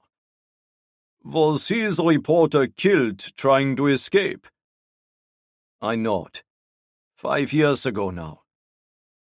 We drink and the conversation moves on. Even among friends, there are things best not talked about. Because even though Mielke was forced to put a freeze on all new hiring within his Ministry for State Security, the Stasi remains more pervasive and powerful than ever. After dinner and a good football match viewed on the Sauer's snowy black and white television set, I return to my apartment, pull out paper and pen, and write to Walter. I may doubt the necessity of writing him anymore, as it's not my only outlet, but I can't deny I enjoy the camaraderie. Even if he doesn't read my letters or doesn't care about happenings in his old country, he does write me back. He shares Luisa's life with me, and throughout these years, he has become my closest friend and my truest confidant. One should never discount the necessity or power of a good friendship. So yes, there are stories to write for the official party paper, more stories to write for our Samizdat, and letters to write to Walter. Chapter 24. Luisa Voekler. Thursday, November 9th, 1989. The sun rises as I make my way toward Karl Marx Allee. The sky has an eerie brown quality, heavy and leaden. I turn the corner and stop. I glance back. I turn forward again to confirm what I'm seeing is true. I'm standing at the edge of an imposing and glorious promenade. There's no other word for it. Behind me, the streets feel crumbling and shabby in comparison. It reminds me of my one visit to Disney World when Oma lost her purse, and we left the park's shiny thoroughfares to find the security office back in the littered alleyways and rundown office spaces. The neighborhood I just walked through was crumbling, quiet to the point of somber, and poorly lit. This broad avenue is lit with gas streetlights and lined with green space and trees. There's a huge swath of lawn and foliage running down the center of the divided road. Massive white buildings flank either side of the boulevard. 2 towers rise high on each side as well, as if proudly announcing my entrance to the city. I feel like Dorothy approaching the Emerald City in Oz. and for the first time, I feel the true, sheer magnitude of the government, the ideology, the power that built this place and keeps it running still. My eyes shift from the buildings around me to straight down the allée. Miles away, and perfectly centered in the distance, I see Berlin's iconic television tower, the Fernsehturm. I start walking toward it. For while the Fernsehturm is centered on the allée, it also constitutes the center of Alexanderplatz, the map's next marker. Once in the plaza, I turn left and walk south toward the Reichstag, which sits near the Brandenburg Gate, neither of which I'll actually get close to, as one sits in West Berlin and the other in the Death Strip. The walk takes about a half hour, and I'm surprised by how much of the city I see. I started in a warren of uniform and massive buildings, set at odd angles from each other, traveled through the daunting showcase of Soviet and East German power and architecture of Karl Marx Allee, and am now walking through the tightly packed central city neighborhoods, some of which are clearly over 100 years old. Numerous empty lots litter this part of town as well, tucked between the buildings, and it takes me a moment to look up and realize they were most likely created when parts of the original buildings fell during World War II bombings. Doors are still fixed and visible in the walls, 3, 4, even 5 flights up, as if it doesn't matter that the building is no longer there. I stand, staring. What do these doors to nowhere look like from the other side? I walk through the business district as shopkeepers unlock their doors or dust inside display cases. I'm surprised there are none of the neon signs or billboards so prevalent in West Berlin. Then I realize it's a planned economy. There is no need for advertising. I make what I think is my final turn and see the street sign ahead of me. Reinhardtstrasse is clearly marked in both Soviet Cyrillic and German. As instructed, I step into the shadow of the building across from number 156, a cutout into the cement forming a sort of outdoor lobby entrance. I wait. There's an alley to the side, and I glance down it to make sure I haven't missed a detail or anyone waiting for me. It's empty. I step back to the street side and stand pressed against the building, watching as the sun continues its march into the sky. The light is soft and diffused, yet there isn't a cloud in the sky. The haze's eerie brown tinge reminds me of one of Brand's articles. He reported a few years ago on the environmental horrors being perpetrated in East Germany and in East Berlin. Trees dying along main streets due to leaky gas pipes, buildings coated in brown soot from the coal furnaces used for heating, and a number of lakes too poisonous to swim in because of toxic waste dumping. He even reported on a series of secret deals signed between West Germany and East Germany, East Germany agreeing to dispose of West Germany's toxic waste with no questions asked and no limits set, for cold, hard cash. A single ray of sunlight breaks through, and it looks like a solid, beautiful beam. I stand mesmerized until a shadow blocks it. Startled, I step back. Focus. My head bumps the cement wall as my attention lands on a man shifting from foot to foot in front of me. "It really is you," the man says. "I see him in you." The man's German is soft, and his expression is kind. "Excuse me?" I look around.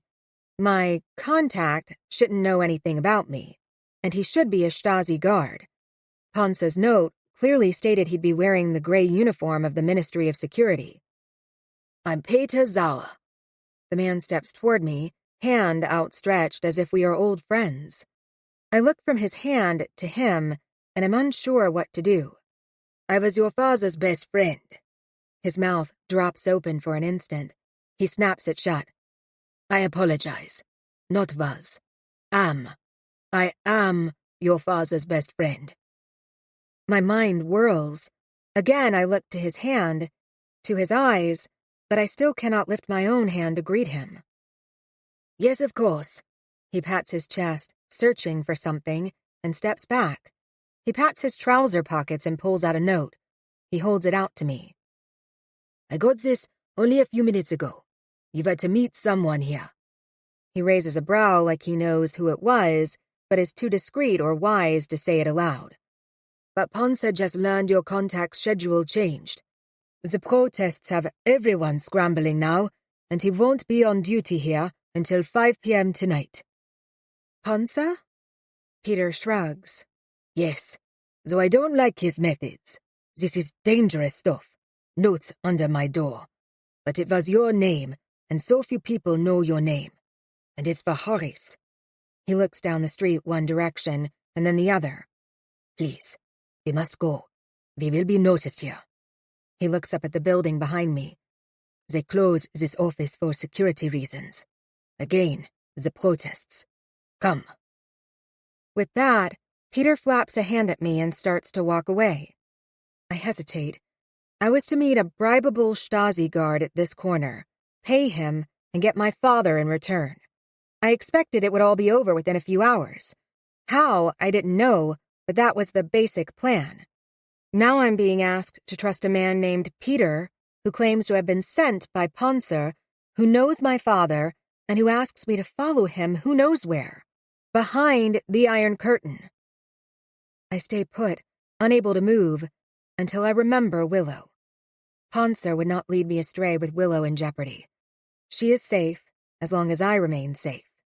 I think of Daniel, who took off from D.C. without a moment's hesitation to set all this up, and now he'd expect me to trust my instincts and employ my training, no matter how long ago it was, or how dusty and rusty it feels.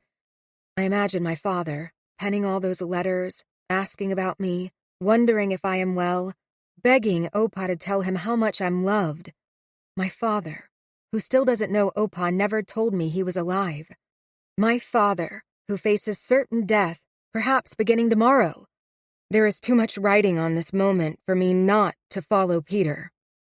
I rush to catch up with him and match his pace for 1 block, then 2. We don't talk. We don't look around, and we don't rush. At a short stone building several blocks away, he stops and pushes open a heavy glass and wood door. The building looks like something from the 1920s. The stonework is ornate, but the mortar is old, dry, and covers the stonework like dust. I notice a huge hole, stone nicked from its side, as if someone took a bite from a wedding cake. I suspect it was created by an Allied bomb, as there's an empty lot next to this building as well. We start up the stairs at the back of the black and white tiled and wood-paneled lobby. On the second floor, his hand on the doorknob to the hallway, Peter turns to me and whispers, "It's the third door down to the right. Don't say a word.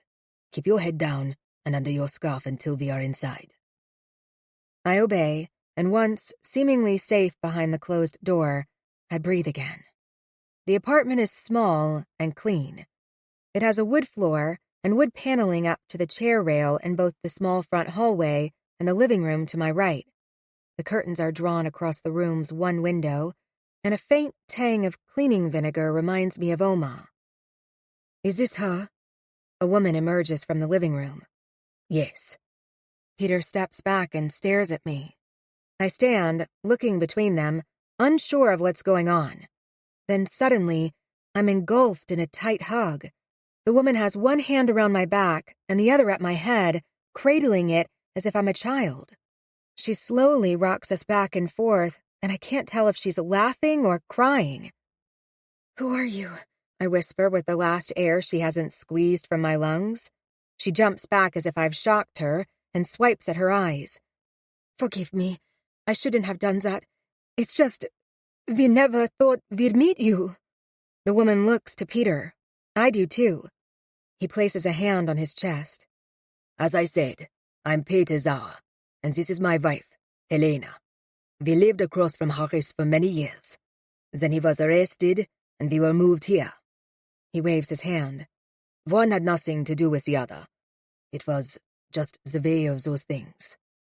"You look like him." She touches my shoulder, then turns to her husband. "She looks like him." "Yes." He nods. "That's how I knew it wasn't a trick." I furrow my brow. "One does not follow notes delivered under one's door. Anyone could write them. His repetition of his earlier sentence and his tone make me laugh. No, I suppose one shouldn't. It breaks the tension between us. Their stiff postures relax, and I practically slump against the wall. Come in. Helena pulls at my arm. Let's get you some tea, then you can sleep a few hours. I can't imagine what you've been through. You must tell me how you got here at all. Peter stops our progress to the kitchen. I need to go to work. Will you be okay? He speaks to Helena alone. She looks from him to me, a broad smile filling her face. Wrinkles circle her eyes. We will be just fine. I'll send her off on time. Peter nods.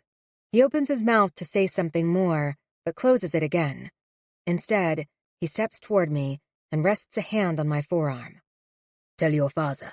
I'll see him soon. Just as quietly as we entered, he is gone. I pull the scarf off my head.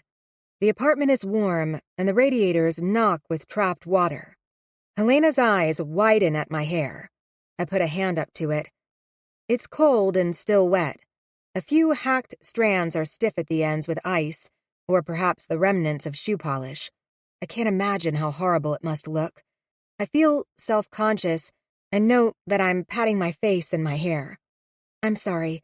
I'm a mess. I had to cut my hair to impersonate a punk to get across the checkpoint. Helena smiles again. That was very clever.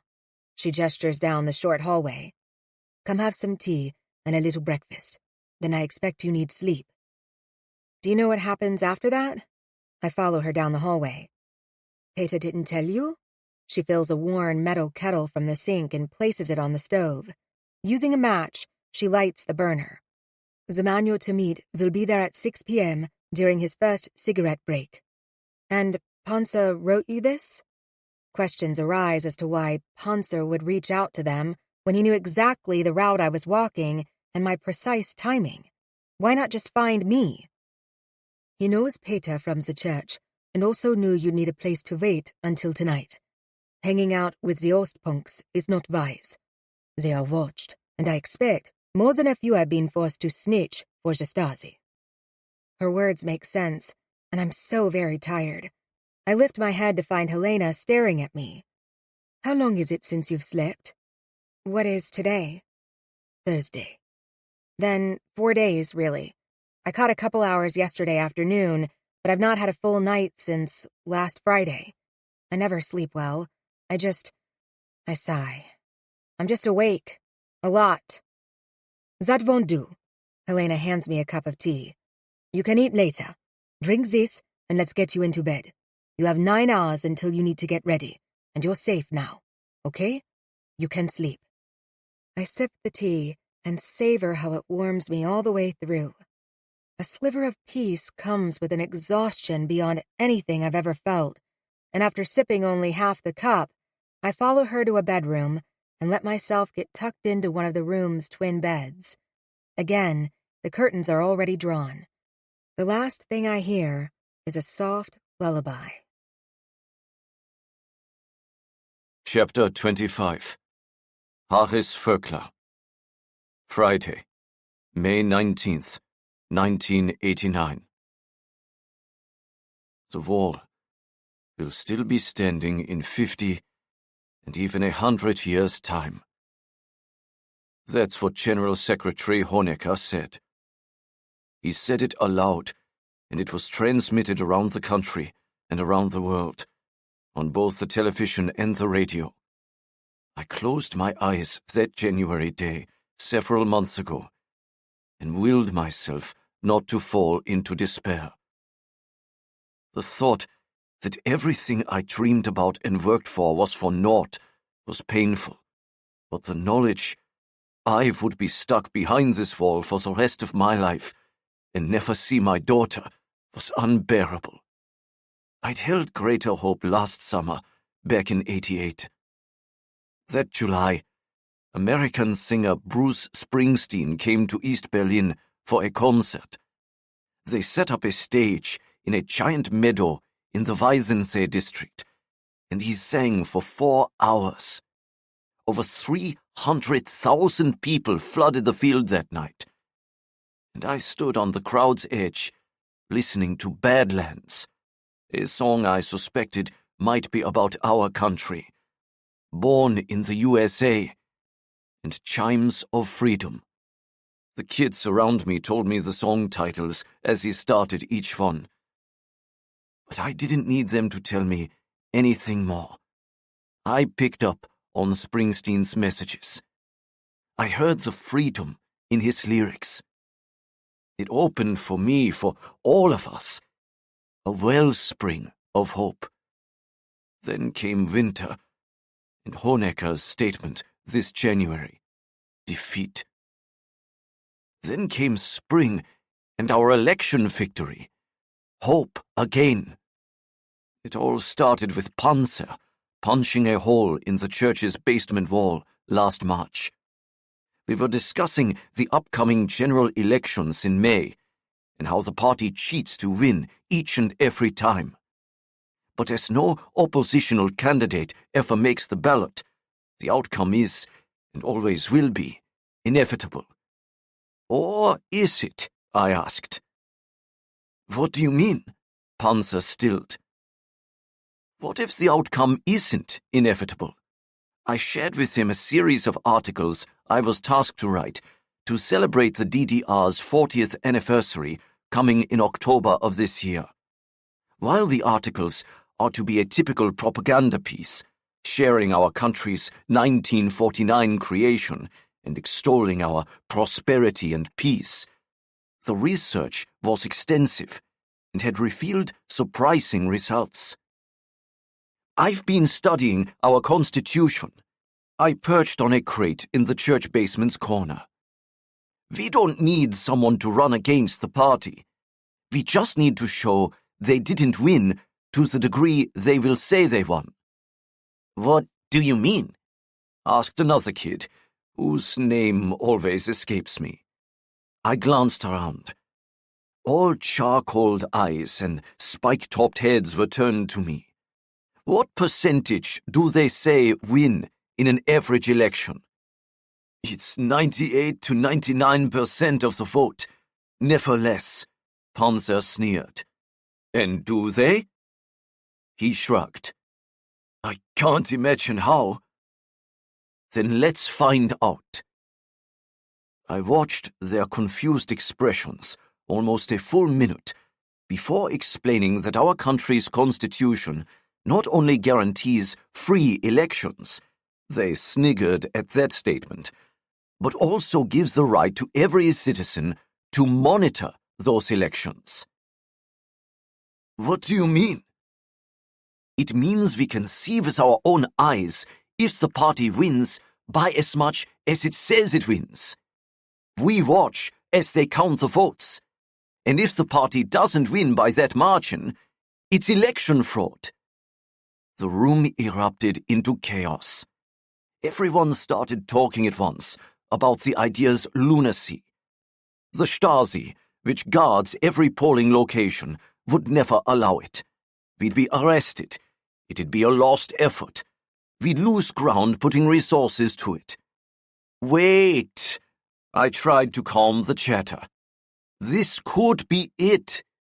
If we discover the SED only wins 70 or 80% of the vote, but announces the usual 99% win, then we have them. Election fraud is a constitutional violation. It's the stuff of headlines, major headlines, the kind that bring down governments. Those journalist friends of yours can smuggle the real data to the West, and they can pipe it back in over the radio to our own people. Protests and riots here. Global pressure out there. It took time for everyone to settle. A few yells by Panzer helped. Then I explained how I thought we should go about it. A no vote could not be formed by writing a single X across a ballot, as people usually did when they were frustrated and wanted to show they were against the party. We had to somehow let people know to write no, or to draw a little X over each individual name. If they did that, their ballot would be marked as against the party, rather than as an invalid ballot to be thrown away. We got to work. Within 3 weeks, we, joined by several other oppositional groups, printed enough pamphlets to distribute all over the country. The kids took them to their concerts, their friends, and their underground networks. Each flyer explained how to properly lodge a dissenting vote. We even provided examples of names with small X's beside them. Within 8 weeks, we signed up over 300 volunteers to monitor the polling stations. That meant we could place 2 or 3 people at every East Berlin polling station, and many across the country as well. While we couldn't monitor the full national vote, we believed our coverage was enough. On May 7th, Election Day, we were ready.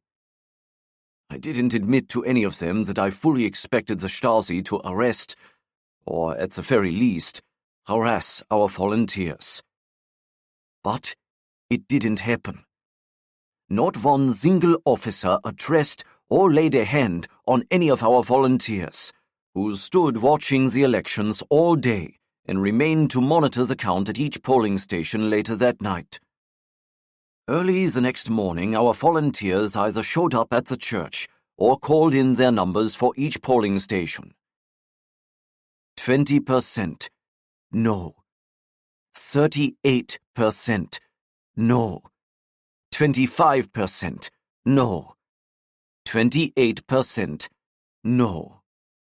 It was unheard of. The SED, the Socialist Unity Party, had reported winning at a 98% margin or better for every election across the past 30-plus years. We wondered if the polls were dramatically different this year, or if the party had been lying all along. We suspected the latter, but we also couldn't discount the growing opposition and dissent all across Eastern Europe. We were stunned and whispered among ourselves as if a loud voice would burst the bubble. What will they report? What will they do? A few got discouraged, sure the party would tell the truth and win. After all, they knew we'd been watching, and a 70 to 80% vote in favor was still a win. I hurried straight from the church to my office that day. I remember it so clearly. May 8th was a clear, cool day, a hopeful day. I had to rush because I was already late. I'd lingered at the church for the numbers to come, because I wanted to know the truth before I heard the party's official announcement. But I needed to get to the office for the official proclamation and to put the finishing touches on the party's announcement declaring its win. As the party never lost, the article was already written, edited, and typeset, save a title and a quote from General Secretary Honecker. We usually received the official word from the party by 8 o'clock a.m. in order to make the afternoon edition. But by the time I arrived, Minister Egon Krenz, General Secretary Honecker's deputy, had already called. Koch glowed as he told me the news. An impressive party win that had secured 98.5% of the popular vote. My hands trembled as I wrote the headline, SED Party Wins. Koch, perched at my shoulder, crossed it out immediately. For a moment, I thought he was going to acknowledge what it seemed everyone sensed. At least everyone I knew sensed it. This was a lie. Koch sat with his pen poised on the edge of the page. I waited. Then, in a flourish, he wrote, "An impressive acknowledgement of our policies of peace and socialism," and slid the paper back to me. That's a better headline, don't you think? It shows what the party is about and why the win and the vote of confidence are so important. I nodded. Yeah, very impressive. We had our proof. Not only that, but the party and its official newspaper were doubling down on the lie by announcing it to the world. The next day, we printed our samizdat at the church and passed along a template to all other opposition groups. It outlined the charge for election tampering and fraud and the math behind our analysis. A few math geniuses on our side had stayed up all night and calculated that even though we didn't have the entire country under surveillance during the election, we had enough to guarantee our numbers within a 98% confidence interval. The best math minds in the DDR assured us our calculations were irrefutable. Then Panzer got the information to a reporter friend from the West. He rolled the datasets and our analysis into film canisters and chapstick tubes, because even though reporters don't get searched, one can never be too sure. It got out. And that night, over Radio Free Europe, it got back in. I couldn't hide my excitement. I wanted to celebrate, sing, dance, shout for all to hear.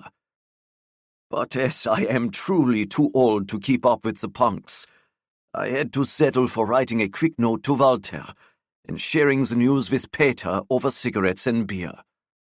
He tapped the neck of his bottle to mine. "That's huge!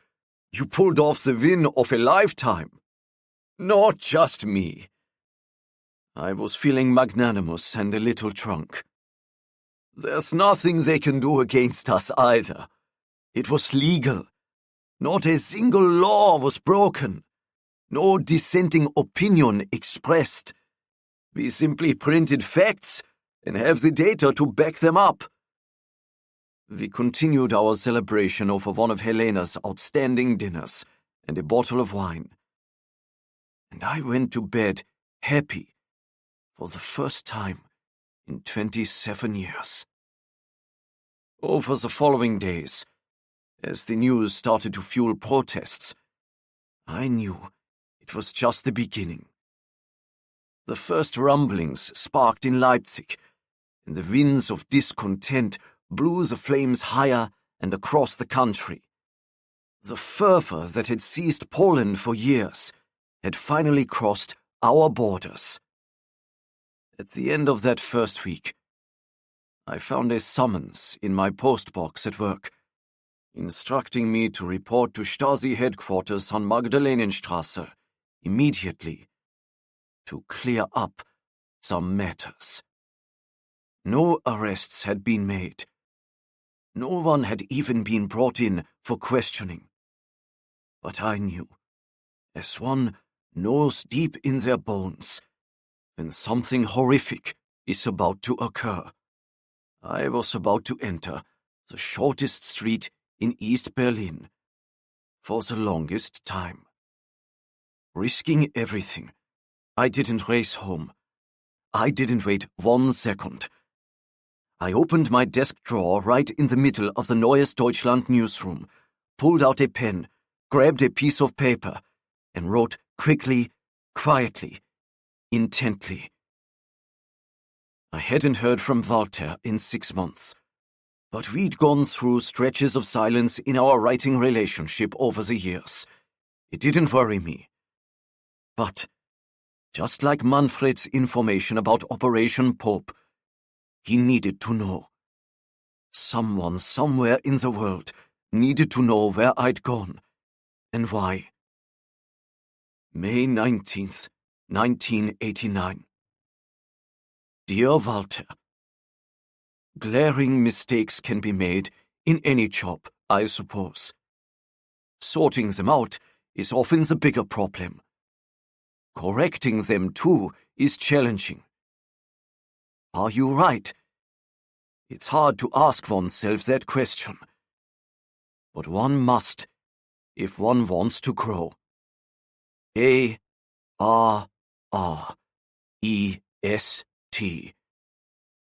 Arrest. Chapter 26. Luisa Voekler. Thursday, November 9th, 1989. I shoot to sitting, unsure of where or even when I am. My head is heavy and foggy, and the days have blurred together with too little sleep and frightful dreams when sleep comes. But it wasn't my usual nightmare that startled me awake this time. It was Daniel being harmed. He was in pain, far away and yet close, and it was my fault. I put him wherever he was, and I let my enemy grab him, wound him, and leave him bleeding. While Daniel is beyond capable, in my dream he was caught by surprise, and I was clearly responsible. I scrub my eyes and imagine him and Willow and who might be following them and what danger might be lurking. Is anyone following me? Does anyone truly care about this small drama at all? Because Andrew was right. The tension in the air is palpable on both sides of the wall. Eastern Europe feels like it's breaking apart. I suppose I have no way to know if it's the usual tension, but I can't imagine it is. How can one live day by day in this charged, electric, fraught atmosphere? I swing my feet over the side of the bed as one of Opa's many quips comes to me. He always had words of wisdom that sounded clever at first, but grew tedious at the 20th, 40th, or 100th recitation. Just because you're paranoid doesn't mean people aren't after you. I remember laughing at that one when I was 10, and stopping sometime around age 15 when I could better interpret tone. That was when I realized Opa was very serious about that particular pearl of wisdom. I flip on the light, and Poncer's watch tells me it's 4:30. I calm after calculating that it took only 20-ish minutes to walk here this morning, so if I'm to be back there at 6 o'clock, there is time. I'm not late. I take a deep breath in hopes it will prepare me for all that's to come. I slip on my boots and pull the thick, scratchy sweater over my head. The neck is tight and pulls at my short hair. I open the bedroom door. Down the hall, I spy Helena's feet tucked under their kitchen table, her body just out of sight. She smiles as I step into the room. You slept well. The calm assurance in her voice soothes me. I'm surprised I slept at all. That's unusual for me. I had some pretty crazy dreams. You're under a great deal of stress. I settle into the kitchen chair across from her. It's so dark. I thought I'd missed my meeting at first, but I tap Poncer's watch to assure us both of the time. The sun sets just before 5 o'clock now. In December, it sets near 4 o'clock. That's a lot of darkness, and I find it depressing after a month or two. She pushes back from the table and stands. I made bigos for you. I lift my nose, noticing the smell. It's warm, sweet, rich, and earthy. Fully awake, I examine her kitchen more carefully. It's a small space with gray painted cabinets and a square table pressed against the wall. There are marks dug into the wood as if kids did their homework at this table, created art projects here, even had temper tantrums here. Beside the sink, there is a knife and cutting board, clean but resting as if ready for use. My eyes travel up to the room's only window. It's centered above the sink at the narrow end of the kitchen. Checkered curtains are pulled across it. I glance back to the living room behind me. Its window is covered as well. Helena follows my gaze. We can't risk anyone seeing you. We have 2 boys. Though both are grown and married now, someone would pay attention to a young woman in our apartment who is not either of their wives. Helena pulls out a bowl, fills it with the fragrant stew, and sets it before me. She then pulls a loaf of bread from a bread box, very similar to Oma's, and cuts a slice. What is this again? I inhale the steam. Bigos. We also call it hunter's stew. It would be easier to tell you what's not in it than what is.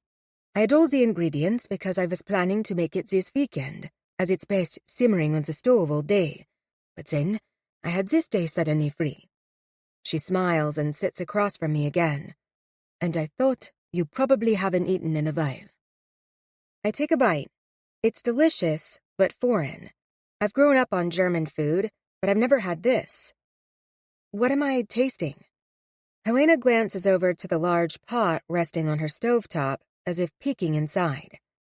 Your Oma probably makes her own version.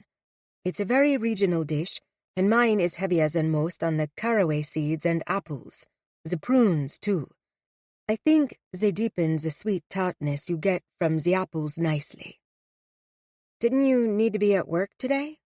I recall the Asocialis Verhalten laws that used to worry both Oma and Opa so much. Helena fakes a tiny cough into her hand. Oh, much too sick today. I believe I'm running a fever. 2 bites in, and I'm ravenous. I lean over the bowl, and only when my nose practically dips into the soup do I realize how rude I'm being and how ill-mannered I must look. I sit straight. I slow down. I'm sorry. It's been about 24 hours since I ate. Please don't apologize. I still try to slow further and be polite and make conversation. You mentioned sons. How old are they? From what Harris told us, they're both near your age. Well, Dirk is. Traeger is about a year younger than you. You know my birthday? Harris talks. Helena stops and resets herself. Talked about you a great deal. He received letters from your Opa, which he would share with us, and we celebrated your birthday each year. My kids were teenagers, as were you, by the time we met Harris. But who doesn't love an excuse for a night of cake and celebration? He's still alive. She presses her lips together and regards me for a heartbeat. I hope so, and I apologize for that. But I have found over the years that I fare better being surprised by hope, rather than being fooled by reality. She reaches out and touches the table between us. I understand. In fact, you're helping me understand my grandparents a great deal more. It's funny how easily you can convince yourself that the people you live with see the world like you do. I survey her kitchen again, but I remember nothing about living here, and they haven't forgotten a moment of that life. In many ways, I tap a tender finger to my temple. Oma is still here, and that's something I need to remember and better respect. I look to the stove and imagine Oma standing at a similar one, cooking her own hunter stew. I can almost see her feeding my mother dinner or Aunt Alice snacks and monitoring homework at a table just like this one. I imagine her telling her daughters all the ingredients she included in her stew that evening. I imagine...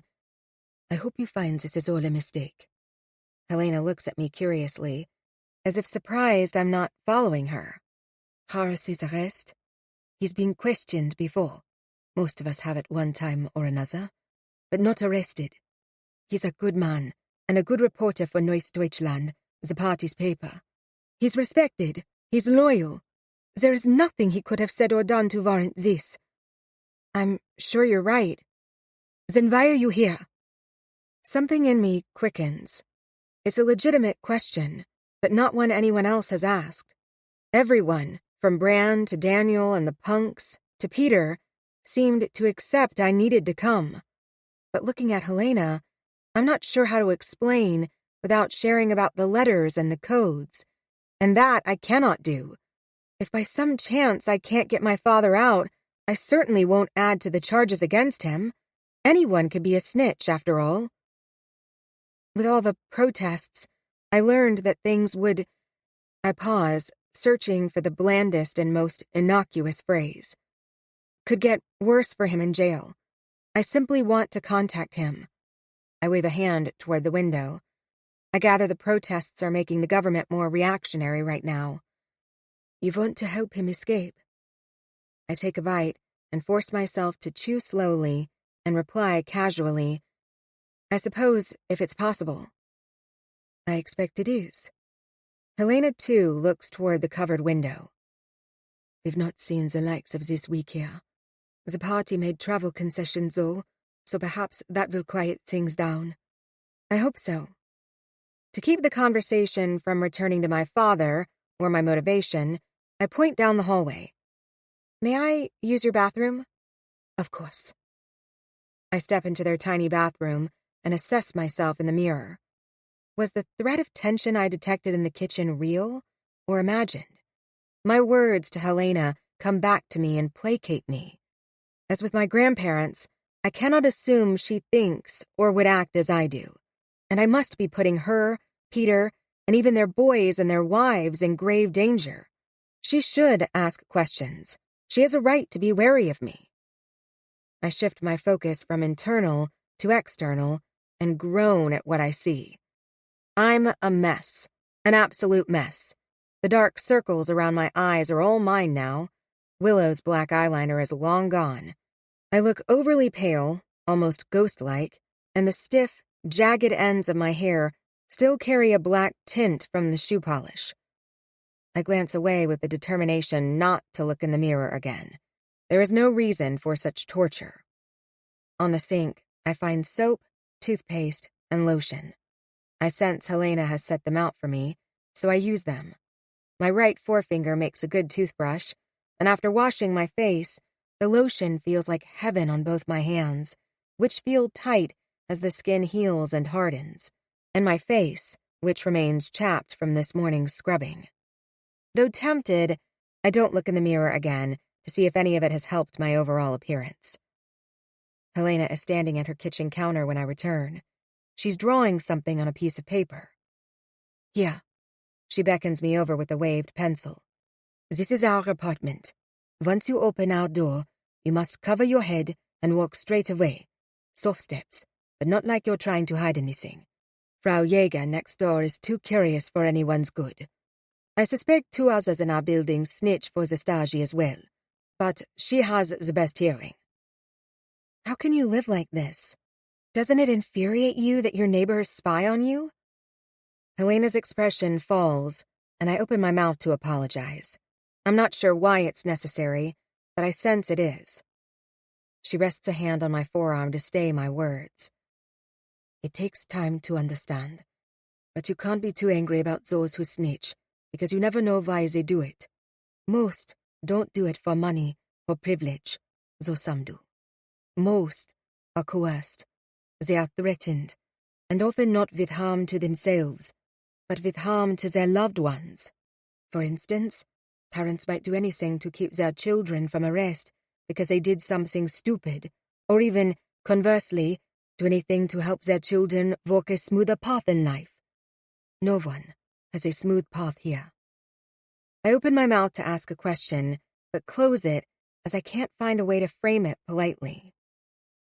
I sense Frau Jäger has a good heart. I want to believe that if she is a snitch, she does the bare minimum to stay safe and not to harm others. Here. Helena slides the map she's just drawn across the counter toward me and proceeds to trace every step I need to make until I've reached the meeting spot once more. Thank you, I say after I've memorized the drawing.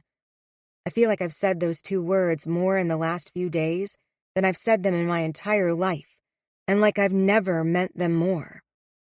Inside, I'm an odd amalgam of gratitude and shame. I'm not sure I would risk so much to help a friend, much less a stranger, in such circumstances. Helena smiles. It's soft and full of memory. For Horace, for you, this is nothing. Her smile fades. How much money do you have? $17,000? I paid Ponce $5,000 and left $3,000 with Daniel in the hotel room in case he needed it for an emergency. Her eyes narrow. My heart sinks. I know, it's too little. She holds out a hand and taps her fingers against her palm. Does this gesture mean something different in the GDR? Because in the US it means, hand it over. I step back. If Helena notices, she doesn't react. Come now. Hand it to me. We need to divide it up. You cannot give a god so much. He will not expect it, and greed begets greed, and bad behavior.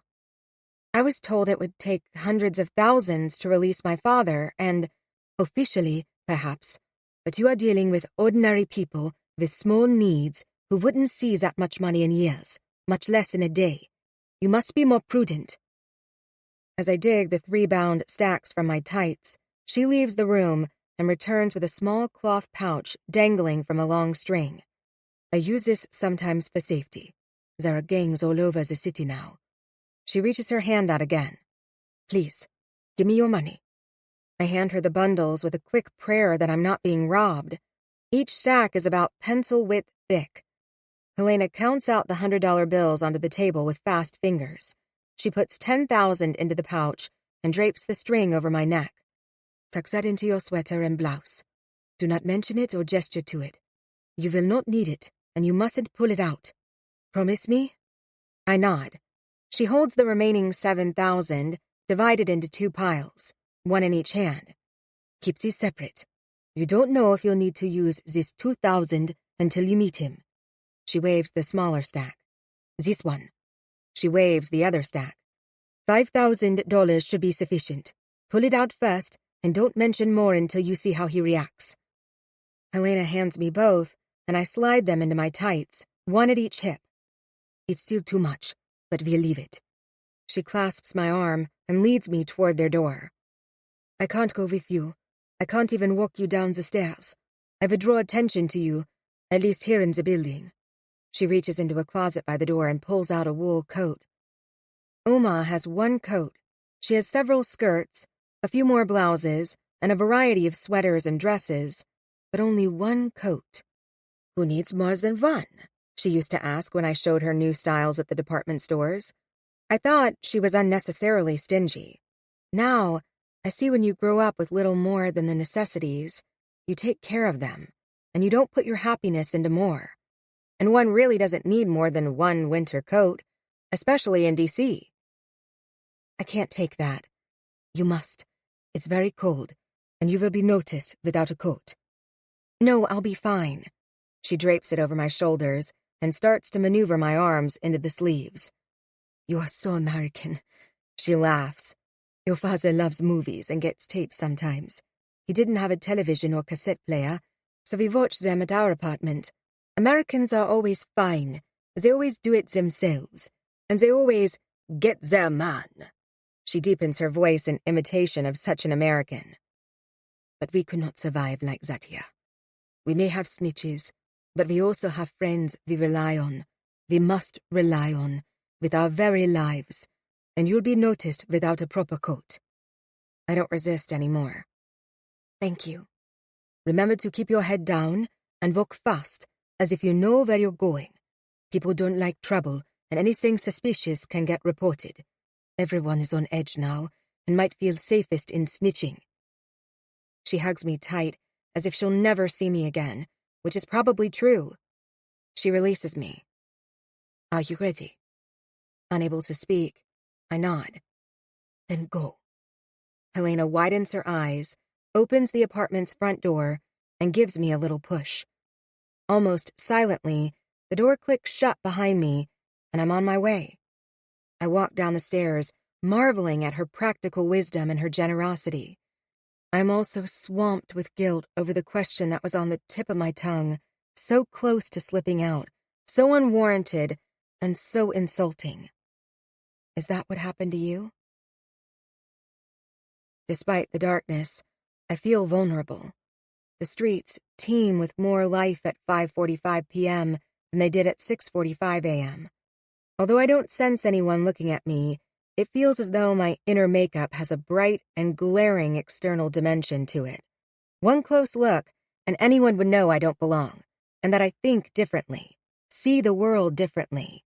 And like Panzer's band, I am Außenseiter, an outsider. I visualize Helena's map and turn right, left, then right again. But at the next street corner, the map vanishes from my mind, and I'm left standing lost. I can't remember the next turn, or even the shade of pencil on the page. The heat of panic rises within my borrowed coat. I turn to the woman waiting on the corner next to me. I need to find the corner of Reinhardtstrasse and Luisenstrasse. She looks to me, and without a word, points to the left. I walk away quickly. Looking back, I note she crosses the street with all the others who surrounded us. None of them glance my direction, and I suspect no one is thinking about me at all. I almost laugh. This cloak and dagger stuff, or my version of it, has clearly gone to my head. I was barely in the game before being booted out, and since then, I've watched too many movies, read too many books, and now I'm seeing enemies where I have only met friends. I again feel guilty for the instant of doubt I felt toward Helena. At the next corner, I glance across the street and note something I didn't see this morning. There is a sign above the building, and the GDR flag waves at the top. It's a government building. Perhaps it's a Stasi building. I know it's not the main facility on Magdalenenstrasse. My father wrote Opa about that facility, and it's an over 40 building complex. But could my father be here? Right across this street in a neighborhood office jail? Is that why I am to meet my contact here? I step into the alcove and again glance down the alley opening to the right.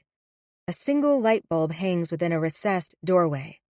Smoke, probably from a cigarette, billows in the light. A man steps out from the doorway, just enough, and stares at me. His expression is cool, bland. He appears bored, but something deep in his pale eyes tells me that's not the case. He's alert, and he's waiting for me. A glimpse of the gray Stasi uniform beneath his brown greatcoat confirms it. I approach. When I'm only a couple feet away, he shifts to face me. Leaning against the building, he drawls out his, "Ja?" Bored and lazy. It says to me, "I'm on my cigarette break. Why are you bothering me?" It's now or never. This could be a trap, a feint, a deceit, or this is legit. Regardless, here it goes. Luisa Voekler. I say my father's name, and my words die away. In all of this, I have never once thought what to say in this moment. Do I ask for this guard to help him escape? To accept money for information? Do I say, "Take me to my father"? No, that's ridiculous. Then we'd both end up in jail.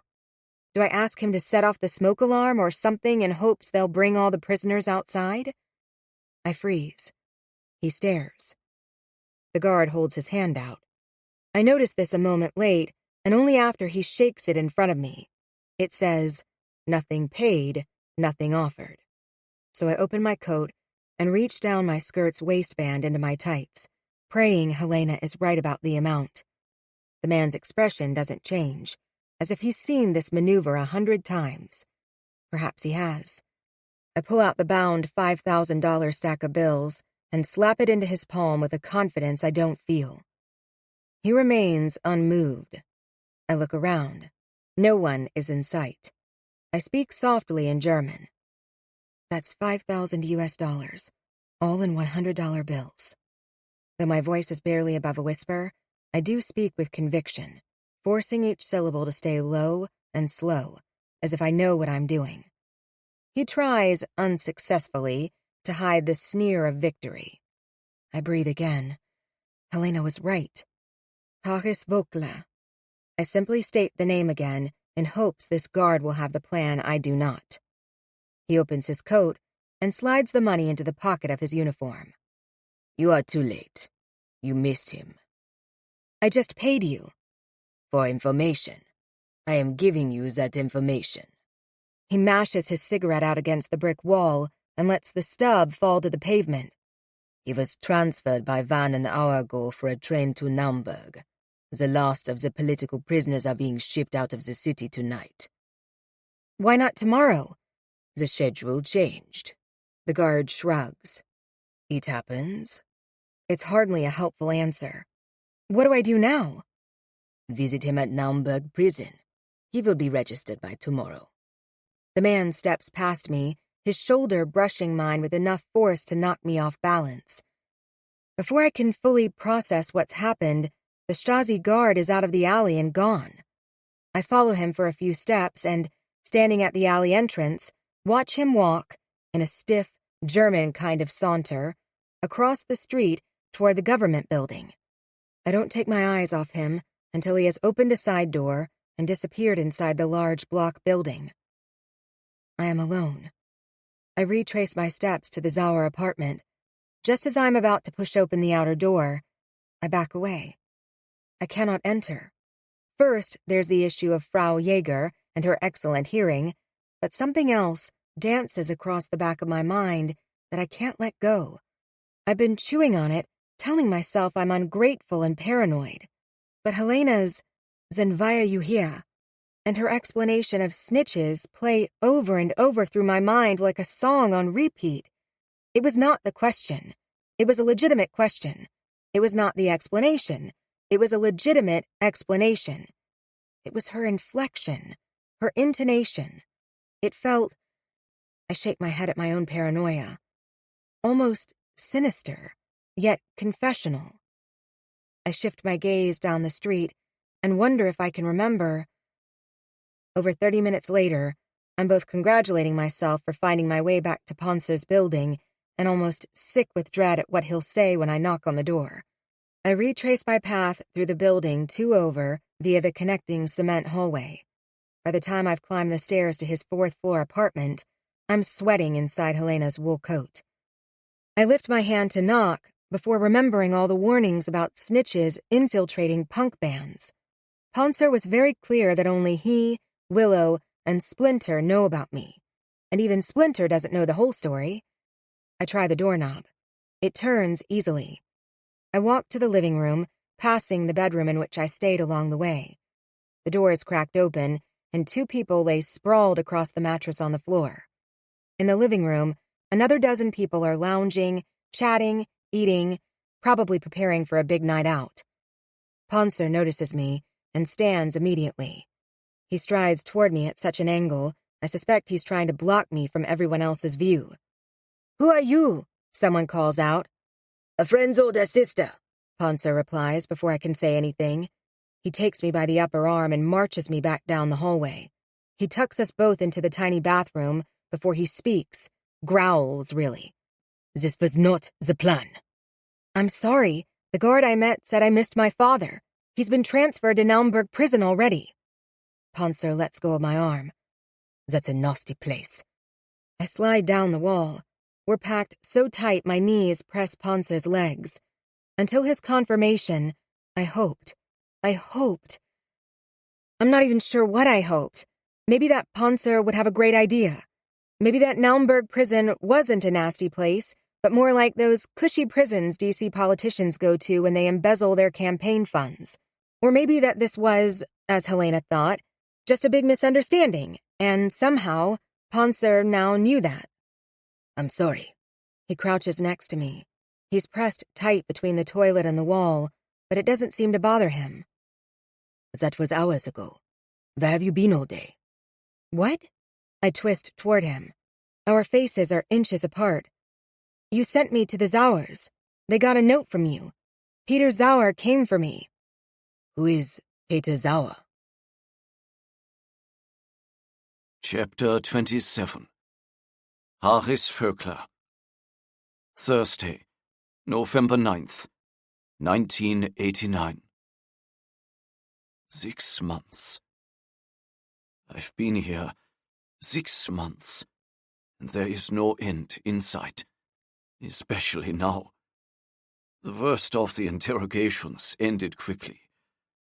I can't tell what amount of time it truly took, but it couldn't have been that long, because I wasn't terribly thin when it ended. I was a little beat up, but I'd lost only enough weight to see my ribs and that hollow spot right below the collarbone. There were all the elements I'd heard about. The bright lights, the wakings, the endless questions, the lack of sleep, food and water. But then it was over.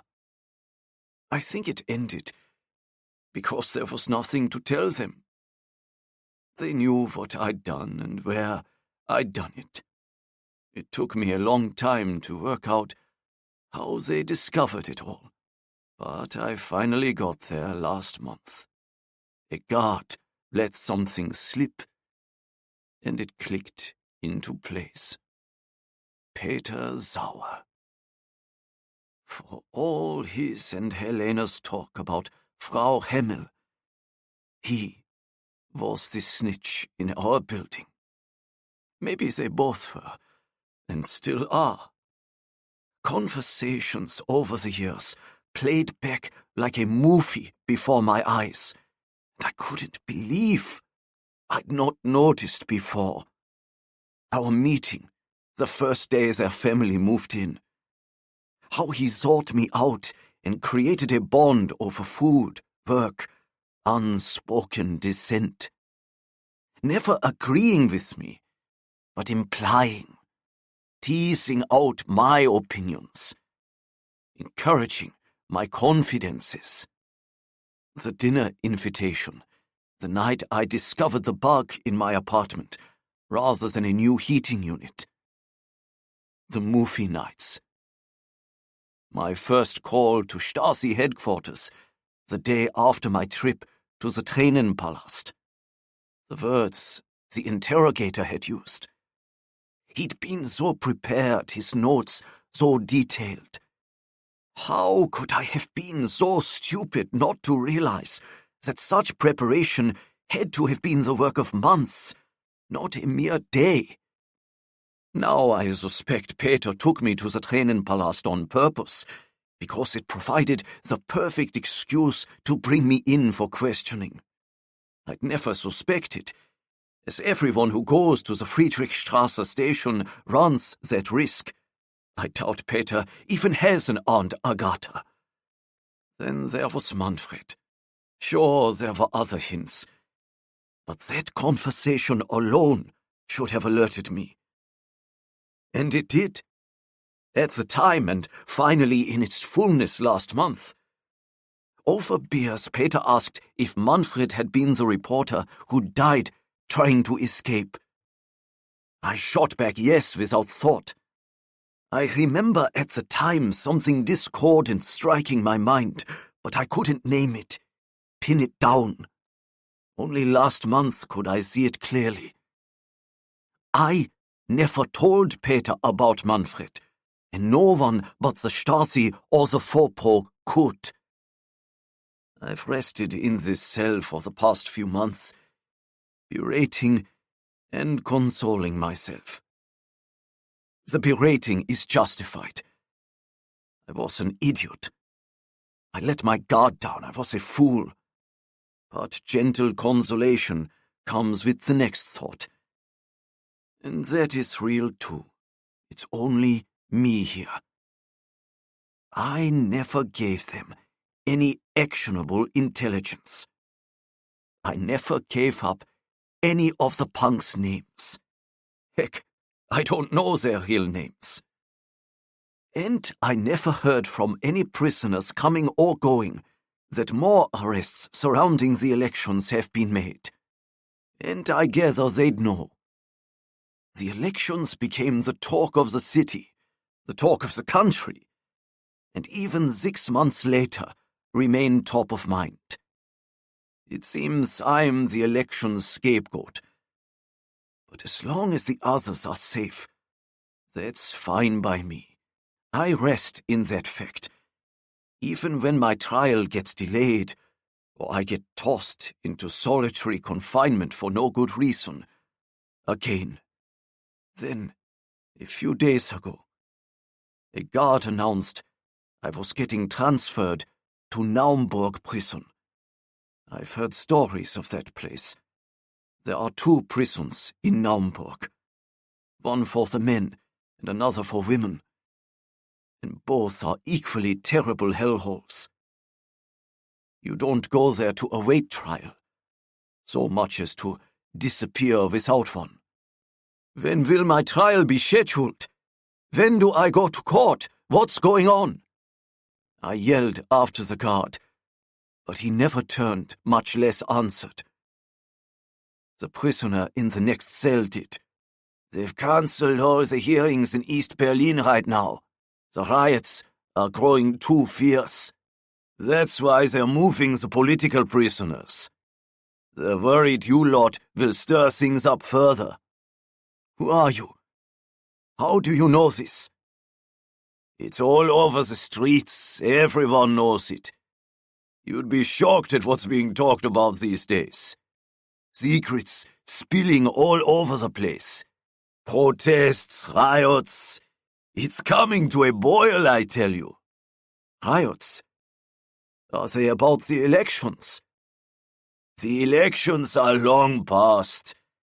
They're about freedom now. My legs lost strength, and I dropped to my cell's metal bench, stunned. Freedom. The word has consumed me since that moment. I glanced to the clock as an officer comes to my cell. It's 6:15 and I haven't gotten dinner yet. I almost comment, but he's sporting a twisted smirk that puts me on guard. He hauls me off the bench and cuffs me. You've got some friends about, don't you, Voekler? Got money, too. Not that it helped you. Peter Sauer. I keep saying his name to the guards, in hopes it'll get back to Peter. I want him to know I know. I want him to feel that prick in his conscience, if he can. No, the guard sneers. A pretty young thing. Do you have a daughter? I twist to face him, but he holds my hands tight. Who? A German girl. Blonde, with big blue eyes. What is Willow or Tiny up to? They're the only two blonde punks I can think of. And I hope neither is trying to do something stupid to help me. No daughter. I return to the guard's question, hoping the girls are long gone. I don't have a daughter, and no one would help me, so leave it alone. That's what I thought. Told them it was too late anyway. Too late? We're moving you tonight. Get going. With that, he pushes me so hard I stumble out of the cell towards the building's loading dock. Chapter 28. Luisa Voekler. Thursday, November 9th, 1989. Who is Peter Sauer? I slump back against the wall and try to untangle what was real, what was imagined, and how I might have messed it all up. He and his wife said you sent them a note that the guard wouldn't be on duty until tonight. Then he was there at 6 p.m., and I paid him. For nothing. I open my eyes and clutch Ponser's arm so tight I feel the stiff skin on my palm split open. What if it was a trick? What if the right guard really was there this morning, but I walked away? I just handed $5,000 to a fraud.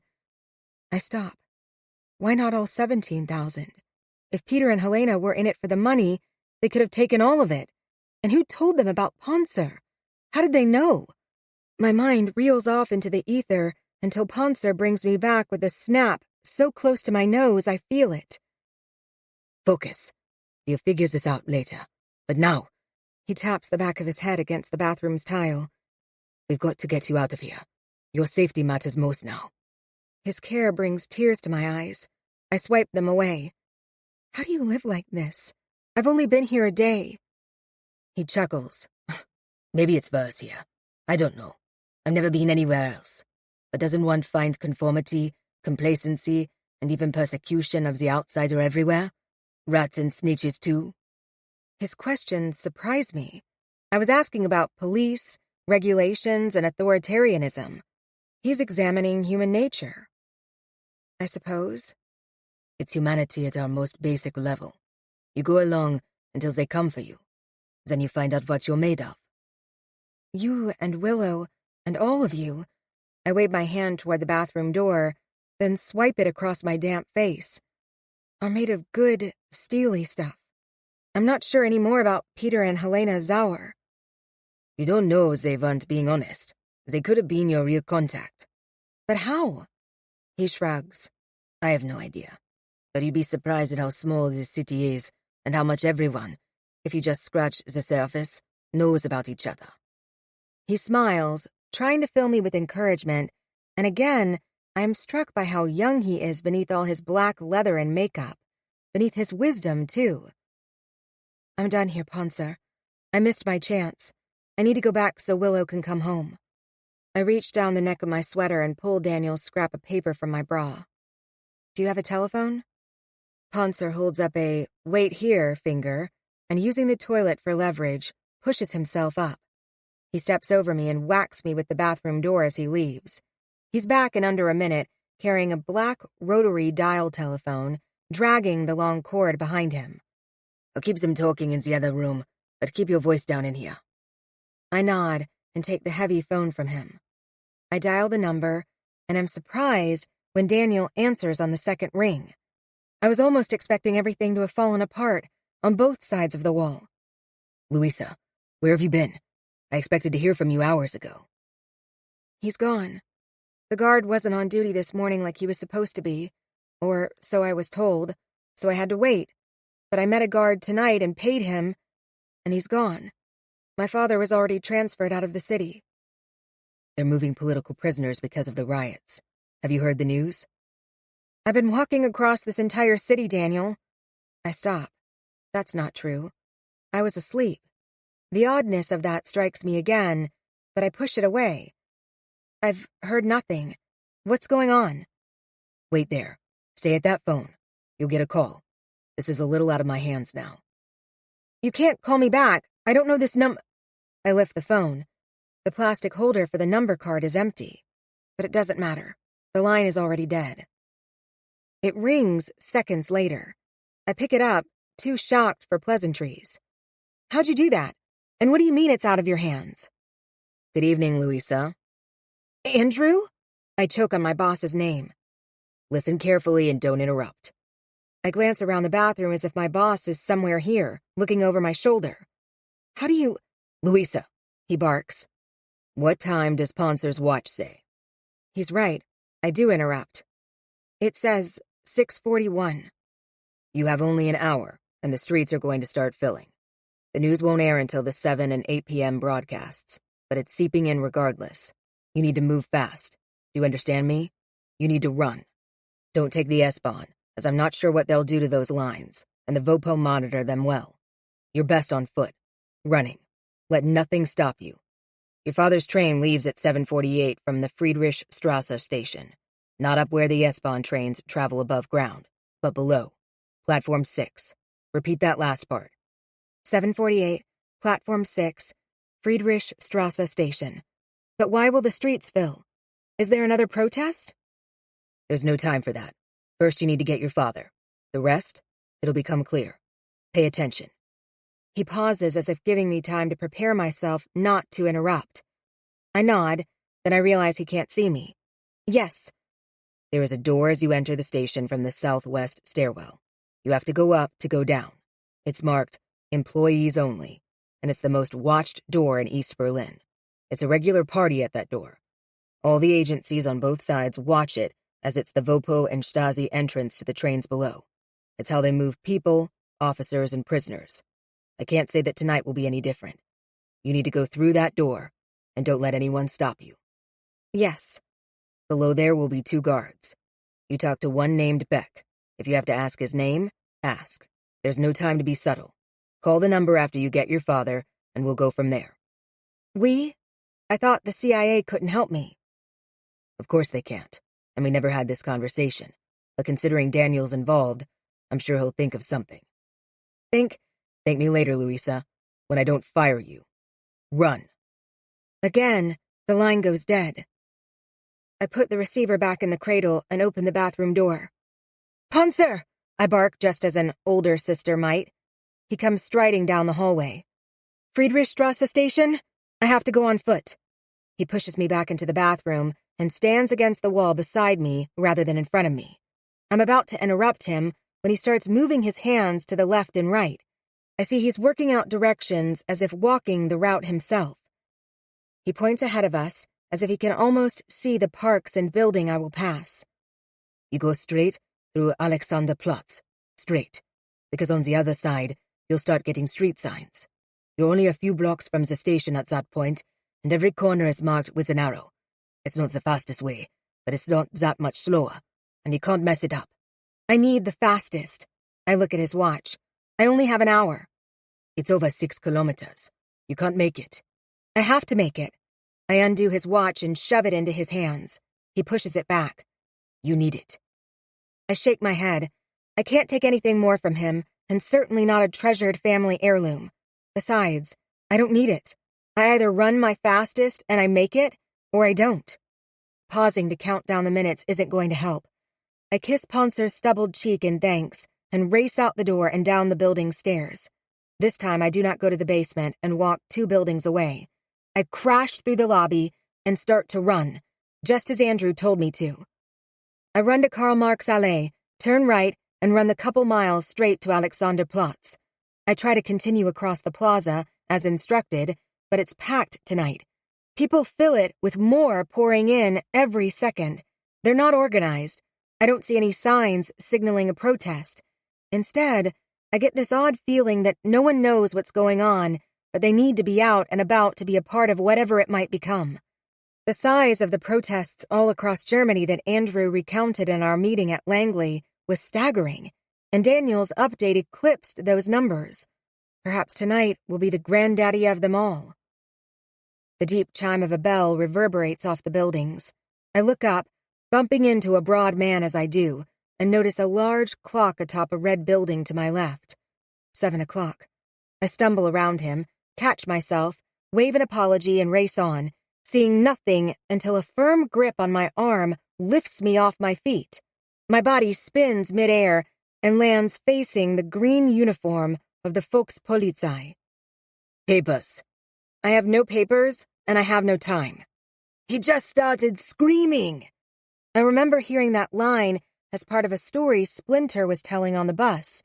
He was describing how a friend evaded 48 hours of Stasi questioning by simply screaming his head off in public. Embarrassed by the commotion, the officer simply let him go. Stasi Schmidt didn't laugh at the story, but all the other band members did. Even in my pretend comatose state, I smiled at his friend's creativity. I twist, trying to break free of the policeman's grasp, and start yelling at the top of my lungs in German. I've done nothing wrong! He's hurting me! Help me! Help me! People turn toward us. The crowd presses close, and everyone's attention focuses on us. No one says or does anything, but they don't have to. The policeman lets go at my first yell, and I push through the throng and sprint away. I finally reach the end of the square, which I decide is more of a rectangle, and my lungs are on fire. A horrible cramp has seized my left side, and I can't pull in air. I dig my fist into the soft space above my hip bone and start running again. Poncer's advice was good. I have no sense of direction and barely a coherent thought in my brain, but each street corner is marked with a sign for Friedrichstrasse station, both in Russian Cyrillic and in German. I simply need to follow the signs. Within several minutes, I catch my first glimpse of the massive train station. I stop, grab my sight again, and close my eyes, trying to envision a map of East Berlin in the hopes I can discern what corner I'm approaching. Starting up again, I pass the closest stairwell and run under the tracks, suspecting the southwest corner is on the other side. I pray I'm right as I climb the stairs. My legs are jelly, so I grab the rail and half pull myself up the double flight. At the platform, I gulp in air and relief. A door marked Nur für Mitarbeiter, employees only, sits exactly where Andrew said it would be. I spot a few men loitering nearby, but don't give them time to approach. I yank open the door and descend a dim stairwell that's at least twice as far down as I climbed up moments before.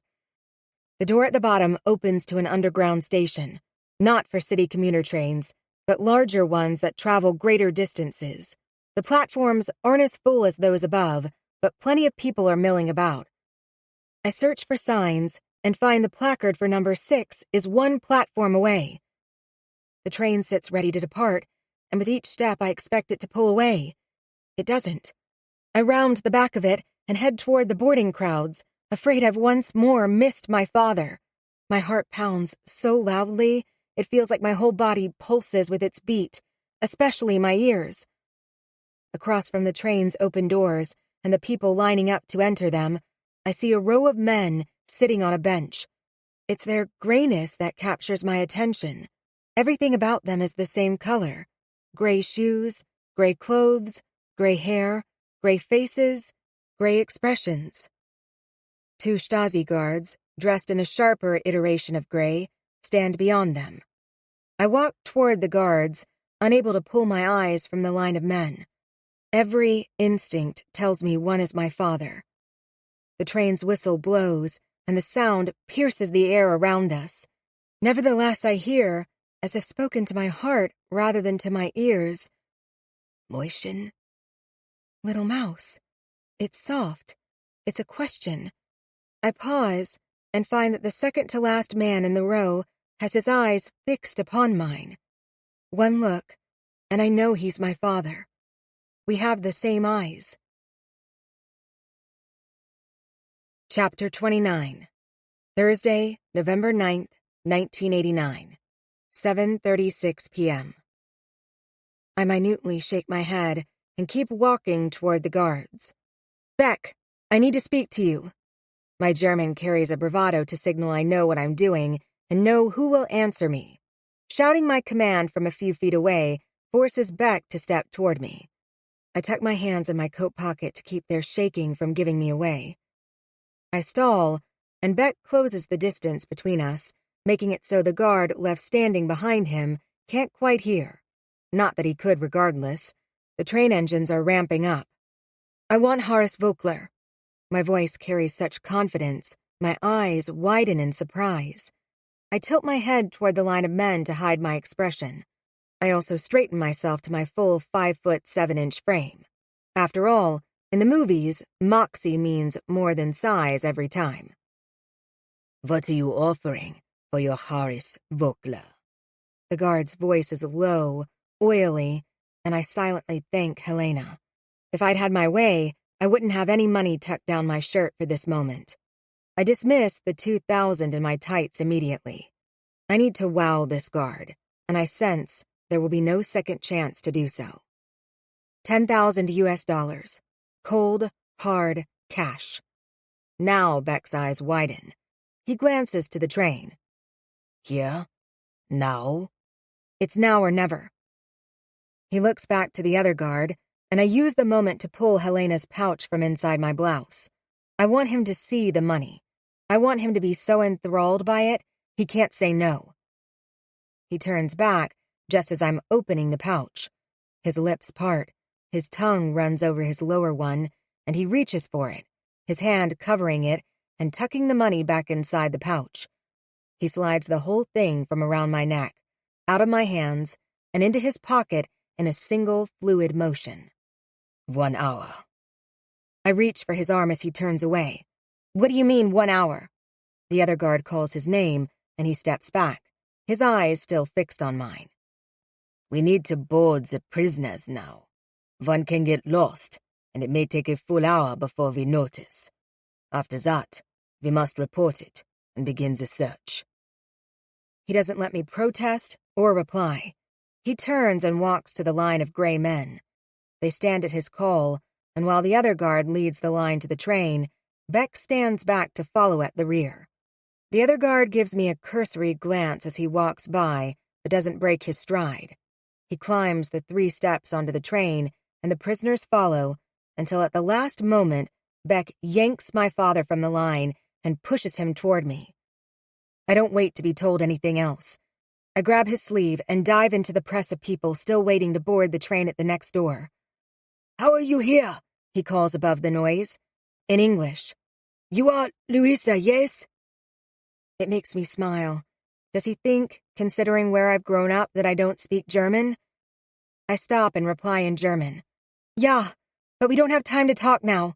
We only have 1 hour before they'll start searching for you. He's smiling at me. It's broad and joyful, as if he didn't hear a word I said, or maybe as if he only heard my yes. My breathing skips pace. It's a wonderful, beautiful, once-in-a-lifetime type of smile. Luisa. He sighs. Mäuschen. Yes, I say the word again. Then I yank his arm again. We have to move. Luisa, he calls, and I stop at the panicked note I hear within his voice.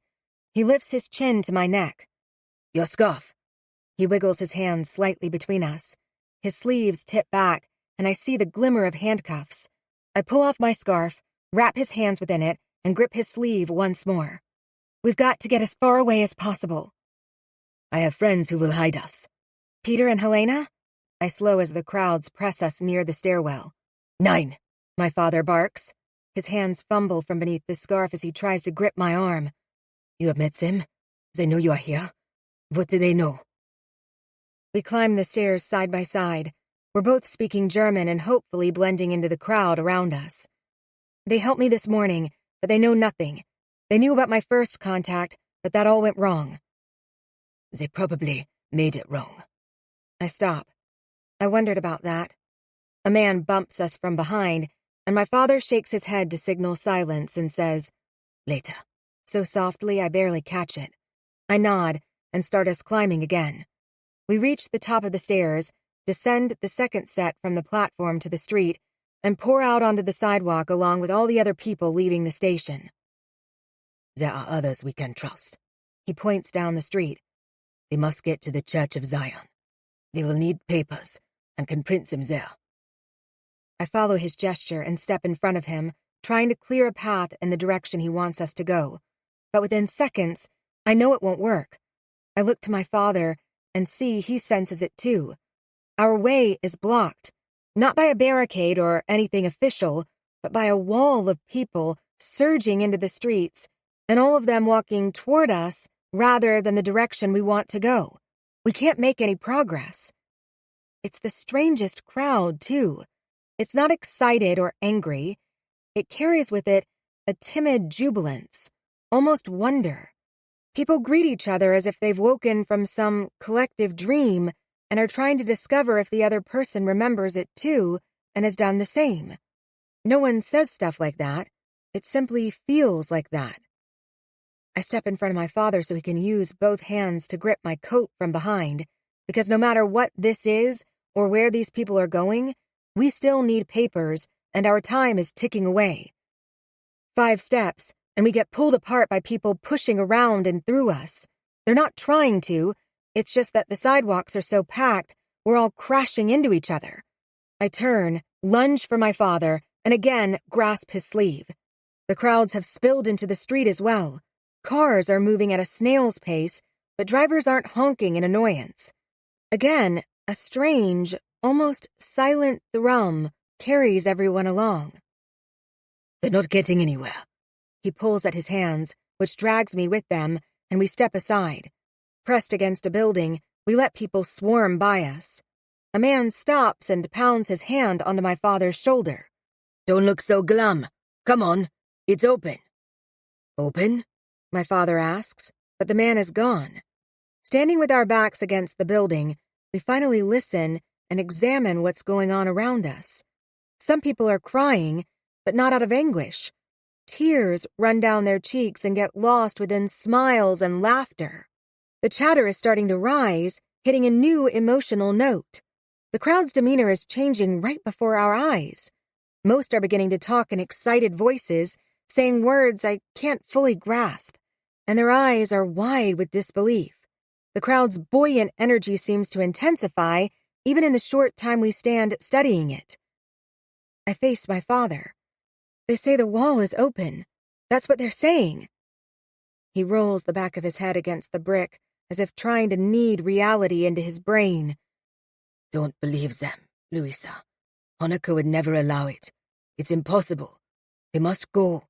They'll need papers to get out. We need a plan. He looks to me. Do you have a plan? Honecker was ousted last month.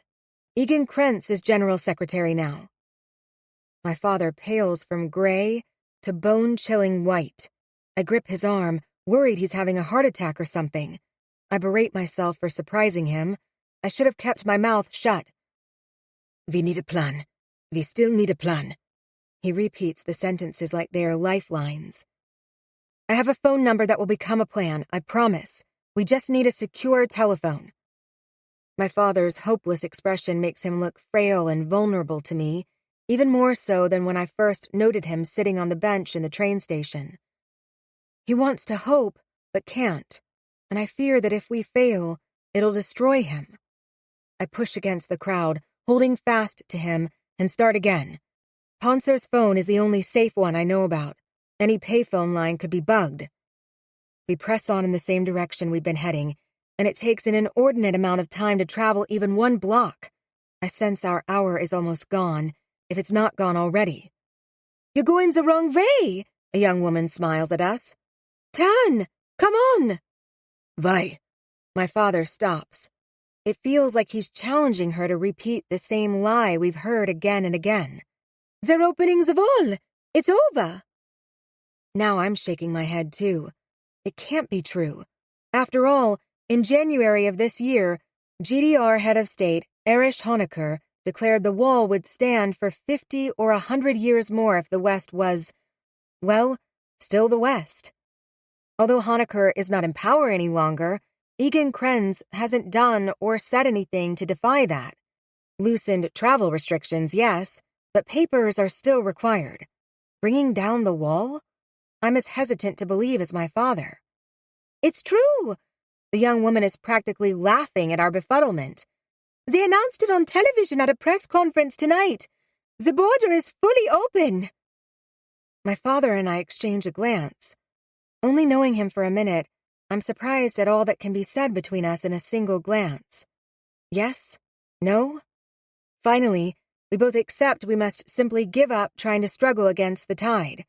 Either they are right and we are going to be fine, or they are wrong and we end up no worse than we are right now. Our hour is gone, and at this rate, we'll never reach Ponser's apartment. We let the crowd push us west. The crowd grows to a massive size at Bornholmerstrasse.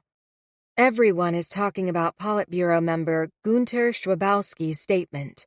"He did not look like he knew what he was saying, but he said it. It's all around the world. They can't take that back." Words bounce around us like pinballs in a machine. Everyone is saying the same thing over and over, as if trying to convince themselves it's true, that the barricades are down, that the wall is effectively no more, and that they are free. I glance over at my father. The streetlights catch tears streaming down his face. I say nothing, as I don't sense he fears getting caught anymore. I sense he believes them. Harris Voekler, 7:36 p.m. I notice the young woman, and at first I think I am seeing a ghost. I am dying as I deserve, and Monica has come to haunt me. But then it comes with a flash. I tamp it down, and yet I can't stop it from escaping. Mäuschen. It was my name for Luisa. Only mine at first. I asked Walter once to continue it, hoping in some small way she might remember me, but I'm not sure he did, or if so, that he's used it in recent years. It may be a memory of a dream I alone carry, because there is nothing small or mouse-like about the beautiful woman who glances my direction. My eyes widen, as if I'm looking into a mirror. Hers do as well. She is real, and she knows. My heart stops, then starts beating double time, triple time. I no longer worry about hallucinations. I fear a heart attack. I want to reach out, one touch, but she keeps walking forward. I want to stop her. She cannot understand what these men are capable of. But I sit still. I am ashamed. I am ashamed of my weakness, my impotence. I am ashamed that I am here, that I am chained, and that she is here and has to see me like this. She speaks. Officer Beck sees her now too, and I worry for her. It takes me a few gulps of air, as I haven't eaten well for months, and I've only just recovered from a rough bronchial infection, to realize that I can't stop whatever is about to happen. It's real, and it might harm my daughter. I repeat this to myself as my head has been so full of the hallucinations of the sleep-deprived. I sometimes wander the thin line between reality and my dreams. The young woman, Luisa? Is it possible? She walks with purposeful confidence. Her stride is long. She must be Luisa. She is not Monica. She moves nothing like my wife did. There is something unique in the carriage of this woman, the way she strikes out on the ball of each foot, the way she carries her head high. Beck speaks to her and after a few moments returns to load us onto the train. The woman stands to the side as Wagner yells for us to embark, and Beck circles around to flank our rear. Just as I'm about to step forward onto the stairs, there is a jostling in the line ahead, and Beck pushes me aside. The woman grabs my sleeve and pulls me into the press of people still waiting to board the train, a few feet distant at its first-class compartment. "How are you here?" I shout in English. I feel my voice give way. It's not strong enough yet. I'm getting so little air. Walter wrote they only spoke to Luisa in English as she was growing up. They wanted her to fit in. They even hoped she might forget her life here. I couldn't blame them, and I never wrote how sad it made me, because she deserved the gift and freedom to forget. When she doesn't answer, I call out again, "You are Luisa, yes?" She stops and turns back. Yeah, but we don't have time to talk now. We only have 1 hour before they'll start searching for you. Her German is flawless. It carries a little of Gertruda's Eastern notes. I almost laugh, as it seems Gertruda wasn't as resolute in Walter's forgetfulness campaign as he assumed. I smile. It feels light and bright, unfamiliar, and a little painful on the edges. I don't remember the last time I smiled. My cheeks are unused to the stretch, but it grows and grows, to the point I think my whole face fills with it. She hiccups, almost as if she too has suffered bronchitis and can't fill her lungs with air. Luisa. I simply want to say her name again. Mäuschen. Yes. She nods in a stiff, decisive motion. And once again, I am reminded of my mother-in-law. Before I can comment or laugh about it, she tugs at my arm and sets off through the crowds at a pace I can barely meet. Luisa! I muster enough air and energy to call again. When running, my handcuffs rattle and can be seen as my shirt cuffs pull back. It's only a matter of time, seconds even, before someone notices and reports us. We are rule followers. We are a fearful people. She stops and turns, but I don't have enough air to speak again. I lift my chin to her neck. Her eyes flicker with question, and I croak, "Your scarf." I shift my hands between us. Her gaze drops, and she understands. She pulls off her scarf, wraps my hands within it, and starts off again, pulling me along by my sleeve. We've got to get as far away as possible. We are side by side now. I have friends who will hide us. Peter and Helena? We slow with the pace of the crowd as we all climb the stairs to street level. "Nein!"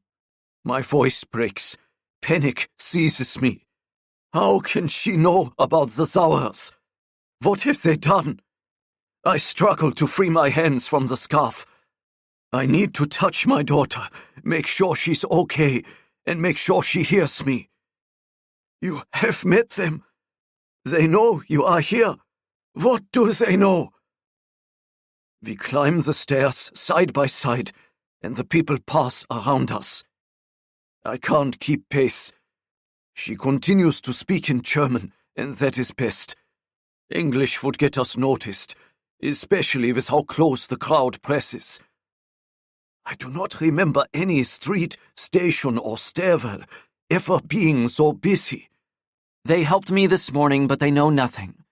They knew about my first contact, but that all went wrong. They probably made it wrong. I wondered about that. She stops and a man bumps us from behind. He swears at her and moves around us. I shake my head, murmuring, "Later. We cannot talk here." We reach the top of the stairs, and like pressure released from a clogged valve, spew onto the platform of the elevated trains. Luisa pulls me to the stairs and we descend, this time even more slowly, as I'm having trouble with all the chaos around me. My cell was a much quieter place, and my brain doesn't adapt well. I expect relief when we reach the sidewalk and are out in the open, but none comes. The sidewalks are crowded, too crowded for nighttime. Are they here for the protests the man in the next cell mentioned? What's happening? And how much have I missed in the last 6 months? I wonder about the protests in Leipzig. I wonder about the elections, and if the party was able to sweep it all under the rug. I wonder what General Secretary Honecker stated about the uprisings across Europe, or even about the horrific revolt in Tiananmen Square in China that we heard whisperings of within the prison walls. I shake my head. It is heavy and fussy, but I must stay focused. There are others we can trust, I say, gesturing with my bound hands down the street. We must get to the Church of Zion. We will need papers and can print them there. I pivot to the east and she follows. Then within a step she steps in front of me to take the lead. She blocks me from the crowds. My daughter protects me. It ignites a battle within me. Pride for who she has become. Shame I am not capable of protecting her. Yet I am not. I am too weak. I can barely keep my weary fingers clasped to the back of her coat. But it's not helping. We are making no headway. The crowds are growing by the second, and we get pushed back a half step or more for every step of progress. Something has gone horribly wrong.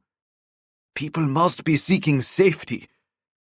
My first thought is that the party is locking us in tighter. My second thought is that Soviet tanks are moving in, as they did in 1953. My mind casts to the incongruence of that thought, as Gorbachev had been promoting reform and peace before I went to prison. But who knows? He could be ousted by now. He could have been replaced by someone more of Honecker's ilk. Anything could have happened and I would not know. My city suddenly feels foreign and frightening to me. The crowd separates us, and I try to cry out, but my lungs flare and I end up coughing. I feel myself stumble back and fear I will fall and be crushed by the crowd. But I see her. A hand yanks me upright. Quite strong, my little mouse. We're not getting anywhere. She looks around frantically. I want to push her away, tell her to save herself. If we only had an hour. then seeing her was worth it, and I will go back to prison a happy man. But she must not get caught with me. She must go free. I shake my head and try to convince myself to say the words I do not want to say, because I don't want to let her go. I am selfish, and she is life to me. She pushes me against a building, and we stand side by side, momentarily safe from the crowd's crush. Don't look so glum! Come on, it's open! A man's heavy hand slams upon my shoulder. I feel my whole body crumple with the weight of it. Open? I ask, but he is gone. I watch the crowd, trying to make sense of what I am seeing. No one is rushing, calling out in fear, or hurrying to safety. They are moving quickly, yes, but not in frantic haste. It's almost as if something happy is driving them west. Some are crying, yes, but almost in disbelief or pleasure. Excited voices reach me. I see eyes wide with anticipation and disbelief. Has Bruce Springsteen come back to town? I have only seen such crowds at his concert. Such jubilance, too. Luisa shifts against the wall to face me. They say the wall is open. That's what they're saying. Don't believe them, Luisa. I shake my head. I don't want her led astray. To think such things is wishful and dangerous. Honecker would never allow it. It's impossible. We must go. We'll need papers to get out. We need a plan. Do you have a plan? Honecker was ousted last month. Aegon Krentz is general secretary now. I part my lips. They are cracked and dry. I can't process this change. I can't think what good it might bring. We need a plan. We still need a plan. I feel frantic. I don't understand the world around me. I don't know what to do. I have a phone number that will become a plan. I promise. We just need a secure telephone. Luisa's eyes narrow, and her voice calms me. There is such confidence within her. I almost believe we'll make it. We push against the crowd, and I notice that even within these few minutes, the tenor around us has changed again. What was questioning and quiet is growing louder and more jubilant, more courageous. They are growing strong, as Luisa and I grow weary. We have made it only a few blocks toward our destination. There are at least a couple of kilometers to go. She said we had an hour. I know that is long gone. Her life is now at risk. You're going the wrong way. A young woman smiles at my daughter. Turn! Come on! Why? I reach out to her. I am angry she would lie to my daughter and harm her this way. They're opening the wall. It's over.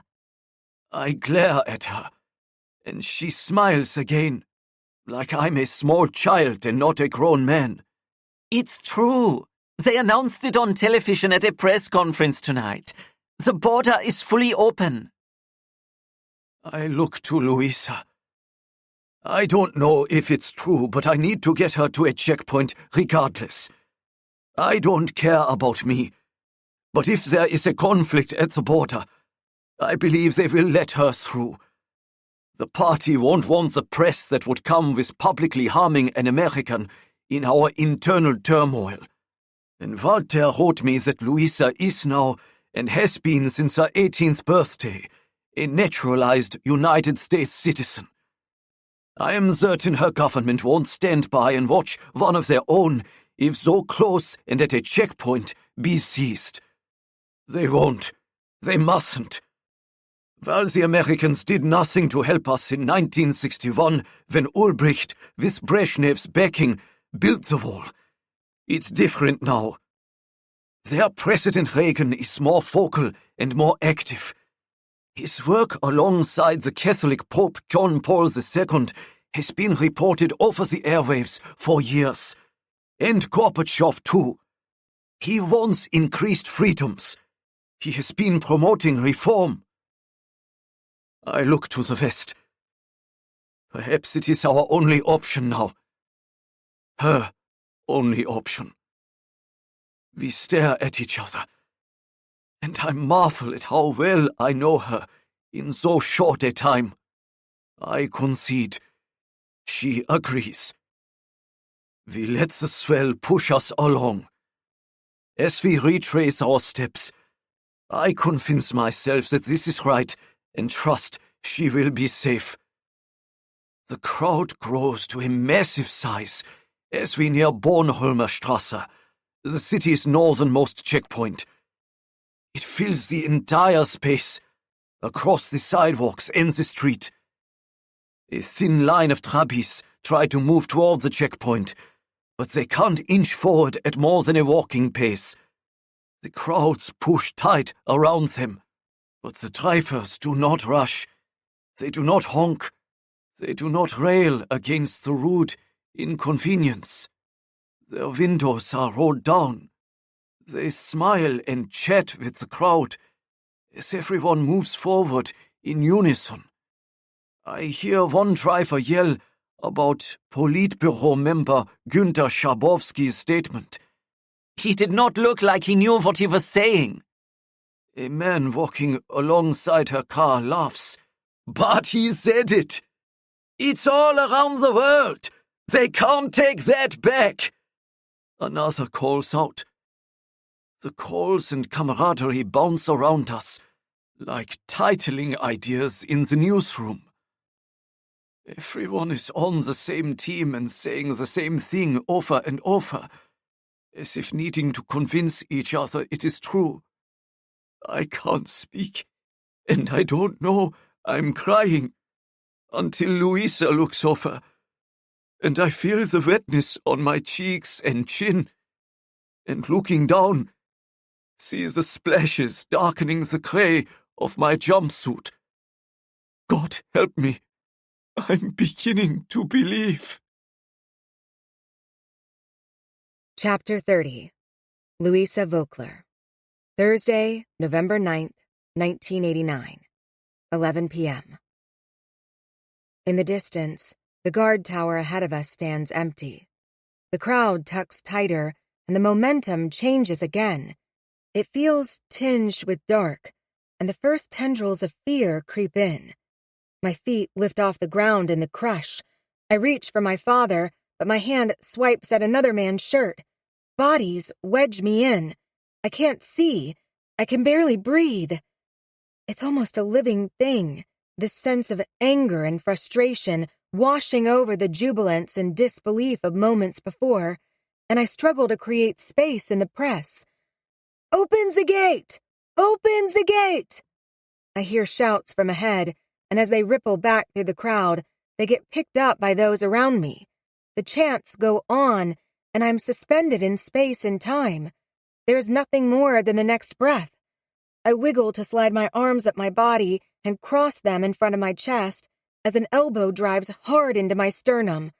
Stars burst across my vision. I feel the need to protect my heart and lungs.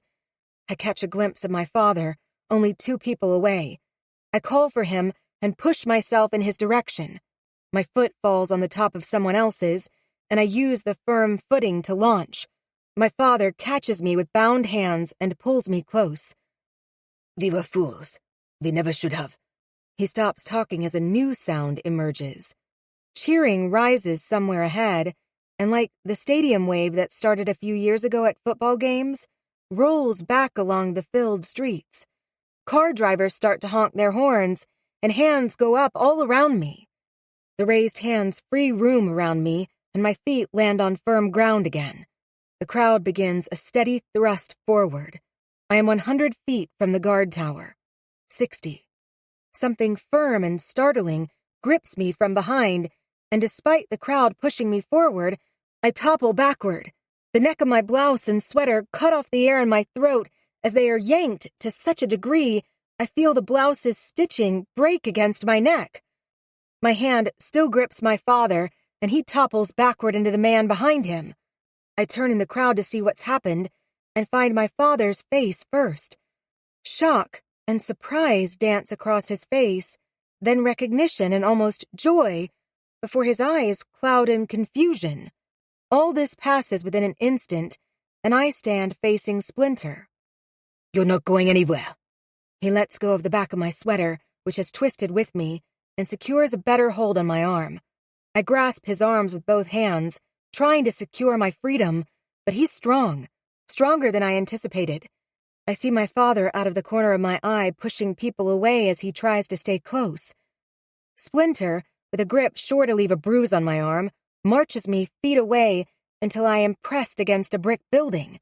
My father is dragged with us, pulling at Splinter's arm. Let her go. You will let her go, Splinter. What are you thinking? What have you done? 9. We wait. We wait until I figures this out. Panzer was helping her help you escape. I had to stop that. He's shaking his head in a short, twitchy motion. I am not sure if he is on something, coming off something, or just in a state of high anxiety. Perhaps all three. You helped us. You can't be working for them. We've been together 2 years. My father is clutching at him. They ruined my father. I had to get his job back. And now, it's all gone wrong. You weren't supposed to be here. You weren't supposed to come back to the apartment. Why not? I push into him. Where was I supposed to be? Splinter looks as if he's about to answer when my father presses between us. Splinter still grips my arm, but now around him. I can no longer see Splinter's face as I'm pressed against my father's back, but I can hear his words. His voice is young and frightened. I don't have a choice. You don't understand. I do. My father's voice is calm and paternal. I understand more than you think. And you've got sisters and a brother. I know that about you, Splinter. You're a good son. I'm sorry they've done this to you. But hurting my daughter won't help your family. If you want to take me, fine. I'll come. I'll do that for your family. But let her go. She's American, Splinter, and I sense your officer will not be pleased if you embarrass him. Splinter's grip shifts, almost loosens, and I wrench myself free. He grabs my father. No! I step forward, about to take on this young man, half a foot taller and probably 60 pounds heavier, but my father stops me with a hand on my shoulder. Go, Luisa. I'll be fine. I glance between them. I look to the crowd. It's moving quickly past us now. The cheers only 100 feet away are growing. Happy sounds. Disbelieving still, but happy. Splinter. I turn back. There is no way I'm leaving. It's over. It's all coming down. They can't hold you, which means they can't harm your family. Please. I reach into my tights. I've got money to help you get them out if you need it. I shove my last wad of bills toward him, at the hand gripping my father. I'm not sure if he even wants it, but his reaction is what I banked on. He's distracted, confused, and lets go to accept what's getting pressed into his hand. In that instant, before Splinter realizes what's happened, I yank my father behind me and straight into Peter Zauer. You! My father pulls back as if punched, yet Peter has made no contact. He slides a glance to Splinter. I'll take him from here. Go. Go find your friends. The young man vacillates, but Peter repeats himself. Go. Splinter takes off, but not in the direction I expect. He doesn't follow the crowds toward the gate. He weaves and winds his way with remarkable agility against the crowds and heads east. How dare you! My father pushes against Peter's chest. It's weak, and Peter barely loses his bearings. A tiny step backward with one foot balances him. My father continues yelling. I trusted you. I don't care that I went to jail, but you sent me there. All that time. You did that to me. You were my friend, and you took my daughter? What have you become? What are you? I couldn't get out of it, Harris. I'm sorry, but you had no one. They couldn't get to you because you had no one. But I have Helena, Traeger, and Dirk. I could help them, and... Peter's eyes fill with tears as he glances at me for an instant. I'm sorry. He faces my father again. They are the same height, the same build. They almost look as though they could be brothers. I'm sorry for what they've done to you. Are you taking me back? Is that what this is? Peter shakes his head. It went wrong. Helena called Splinter to follow Luisa after she woke. That's it. I stepped toward him. You drugged me. That's why I slept. He couldn't hurt you. We needed to keep you there until Harris was transferred. Then... They'd come for me, too. The words fall from me as his betrayal, both of my father and of me, plays out like a spy show in my mind. Peter shrugs. Helena let you go. She didn't want to be the one, so she called the guard and Splinter. She thought you might come back to us, but just in case. He stops again as the crowd jostles us. Go. It's over. I shift to move away, but my father stands firm. How can I trust this? What about Dirk and Traeger now? Peter smiles, and it's different. I'm not sure how I know that. I just sense it is. There's something unburdened and free within it. Didn't you hear? It's over. They're in the crowd with their wives. They are free. He gestures to the crowd again. Tomorrow? Who knows? But you should go too. Now. I don't wait for another word to be spoken. I seize my father's arm and shove him forward. I want to get him away before Peter changes his mind, or fear seizes Splinter and he returns, or who knows what else might happen.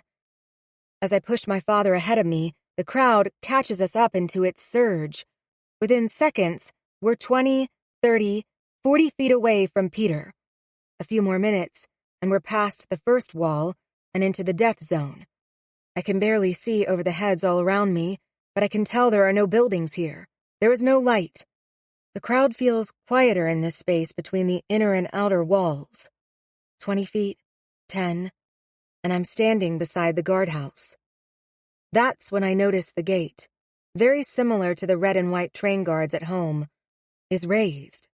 There is no barrier whatsoever between the east and west, merely a change in the color of the street's pavement. People around me are jubilant. I can feel their joy and their wonder. They are quieter here than they were farther away. It's almost as if they, too, wanted to believe it is true, and now have to slow down and absorb that it actually is. As I clutch my father's bound hands in both of my own, we step across the pavement's transition.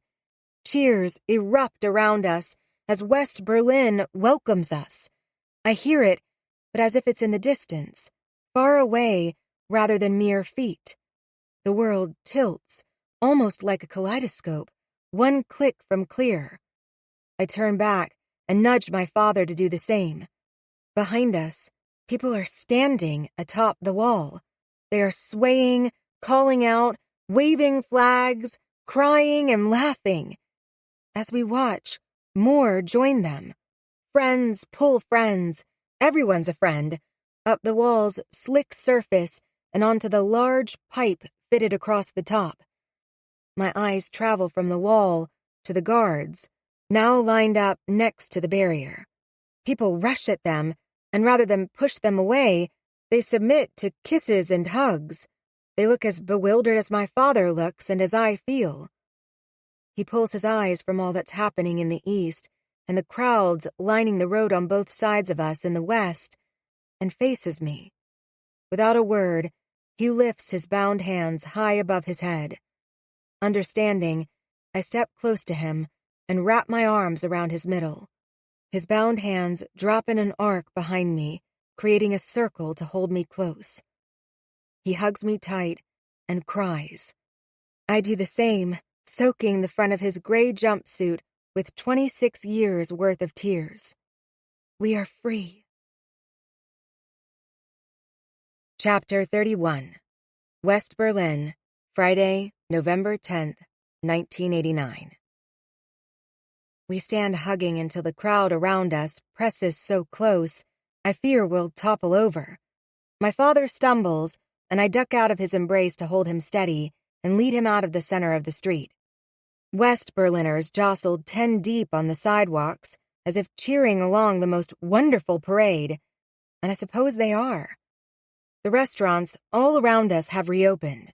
The bars never closed, but now, although it's a cold night, their doors are wide open, spilling a cacophony of music into the streets, mixing with the calls, cheers, and jubilation. Bottles of champagne pop open all around us.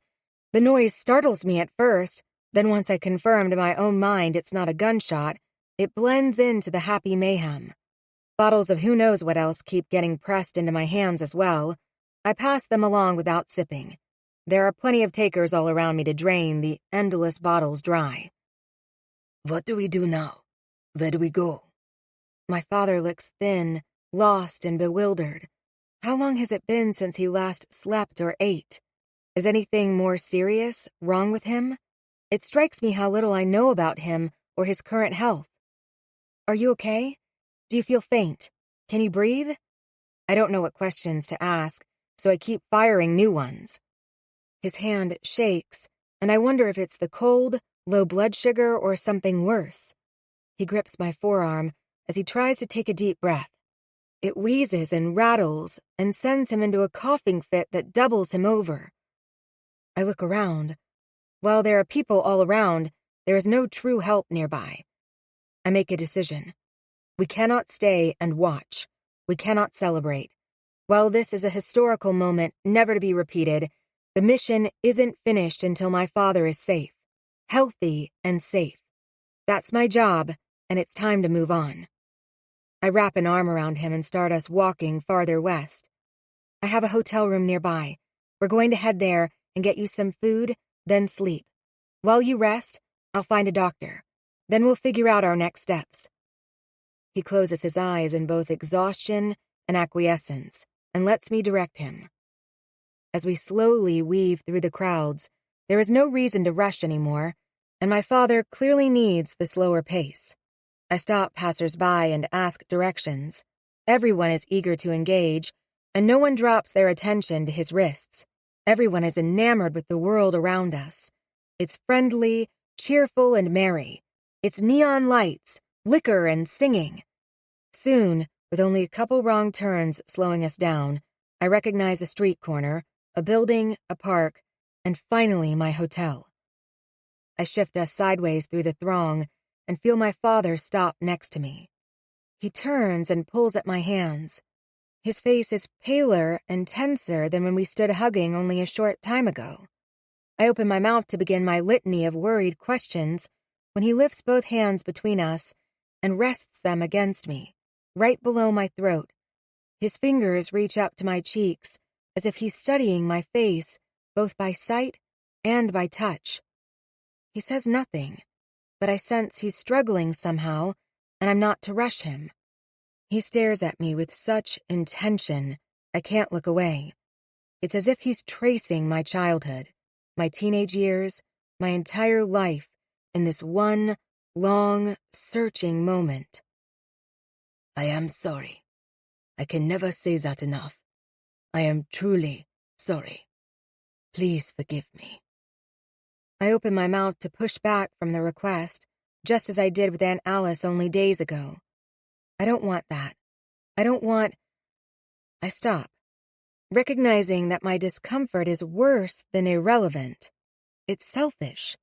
I can't push away another's need just because such emotions make me twitchy, which means I owe Aunt Alice an apology. My father continues after a long, wheezing breath. I did so much wrong. I didn't see. And when I did, I didn't act when I should have. I hurt your mama. I hurt you. Shh. Now I interrupt, but for an entirely different reason. Lightning has struck. And if I've learned anything this week, though I've caused hurt by not realizing it sooner, it's to let the past go. It may feel uncomfortable, perhaps unnecessary, or as I suspect, it may be the most vital aspect of healing. Forgive and move forward. Opa, Oma, Alice, me, perhaps especially me, and certainly my father. You're enough, Dad. You are more than enough. Don't go back a single day. You're here now, and I love you. I forgive you. My own words shock me, yet they are true. He is enough, and he is my dad. I taste the word within my mind again. Dad. It's such an affectionate, loving, and close term, and one I have never used, and yet, without thought, it is simply here, and it feels right. Dad's lips press together in a thin line. His head bobs in tiny nods. He looks like he's about to burst into tears, and I know I am. The pressure builds in my nose and my forehead. My eyes sting. In a surprising shift, the pressure bubbles out in laughter instead. One look, and Dad's chortling is only a millisecond behind mine. We swipe at our eyes. I grab his arm. I didn't know until a few days ago, Dad. I would have written. I would have come. I stop, unsure where to go or what to say next, so I end with, I'm sorry. Again, my dad's face bursts into a radiant smile. Volta never wrote that he kept up the original lie, but by not writing about it, I knew he had. I always knew. He reaches up again, and with his bound hand touches my cheek. You look like her. You have my eyes. He beams. But you have her smile. It's a beautiful smile. Luisa! I hear a call close by and look up. Daniel stands outside the hotel's entrance. I wrap an arm around Dad and head that direction. Daniel meets us in the middle, and unsure whether relief or love launches me forward, I hurl myself into his arms. He lifts me off the ground and hugs me tight for the briefest moment before sanity returns, and I wiggle out of his embrace, embarrassed by my exuberance. He quirks a sideways smile as if he knows the full complexity of what I'm feeling, and I accept that he probably does. Daniel Rudd, sir. It's good to meet you. He holds a hand out to my dad, who lifts both his own to clasp it. Rather than shake it, Dad pulls Daniel's hand close to his chest. Did you help Luisa? Did you help us? Daniel glances to me again, and I'm struck by the openness within his gaze. In all our time together, all those years ago, it feels as if I've never seen him so clearly. It was her show, sir. I was just along for the ride. He tilts his head back toward the hotel. Let's get you inside and get those cuffs off you. We weave through the crowds, and at the hotel's doorway, I realize what's missing. Where's Willow? Back in East Berlin, I expect. We heard over the radio that the Bornholmerstrasse gate was the first to open. She took off that direction hours ago. I look to Dad. I saw that sign. That's the gate we came through. He nods with a new set of tears streaming down his face. Willow helped you? She's a good girl. The risks those kids take. But it's better now, right? I hope so. Daniel faces east as if considering what's happened and assessing what may happen next. The gates are all open now. There's no stuffing this genie back in the bottle. How is this even possible? I ask him. Call it a mistake. Call it providence.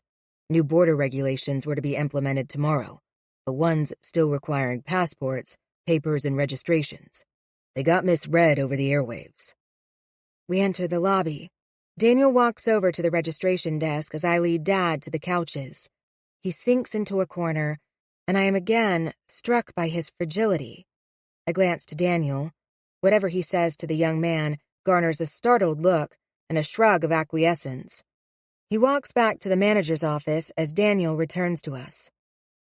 Politburo member Gunter Schwabowski hadn't read the regulations beforehand and hadn't attended the meeting, so when he got a note handed to him at the press conference, He clearly had no idea what was going on, but still read it aloud.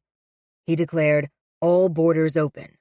A shocked Italian reporter asked him to clarify, actually gave Schabowski a chance to backpedal, but he doubled down instead and said, "Open immediately." The attendant returns and slides something across the counter to Daniel, who, without breaking the conversation, gestures for me to come close. Within minutes, all West Berlin was at the checkpoints calling for friends and family to come out. Stunned, East Berlin was about an hour behind them. The guards had no choice. No official order was given at the gates at first, but it became a do-or-die moment either to let the thousands through or chance what might have happened next. So they opened the gates. Now I've heard that official orders came down, and everything is truly and legally open. He hands me a set of bolt cutters and whispers, "Do the honors." I smile at his thoughtfulness, and with Dad's wrists stretched as far apart as they can reach on the coffee table in front of the couch, I cut the thin links connecting them. "I'm sorry we can't get them fully off."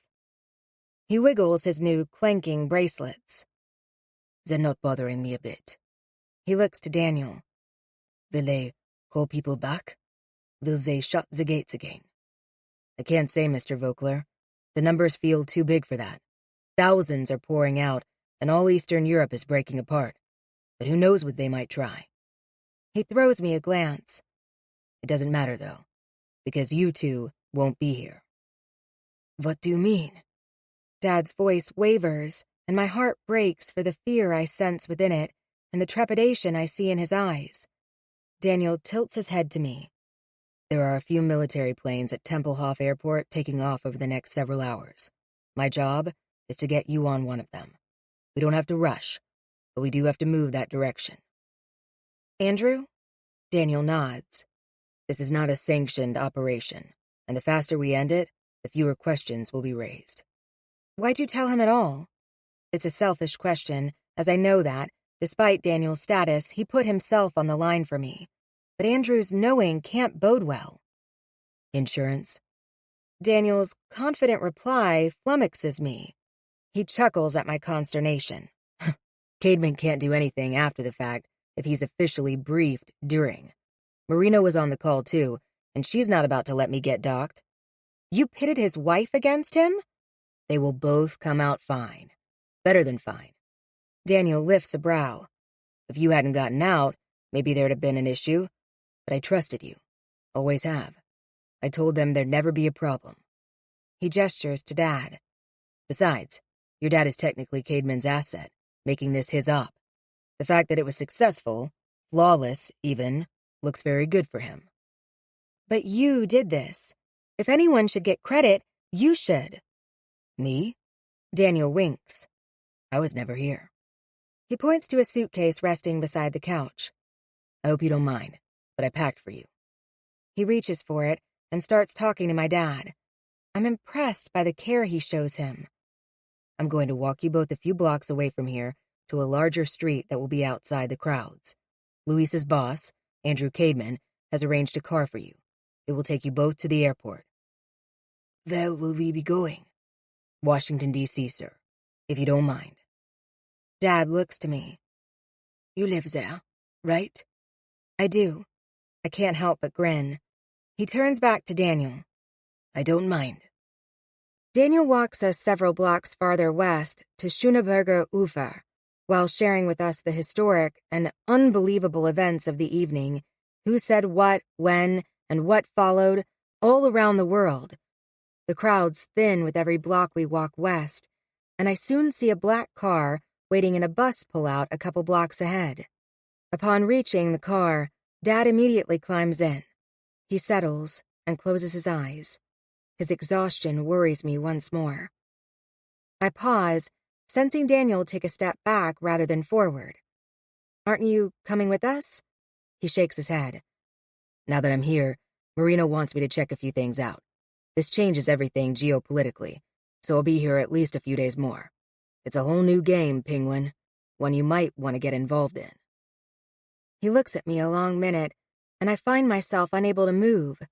His eyes carry that same intensity they did years ago, and just like before, I see more in it. I see deeper into him, and I sense that his look, this look, is only for me. It's not the general level of focus he brings to every task. It's something special and intimate. I can't even blink for fear of missing a heartbeat of it. Go to dinner with me when I get back? I smile and remember that when Daniel got nervous at the farm, his sentences lost their subjects and his questions came out brief, almost terse. Yes, it's a date. A date? Something deep within me falters for a second. Old wounds rise, but I hush them with a single steady breath. I did not fail. I'm right where I should be. And even more surprisingly, I know what I want. Yes, a date. So you'll need to plan a few details to make sure it's memorable. Don't you worry. I got you. He leans down and presses a long kiss against my cheek, right below my ear. It's the sexiest thing ever, and my face flushes with heat as I drop into the car. The streets are empty, so it takes only about 15 minutes to cross what feels like several miles. The car circles the main airport and enters an unmarked entrance off a side road. The huge chain-link gates stand open. Several planes are parked near a hangar, but only one sits fully lit. The car stops, and a Marine steps down the plane's few steps. Harris Voekler? He stretches out his hand. Luisa Voekler. He does the same to me. Please come aboard. We're ready to go. He looks over his shoulder to the next plane to our left. Unless you need more time. We're lifting that one off at 0300. No, thank you. I look to my dad for confirmation. He nods. We are ready. We board the plane. It's a small jet with the seats lining the sides rather than facing forward. I wonder what the plane has been reconfigured for, but I don't ask. The Marine most likely wouldn't tell me anyway. He directs us with a gesture rather than words to 2 seats near the front. A few others are seated across from us, but as the engines ramp up and make hearing difficult, we merely nod our hellos. Dad and I buckle in. His hand reaches over and holds mine as the plane takes off. I glance over, and still holding my hand, my dad, with his head tilted back and a soft smile on his lips, is fast asleep. Epilogue. Washington, D.C., June 9th, 1990. Only 6 months later, and it's a whole new world. Dad works for the CIA now, not in Arlington and no longer at Langley, but, as of last month, back in Berlin. Soon after his arrival and debriefing last November, he wanted to officially enter the game. His decision was actually surprising, as he wasn't too pleased at first to discover he'd already been enrolled in the game long before. He gave you my letters? He barked at Andrew the morning we arrived. We landed at Anacostia Airfield at about 4 a.m. D.C. time on November 10th, and Andrew, dressed in a dark blue suit, stood waiting for us on the tarmac. My heart dropped, but he wasn't interested in me at all. Not at first. He whisked us off in a car to Langley, where, over coffee and danishes, he started to debrief Dad immediately. Can't this wait until he's rested? Or seen a doctor? I'm afraid it can't. Andrew wasn't harsh, but there were national security issues to address, ones I had not fully comprehended. Once Dad digested the fact that Opa had shared the information encrypted within his letters, and that not only had it informed the U.S. intelligence services, but also constituted some of the earliest newspaper reporting out of East Germany, he visibly relaxed. A glow suffused his face, and I got the sense that he felt delight that they had effected change. He had made that difference for good, as he'd wanted to for years. Tears sprang to his eyes as he leaned over and whispered, I think your mama would finally be proud of me. We also quickly discovered what couldn't wait. Operation Pope. Andrew cleared the room so only the 3 of us remained. Mr. Voekler, that information is too explosive to ever discuss. The U.S. never even conducted an official intelligence inquiry into it because the opposition was too great, both inside and outside the service. Director Bill Casey conducted a private off-books investigation and came to your conclusion, but that report is hidden and its results have not been released. They will never be released. You understand? Both the Vatican and the President have agreed on this, and have determined to leave the matter alone. Dad and I sat silent for a full minute before Dad answered Andrew. No one is to ever know? Nothing more will ever be said. The Italians finished their investigation years ago, and the world's journalists have moved on. For all parties, that event is closed. Why? There is justice in this, he asked, and I sensed his mind was drifting to Manfred Schneider. It didn't feel like a fitting end to the information he died to preserve. Is justice the nuclear devastation World War III will bring? Andrew waited as Dad and I digested his bald and rhetorical question. He relented and didn't force us to answer. The Vatican, well, the Pope, as the Vatican doesn't know any more than most people, has determined that it is best for the world if nothing derails the extraordinarily peaceful steps toward freedom occurring in Europe. Neither Rome nor the U.S. will push the Soviet Union into an offensive position, as we could be sitting on the edge of the whole thing crashing down without a single shot fired.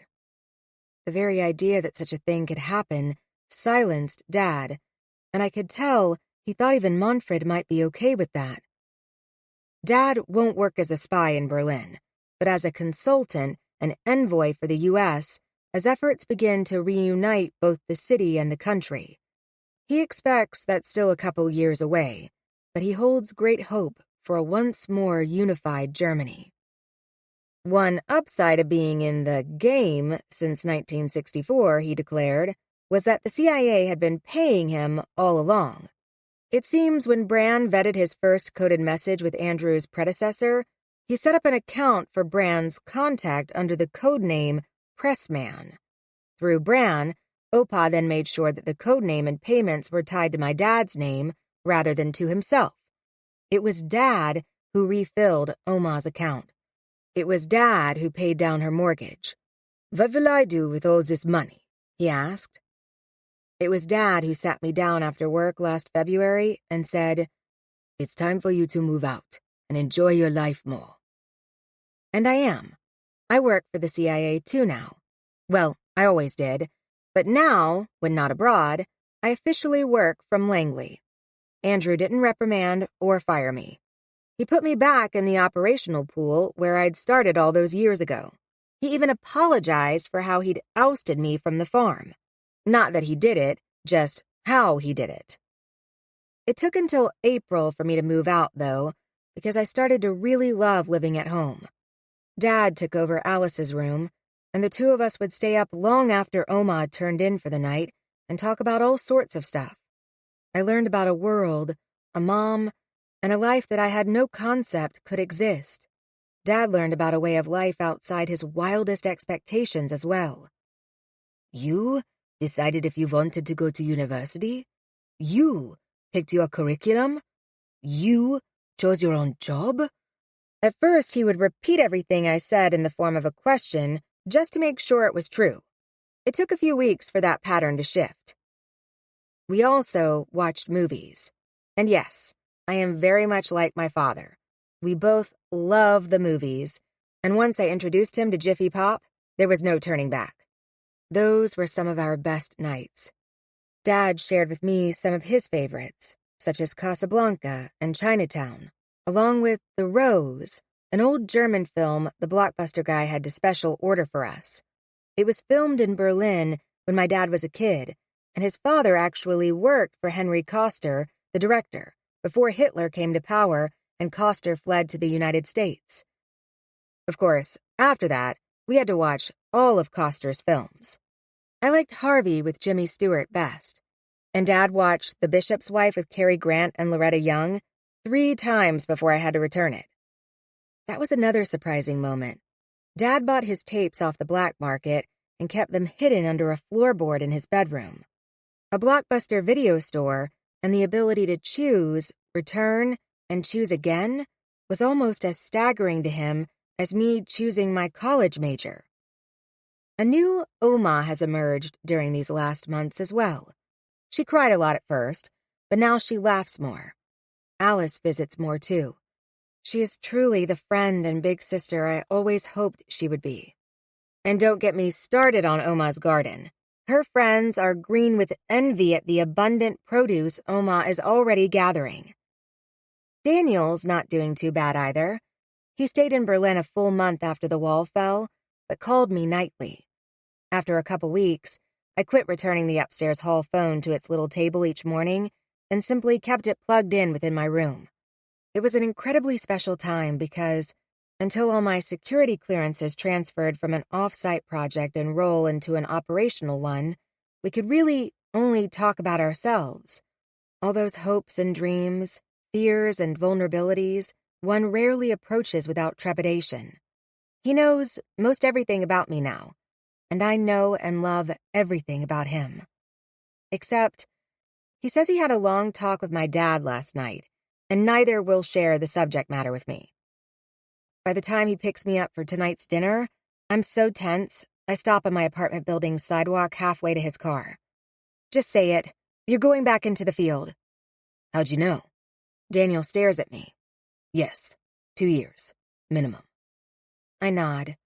I have just been asked to go to Eastern Europe myself. But Daniel's work is different. Working under non-official cover means there's no communication while he's away. He's simply gone. Tears prick my eyes. I duck my head to hide them. Southeast Asia? I ask, but I don't really expect him to answer. Eastern Europe. My head flies up. But that means... You have no patience. You know that? He teases.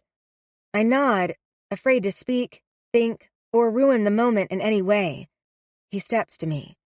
He's so close I can smell the grass and citrus notes of his cologne and see the small scar at the outer corner of his left eye. It means, if you marry me, like I pray you will, we go together. As I said, one would be surprised how many marriages exist within the CIA. Once again, I launch myself into his arms, and once again, he catches me, lifts me off the ground, and hugs me tight. This time, I don't let go. I'll never let go. Author's note.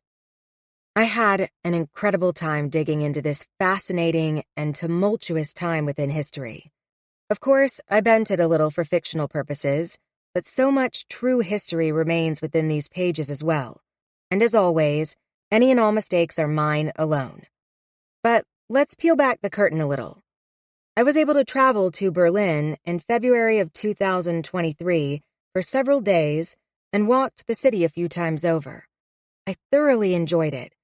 It is a city unlike any other, at least any other I've visited.